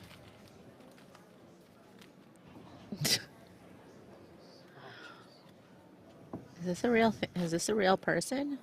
You've never heard of Howie Long? No, definitely not. Jeez, you definitely have. Where's your boyfriend at? He's gonna lose. He's gonna lose it when you tell him that you've never heard of Howie Long. Are we talking about like NFL or are we talking about Yes. soccer or football? National Football League. Terry, Howie, and the gang, get out of here. Oh, wait, I might know this Terry guy you speak of. Terry Bradshaw, Howie Long, yes, Jimmy Johnson. I know Terry.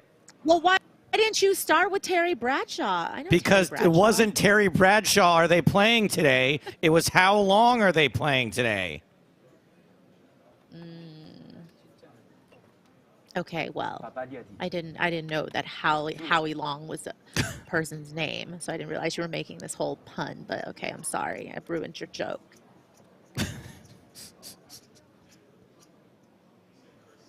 Oh, good. I'm getting a little bit of support in chat, though. See, it wasn't that obvious to everybody. From Europeans. Most of these people have never heard of Howie Long.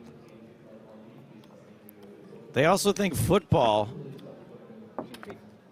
is soccer.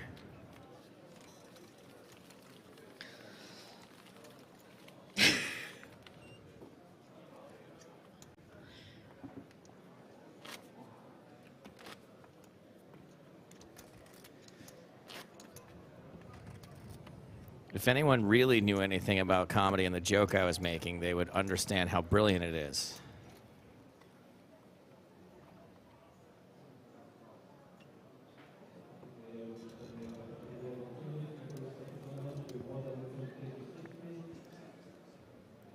Kenny Hallert under the gun.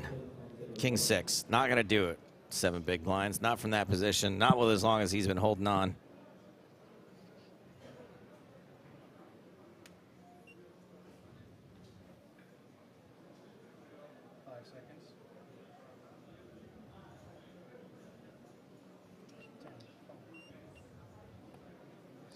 Now you just gotta hope that in the big blinds you're gonna have a better option, or that somebody will bust this hand.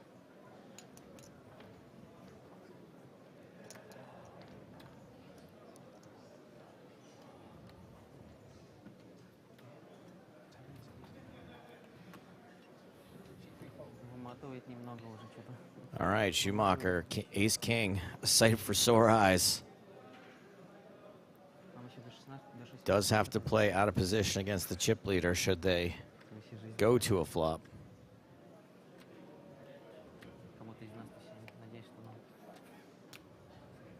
At some point, something's got to give. Is this going to be maybe a cooler?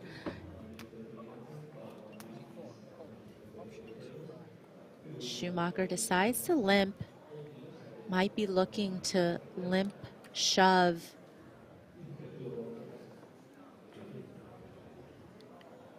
And we have seen players like to take their bottom of the range hands and go for a raise against limps, but Gonzalez just going to check with the 8-3 off. I mean, don't you hate this flop? Don't you hate anything that doesn't have an ace or a king on it after 8-3? Yes. After the big blind just gets to get 3 cards? Yeah, and in this situation where perhaps you were looking to trap pre, now you're just hoping to get to showdown cheaply. You do, of course, have some cards that'll help you make the nuts, but even if you turn top pair, how good would you feel about that with the board being so coordinated? And Gonzalez just gotta fire this stab. No equity, really. Gotta do it. Does have a yeah, it does have a gut shot, of course, but it's for the low end of the straight, and also don't expect to win with 8 high at showdown very often, so natural bluff here.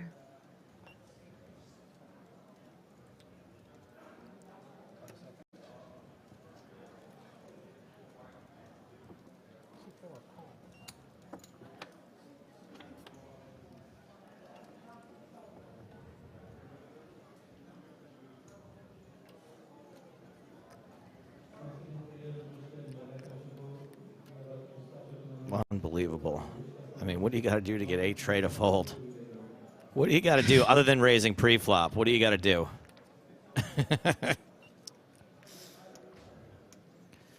Limp trap fail. Horrible run out no matter what, unless the jack peels off.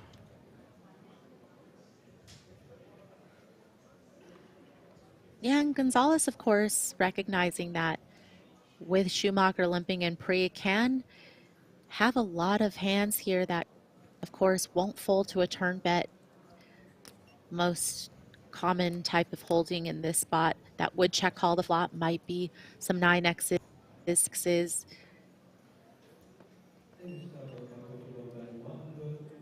Maybe there's going to be a Jack X open-ender continue there from Schumacher. So 8 high, still, of course, not going to win at showdown. So going to just attack the weakest part of the continuing range. And I think this is going to be all she wrote for Schumacher's hand. Just not a great run out. Not really able to comfortably contest this sizing. Really in no man's land going into the river. Ton of bad river cards.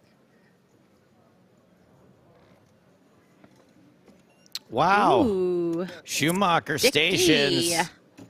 So I guess sort of a limp trap. You're still trapping here on the turn. 4 on the river does miss Gonzalez. Schumacher's going to have the best hand if he can somehow get it to showdown.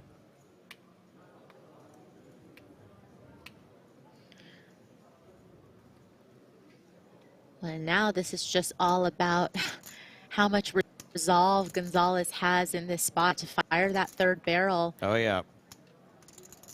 Schumacher, of course, could have, played Queen X this way as well, just because you don't necessarily want to just be leading top pair on that flop.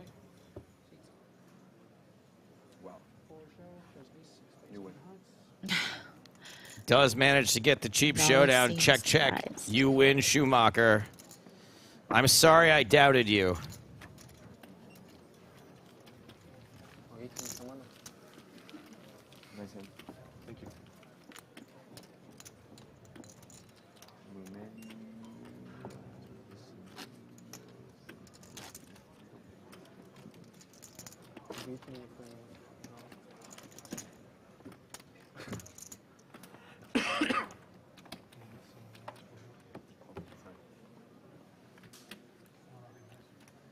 Thank you. Schumacher does jump above the 30 big blind mark, which is like 3rd on the leaderboard at this point.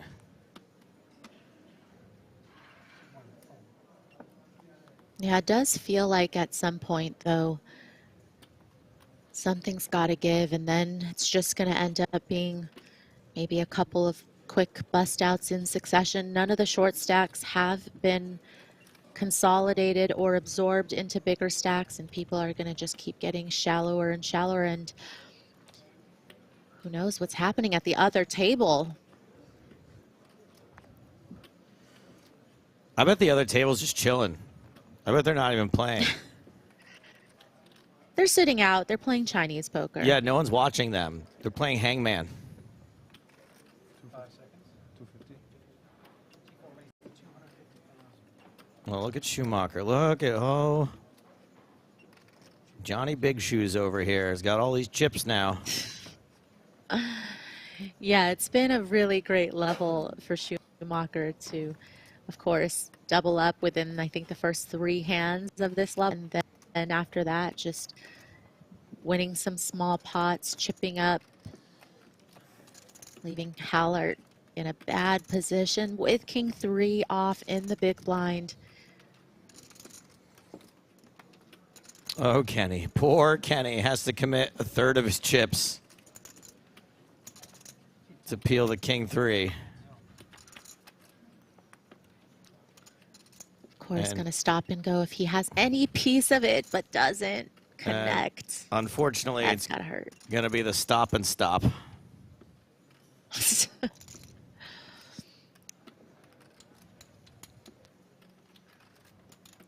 Stop and go, another thing I used to do back in the day that I was told was bad when I had a short stack. Now all of a sudden everyone's doing it.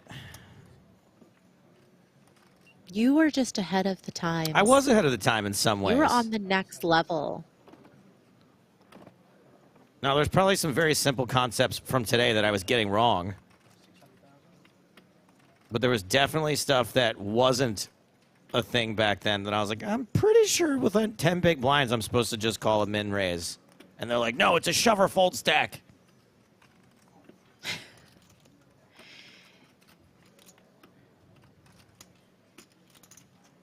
And now look at them and look at you. Ace 5 suited? I was on that a long time ago. Before it was named artisanal sourdough, not just regular sourdough. That's right. Figgy asks, is there a reason why they keep 2 separate tables instead of a single final table with only 10 players remaining? Yes, absolutely. There is a reason. Thank you for your question.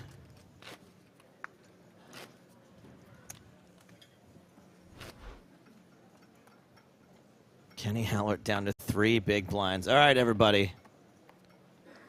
Let's get on your feet. Everybody get on your feet for Kenny Hallert. Hold your lighters in the air.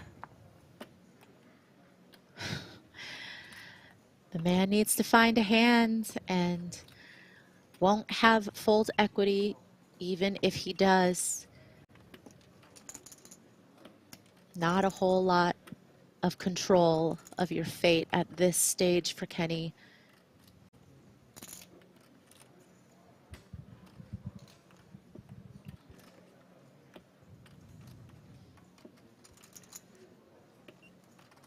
Schumacher with King 8. No, doesn't want to face the 3 big blind shove from Kenny. Gonzalez, 6 tray of diamonds. Nope. Kenny in the small with King Deuce. Well, you got an open lane. That's all you could ask for. You don't really want to go up against 4 people with no fold equity, so now is this in this spot? Do you like a min raise here, or should we go out of control and 3 exit? Kenny goes for the full 3x raise, maybe a little too big. You guy asking for a count with 9 high. And makes the call. Yeah, it's 3 bigs. Was it? 9-5. Soft hand for hand, still a thing. Got to check out the other table first.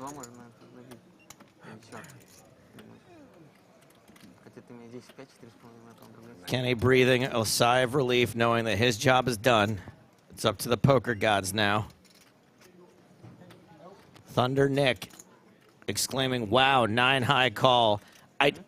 Maria, can you fold any hand there for a 3 big blind shove when you have 2 big blinds in the pot? I mean, like, no. Yeah. There is no mean- there is no wow in this case. Unless somehow it was a 9 and a rules for playing poker. There is no shock that this was a call. All right, other table not going. Here we go. Kenny with the king high. King high. Holding. Queen, queen 10.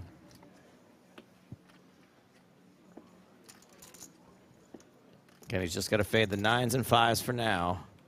Turn card is a 6. That is decent news for Kenny. Does not add more outs that he's got to fade. River card. 9, 10, queen, jack. Kenny's good. Kenny's good. He's got the bigger 4 card straight, which means a double up and a survival for Kenny Hallert.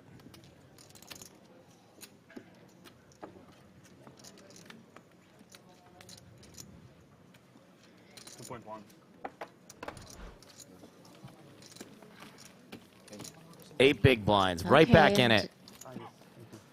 Yeah, definitely back in business. Has fold equity. That's the most important part. You just don't want to have a random hand call and have to face the run out. So hoping that maybe this is where it's going to start turning around and build some momentum for Kenny. I said put your lighters in there. Only one person did. Nikki Hartman, the only person, held up their lighter for Kenny Hallert. Well, there's one person in the Kenny Hallert fan club at least.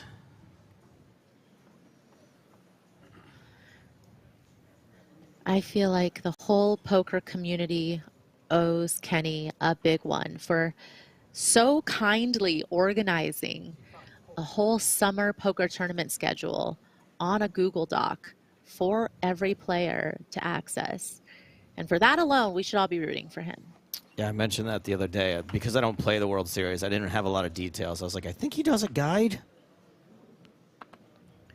It has every tournament at every property in Vegas during that time period.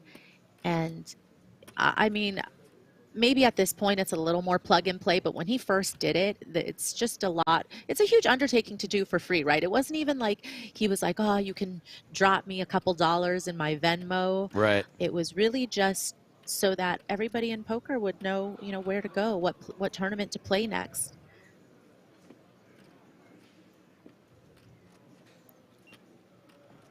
You know what's weird is he could probably sell ads in it. It's got a bigger circulation than most newspapers. Wow. You should really hit Kenny up with that. Look, Maria, much like might my phrase, all it give you a takes is a putt. chip and a chair, I just like to give things to the community myself. I don't need to be compensated. All right, what do we have here? A pair of 8s for Kuznetsov is the best hand. This was a limp from Gonzalez, a complete from you guy, a check back from Kuznetsov. So an unraised pot 3 ways.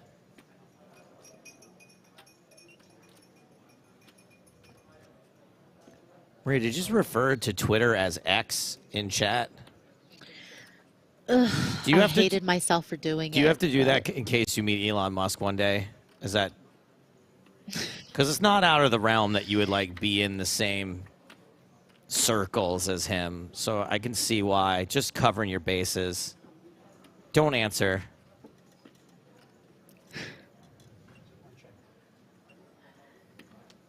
I'm pretty sure he already knows I don't like him, Kuznetsov. and that's why I don't get any reach anymore with my Twitter. Are you pretty much shadow banned? Oh, yeah, I've been shadow banned for years. Kuznetsov gets counterfeited on the turn with that queen pairing. Oh, yeah, look at that. I didn't even notice. But I didn't even notice that he had 8s and 5s, and now he doesn't. Yeah, but he still actually does have the best hand, which is nice.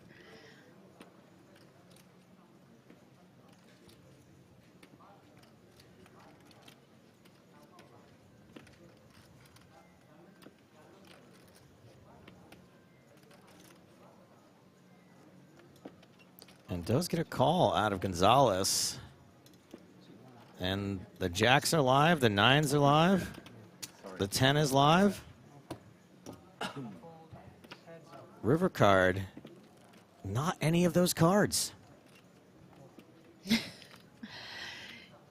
know, sometimes it doesn't hit, and the best hand on the turn is still going to be the best hand on the river. Very exciting for Kuznetsov. Wooly says, a woman I Happy work to see with. Sorry, go ahead, Maria. No, go ahead.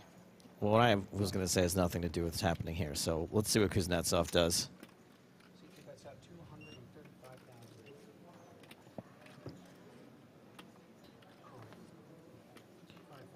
Kuznetsov bets river, gets the fold from Jack High. Wooly says, a woman I work with saw a line of Starlink satellites and it freaked her out. Wait till she sees all the Nazis on Twitter. Even scarier.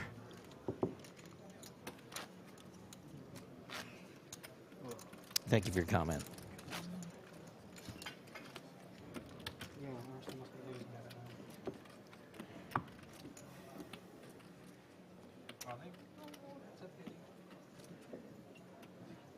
That's right. I mean on X.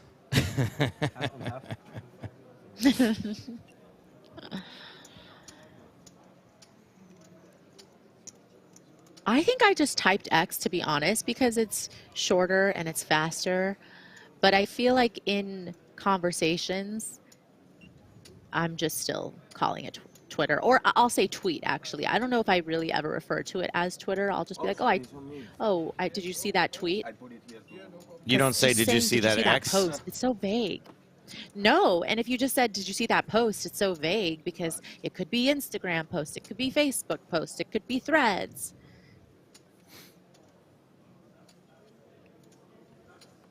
When the $1 for Twitter becomes a thing, that will be it for me. Kenny jamming 9-7 suited from the cutoff. Will it get through? As Maria said, he does have some fold equity now. It's not the kind of hand you can just call it 9-5 off anymore.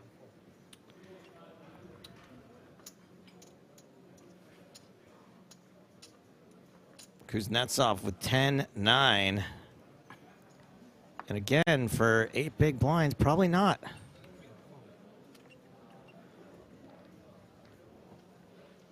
Schumacher with Jack 5.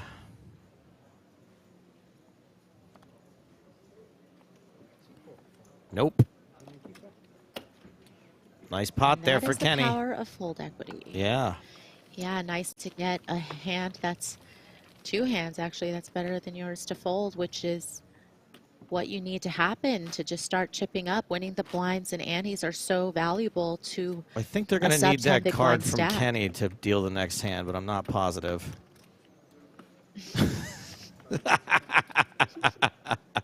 Oh, both of them. I mean, it was good he got to shove them, but I don't think they're so good that he wants to keep them for another hand. Nobody coming either. We was there. The only thing that hand was missing was one guy showing that he got dealt aces. Today, I don't think so. No, today. Today? Okay. I know. Anyways, Jose. Yannick. Yannick. Yes. French name. You the French one? No, I'm German, but it's a French name. Ah, okay. My mom's French. Yannick. My mom's French.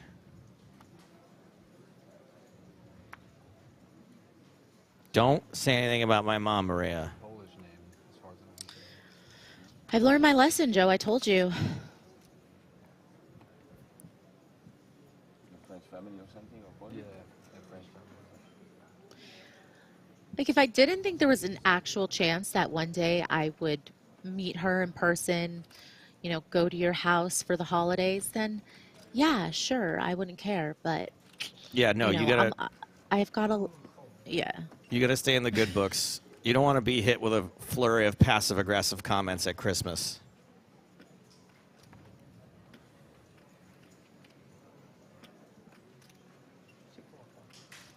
You guy opening Queen 10.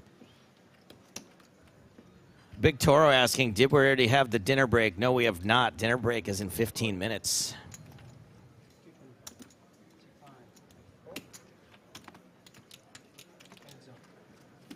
Ooh, a domination situation. 8-4 tray, 2 diamonds. No disgusting cooler on this horizon. Tom's asking me what I'm having for dinner. Marie, I'm in this really bad loop where right before dinner every night, I end up having, I get real tired, so then I have a coffee. And then when dinner hits, I'm not hungry. So you make yourself a plate and bring it back to your room for later? That would be a really smart idea, but I did not do that. I did last night. Stupid. Check, by the way. 6 on the turn. I finally ordered room service in an all-inclusive resort. I had to pay a la carte room service because I missed dinner. And I was in bed, and I was like, you know you're not going to go to sleep till you eat something. So, King on the River. And is it more frustrating because you know that they're basically grabbing it off of the buffet line and just putting it onto a plate and serving it to you? Yes, it's frustrating because it's probably buffet food because I'm paying for it when I don't have to, and I really shouldn't be having dinner at 11 o'clock at night. Check to showdown. Cheers. Ostrovia. Queen high is good? Yeah? Queen high is good? Yeah. Queen 10. Queen high, Jack kicker is good. Yeah. Oh, yeah.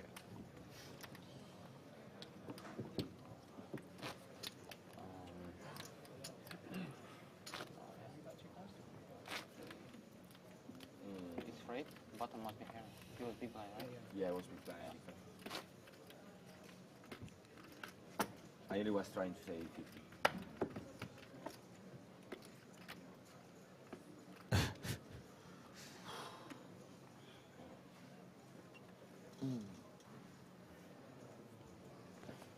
Action on Victor Ugai from Uzbekistan. Ace 10. All right, here we go. A hand.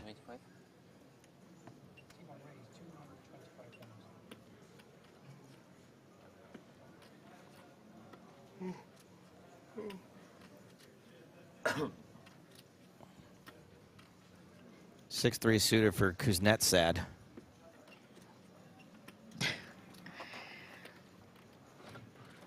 Oh, Schumacher. Oh, baby. Big, slick energy. Yeah, it's even nicer when it's suited and you have your opponent covered. I mean, don't forget that you guys did fold queens, so I'm not sure, Ace Solus, if there is carnage incoming. Gonzalez makes the tight laydown with 10-4. Kenny. Wow. Not going to play, but somehow also has an ace.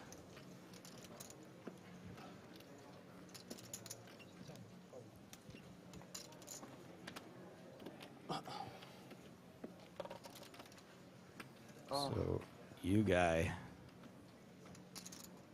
probably not going to get into the position of reopening the action pre-flop regardless. Just lays it down. No carnage.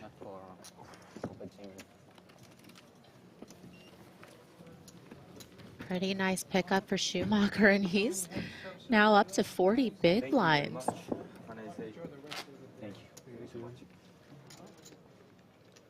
All right, while the dealers are getting changed out, time once again to mention the return of the big game. This time we're calling it the big game on tour. Slightly different version of the big game. This is happening alongside the NAPT at Resorts World in Las Vegas. There's going to be a qualifying tournament. 2 qualifying tournaments, November 5th at Resorts World. And I would check out the PokerStars blog and the website for the T's and C's of this entire thing. But in those tournaments, we're going to qualify people who will then move on to the casting phase to be staked $50,000 to play in the new version of the big game. Same rules as before. You lose it, who cares? No big deal. PokerStars takes it on the chin. You win, you keep everything above the $50,000. And we're working on lineups for the big game right now. There's going to be a mix of pros, celebrities, influencers. Jawas knows what I'm talking about. Says, man, Resorts World is so nice. Great poker room.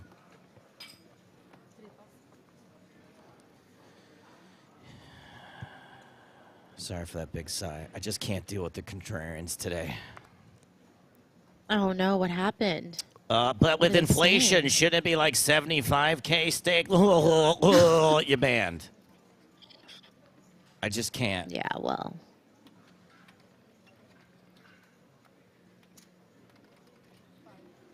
I can't tell you who's playing in the big game yet. Mind. But I can't tell you who's not playing in the big game. I can tell you who said no so far.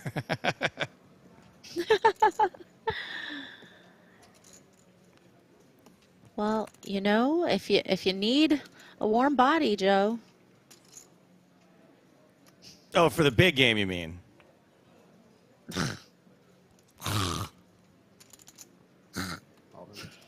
Kenny with a good opportunity to shove from the small blind over the open from Gonzalez. Can I have the count, please?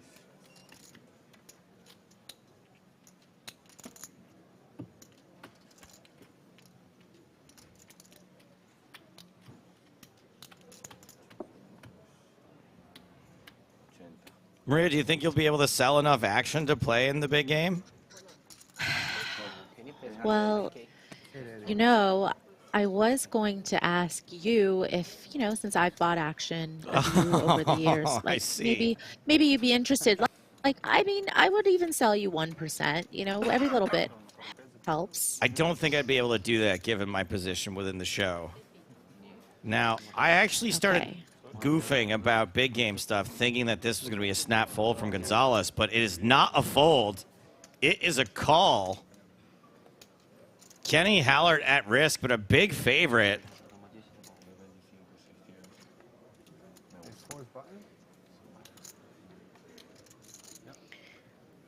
Yeah, a really good spot for Kenny. Can't for more, just hoping to hold.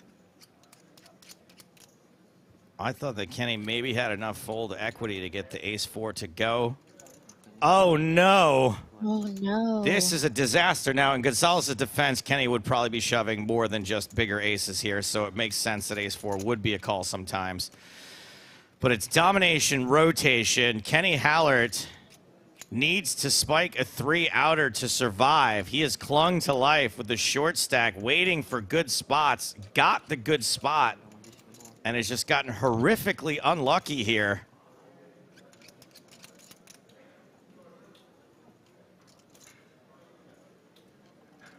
Kenny on the brink of elimination. Needs the Jable. No jack on the river. GG. Kenny Hallert will be departing in 10th place.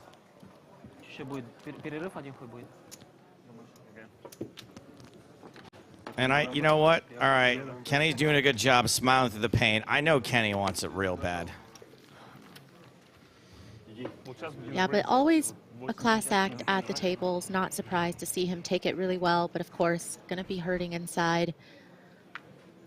Kenny cashes for $74,000. Everyone else ladders up more than $22,000. And since there are only 8.5 minutes left on the level, what's going to happen is we're going to take a break now. The redraw will happen. Then we'll come back, finish out this level, and plow straight into the next one, and that is the dinner break. We have 45 plus 8 or 45 total? 45 total. When you come back, we will play those 8 minutes, and we will switch to the next level. Oh my God, they killed Kenny. Jose Gonzalez. The break is now 45. 66 big blinds.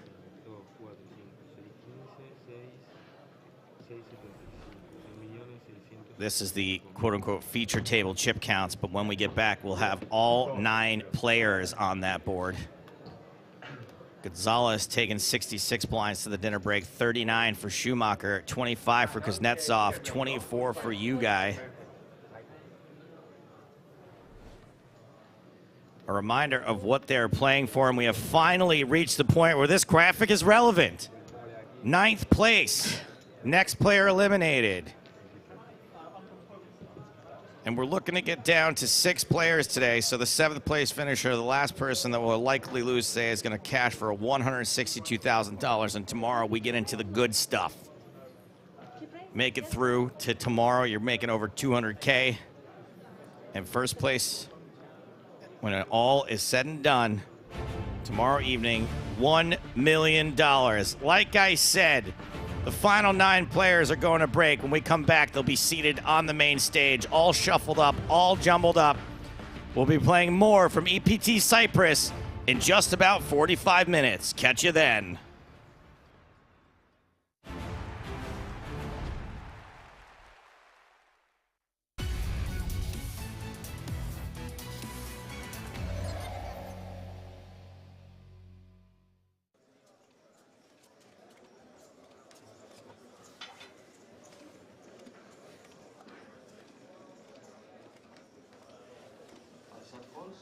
Marcel Lust told me he was named after a boxer.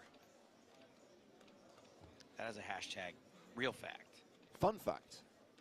Fun fact, yes. So, time to sweat with Marcel Joe and play this hand from his perspective. Tell Shaq how much you do. Oh, 24. Yes. That's right. Sorry.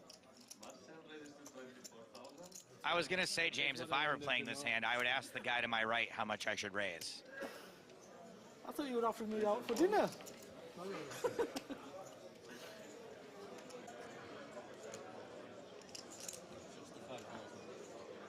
raised to 65,000.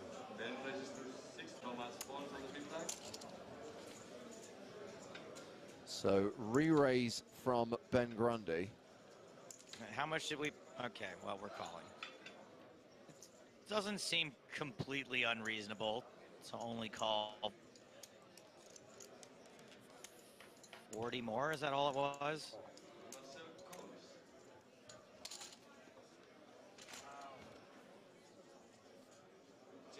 With 9, 10 of spades, but this is not a dream flop for us. No.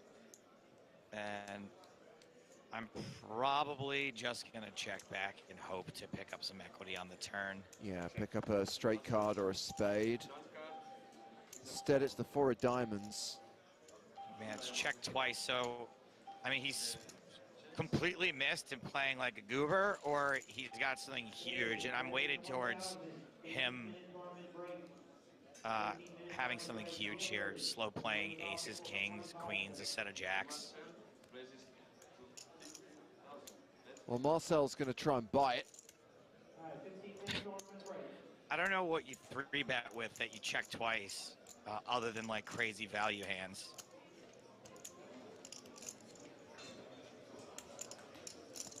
Players, you do not have to be here for the race off. Go ahead and take a break.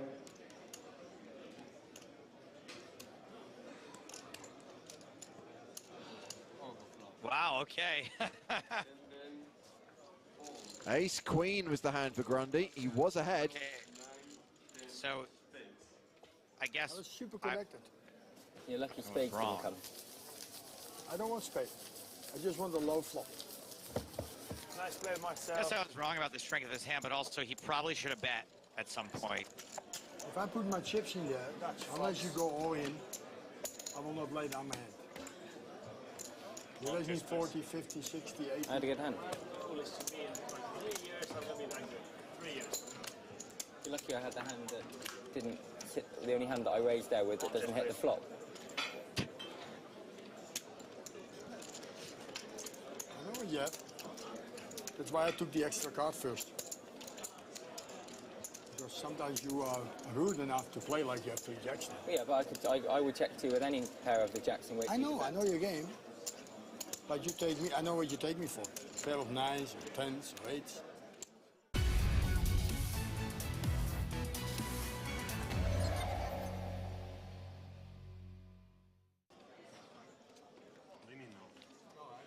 It's like blinds are now 5,000, 10,000, 100 ante. I had him the other day about 5 times in 20 hands.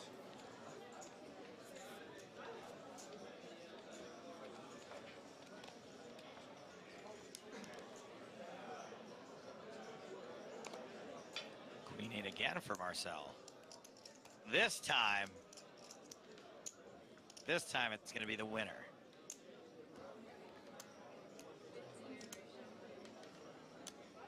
Marcel registered 25,000. 25, isn't it? 25. 25,000 total. And ace jack for Fraser Dunphy. 280, 1,000, 2,000. You and the players are 1,000 euro buy-in. Andy 200, blinds 1,000, 2,000. I'm gonna call my He's in no re-raise. Queen tray for Karam.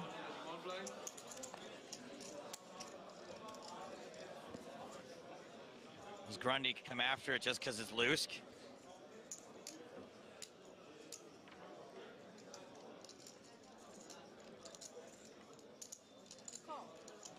Oh yeah. King deuce suited. Trying to run down his nemesis. Open-ended straight draw for Marcel.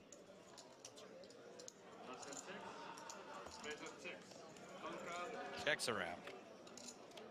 There we go. So Marcel has the straight. Grundy has now got the flush draw.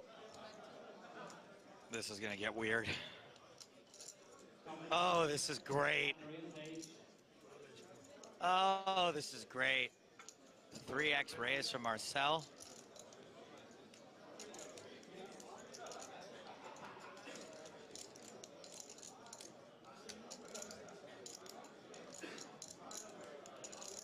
Grundy obviously taking it personally. After the last time they exchanged words. 1,000 euros to go. And again, E. Stefan C. Marcel very comfortable. And again, Dennis, Andrzej, Abel, Alex Kravchenko, Rafael, Christian, Geo, Sergei, Peter, Slava, Arsi, Renaud. Grundy just calls. Oh, the all-important river card. Man, and that club. No club on the river, but it is a pair for Grundy. Oh, is he looking to snap it off here? That's what I'm wondering. Just 60 into 200. Yeah. I mean, this might be genius.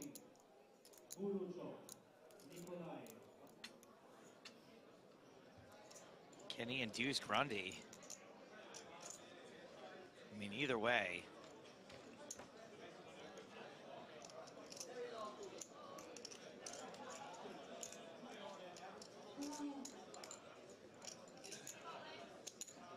The Milky Bar Kid's hand ain't good enough.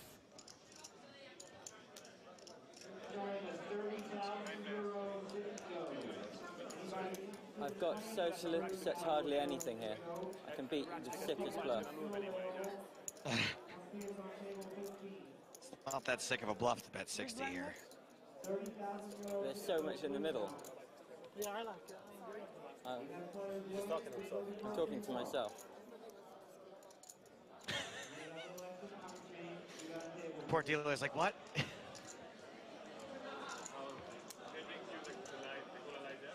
This might be the longest tank we've seen. Yeah.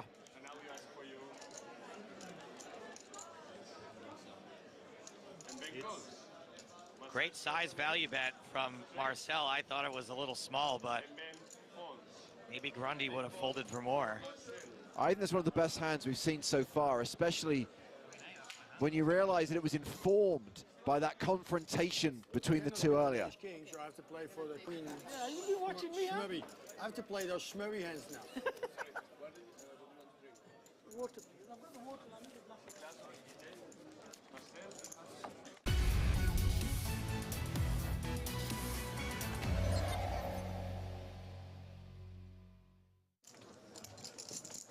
Marcel has the big blind this hand.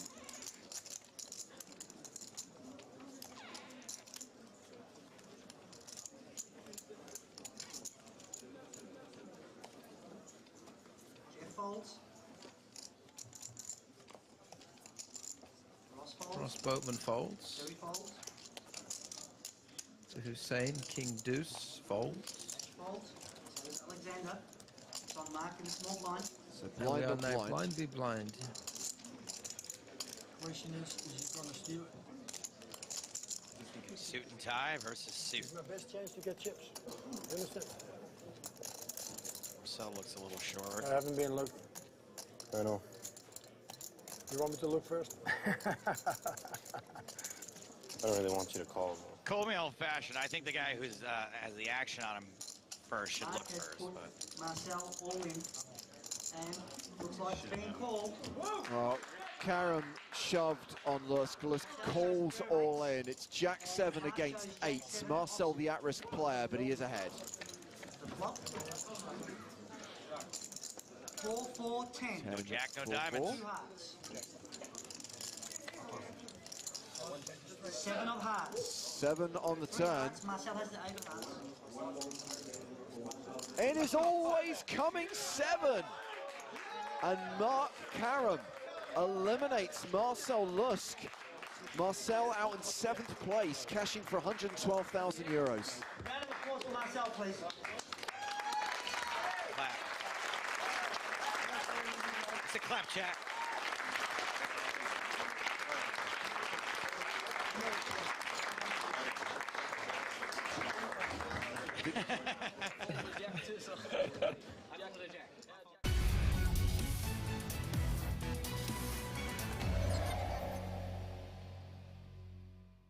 It gets so complicated, it's incredible to try to recreate games over and over again and quickly.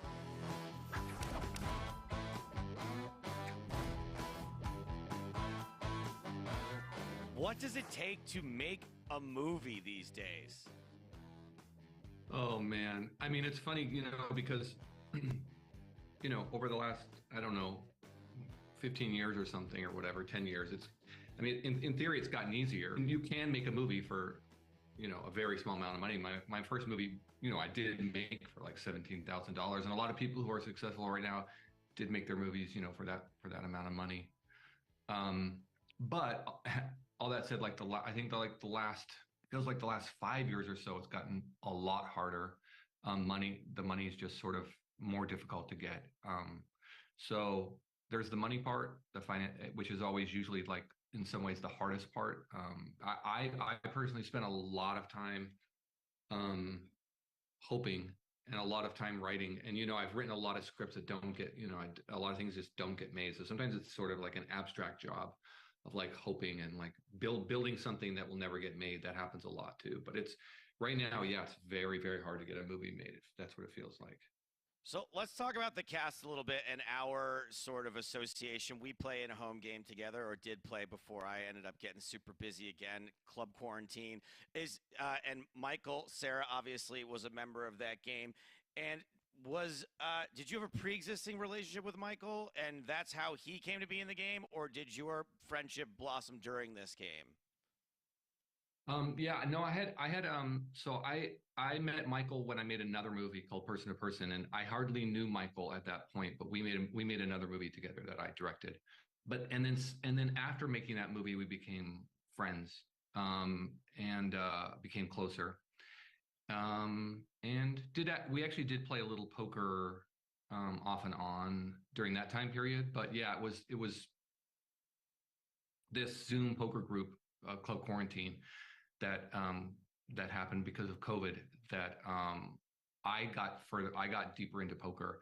But yeah, I invited Michael into that group. And then it's sort of like my relationship with Michael in terms of poker became deeper. Like we had played a little bit of poker, but together, and he had played poker in his life off and on, but it was when he did Molly's Game, he got deeper, and then it got even more deeper during Club Quarantine, because like he and I would like play the game, and then like, you know, oftentimes after the game we would actually talk about it and what went wrong or what went right. We would like this, and we discuss the players and everything. I guess that's kind of where I wanted to go with my next question, as far as how poker relates to this movie. Using poker as a device to show you how impulsive and compulsive Eric can be. Was that your plan all along for Eric, or is that just like a happy coincidence that you happened to discover poker, you know, become sort of deeper into poker while you're writing this? Yeah, you know, like that original draft that I was speaking about didn't have poker. I mean, this other draft that we were thinking of shooting and possibly going to shoot, that we didn't, thankfully, was like 90% different than this movie. Like I completely overhauled 90% of the whole thing, and one of those things was poker. And in fact, I think poker was in many ways the unlocking of the script, I think, in some ways, because what ended up happening was that, and it was because of this Zoom poker group that I had gotten deeper into poker, and my relationship with Michael talking about poker. Really, I mean, maybe this movie wouldn't even exist without that. Cool. Because I think this movie needed that aspect to it. But what ended up happening was that the poker really unlocked the character and the script for me. I had this this perfect device that was, in the film, it's about this person who has sort of stopped playing with or having any kind of imagination, or like an unwillingness to participate in this childhood world with his sisters. Well, now he has this other kind of place where he can play, this more adult world where he feels like he can have some kind of control or some kind of power. And I think when he was young, I think he had control and power, and like he was sort of like the king of that sort of world with them. And now he's with the poker, he's like, it's a sense of like comfort and like some kind of control. Did you find shooting the poker scenes to be challenging at all? It seems like you did it in such a way that you missed a lot of the sort of mistakes that people make by not trying to show the entire scene. I think it also probably helps the fact that you knew the game, Dustin, because it is something that notoriously directors who maybe are not au fait with poker really struggle with. They find it, that they reportedly found it really hard to cover it and show the audience what's happening and get the key information out there. I mean, it's hard. It is hard. I mean, it's really, really hard to convey the information. Just in a practical sense, because like the prop person didn't know poker, and that became like that is something that's like really, really hard, because the prop people have to like reset the chips, reset the cards. And when the cards are dealt, the right cards have to come out. It gets so complicated. It's incredible to try to recreate games over and over again and quickly. I did it. On Card Counter, I did that. That was my job, to set the decks, to make sure when all the players had to pull their chips back. You know, we had a very small crew on that one as well. It's really very difficult, but I think the way you chose to do it is perfect, because things aren't perfect in these home games. They're not perfect in the warehouse underground game. Yeah, I'm trying to direct the actors and everything, but like, if the prop person doesn't, the prop person not knowing poker, not even knowing, like, trying to really understand it, was really just like a big challenge. We were trying to but luckily also Michael was there to like, he was also resetting things too. We were the only two people in the room who knew poker, so it was like really, really crazy to sort of reset.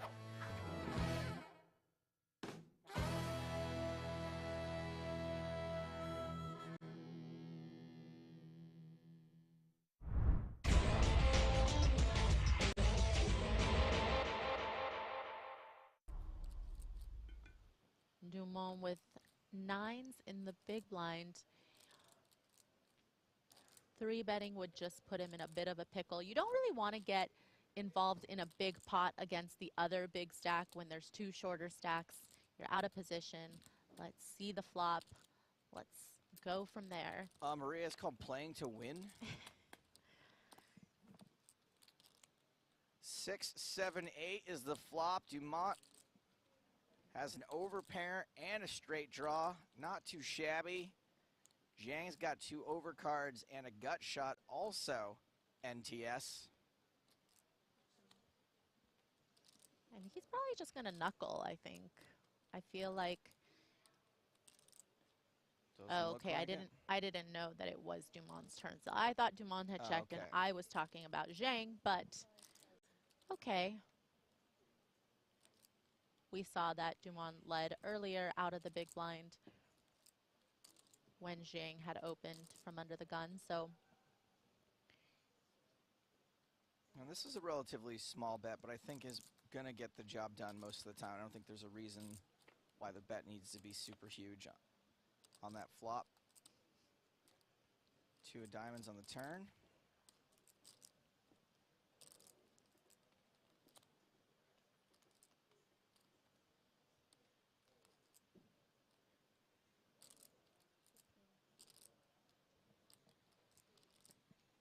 Phil Razor tweets in with a very good point. So let me get this straight. Dumont is a driving instructor from France. He does not have the shape of head I would expect. I don't know if you remember the cone heads. We are from France. And that was their cover. They're driving instructors. Another value bet from Dumont on a safe turn. Yeah, really safe turn. And the river is 5, 5, 6, 7, 8, 9. That straightenized for pocket nines. What a great run out for nines, huh? I just want to know when Dumont started staring down his opponents when it's not their turn. It didn't happen. This whole new demeanor happened once he became chip leader last night. He was like, wait a second. With great power comes great responsibility. I have a responsibility to stare down everybody all the time.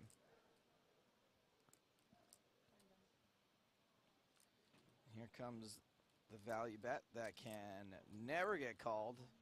Always the chance that Zhang loses his mind. Yeah, but so far I feel like Zhang hasn't gotten very out of line post-flop. And I don't expect him to here, even with the 10 in his hand. Nope. That is going to put some distance between Dumont and Zhang, however. The 2 chip leaders. Dumont over 10 million in chips now. Zhang opened this pot with his king 9. Dumont is 3-betting now to 1 million even. Zhang says, let's play. First 3-bet we've seen heads up.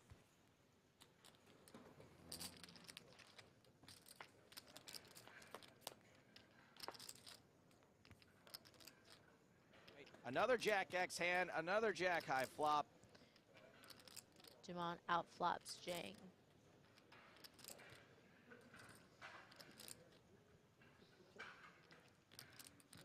And interesting. He's going to check it over. 700.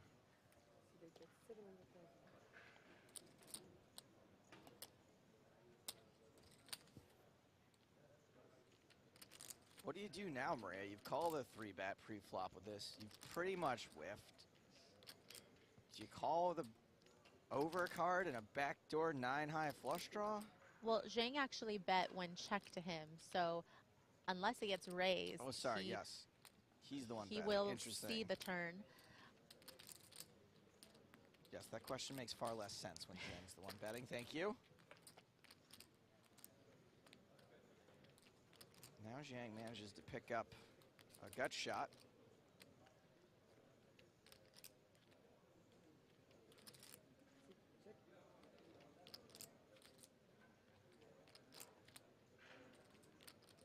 And I think when your opponent 3-bets out of position pre and then checks to you on the flop, I don't think that's an auto bet just when your opponent checks. I think sometimes you have to think about the fact that your opponent will have traps. It's a trap. May the 4th be with you.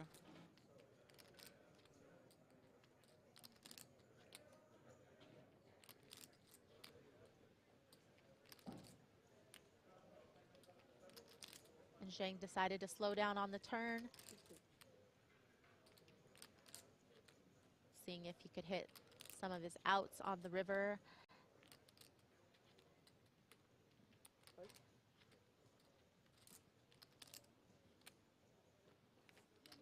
And sometimes I would want to see a check from Dumont just because, you know, the draws missed. So maybe you could get your opponent to bluff their misdraw on the river. 1.9. Because when they check back the turn, they do have some hands with showdown value, but they also have some draws that if checked to, they might try to bet. Makes sense.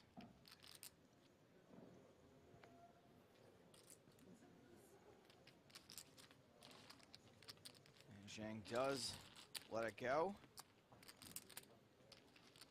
Hand 105 of this final table about to be dealt.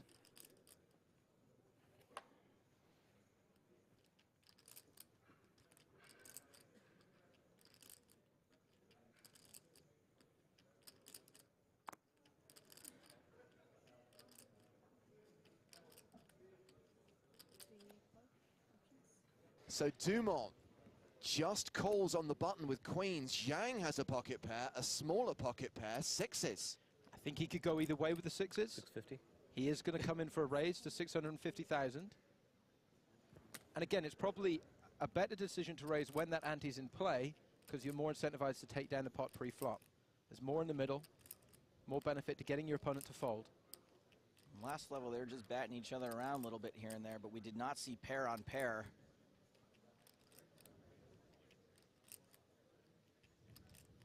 You would think if Dumont is limping the queens, his intention would be to limp raise them.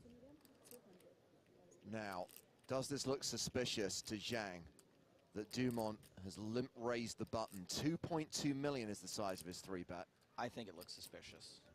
And again, hole cards. I would agree, though. We spoke about the ante being in play, that more often than not... Wow, he does think it's suspicious. He's all in. Zhang shoves, snap call by Dumont. He couldn't even get the words out of his mouth. That's how nervous he is about this situation. It was just a huge all-in, and it's domination nation. The underpair for Zhang.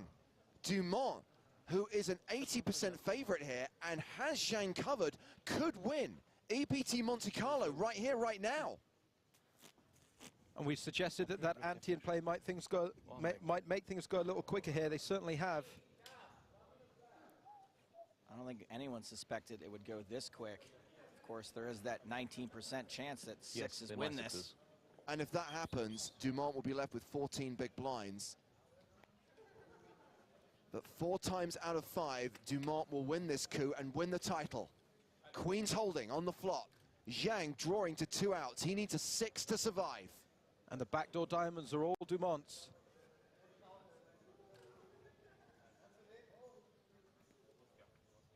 The turn card is an 8, no additional outs. Zhang needs a 6 on the river. He must hit one of those 2 cards, or Nicolas Dumont is an EPT champion. It's over. Congratulations. Dumont takes the title. Well done.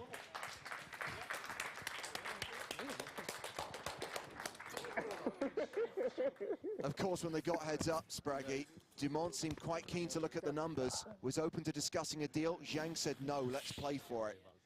Right, and a lot of people in the chat might be thinking, well, that's what you get. You don't take the deal, you end up second. But if he's confident in his ability, I think he's right to go with it, play it out. Pretty much a cooler, I think, heads up with the ante in play. You can't blame him for getting it in with the sixes. Just unfortunate to run into the queens. So congratulations to Nicolas Dumont. He is now an EPT champion. He will bag the platinum pass. He'll lift the trophy. He gets the first prize of 712,000 euros.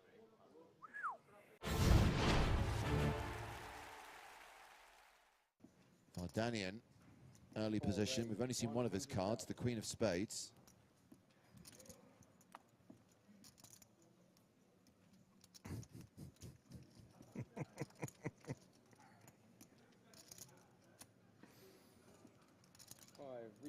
Well, whatever that other card is, it ain't better than Pocket Kings. Pocket Kings once more. 2 hands in a row. 8-fold. 10-fold. Vardanian, haven't seen second card yet. Vardanian's only got about 22 big blinds behind those, so if this is queens or ace queen, might see some spicy 4-bet action here.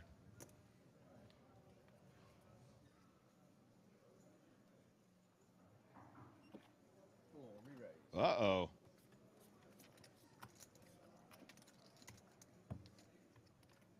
That's a huge chunk of... 525,000. Well, whatever Vardanian has here, he is behind. He is 4-betting to 525. There is the shove from Kozenkai. And Vardanian is priced in, makes the call, clearly doesn't like it. Need some popcorn for this? Yeah. Popcorn time. Pop it. It's got to be ace, queen, or queens, right? Hopefully for his sake, it's ace queen. Vardanian is the at-risk player here. Wish good luck to everyone. And whatever his other card is, we know he's behind. The question is how far behind. Oh, he's got queens. Yeah, would have preferred an overcard. It's a gift, I think. Good luck, guys.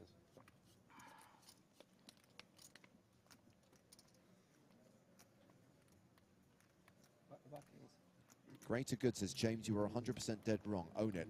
What? I'm explaining someone else's ruling, dude. He's banned. Jack 4-3 on the flop. King's holding. A little bit of a more action. Please on the turn. Does have diamonds working in his favor, I like though. sweating. Like, it's more fun, everybody.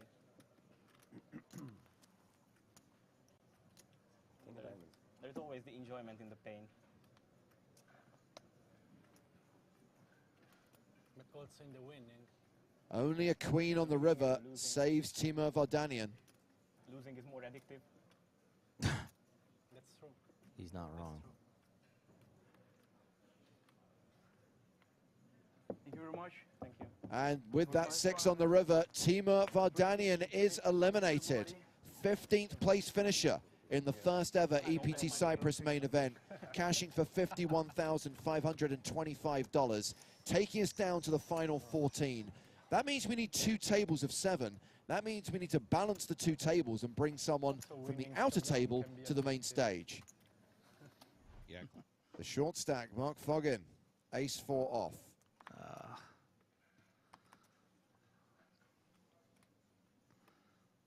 This is a fog and shove.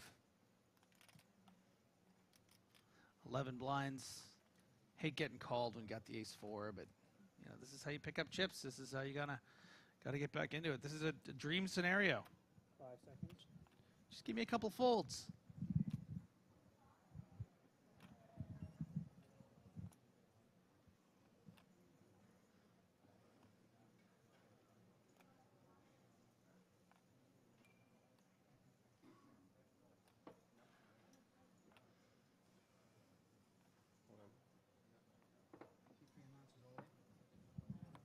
Foggin all in. And 7's in the small blind for Kozenkai. Yeah, it's treble. The old hockey sticks. Yeah, reshoves. Schumacher in the big blind. Deuces. Folds. And we're in a situation where we have to wait for plays concluded at the other table before this all-in is dealt. You decided to shove. Nobody forced you. I didn't decide. The card decided. Card decided. You can misclick fold. Always. Or they can see on that table. No. Yeah. Okay, let's go.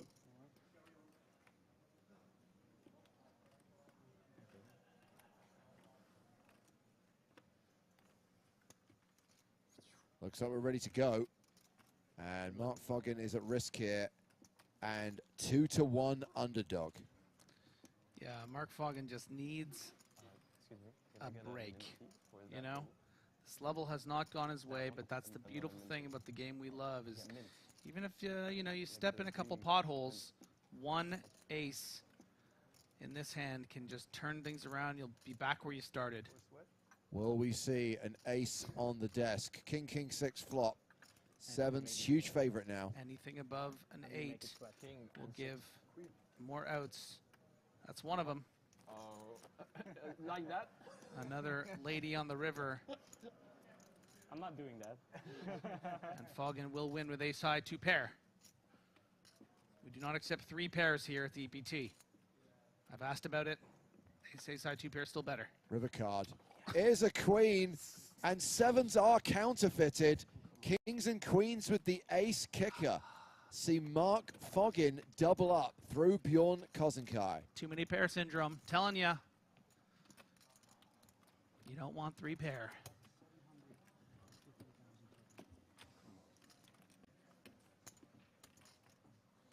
So Foggin survives and now has 25 bigs as Kozenkai drops down to 40 bigs. Action's going to start with Mark Foggin under the gun with the Grafton, 10-9 suited. Your countrymate is watching, Mark. Don't you dare fold 10-9 suited. Free raise, 125,000.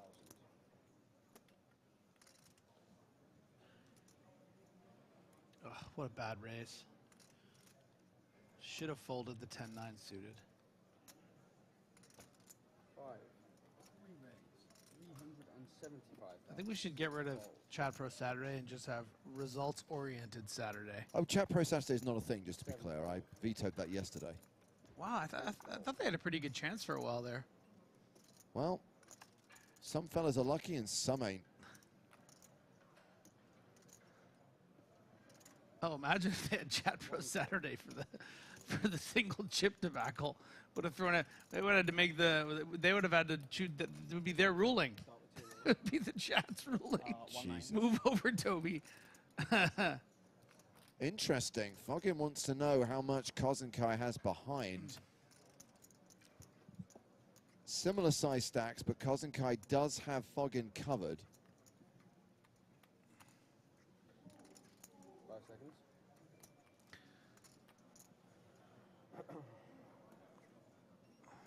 Time.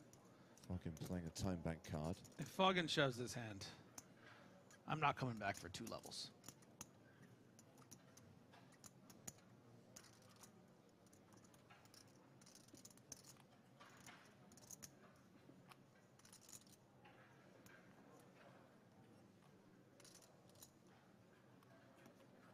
Seconds.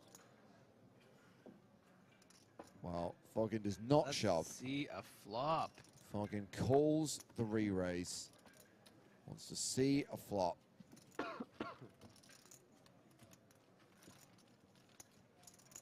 Has less than 20 big blinds behind. And has hit a flush draw. Kozenkai still ahead though with jacks. Yeah, but look at that SPR. I mean, he kind of needs to check shove and hope to fold out, you know, the ace queens and ace jack type hands. 3 check. But are those even going to bet fold the flop? They're probably going to check or even bet call with this kind of SPR. So Foggin might just decide to check call here.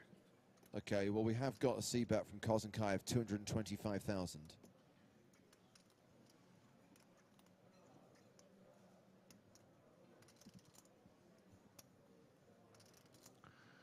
Okay, so yeah, I should be a bit more clear. It's not just the ace queens and the ace jacks, right? Kozenkai can have some bluff raises here. Let's say he has ace 5 of clubs. 3-betting, hoping to get Foggin to fold pre. That's the kind of hand that would C-bet and fold to a shove here. So there are a lot of bluff hands that Kozenkai can have here that he's going to bet, and then you just take it down with a shove.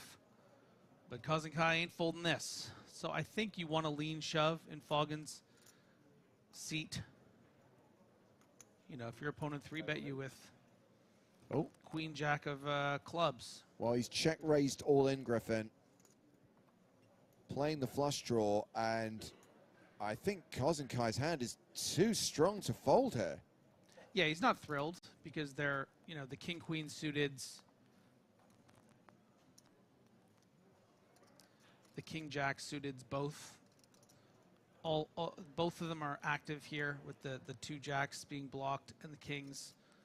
But the times that your opponent has the ace-10 suiteds or the queen-10 suiteds, even apparently the 9-10 suiteds, you just can't burn the money and bet fold here for another, you know, 15 big blinds. But you can imagine the pain, right?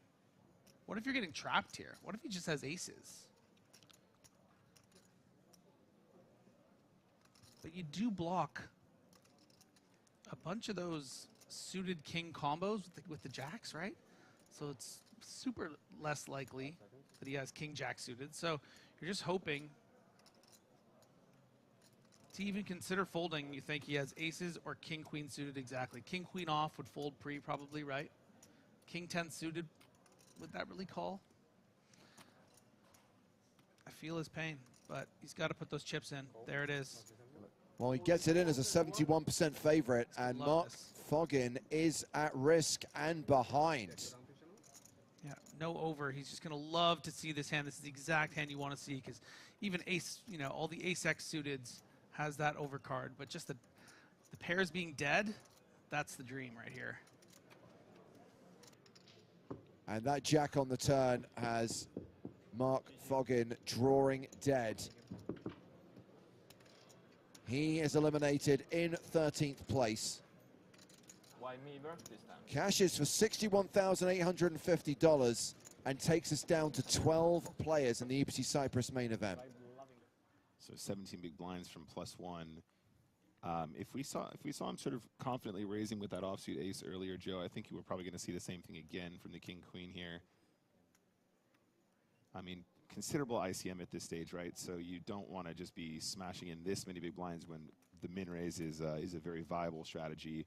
That's exactly what he goes for, 160K. King-queen, very playable hand regardless, unless you run into you guy. Oh my goodness. This is not the most ridiculous flatting spot either, Joey. If you wanted to get tricky. You guy does appear to have some tricks up his sleeves as well. Yeah, so far been really impressed with you guys' strat. Gonna use the time bank here. I would love to see a flat here. It'd be so spicy.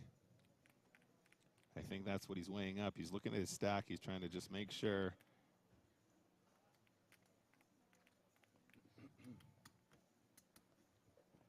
$160, the original bet, the raise, the re-raise, 380,000, and Kuznetsov just sort of wistfully staring into the distance, wondering what might have been had action not gone this way before it got to him. Yep. And decides to 3-bet, but it's a nice small sizing from you guy. 5 seconds.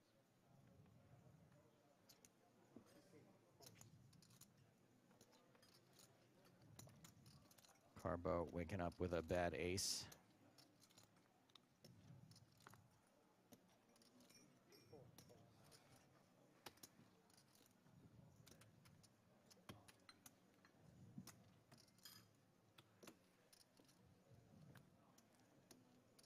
Back to Tatar.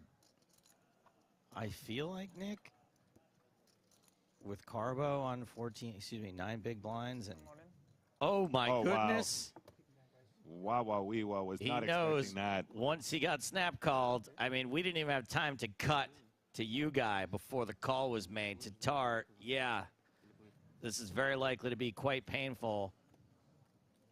Now, typically, we would make sure the action on the other table is finished before we run this. However, I think the action is already finished. It is.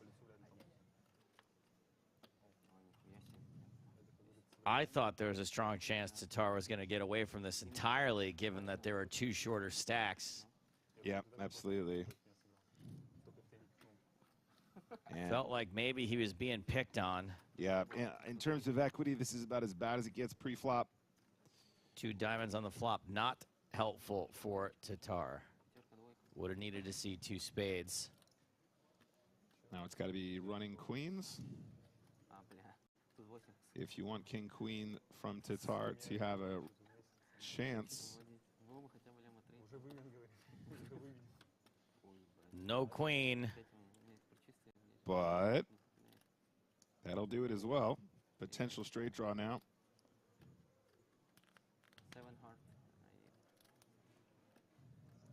Can hit the 9 or the ace for a run.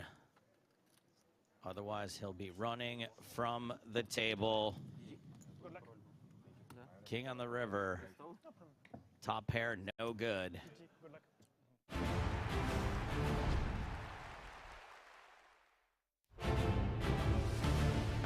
Welcome back to live coverage of the Cyprus leg of the PokerStars European Poker Tour as day 5 of the main event continues. Players coming back from the dinner break at the Merit Royal Diamond Hotel, Casino and Spa. And for the first time in this tournament, every remaining player will be sat around the same table. Just before the dinner break, we got down to 9 with Kenny Hallett eliminated in 10th place. That necessitated the final redraw of the tournament. Now 9 players are coming to the main stage. We will continue tonight until we are down to 6 players or until we've played to the end of level 31. We've got the rest of level 29 to play out. Got about 8 minutes left on the clock. We'll roll straight into level 30 and then a break, then level 31. Now, in case you missed yesterday's announcement, when we get to NAPT Las Vegas next month, we are bringing back the big game. We have the big game on tour because it's taking place on the North American Poker Tour. We're filming a couple of sessions, 2 tables on November the 8th and 9th. And of course, it's the big game. We need loose cannons. And so we are qualifying and casting 2 loose cannons to take part in the big game on tour. And those qualifying tournaments, which will then lead to the casting process, are taking place on Sunday, November 5th.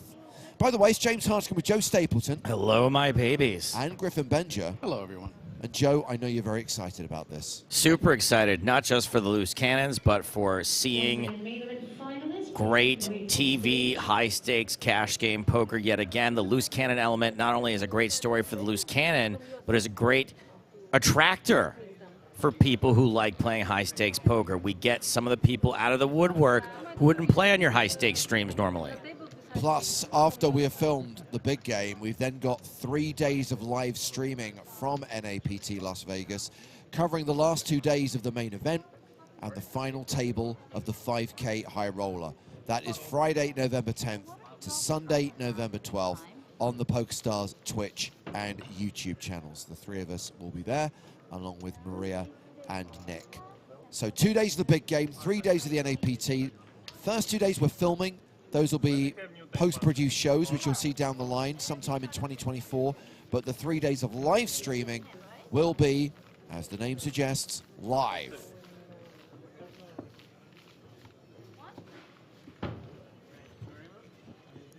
And if you guys haven't been to Resorts World yet, it's about as new a casino as you could have on the Las Vegas Strip. Gorgeous. We will be there as we check on the remaining players in the EPT Cyprus main event. And it is Halil Tashirek who has the chip lead, more than 10 million right now, a significant advantage over the rest of the field, Griffin. Yeah, absolutely. Our first 8-figure stack. Look at that. It's a weird sight to see because the biggest stack at our previous table was Jose Gonzalez with around 60 and everyone else trailing. So that's where all the chips are, I guess. And a reminder, we've got just under 10 minutes left to play at the 5,100 blind level. No super short stack. So we've got Victor Yugay and Nikita Kuznetsov, both with 25 bigs. Preet Parmasto with a sub-20 big blind stack.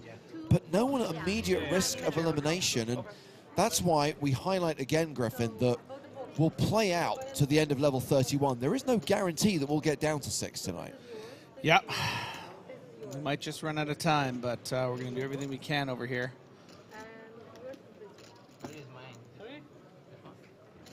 Some payouts. Already guaranteed just under $100,000. And then once we're at the official final table, it's 6-figure scores right until we get to that first prize of more than $1 million. Of course, we will not pay that first prize. We will not present the trophy until we have our champion. That will be tomorrow. Make sure you join us on Sunday from 1 p.m. local time. That's noon Central European Summer Time. Every single hand from the final table, live and cards up.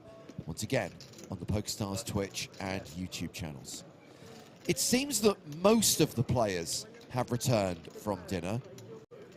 There is no sign of Jose Gonzalez, but I'm not sure how long the tournament staff are going to give it before they decide to get cards in the air again. I mean, if he's having a traditional Spanish dinner, it could be hours until he returns. There is our chip leader from Turkey, Halil Tasharek. He's just been playing solid, too, as far as I can tell, the last couple of days. Pretty solid, but we saw a couple nice moves. A really brilliant three-barrel bluff against Bjorn Kozenkai 2 or 3 levels ago with the Queen 10 that I think everyone was very impressed by. That million chip bet on the river. So still no sign of Gonzalez, but away we go. 9-handed action in the EPT Cyprus main event, picking up with 9 minutes on the clock at the 5,100 blind level. And the action will start with Nikita Kuznetsov. Time. Such a funny thing.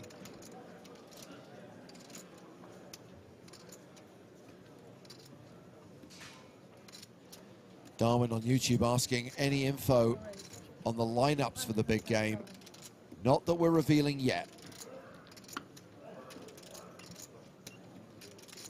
Kuznetsov raising with queens, 210,000. And Parmasto is all in with ace-jack. That did not take long.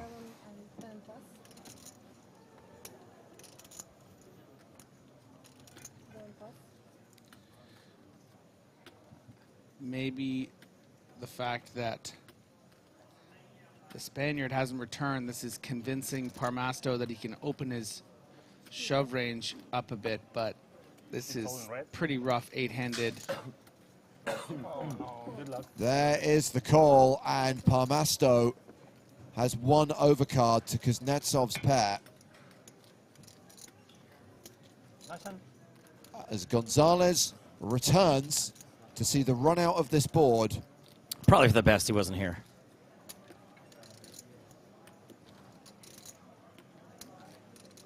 Preet Parmasto, the player at risk and the player who is behind right now with 5 cards to come.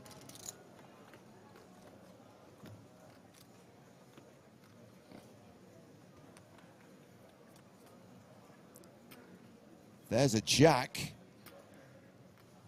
So 3 outs for Parmasto when you take into account the folded cards.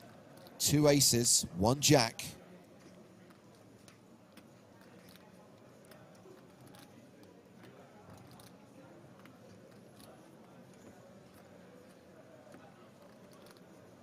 Now down to 2 queens and 1 jack.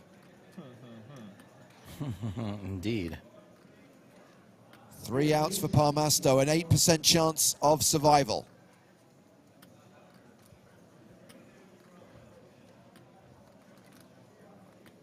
The river card is a 4, and on the first hand of 9-handed play, we lose Preet Parmasto.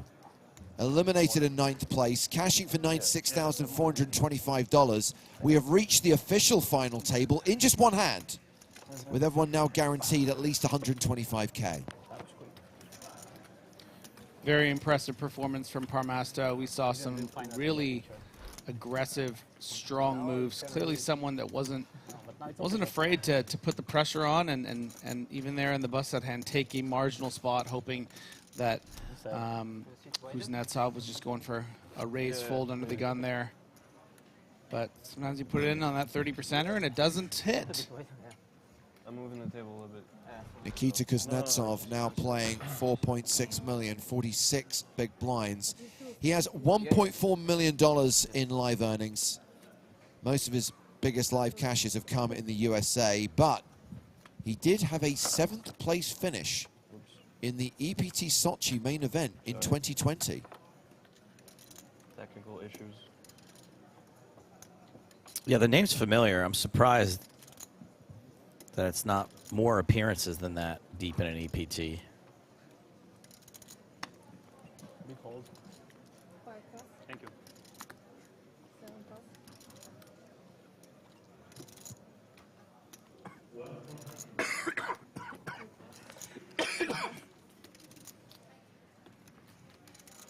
For all my hockey fans out there, Kuznetsov is a famous hockey player that plays for the Washington Capitals. Oh, maybe that's why I know it. Yeah. It's one of the longtime teammates of Alexander Ovechkin.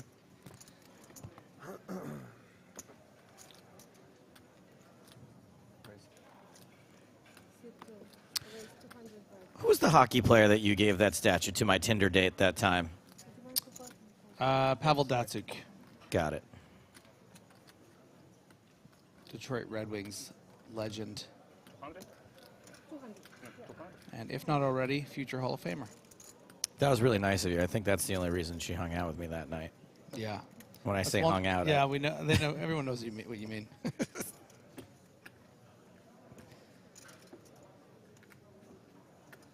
you made it.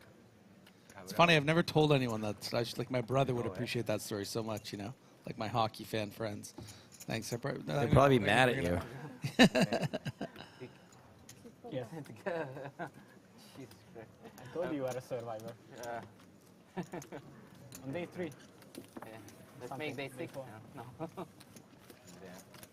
I mean, she was a real hockey fan. Pavel Datsuk's like, I mean, if you gonna, it's like, you know, you have to know hockey to know who Pavel. It's not like Sidney Crosby or Wayne Gretzky or something. It's like, you know. She didn't just see something in your house she wanted and make up a story on the spot. Yeah. Where is all that stuff now, by the way? I sold it all. Most of it. I assume you made a profit on it. Yeah, such a big profit. With all the boxes I didn't take care of. And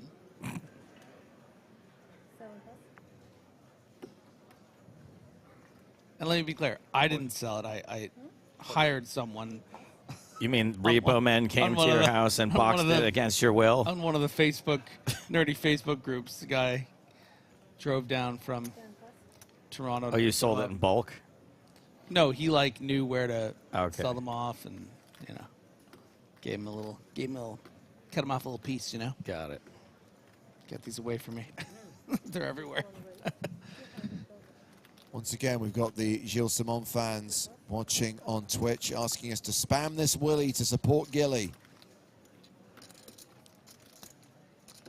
Oh. Didn't Kuznetsov just have queens? Well, the poker gods saw that you guy folded queens pre-flop to a 4-bet and was like, you know what? If you don't know what to do with these, we're going to give them to somebody else. Maybe it's the poker goddesses. Exactly. I'm sorry. I wasn't being gender specific, but yes. Well, because they're queens, yeah. I got it. You know I like to check sometimes. Sure. No, I know. I got that one too. Kuzi, not kidding around with this sizing. Nearly 5x. Just trying to say to Tesseract, yeah, dude, like, just please fold. Like, let's move on. Tesseract's like, all right, dude. We're buddies. For now. No, Godzetti, the folded cards do not go back in the deck for the flop. Thank you to Elkanut for this hashtag fun fact that I will have to get verified because it's come from a member of the audience. 4 players at this table. Kozenkai, Schumacher, Yuge, and Tesseract can become their respective countries' first EPT champion. I don't know about Schumacher being the first Austrian champion.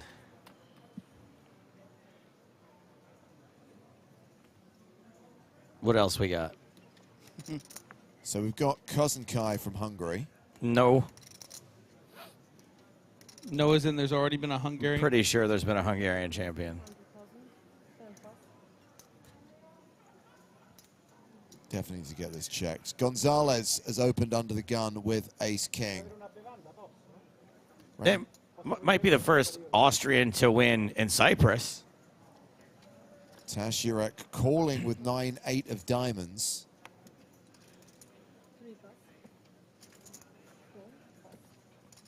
We've got Simon in the small blind. Queen 10.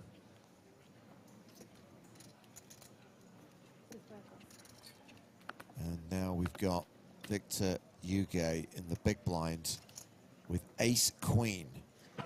Oof. This could be very big trouble for Yuge here. Starting the hand with 24 big blinds, a very aggressive opener under the gun. 8-handed, and Gonzalez is going to have a lot of raise folds. Tesseract, this isn't really a situation that he would be trapping very often, so almost always going to have a folding hand against his 24 big blind stack. So there is the shove. The squeeze shove from Yuge, and one assumes that Gonzalez is going to reshove, which he does. Yeah, and Yuge hates that even before the cards are turned up. Yep. It is a domination situation. Yuge at risk and behind. And if you remember, Simone folding the queen in the small blind, so that's one less out.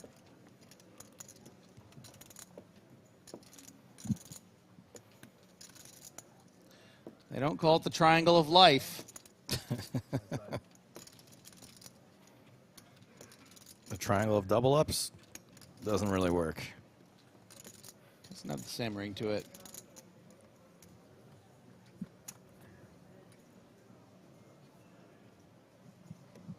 Ace 7-4. Yuge 12% to win the pot outright. 2% chance of a chop. Would love a diamond. Spice things up a little here.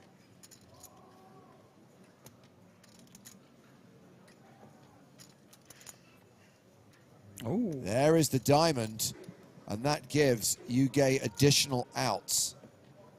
Could hit a diamond, could hit a queen. And they're both trying to keep their cool, but look at these expressions. The flexing jawbones, cheekbones.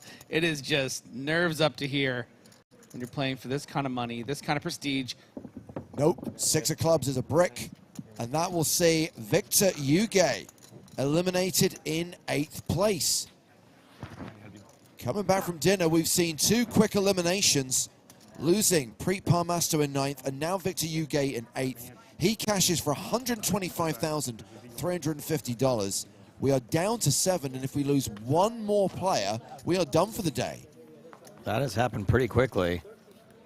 And I guess we should not have been so cruel, so cynical. Was cynical, I wouldn't say cruel. To have doubted Elkanuts. Yeah, sorry, Elkanuts. There has never been an Austrian main event champion. There has never been a Hungarian main event champion. You were and really sure about that, Joe. You know why? Because they all become Austrian after they win. And we knew that Turkey and Turkmenistan were obviously going to be on the list of first-time countries. People suddenly become Austrian at the payout cage. I apologize, Elkanuts. No discount? Richard Toth never won an EPT. Who's the other one?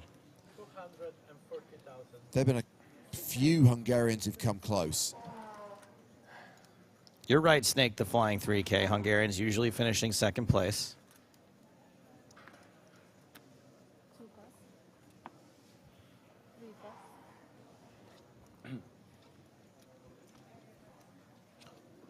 And Kuznetsov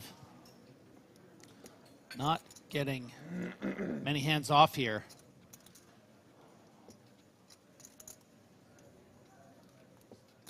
Certainly could justify making a tight fold, but we are only playing 7-handed. This is a very strong hand. You're in the penultimate position. Does that work? The cutoff? Love that word. I still don't know what the cutoff is. 585. It's the spot beside the dealer. The dealer would be ultimate position. Which one's the hijack? The one before the cutoff. That doesn't make any sense. I'm pretty sure that gets Mandela affected every time. I think it's like a USB cable. Whichever one I do, it's the opposite. So the very quick fold from Dato. And look how effective that 3-bet is, right? And that's why, I know you don't want to hear it, Joe, but the blocker thing is important, right? When you have a king-queen there, it's less likely your opponent's going to have kings and queens and ace-queen, ace-king. And that means that when all those other aces, they're probably going to fold every single one to your 3-bet, right? Ace-jack, top of fold range there, quickly goes in the muck. So much ICM consideration. Didn't even have to make it that big. 240 to 585. Ace-jack, snap fold. So very effective hand selection there. When it works.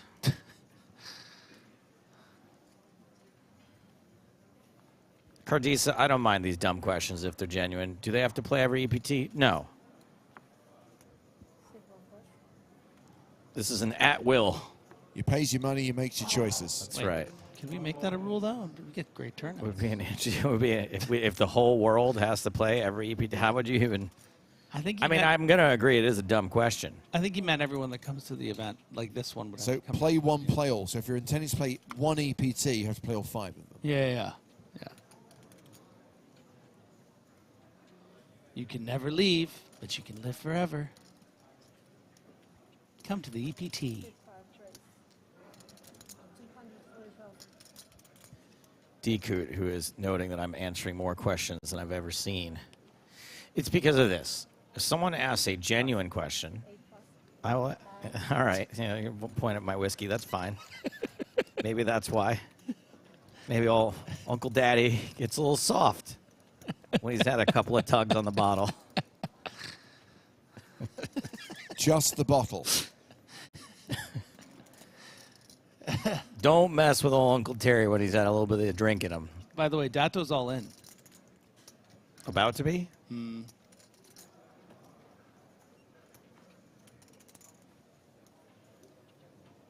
You want to hear him say it?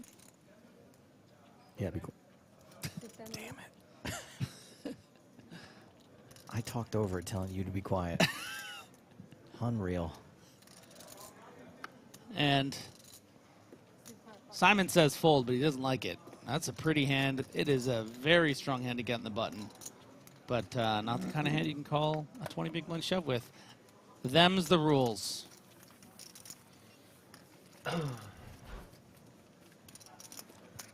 So Dato, Thank you. one-time chip leader, now the second shortest stack with 24 big blinds. We are now at level 30. Blinds are 60,000, 120,000 with a 120K big blind ante. That was the fastest level ever. Yeah, that felt quick. That felt no more than like 8 minutes, but my sense of time is obviously off. Well, the surprising thing, Griffin, was actually 9.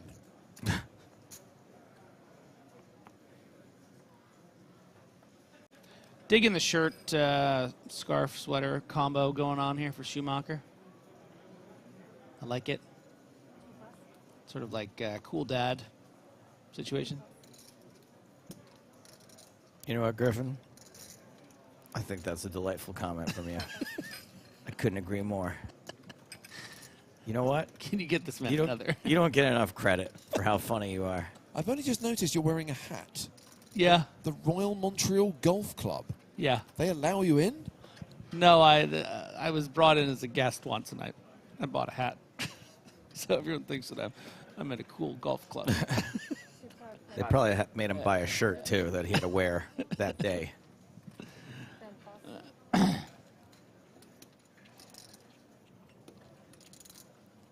Well, it's Gilles Simon's turn to be dealt pocket fives. It's raised from the cutoff. It's raise and take it. Yeah, nice little subtle sizing thing there, making it quite a bit bigger than normal, just under 2.5x into the chip leader's big blind. Maybe wanting to dissuade him from continuing, just wanting to take it down. So much power does Tesseract, like an Avengers, have in every post-flop pot against the other players with that big chip lead. Yeah, we decided that when he moves all in on a bluff, he's got 2 infinity stones. Nice.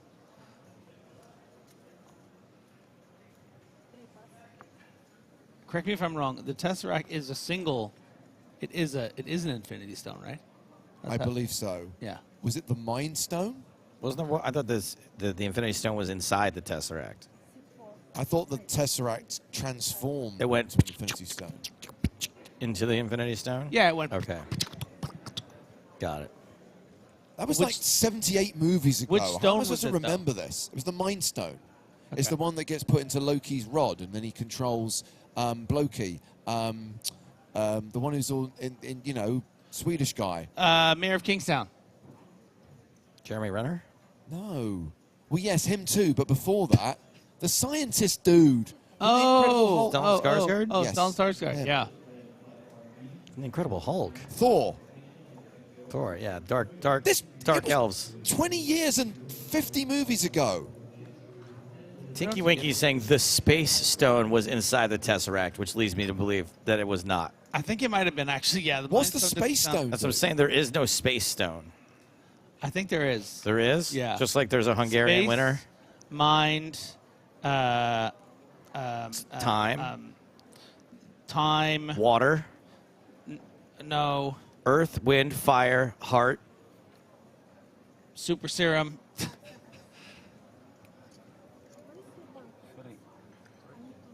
Can you? I miss Iron Man. Maybe it's the light Spoilers. and the air there, but it looks like some kind of different. No, sometimes it's just from Poker Face asking, "What the hell is this about?" Yeah, it's a fair question. Moving on. Sorry. You know what? We're gonna. From the heat. Okay. Yeah. We deserve that. Here we go. Space, mind, time, power, reality, Definitely not me. Who soul. has the warm hand? Who is nervous? Oh, me definitely. The Soul Stone was inside a Bill Withers album. From the cup. 3 still good on an 8-8-7 flop.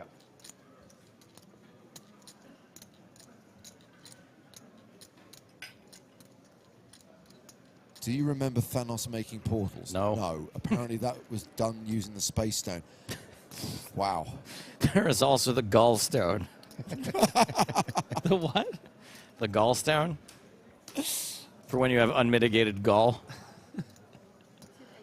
Thank you, Faux Daddy. 3 in the turn. That is a full house. That's a lot of crabs. Something else Griffin got at the Montreal Royal Golf Club. After he had to wear a pair of house boxers. Stop it. I'm thinking about that beard again. Old Greg has the funky stone.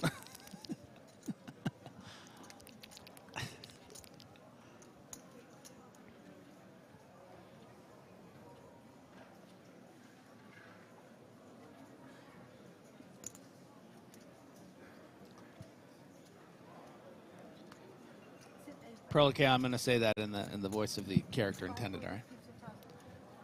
Now we can finally rest and watch the sun rise on a grateful universe. Not bad. Is that It's my Vin Thanos. Diesel?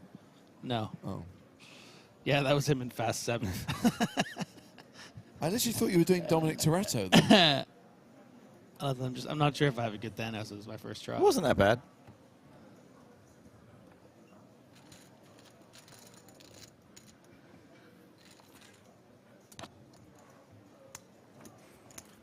Leveling up.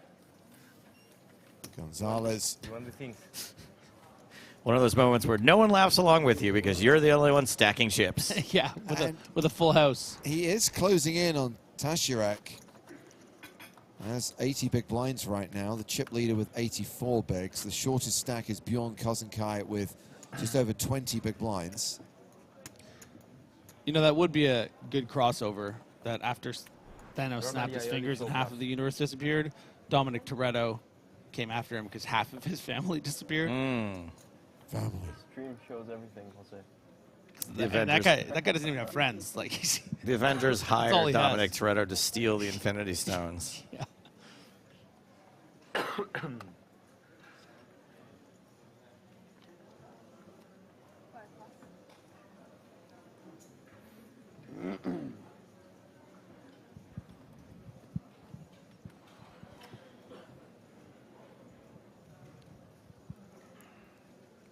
Don't get cocky, Guns. What are you doing?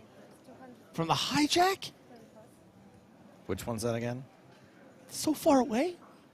You got to skip over the cutoff. You got to jump over the button. So far, so good. You have to swim past the small blind. Splish splash. And then finally climb over Mount Big Blind. the Bjorn. Call. That sounded like all to me. sounded pretty binding.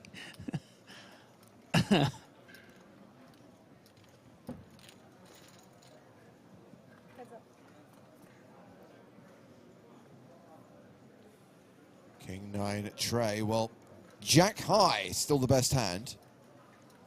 It's about to go into the muck.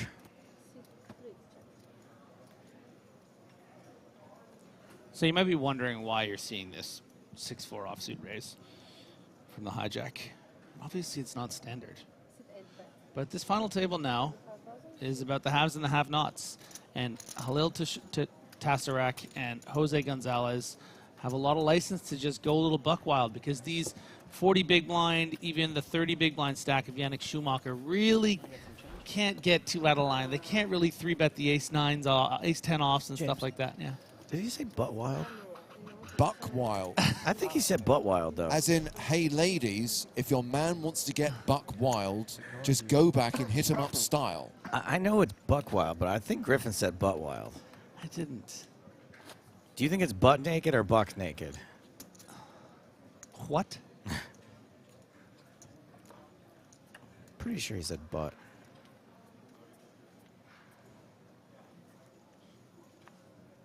Primal D says, who got eliminated?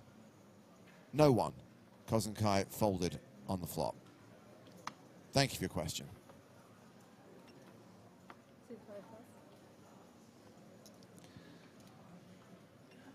And Gonzalez is going to raise a 6-4 off. I'm telling you right now, that King 4 suited's going in the muck. What do I know? He looks down at the King 4 of hearts and says the butt stops here. Yes. Thank you for your question.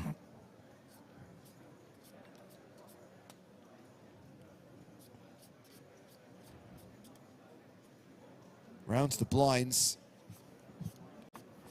10-9 for Bjorn Kozenkai in the small.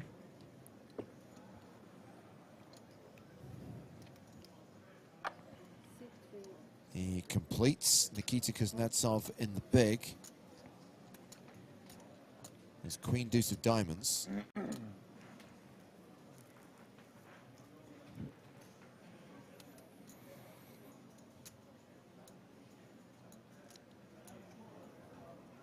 Okay.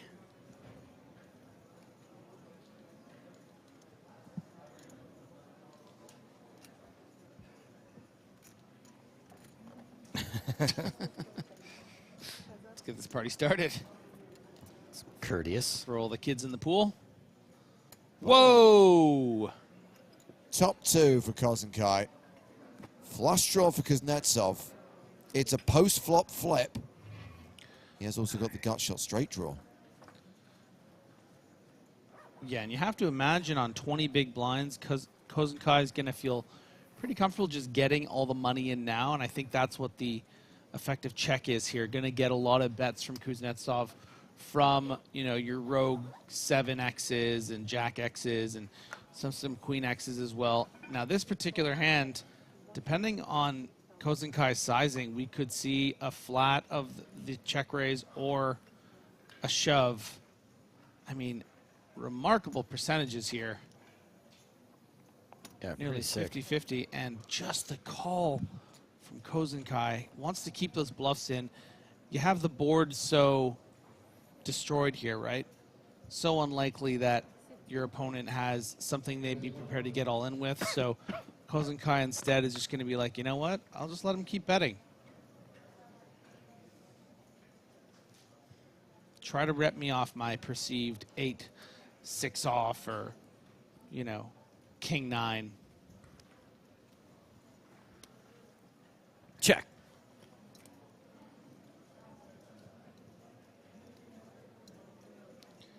And then you get 2 bluffs, and maybe you decide to just put the rest in here. And boy, if he does, as this bet is going to represent almost 30% of Bjorn's stack. Actually, pretty much exactly 30%. Kuznetsov is going to wish he had just checked this back and seen the free river. Try to hit that diamond or jack. Instead, ooh, look at the face. The pain. Just stings. The full pot size bet. And now Kuznetsov needs to know how much more is it to call. 1.38. I didn't hear it, please. 3.5 in the pot. He just... Thank you so much. He just Oh, can't really thank you. call. He just can't. No, he knows that. I think that's what the face is about. Yeah. And this is what's going to happen sometimes when you take aggressive action. And you might be thinking, oh, what a bad bet. What was he doing? Why didn't he just... Well, Cousin Kai's not always going to have 2 pair there. He's going to have King 8 and just fold to the big bet on the turn. You know, you gotta work with what you got. Broken and blue. What? The back is broken, and it's the blue one. The badge is blue, the badge is broken. Seemingly talking some kind of code. Maybe. No, no. I mean, I leave it in the hands of one of the staff when I'm coming quick. There are blue badges they It's are not wearing. here. It's like I a don't know why. merit.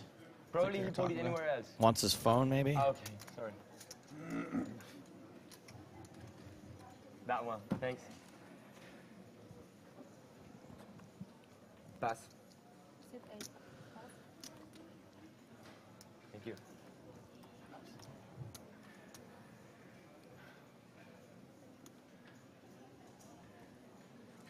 $240,000.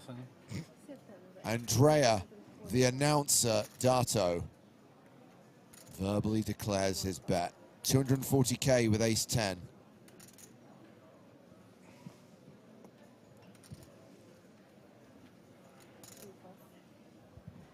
Schumacher folds the 9-8.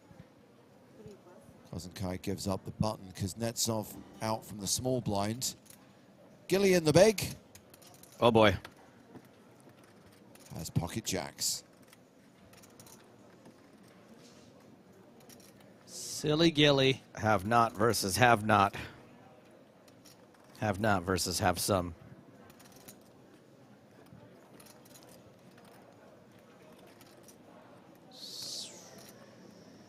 $840. Re-raises to 840. And a quick fold from Andrea Dato, who's now playing 20 bigs at the 61-20 blind level. Still 67 minutes to run on this level.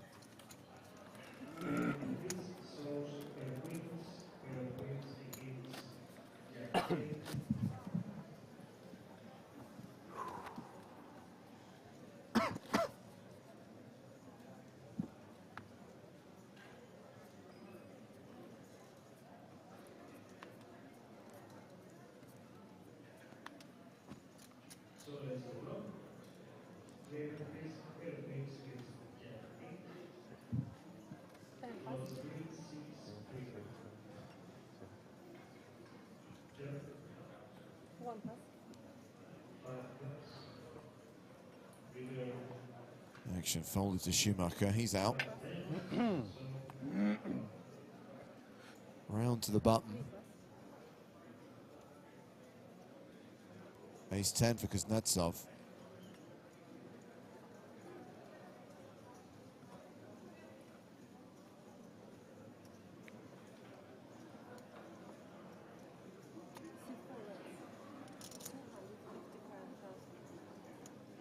Raises to 255,000. Oh, the sweater fell. It's a tell. Get out of there.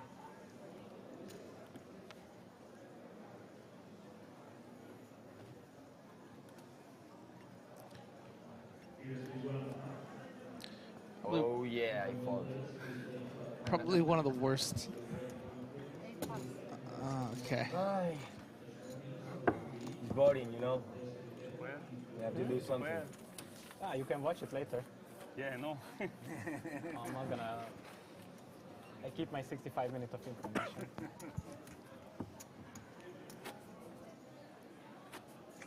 Alco asks, what level are we at? This is level 30. And we're going to play to the end of level 31 tonight, or stop if we get down to 6 players.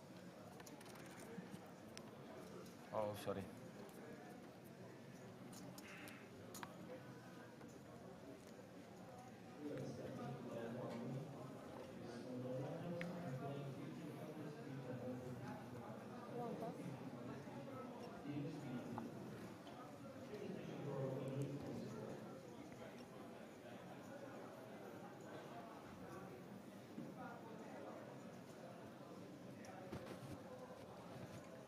Schumacher playing a hand.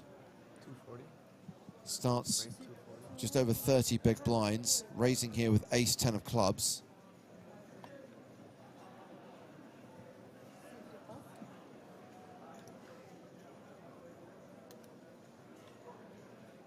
Kuznetsov with ace-8 in the cutoff.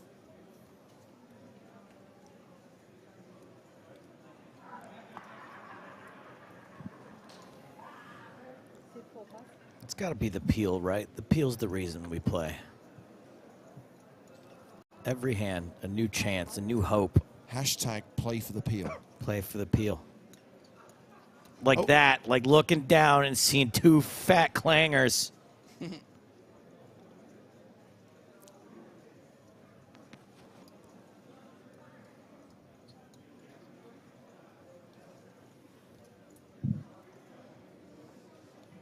A regal hand for a regal beard. And a re-raise from Gonzalez. He doesn't look so much like a king as he does an advisor to one. One who can't be killed by conventional methods.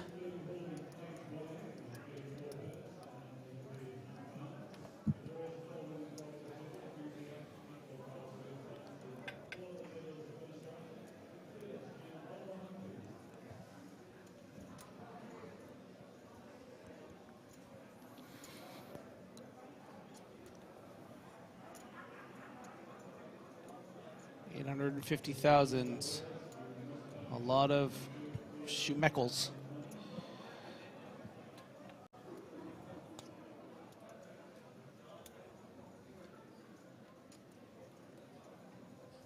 Not a lot of room here to just, you know, call and try to get there. This is really just a shove or fold spot, and you're gonna want to lean fold. Oh boy. You know what? Has found the call.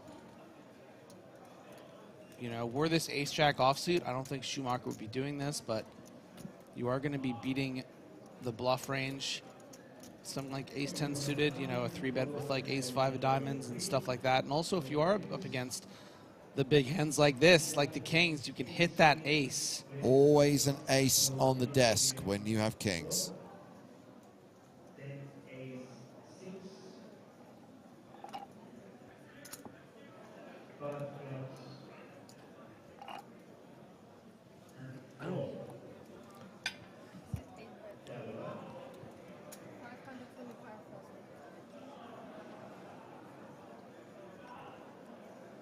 Gonzalez continues 525 into 1.9. Unlike Griffin's recent dinner date, Gonzalez not bulletproof, but is firing away.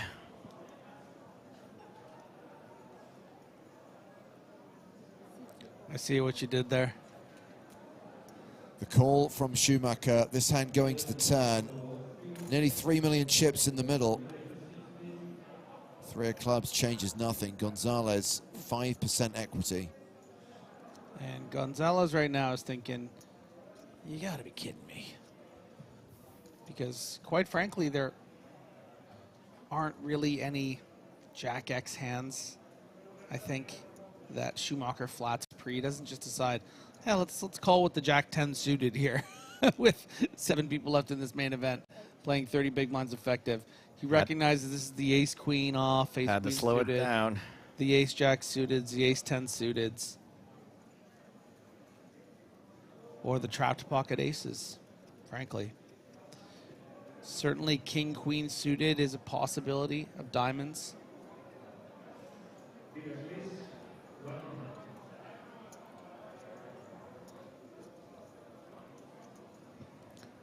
And Schumacher's feeling quite comfortable, expecting his opponent to either be shutting down with bluffs or have something like kings, queens, but no real reason to bet.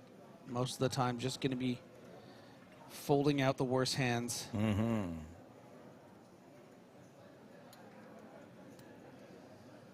I don't think Schumacher is going to get paid on this river once Gonzalez checks. I think Gonzalez is too aware of the way that his range is broken down, and it just includes so many more aces than it does, you know, the one combo, in my opinion, of diamonds. Maybe something like king, queen of spades calls the 3-bet pre, would float the flop with the backdoor spades, but I think these suited king, queens are getting folded a lot pre too, right? It's just a little different when you have that ace-10 suited, because you can suck out against those big overpairs. Yeah, not getting greedy. 450,000. He's trying to give him the price. I mean, look at how frustrated. Muttering to himself like a character from Resident Evil 4. He's paying it because he's been given the price. Yes, you have been called. Kings have been cracked. And that's going to see Jose Gonzalez drop down to 8 million chips, 67 big blinds. Yannick Schumacher now third on the leaderboard, 5.9 million, hovering around the 50 big blind mark. Boom, Schumacher Laka. And you know what? It's not often you see someone compliment another player once they've called a 3-bet with ace-10 against your kings and cracked them. But that felt very genuine from Jose Gonzalez. I think he was impressed by that size on the river, because it was you could tell as soon as it went out there, it was the exact amount he felt he had to call. Comment from QD on YouTube. Poker was funnier in the past. I mean, I'll concede that 2005, 2006, when we had Gary Turnbuckle at a feature table, Hilarious. I mean, such a funny guy. But I will say yesterday, we did have someone fall off their chair, and that provided much frivolity. That was pretty hilarious. Nobody does pratfalls anymore. I fall out of my chair all the time. I know, that's why it's not as funny. Somebody wants to up the ante. They got to slip on a banana peel. It's the only way to top that. Griffin has a slide whistle standing by. It's a real peel-themed level so far. A lot of peeling. Couple of minutes, we're going to start doing our favorite Jordan Peele movies. Or your favorite Jordan Peele stories. You worked with the man. I got a couple. I got a couple.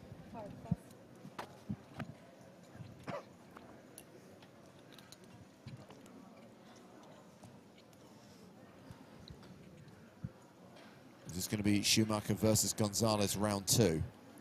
I actually have one Jordan Peele story. It's when I tell my friends that my friend worked with Jordan Peele. Really?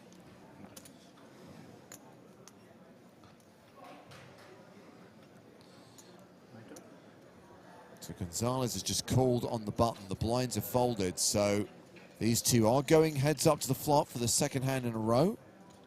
It's personal now. Round 2. Oh. Fight. It's personal. And once again, it is Schumacher who flops best. Top. For that.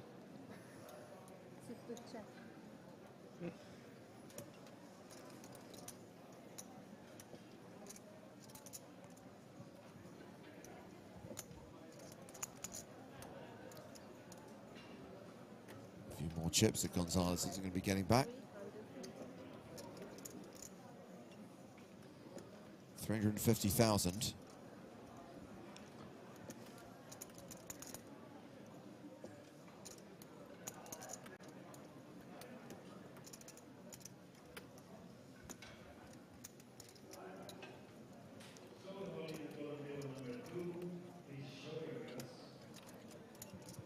I sure like it when it's easy. Yeah, but you only think it's easy because you know what Gonzalez has. But this is the kind of thing is not that easy. I don't get that bent out of shape when I have top pair, top kicker. I'm No. not saying I'm right every time. Not on 10, 8, 9, 8, 6, because every time I've seen the 4 card straight come out when you've been in a pot, you go, shit. Not against the button raise. On the subject of poker being funny, It's not a button raise. It's out of the gun. a comment on YouTube. Sorry. Poker was funny at EPT Barcelona 2022. That review coming from a Patrick Jarosz. Oh, hey, Patrick Jarosz. It was funny. They were great. And that was relatively recent, I want to say, 2022. Anyway, Griffin, sorry. Sorry, if I Is that raised the another BB guy? Maybe this guy didn't see the BB guy, who danced and point. What was that? Was that Barcelona? That was literally the guy doing this. Oh, that's the one we're talking That's about? him, Oh, yes. Okay. Jesus Christ, Griffin. I thought that was. You said 2022? That was a year ago? No. Yes, this year is 2023, so a year ago would have been 2022. It's 2023 subtract 1. Oh, that felt like a month ago. Oh my God, guys, you guys. Yep. They both have the same hand. They both have a straight. This is a chop pot, and you know what they say? Everyone loves a chop pot. I prefer a jack. My first one of the trip. A little emotional. Yeah. Same.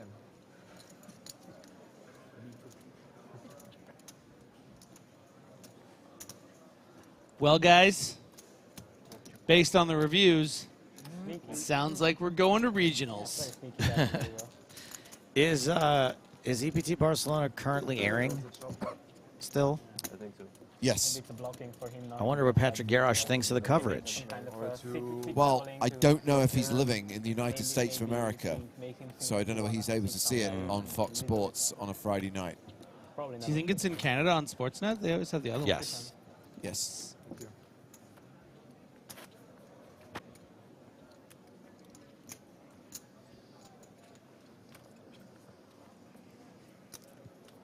Of course, mustn't forget our friends north of the border in Canada. Please don't. If you forget about us, we'll freeze. The winters are long.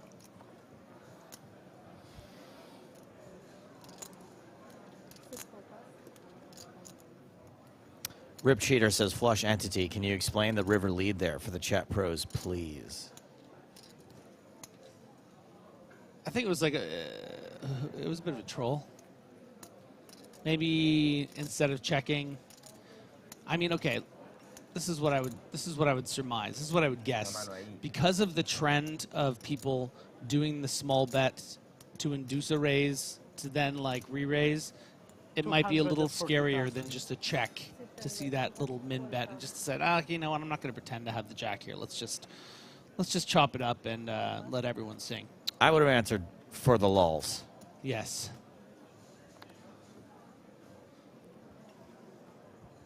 How much? 22 million point 3. Play for the peel, stay for the lulls. And mock for the shoes, am I right? This is going in.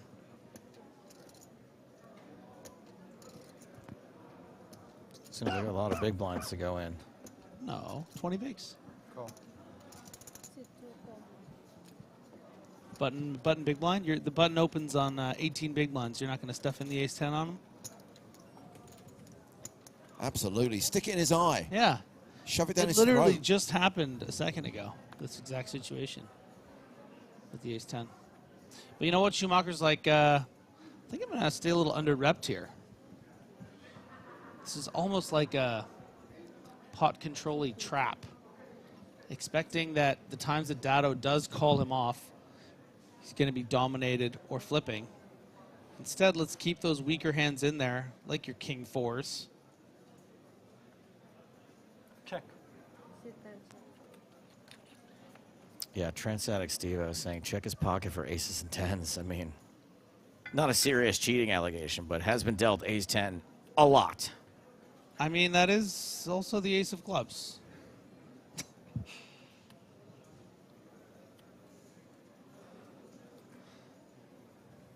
Can he go 4 for 4 is what I want to know. I mean, those are some big sleeves.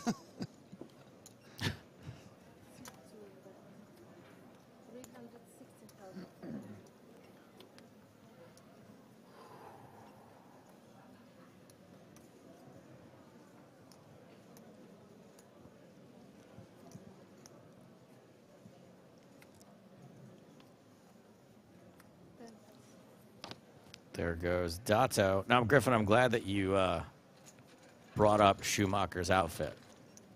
Because I said yesterday they should call him Shoe Macklemore. Because he got that stuff at the thrift shop. Yeah.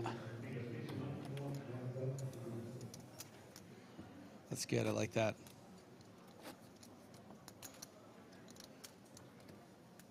Still got more than half of this level to run. 60,000, 120,000 blinds. He's guaranteed $162,925 in his pocket.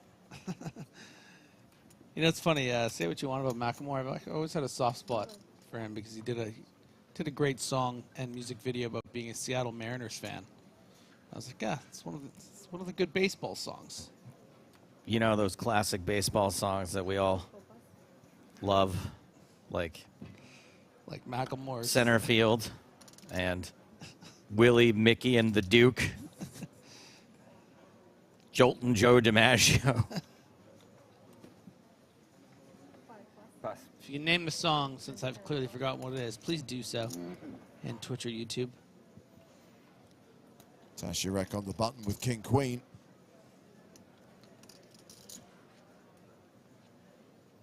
I don't know how much I have to warn chat. My oh my. I have a hair trigger today. My oh my was the song. The Mariners song? Yeah. Oh, I was my dying word. to know. We were wondering whether Schumacher could actually go 4 for 4 with ace-10, but no, he's upgraded to kings. By the way, Joe's bluffing. He's not gonna ban you. He's in such good mood. All I'm saying is, Joe, you were the ones thinking I was being unkind about preventing Chat Pro Saturday. Aren't you happy that I made life slightly easier for you? I guess so. But the person who just rated that last joke of mine a 4 out of 10 just got a permaban. Because if you don't like my jokes, you don't get to hear them anymore. You banned. So if I was in Tassarak's shoes, I would be a bit offended by this 3-bet. He's been pretty quiet as far as chip leaders go. Right, sure. And it's folded him on the button. Makes a very reasonable, damn near premium raise with King Queen off. And I certainly wouldn't be folding. Bet the guy that does. That is a 4-bet. Yeah. No. Of course it is. Of course it is. He's 2.1 million. 2.1 million.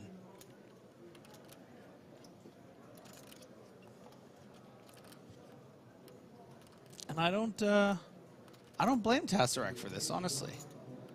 Yeah, he does happen to have kings here. Our boy Schumacher. But that's not always going to be the case, and he needs to protect his opens. I wouldn't have done it because the guy has kings. I wouldn't have done it.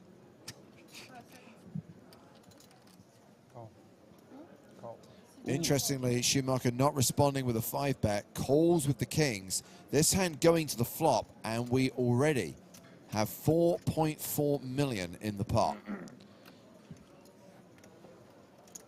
I'm pretty surprised by this. He's now creating an SPR of 1-1. You only have 35 big blinds if you somehow lose this pot to ace-10 off. Oh, come on. Oh, man. The ace-10 off giveth. And the he doesn't have possible ace-10 off. But you know what I mean? It's take like, it away. So there's only really one of two reasons he would be doing this, right? You know who's loving this? Either he just doesn't want to get it in pre-flop because of ICM, or he's trapping, but Gonzalez is going to absolutely love this. This is either really nitty or really like he wants value for this. He wants more. He's like, I want more. I think he's probably 4-bet folding, so I'm gonna flat, let him hit some equity, and if I get sucked out. Now he bets 1/10 of the pot. Wow. I know that Schumacher doesn't like that ace, but you can't fold to one bet like this. No, this is just the exact same situation Gonzalez was in moments ago. And I think it's going to be hard for Tesseract to continue once Schumacher comes in for the call here, because the pot will now be bloated to almost $5.5 million. Schumacher's only going to have 3.7 left. You're going to expect your opponent has an ace most of the time being prepared to call. But, you know, I was lamenting the fact that he didn't put the rest of the chips in. But look, he's just made another $450,000 now, and it's not over. Maybe Tesseract does find a way to win. Maybe he shoves on the jack of clubs. Well, it's the 6 of spades on the turn. 5.3 million in the middle. Schumacher with 3.8 behind. Schumacher checks a second time. Yeah, you better take a look at how many chips Schumacher's got.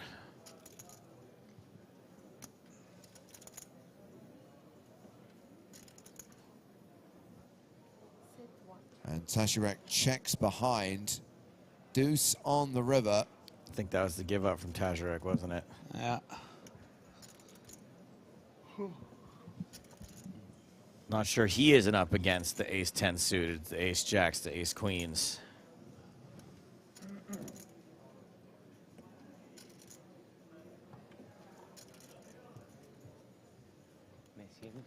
And this is general, like, riveting pressure happening right now in Schumacher's brain. Once I check here, if Tesseract goes all in, what am Oh, God. Okay, check to showdown. That is a huge pot that will get pushed in the direction of Yannick Schumacher. What a heater. And I think that hand is going to give Schumacher the chip lead. 9.1 million, 76 big blinds ahead of Jose Gonzalez and Halil Tesseract on the leaderboard.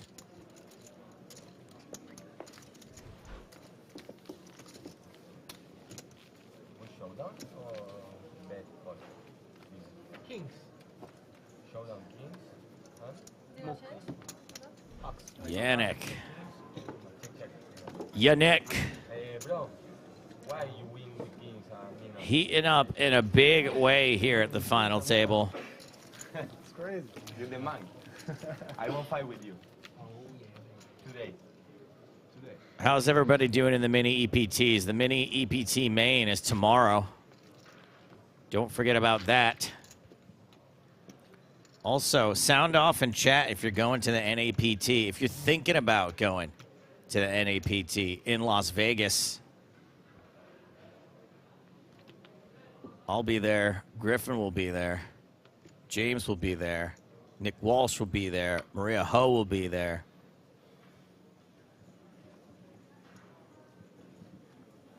Winter says, wish I was going, but I'm a poor. There will be ways to win. Free and or paid. Masolis is going to go and try to qualify for the big game. Nice. F1 happening the following week. Some lucky red spade pass winners will be there for that. Dre on YouTube is saying, I should be there. All right, Dre. Ace Jack for Simone. Maybe it's time for someone else to play a pot. Kuznetsov dominated in the big blind. Kuznetsov, the effective stack with 32 bigs.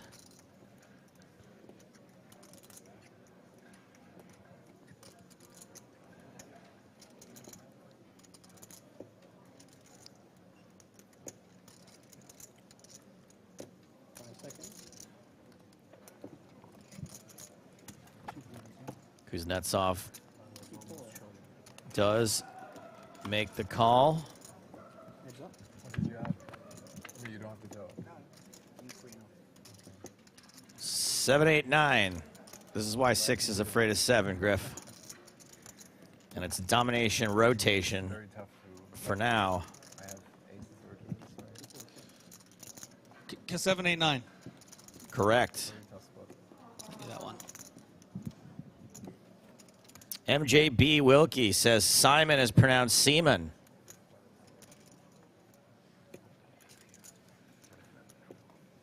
Griffin, how do you pronounce this word? Y-A-B-A-N-D.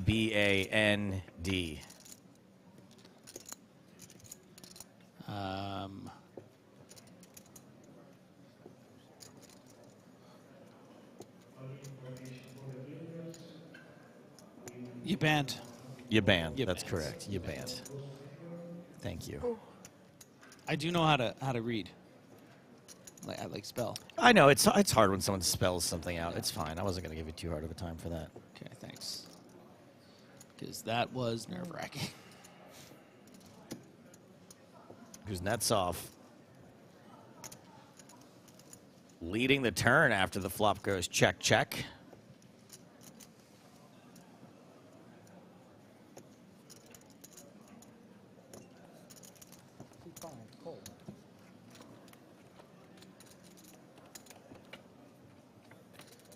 And Simone makes the call. 5 on the river, no help for the ace-jack.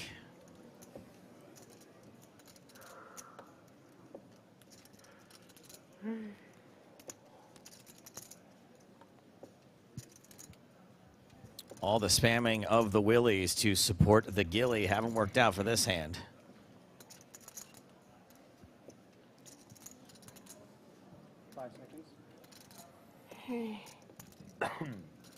Kuznetsov waits until the bitter end of that clock and knuckles the rail for a check. Only one way to win here for Simon Simone. And that is to bet. Gonna recognize that Kuznetsov, whether he has a pair of 8s, 9s, 7s. Check, check. Kuznetsov's gonna take it down at the show.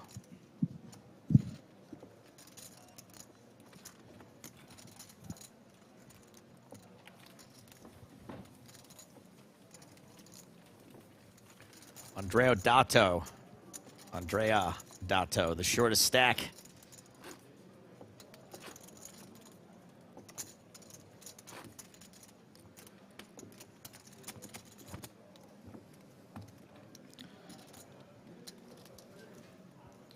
Also wouldn't be surprised if Andrea has maybe the most experience and maybe done, well, I can't really speak to hours put in or work ethic or anything like that, but this is someone who's in the sort of Mustafa Knit crew. A lot of experience playing main events, high rollers, going to be feel very comfortable on a 17 big blind stack. Doubt we're going to see any mistakes from 240,000. Yeah, there's an argument for Kuznetsov being the most experienced, especially if you're counting online. Kuznetsov is an absolute online crusher. Oh yeah. But you're absolutely right about Dato. Not to take away from Dato. What's his online name then? Are we allowed to say his online name? Iba.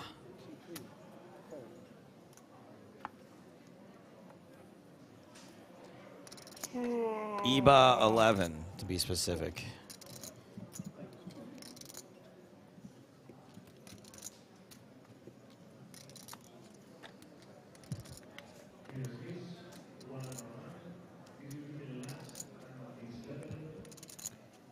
Dato coming in for a raise with the queen suited.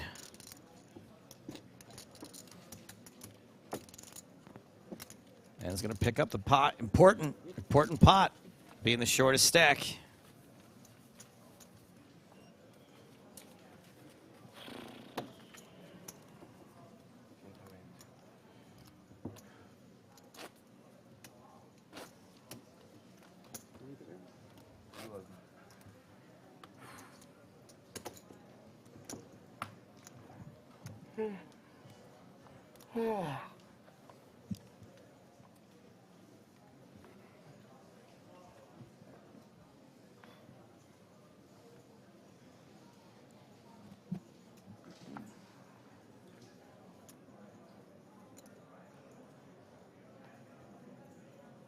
$240,000. Two hands in a row, we're going to see Andrea Dato aggress.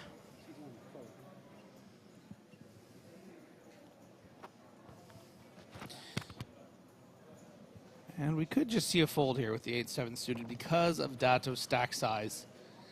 But because Schumacher has all those chips, but yeah, with 4 players behind as well. But that's where the consideration comes from.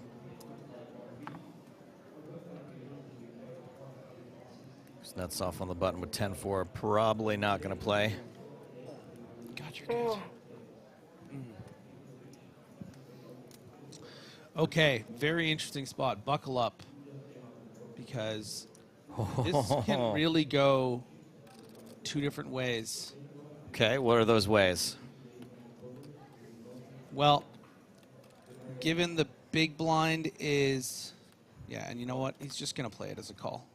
And I dig this, because if you were in the big blind here, maybe you would just want to shove. But because Gonzalez is behind, you can't really put in the 5 million, and you don't really want to 3-bet call off 9s for 20 big blinds against a range that would be prepared to get it in. 45. So instead, But he said 45 or he said 40? Sorry. You're damned if you do, you're damned if you don't. oh, what do though. you know? Gonzalez putting in an extra chip again. Get him, mob. Gonzalez somehow not quite aware of what's going on. Pairs his 7. I don't know how that was an angle, but somehow it was. Thought he said 245. 9s are somehow an overpair to this board. Dato has 2 overs and a diamond. Backdoor straight possibilities. But those straights are going to connect pretty heavily with the holdings of Gonzalez and Simone as well. Yeah, I don't think Dato's going to want to bet here. And that's a good reason why. Dato. Joe, take it from here. Hits the over, top pair. Good kicker. Gonzalez does pick up the flush draw now to go with the pair of 7s.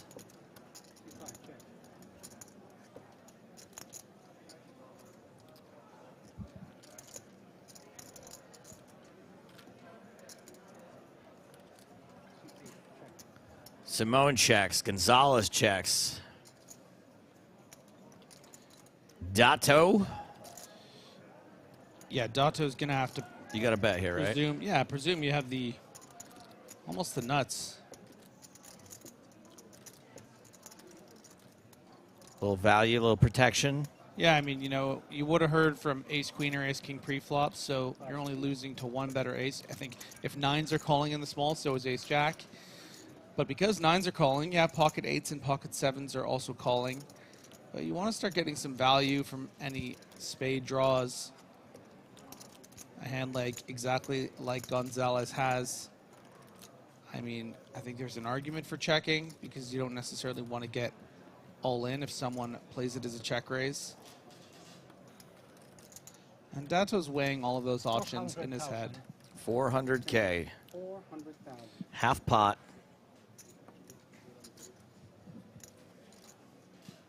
Should get rid of the 9s.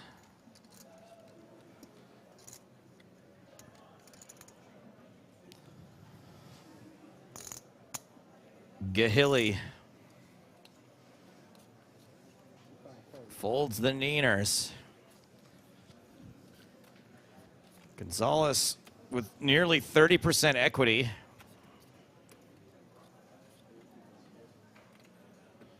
Getting 3-1. I wonder what Dato would do facing a shove. Would probably need to assume that most of the time it's a combo draw and call. But it frickin' sucks. You took the words right out of my mouth. Must have been while you were kissing me. River is a 6. It is a straight card. Not a spade. Does not actually improve Gonzalez.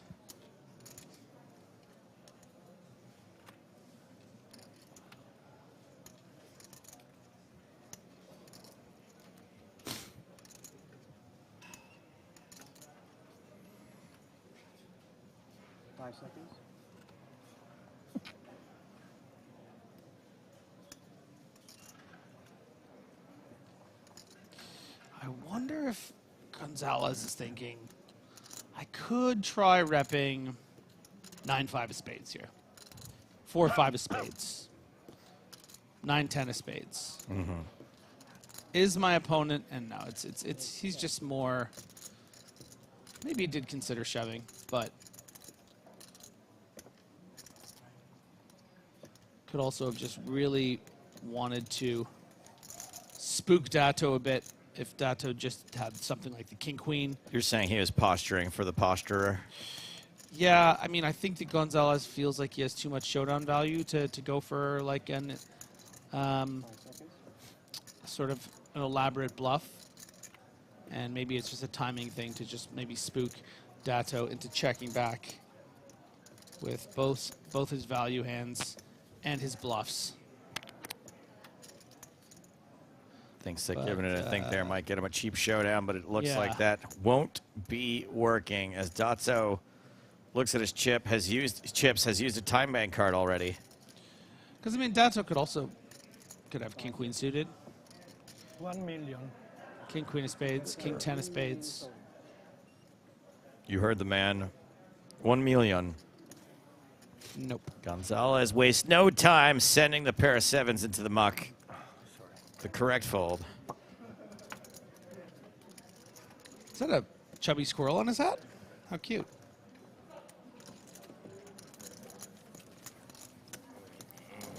You know what they say, Griff? Even a blind squirrel finds a nut every once in a while. 27 big blinds for Dato.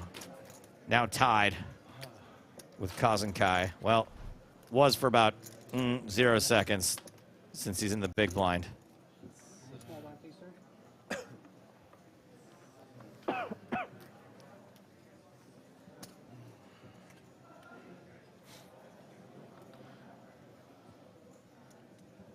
Dre says, I have the same hat, but it's a bull. Oh, so not the same hat then.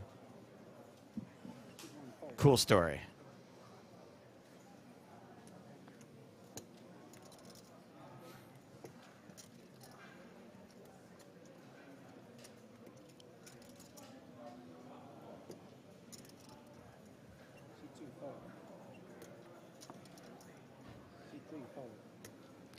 Senative has the same hat, but it's not a hat.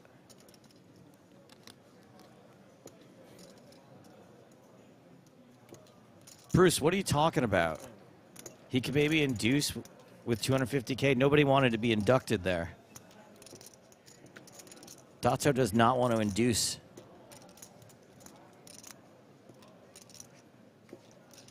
It might be one of the worst moments of his life if he got shoved on there.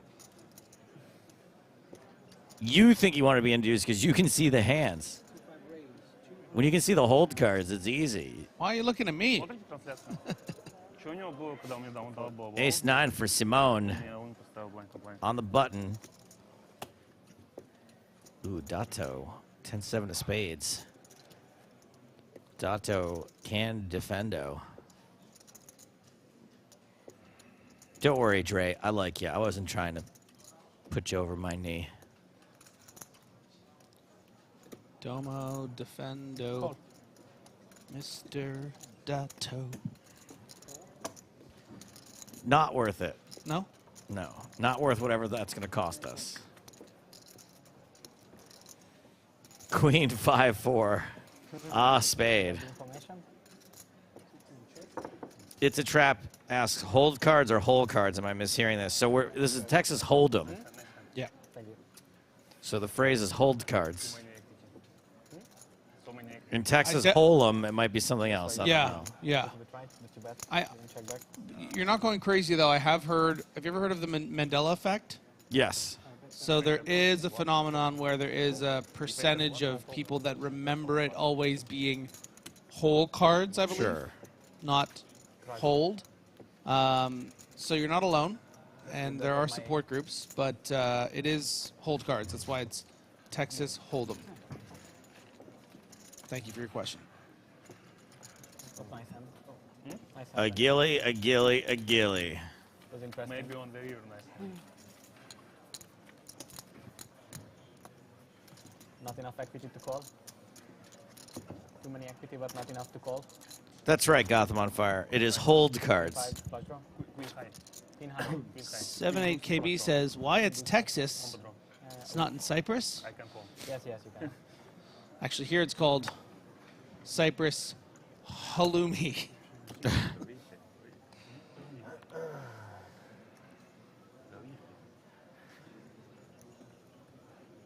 That's right, John Delano has been getting it wrong his whole life.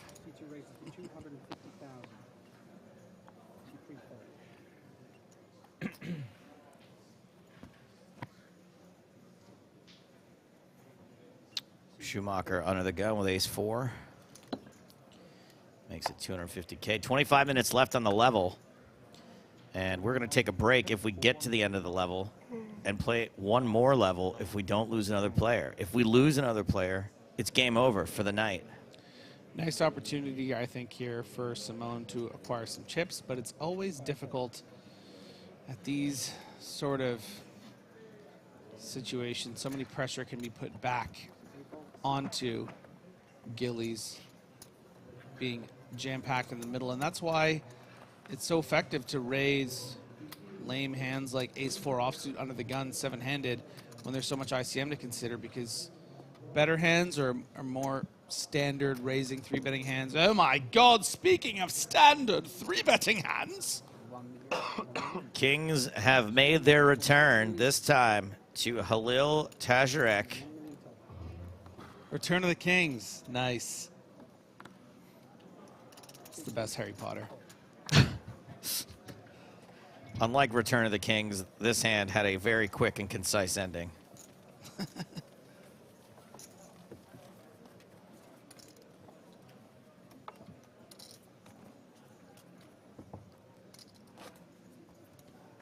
Ian Nell asks, how do I get into a game like this for free? Ian, how good at sex are you?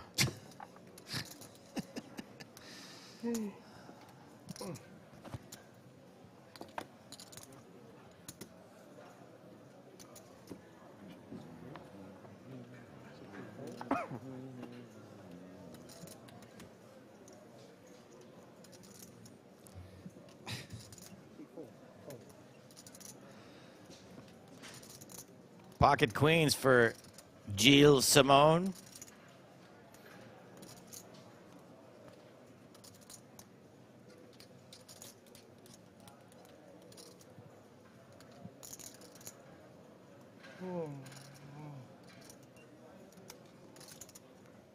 $280. See if I raise this to 280,000.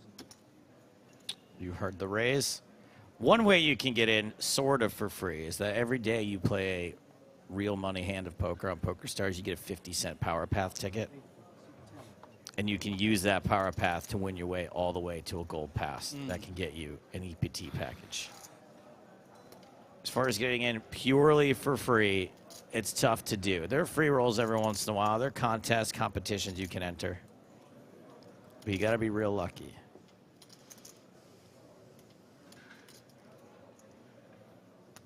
Schumacher in the big blind with 8-6 suited. Schumacher's got all the chips, all the momentum. But if you're good at poker, a great character once said, if you're good at something, never do it for free. Who said that? The Joker? Joker said that, yeah. 10-5-5. Queen's doing quite well on this board. How come you came to my wedding dressed like Joker? Have you seen that sketch? No. It's a pretty good one from this past year. SNL. Jack Harlow. I thought we could dress up. When you said dress up for your wedding, I thought I could dress like Joker. That sounds funny, actually. It's really funny. So Schumacher getting a little ool Interesting. right now. Yeah, OOL, out of pocket, as ool. Griffin would say. A little ool and a little oop. 5 seconds.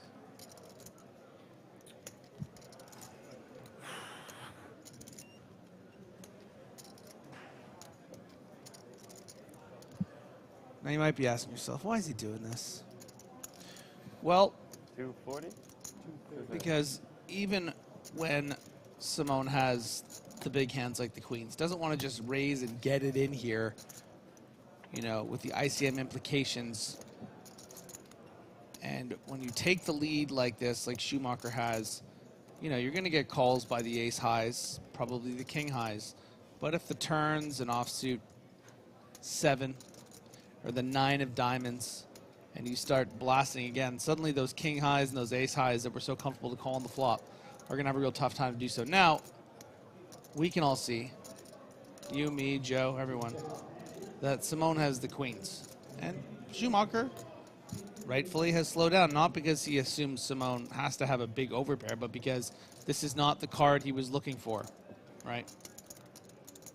It wasn't the 4 of diamonds where he could come out firing for 800,000 and really put the pressure on those ace and king highs and, you know, pocket 7s or whatever.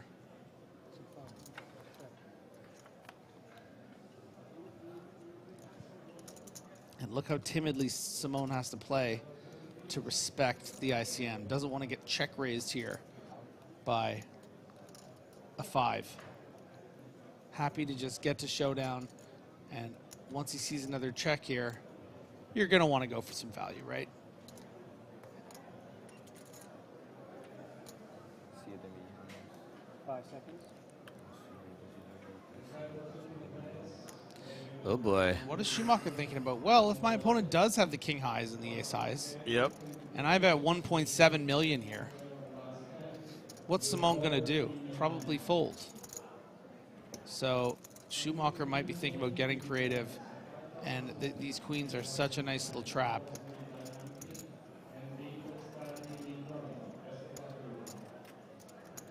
It's Schumacher, and it's the battle of the green scarfs. Couple of Slytherins.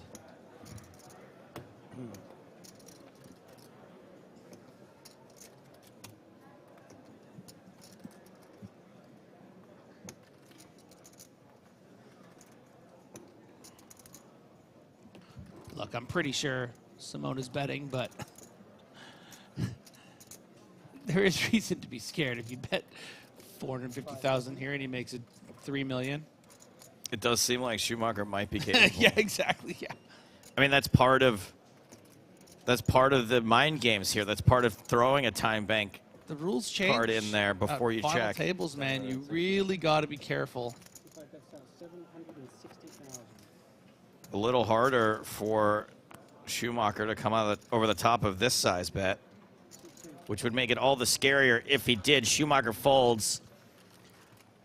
Glem asks Joe Stapleton, I have a question for you. Can you hit the gritty? Yeah, of course. Hit the gritty all the time. Hit it earlier today. Hit it last weekend. Hit it from the top of the key. I hit the gritty every which way but loose.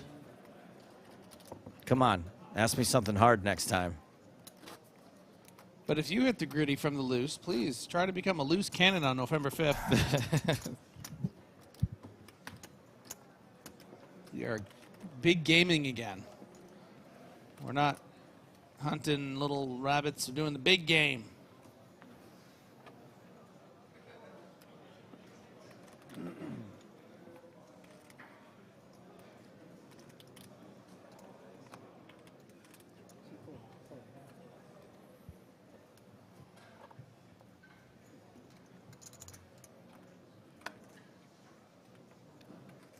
You know, from traveling the world all these years, Joe. I've grown an eclectic group of friends with a lot of cool, interesting names from varying backgrounds. But I just got to say it one more time. Yep. There's some great names on this final table. What's your favorite name? I mean, Bjorn's such a classic. The whole thing, Bjorn Cousin Kai? Well, just I was thinking more as a first name. The full names are amazing. I wish I had a friend named Bjorn. Yannick, I once knew a guy named Yannick. Your boy Nick? Yeah. Halil might be my favorite. But the way it flows into the last name. Halil Tazarek. Halil Tazarek. I like Halil Tazarek It's myself. a good name. It's a strong name for a strong boy. I feel like I'm flirting with that. People can see my cards. 10-8 deuce, 2 spades, ace high, out in front.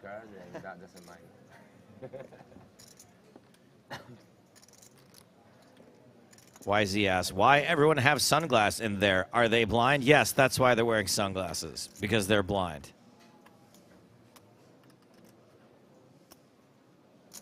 Thank you for your question.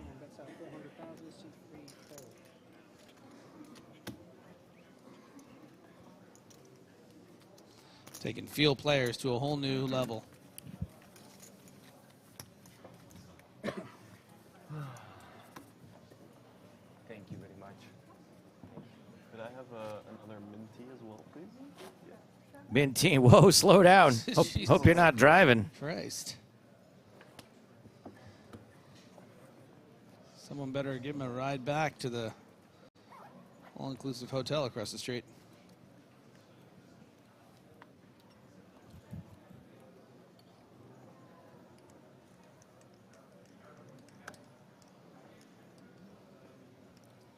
Grim Reaper wants us to know, you pronounce his name like Tashiorek.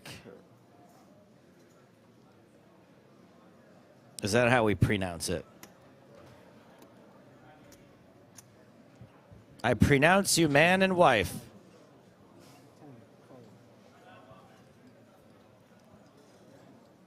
Myrmidon wants us to know it's Cousin Kai.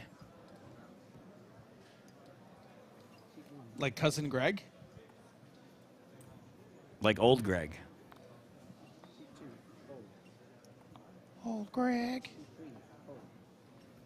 Gonzalez opening King 10. Our former chip leader.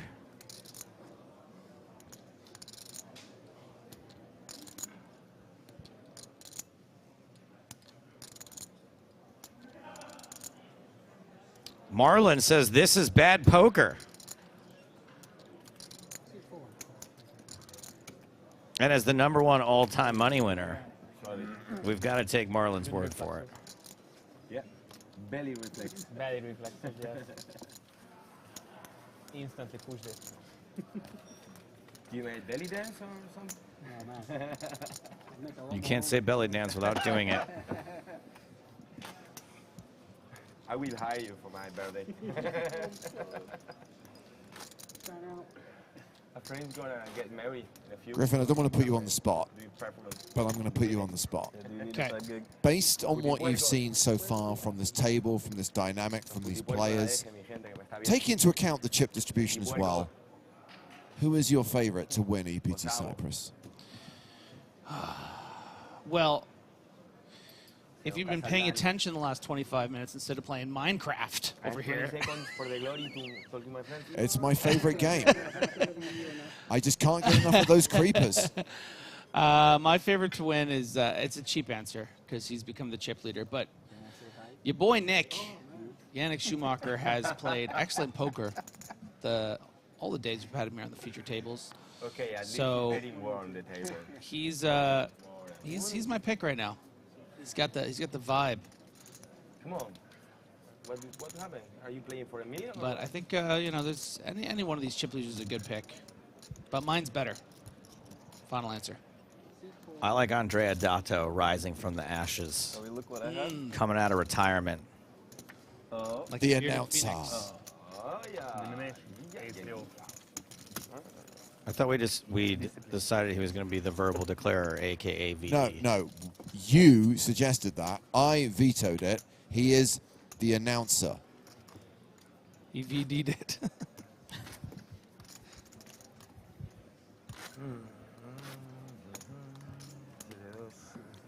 Who is the commentator with the proper commentator voice? That would be me, Joe Stapleton. Thank you for your question. Yeah, I don't like this card too. I don't know, Joe. I kind of think you might have been talking about me. Could have been talking about Griffin Bender. Who knows?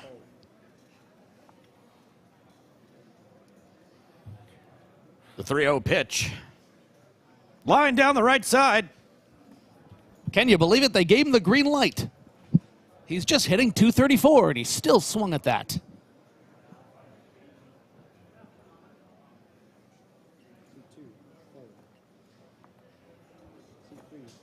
Schumacher, in fairness, is a pretty good baseball name. There have been some Schumachers. So that might be why I chose him. Now that I think I would say that Schumacher is probably a name more closely associated with Formula One than baseball, but I'm pretty sure it's mostly associated with Batman and Robin. Okay. okay, who do you think is a more famous Schumacher and would be recognized by more people, Joel or Michael? That's 8.2.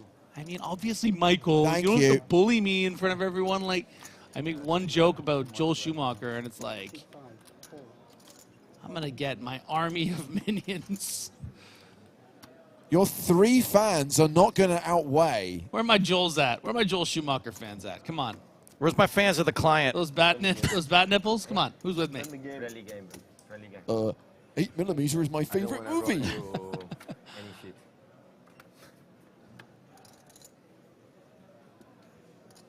Queen 5 deuce, bottom pair for Simone.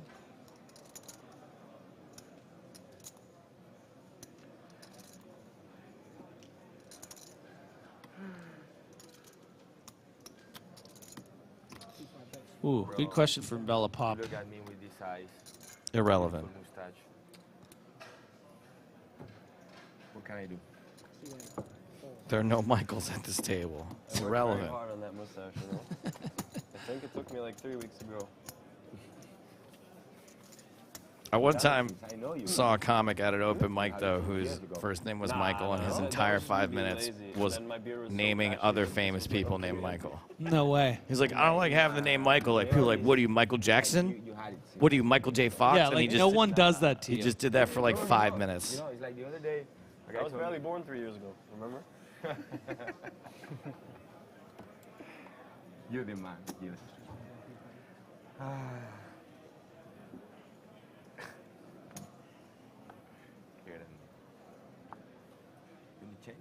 I was saying that Halil Tazarek should just drop the ha and just be Lil Tazarek. That's good. I like that. EPT Cyprus final table featuring Lil Tazarek.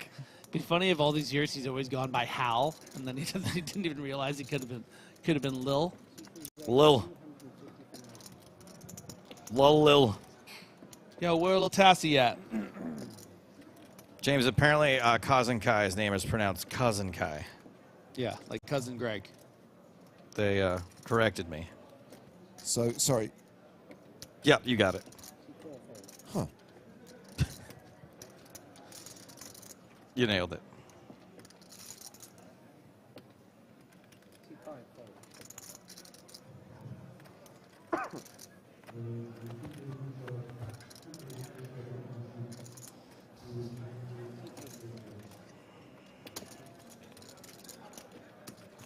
Dato with deuces in the big blind. Griffin, take it away. Ducks fly together, baby. Dato's ducks. That's how ducks sound like. Yeah, I was gonna say, have you Canada. ever heard a duck before? No, that's what they said. They go, caw. No ducks on this flop, just a frame for Cousin Kai.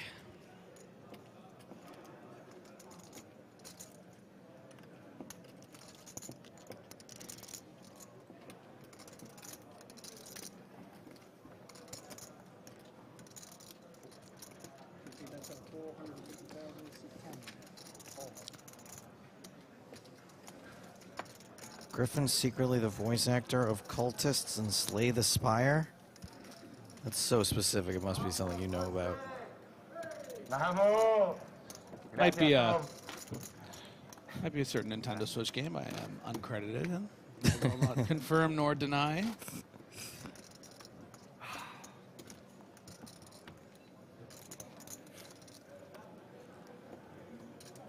I just sent someone to the IMDb page to Slay the Spire right there. And I have no regrets. My secret exposed. As long as that's all you're exposing. Oh, really? Riz Lele says, I saw at PokerStyles Live app that for those that want to join UK IPT Edinburgh, they can't wear caps or hats. Why is that? Probably a local casino rule. A lot of casinos don't like you wearing something on your head for camera purposes. You know, James, if you are going to take a few minutes off to play more Minecraft. I do like it when you interject with something like an oh my. I like that. That was good. just an exacerbated British guy. Oh my. I'll have you know I'm playing Hearts. I bet. You turned your laptop screen ever since I called you out for the Minecraft, so I just assumed it was still Minecraft.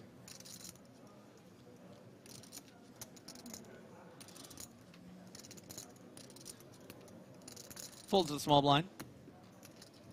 Dato with the no good 8-4.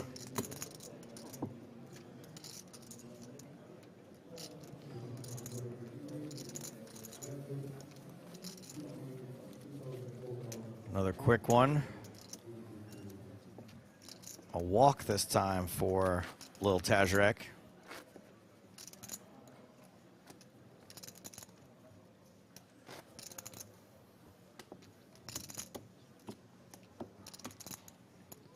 Charlie Parker says, let the man dig for diamonds in peace. I like that how that can work for both Minecraft and Hearts. Is Hearts the same as Spades? Just with Hearts? I actually don't really know what Hearts is, but I assume it does not. It includes all the suits. No, what I'm saying is there's a game called Spades. It's the same game as Spades. You just play it with Hearts as Spades and Spades as Hearts.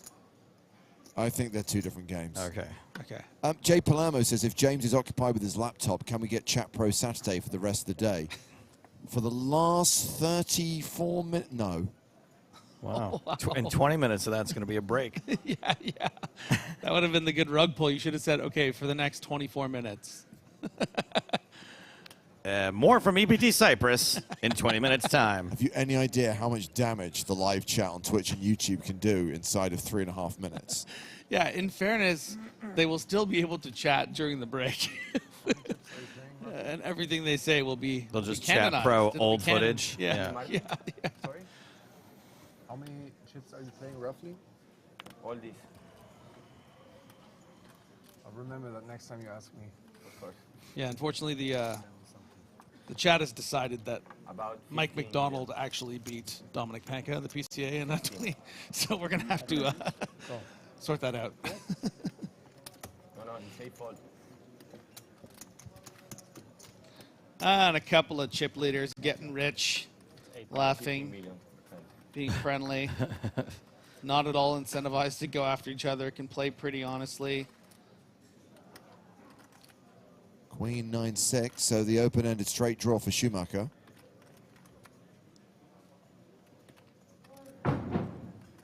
Oh, man down. Another person fall off their chair. Please say. Please, mommy, please. I hope it's Steve O'Dwyer.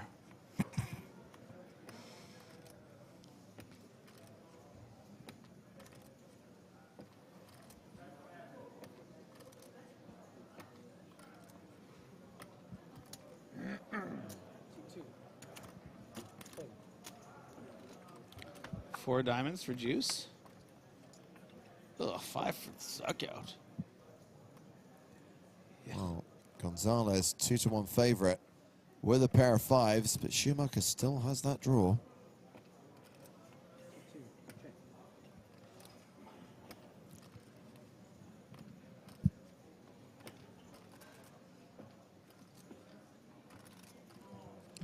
I don't think Gonzalez wants to get weird here. Boom. Ooh, that's weird.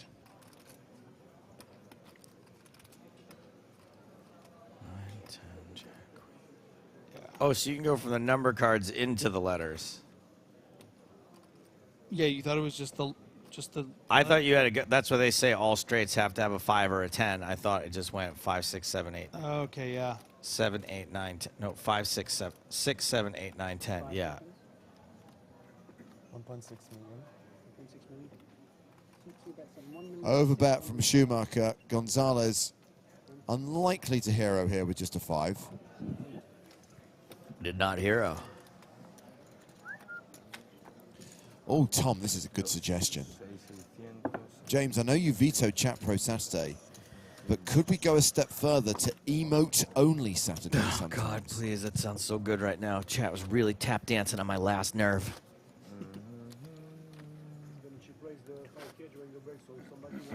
Ooh, we're getting rid of the 5Ks. We've reached that time already. Why? In the meanwhile. Only for you. Chip leader, bye. All life long. I guess chat's not the only place that people are getting ornery. I wanna go to smoke. After the sun, yeah.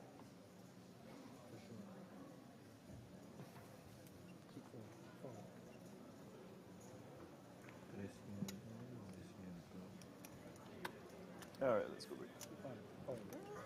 Later. Bye. Peace. Yeah. Well, this is going to be the last break of the day, whatever happens during the final level. We've played to the end of level 30. On the other side of the break is going to be level 31. And if we get through the next 90 minutes of poker without losing another player, we will come back with 7 tomorrow. Yo, JJ, save me a waffle. I trust you. Okay. Standard open from Tassarak here, especially in the final hand of the level with all these chips as one of the chip leaders. And Kozenkai with the defend, ace-4, but outflopped. Don't mess with Lil Tazarak. Blap, blap, blap.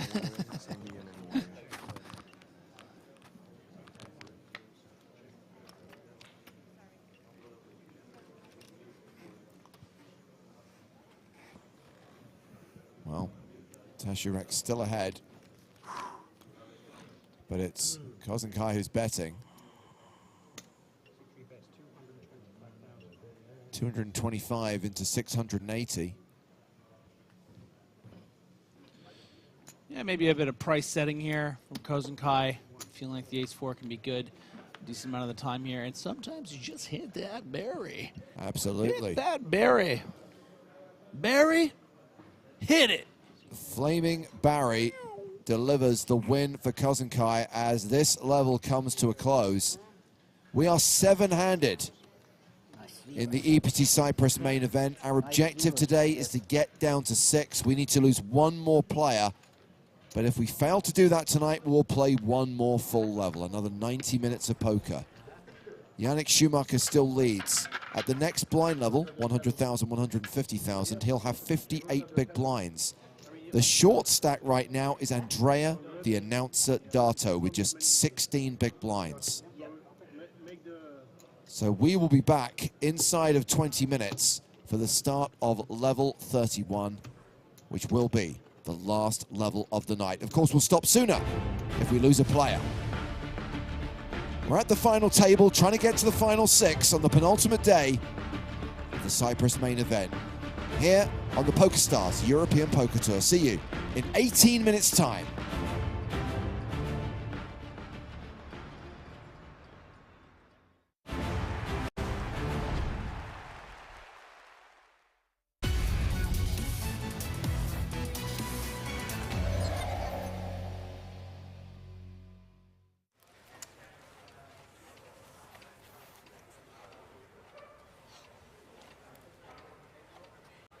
Pocket 8s for Liv in the small blind.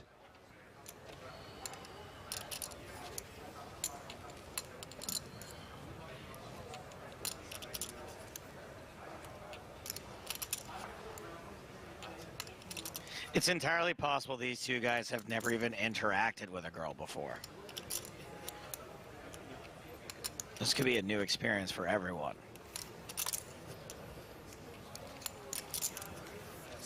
Raises to 570. Raised to 575,000.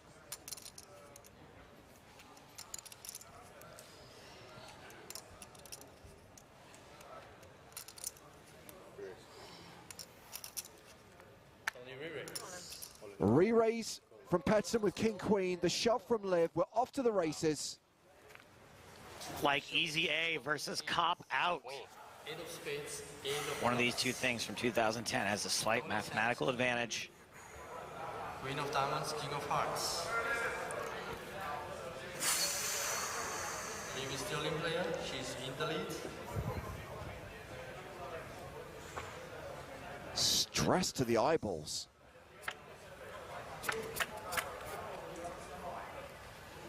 Flop comes. Eights are holding.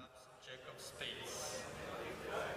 Look, most of the hard work's done after the flop. See a king or a queen. Queen is coming. Let's see the turn cards. 8. Queen. 8. Liv, don't call for outs when you're ahead. Bad stuff happens. Even if it's just to fight the outs he's calling for?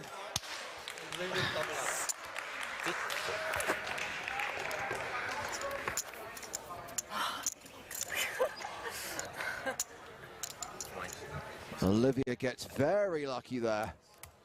I do like the show of emotion. Something. I don't know. Tempts fate, but somehow rivers are set.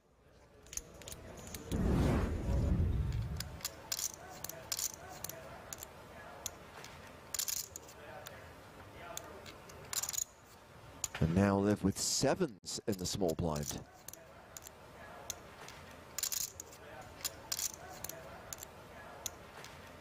I love this kid. He's like a Finnish Beavis.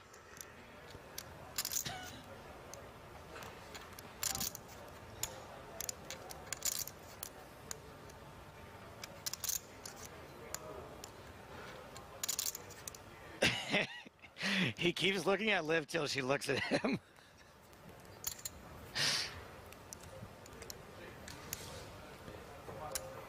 Well, she just completes, calls the big blind of 200,000, and Pedersen checks his option with 6-4 of clubs.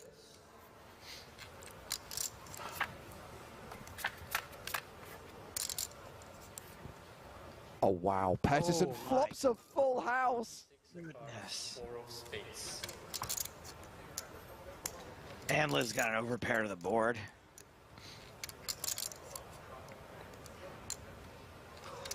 Man, oh man.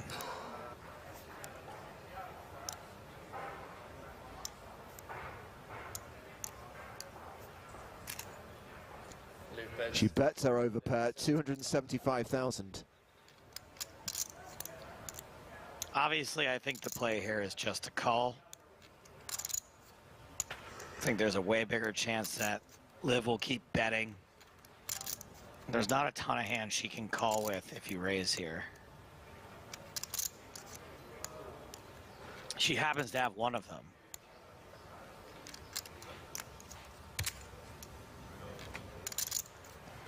Well, Pedersen raises to 825,000.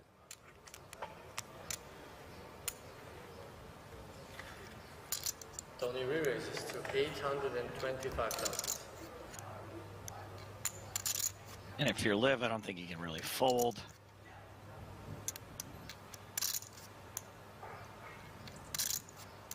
All in.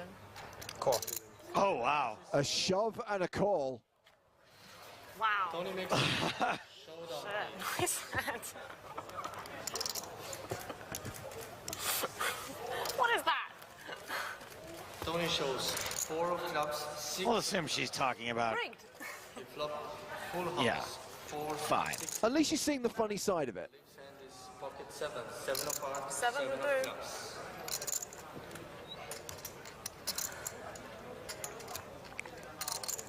Is it always coming 7?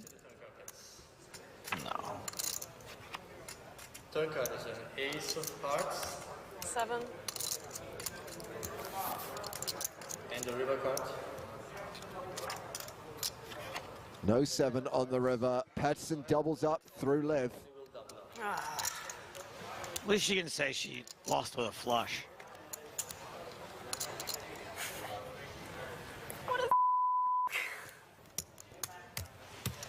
Language, Timothy. It was unlucky.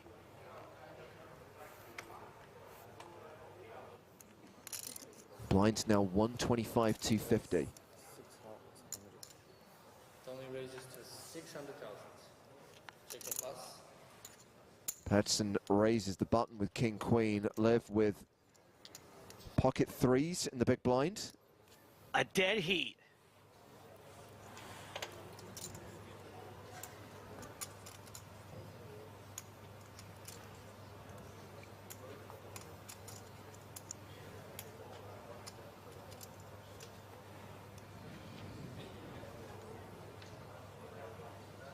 And I don't I think what people re-raise their small pocket pairs a lot more. Yeah. In this era.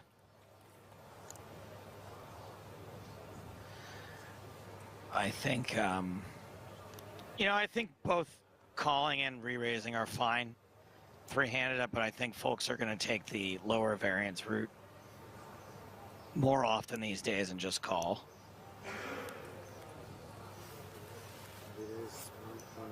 The re-raise is to 1.5 million. So a 3-bet to 1.5 million. But also when your opponent has a pretty wide perceived range, opening three-handed on the button, sometimes you can get them to fold. Hands that have good equity against you when you re-raise pocket threes.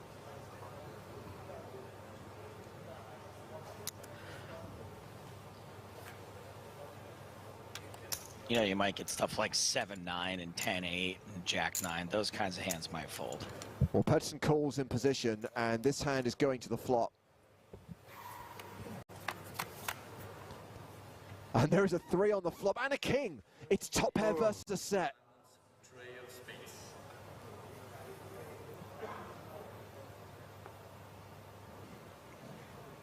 Liv Barry has the pre-flop betting lead. Yeah, and these are just the setups where you're destined to go broke.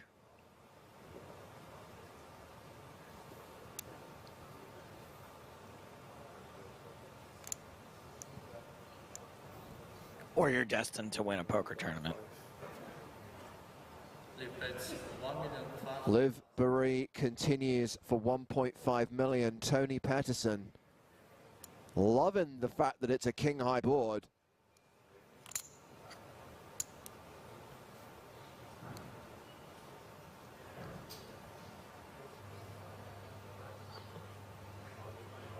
Yeah, this is pretty much the exact flop you want with king queen.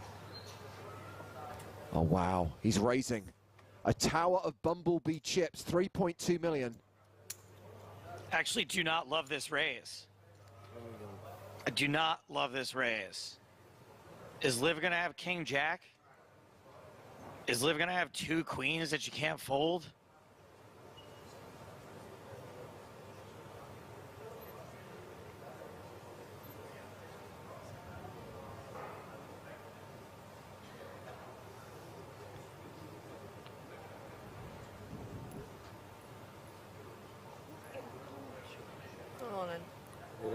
She moves all in. And then Tony Pettersson calls, and he's the at-risk player here, and he is way behind. He's got just 2% equity, a very slim chance of survival. Shut up, butthead. 3 of hearts, tray of clubs. Okay. He hits another tray on the flop. I should have said Davis. Live. Let's see the turn card. I did it in butthead's voice. And Pettersson is drawing dead on the turn. He's out in third place, cashing for 420,000 euros. Liv Barry is going to go heads up against Jakob Karlsson for the title and the first prize of 1.25 million euros.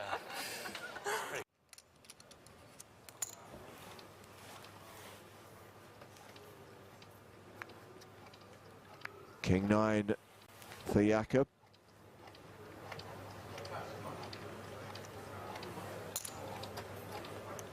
Take a raise. 525. Raises to 525k. Yep, king 9, definitely a raise heads up. Pocket threes. Last time Liv had threes, she flopped a set.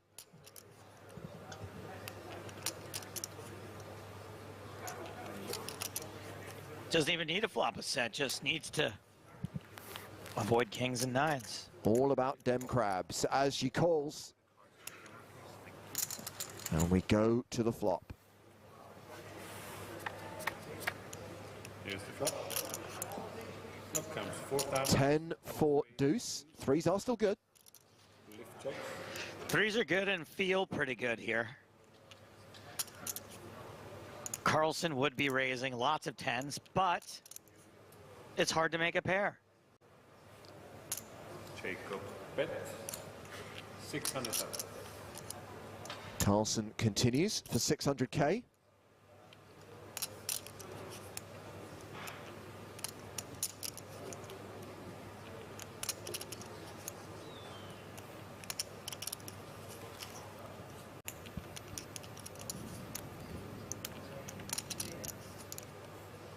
Lift call. Okie dokie. Seems reasonable. Turn card is the 6 of hearts. 3's still good. Oh, are they still good? Now they have a gut shot. Very unlikely Carlsen is going to get a fold on this turn. He checks it back. Doesn't go for it. 5 of hearts on the river. 2, 3, 4, 5, 6. That's a straight for Liv Barry.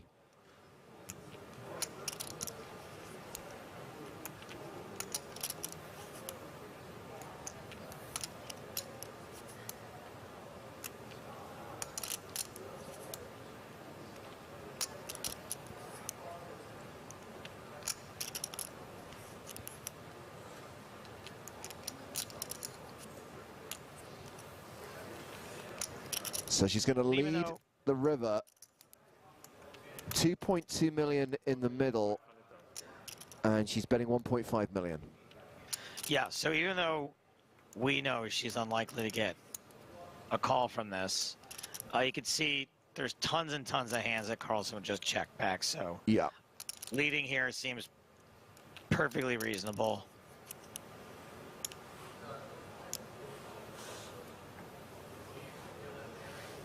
Jacob, re-raise.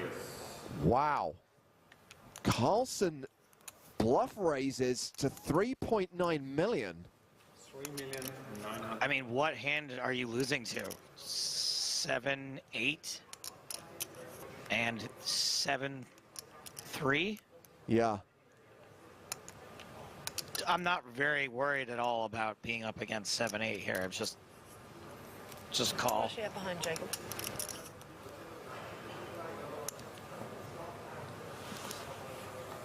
I mean, I guess there's an argument for raising again, and maybe you get another 3 to fold. 9. 8-4. I don't know if that's part of the thought process at all. Even that 7-8's not totally out of the realm, I think I just call. I don't know what good players do. I'm all in. Lift, re-raise, all in. Well, there's Liv's response, all in. And we know she's got Carlsen covered by a significant margin.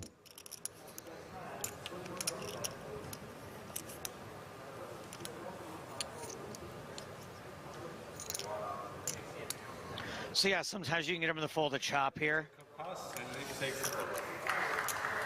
And now she's driven a huge wedge between them. Liv Barry with the huge chip advantage over Jakob Carlsen as this heads-up battle continues.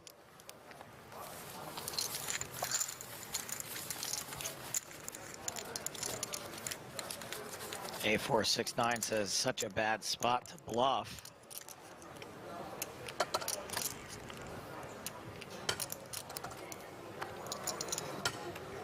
Blinds 150,000, 300,000. Liv first to act. Pocket fives. Presto.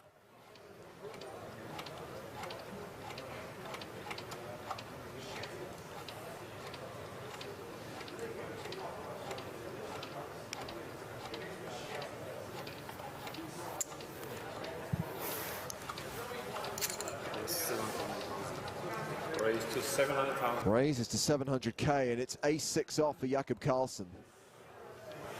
Jacob, re-raise. He is all in for his last 6.35 million.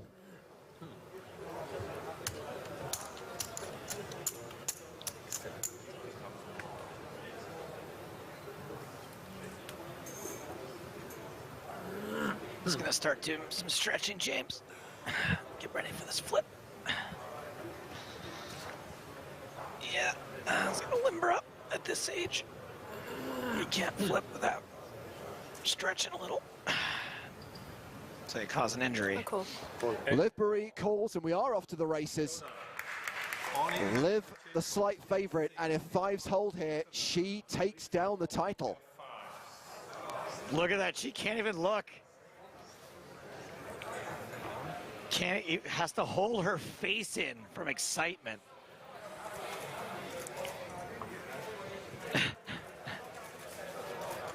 Ace of hearts, 6 of diamonds. Look at that, that drama. This hand, we have fives. 5 of spades, 5 of diamonds. That's right. This is a €500,000 coin flip. Liv, stop calling for outs, you're ahead. It's not just the money. This is huge for someone that wants to be a professional poker player. And there it is. 8 of hearts, king of spades. Fives are holding. Liv is in the lead. I gotta tell you, losing this flip to a 6 is heartbreaking. 6.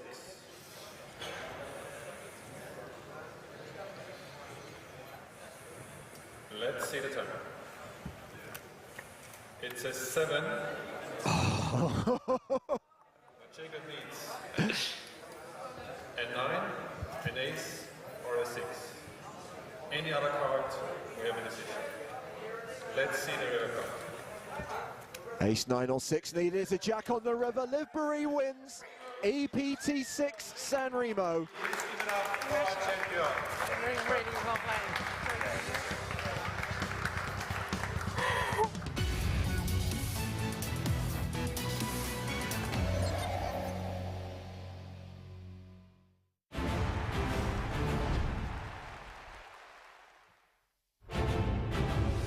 Welcome back to the PokerStars European Poker Tour in 2023, where we are in Cyprus.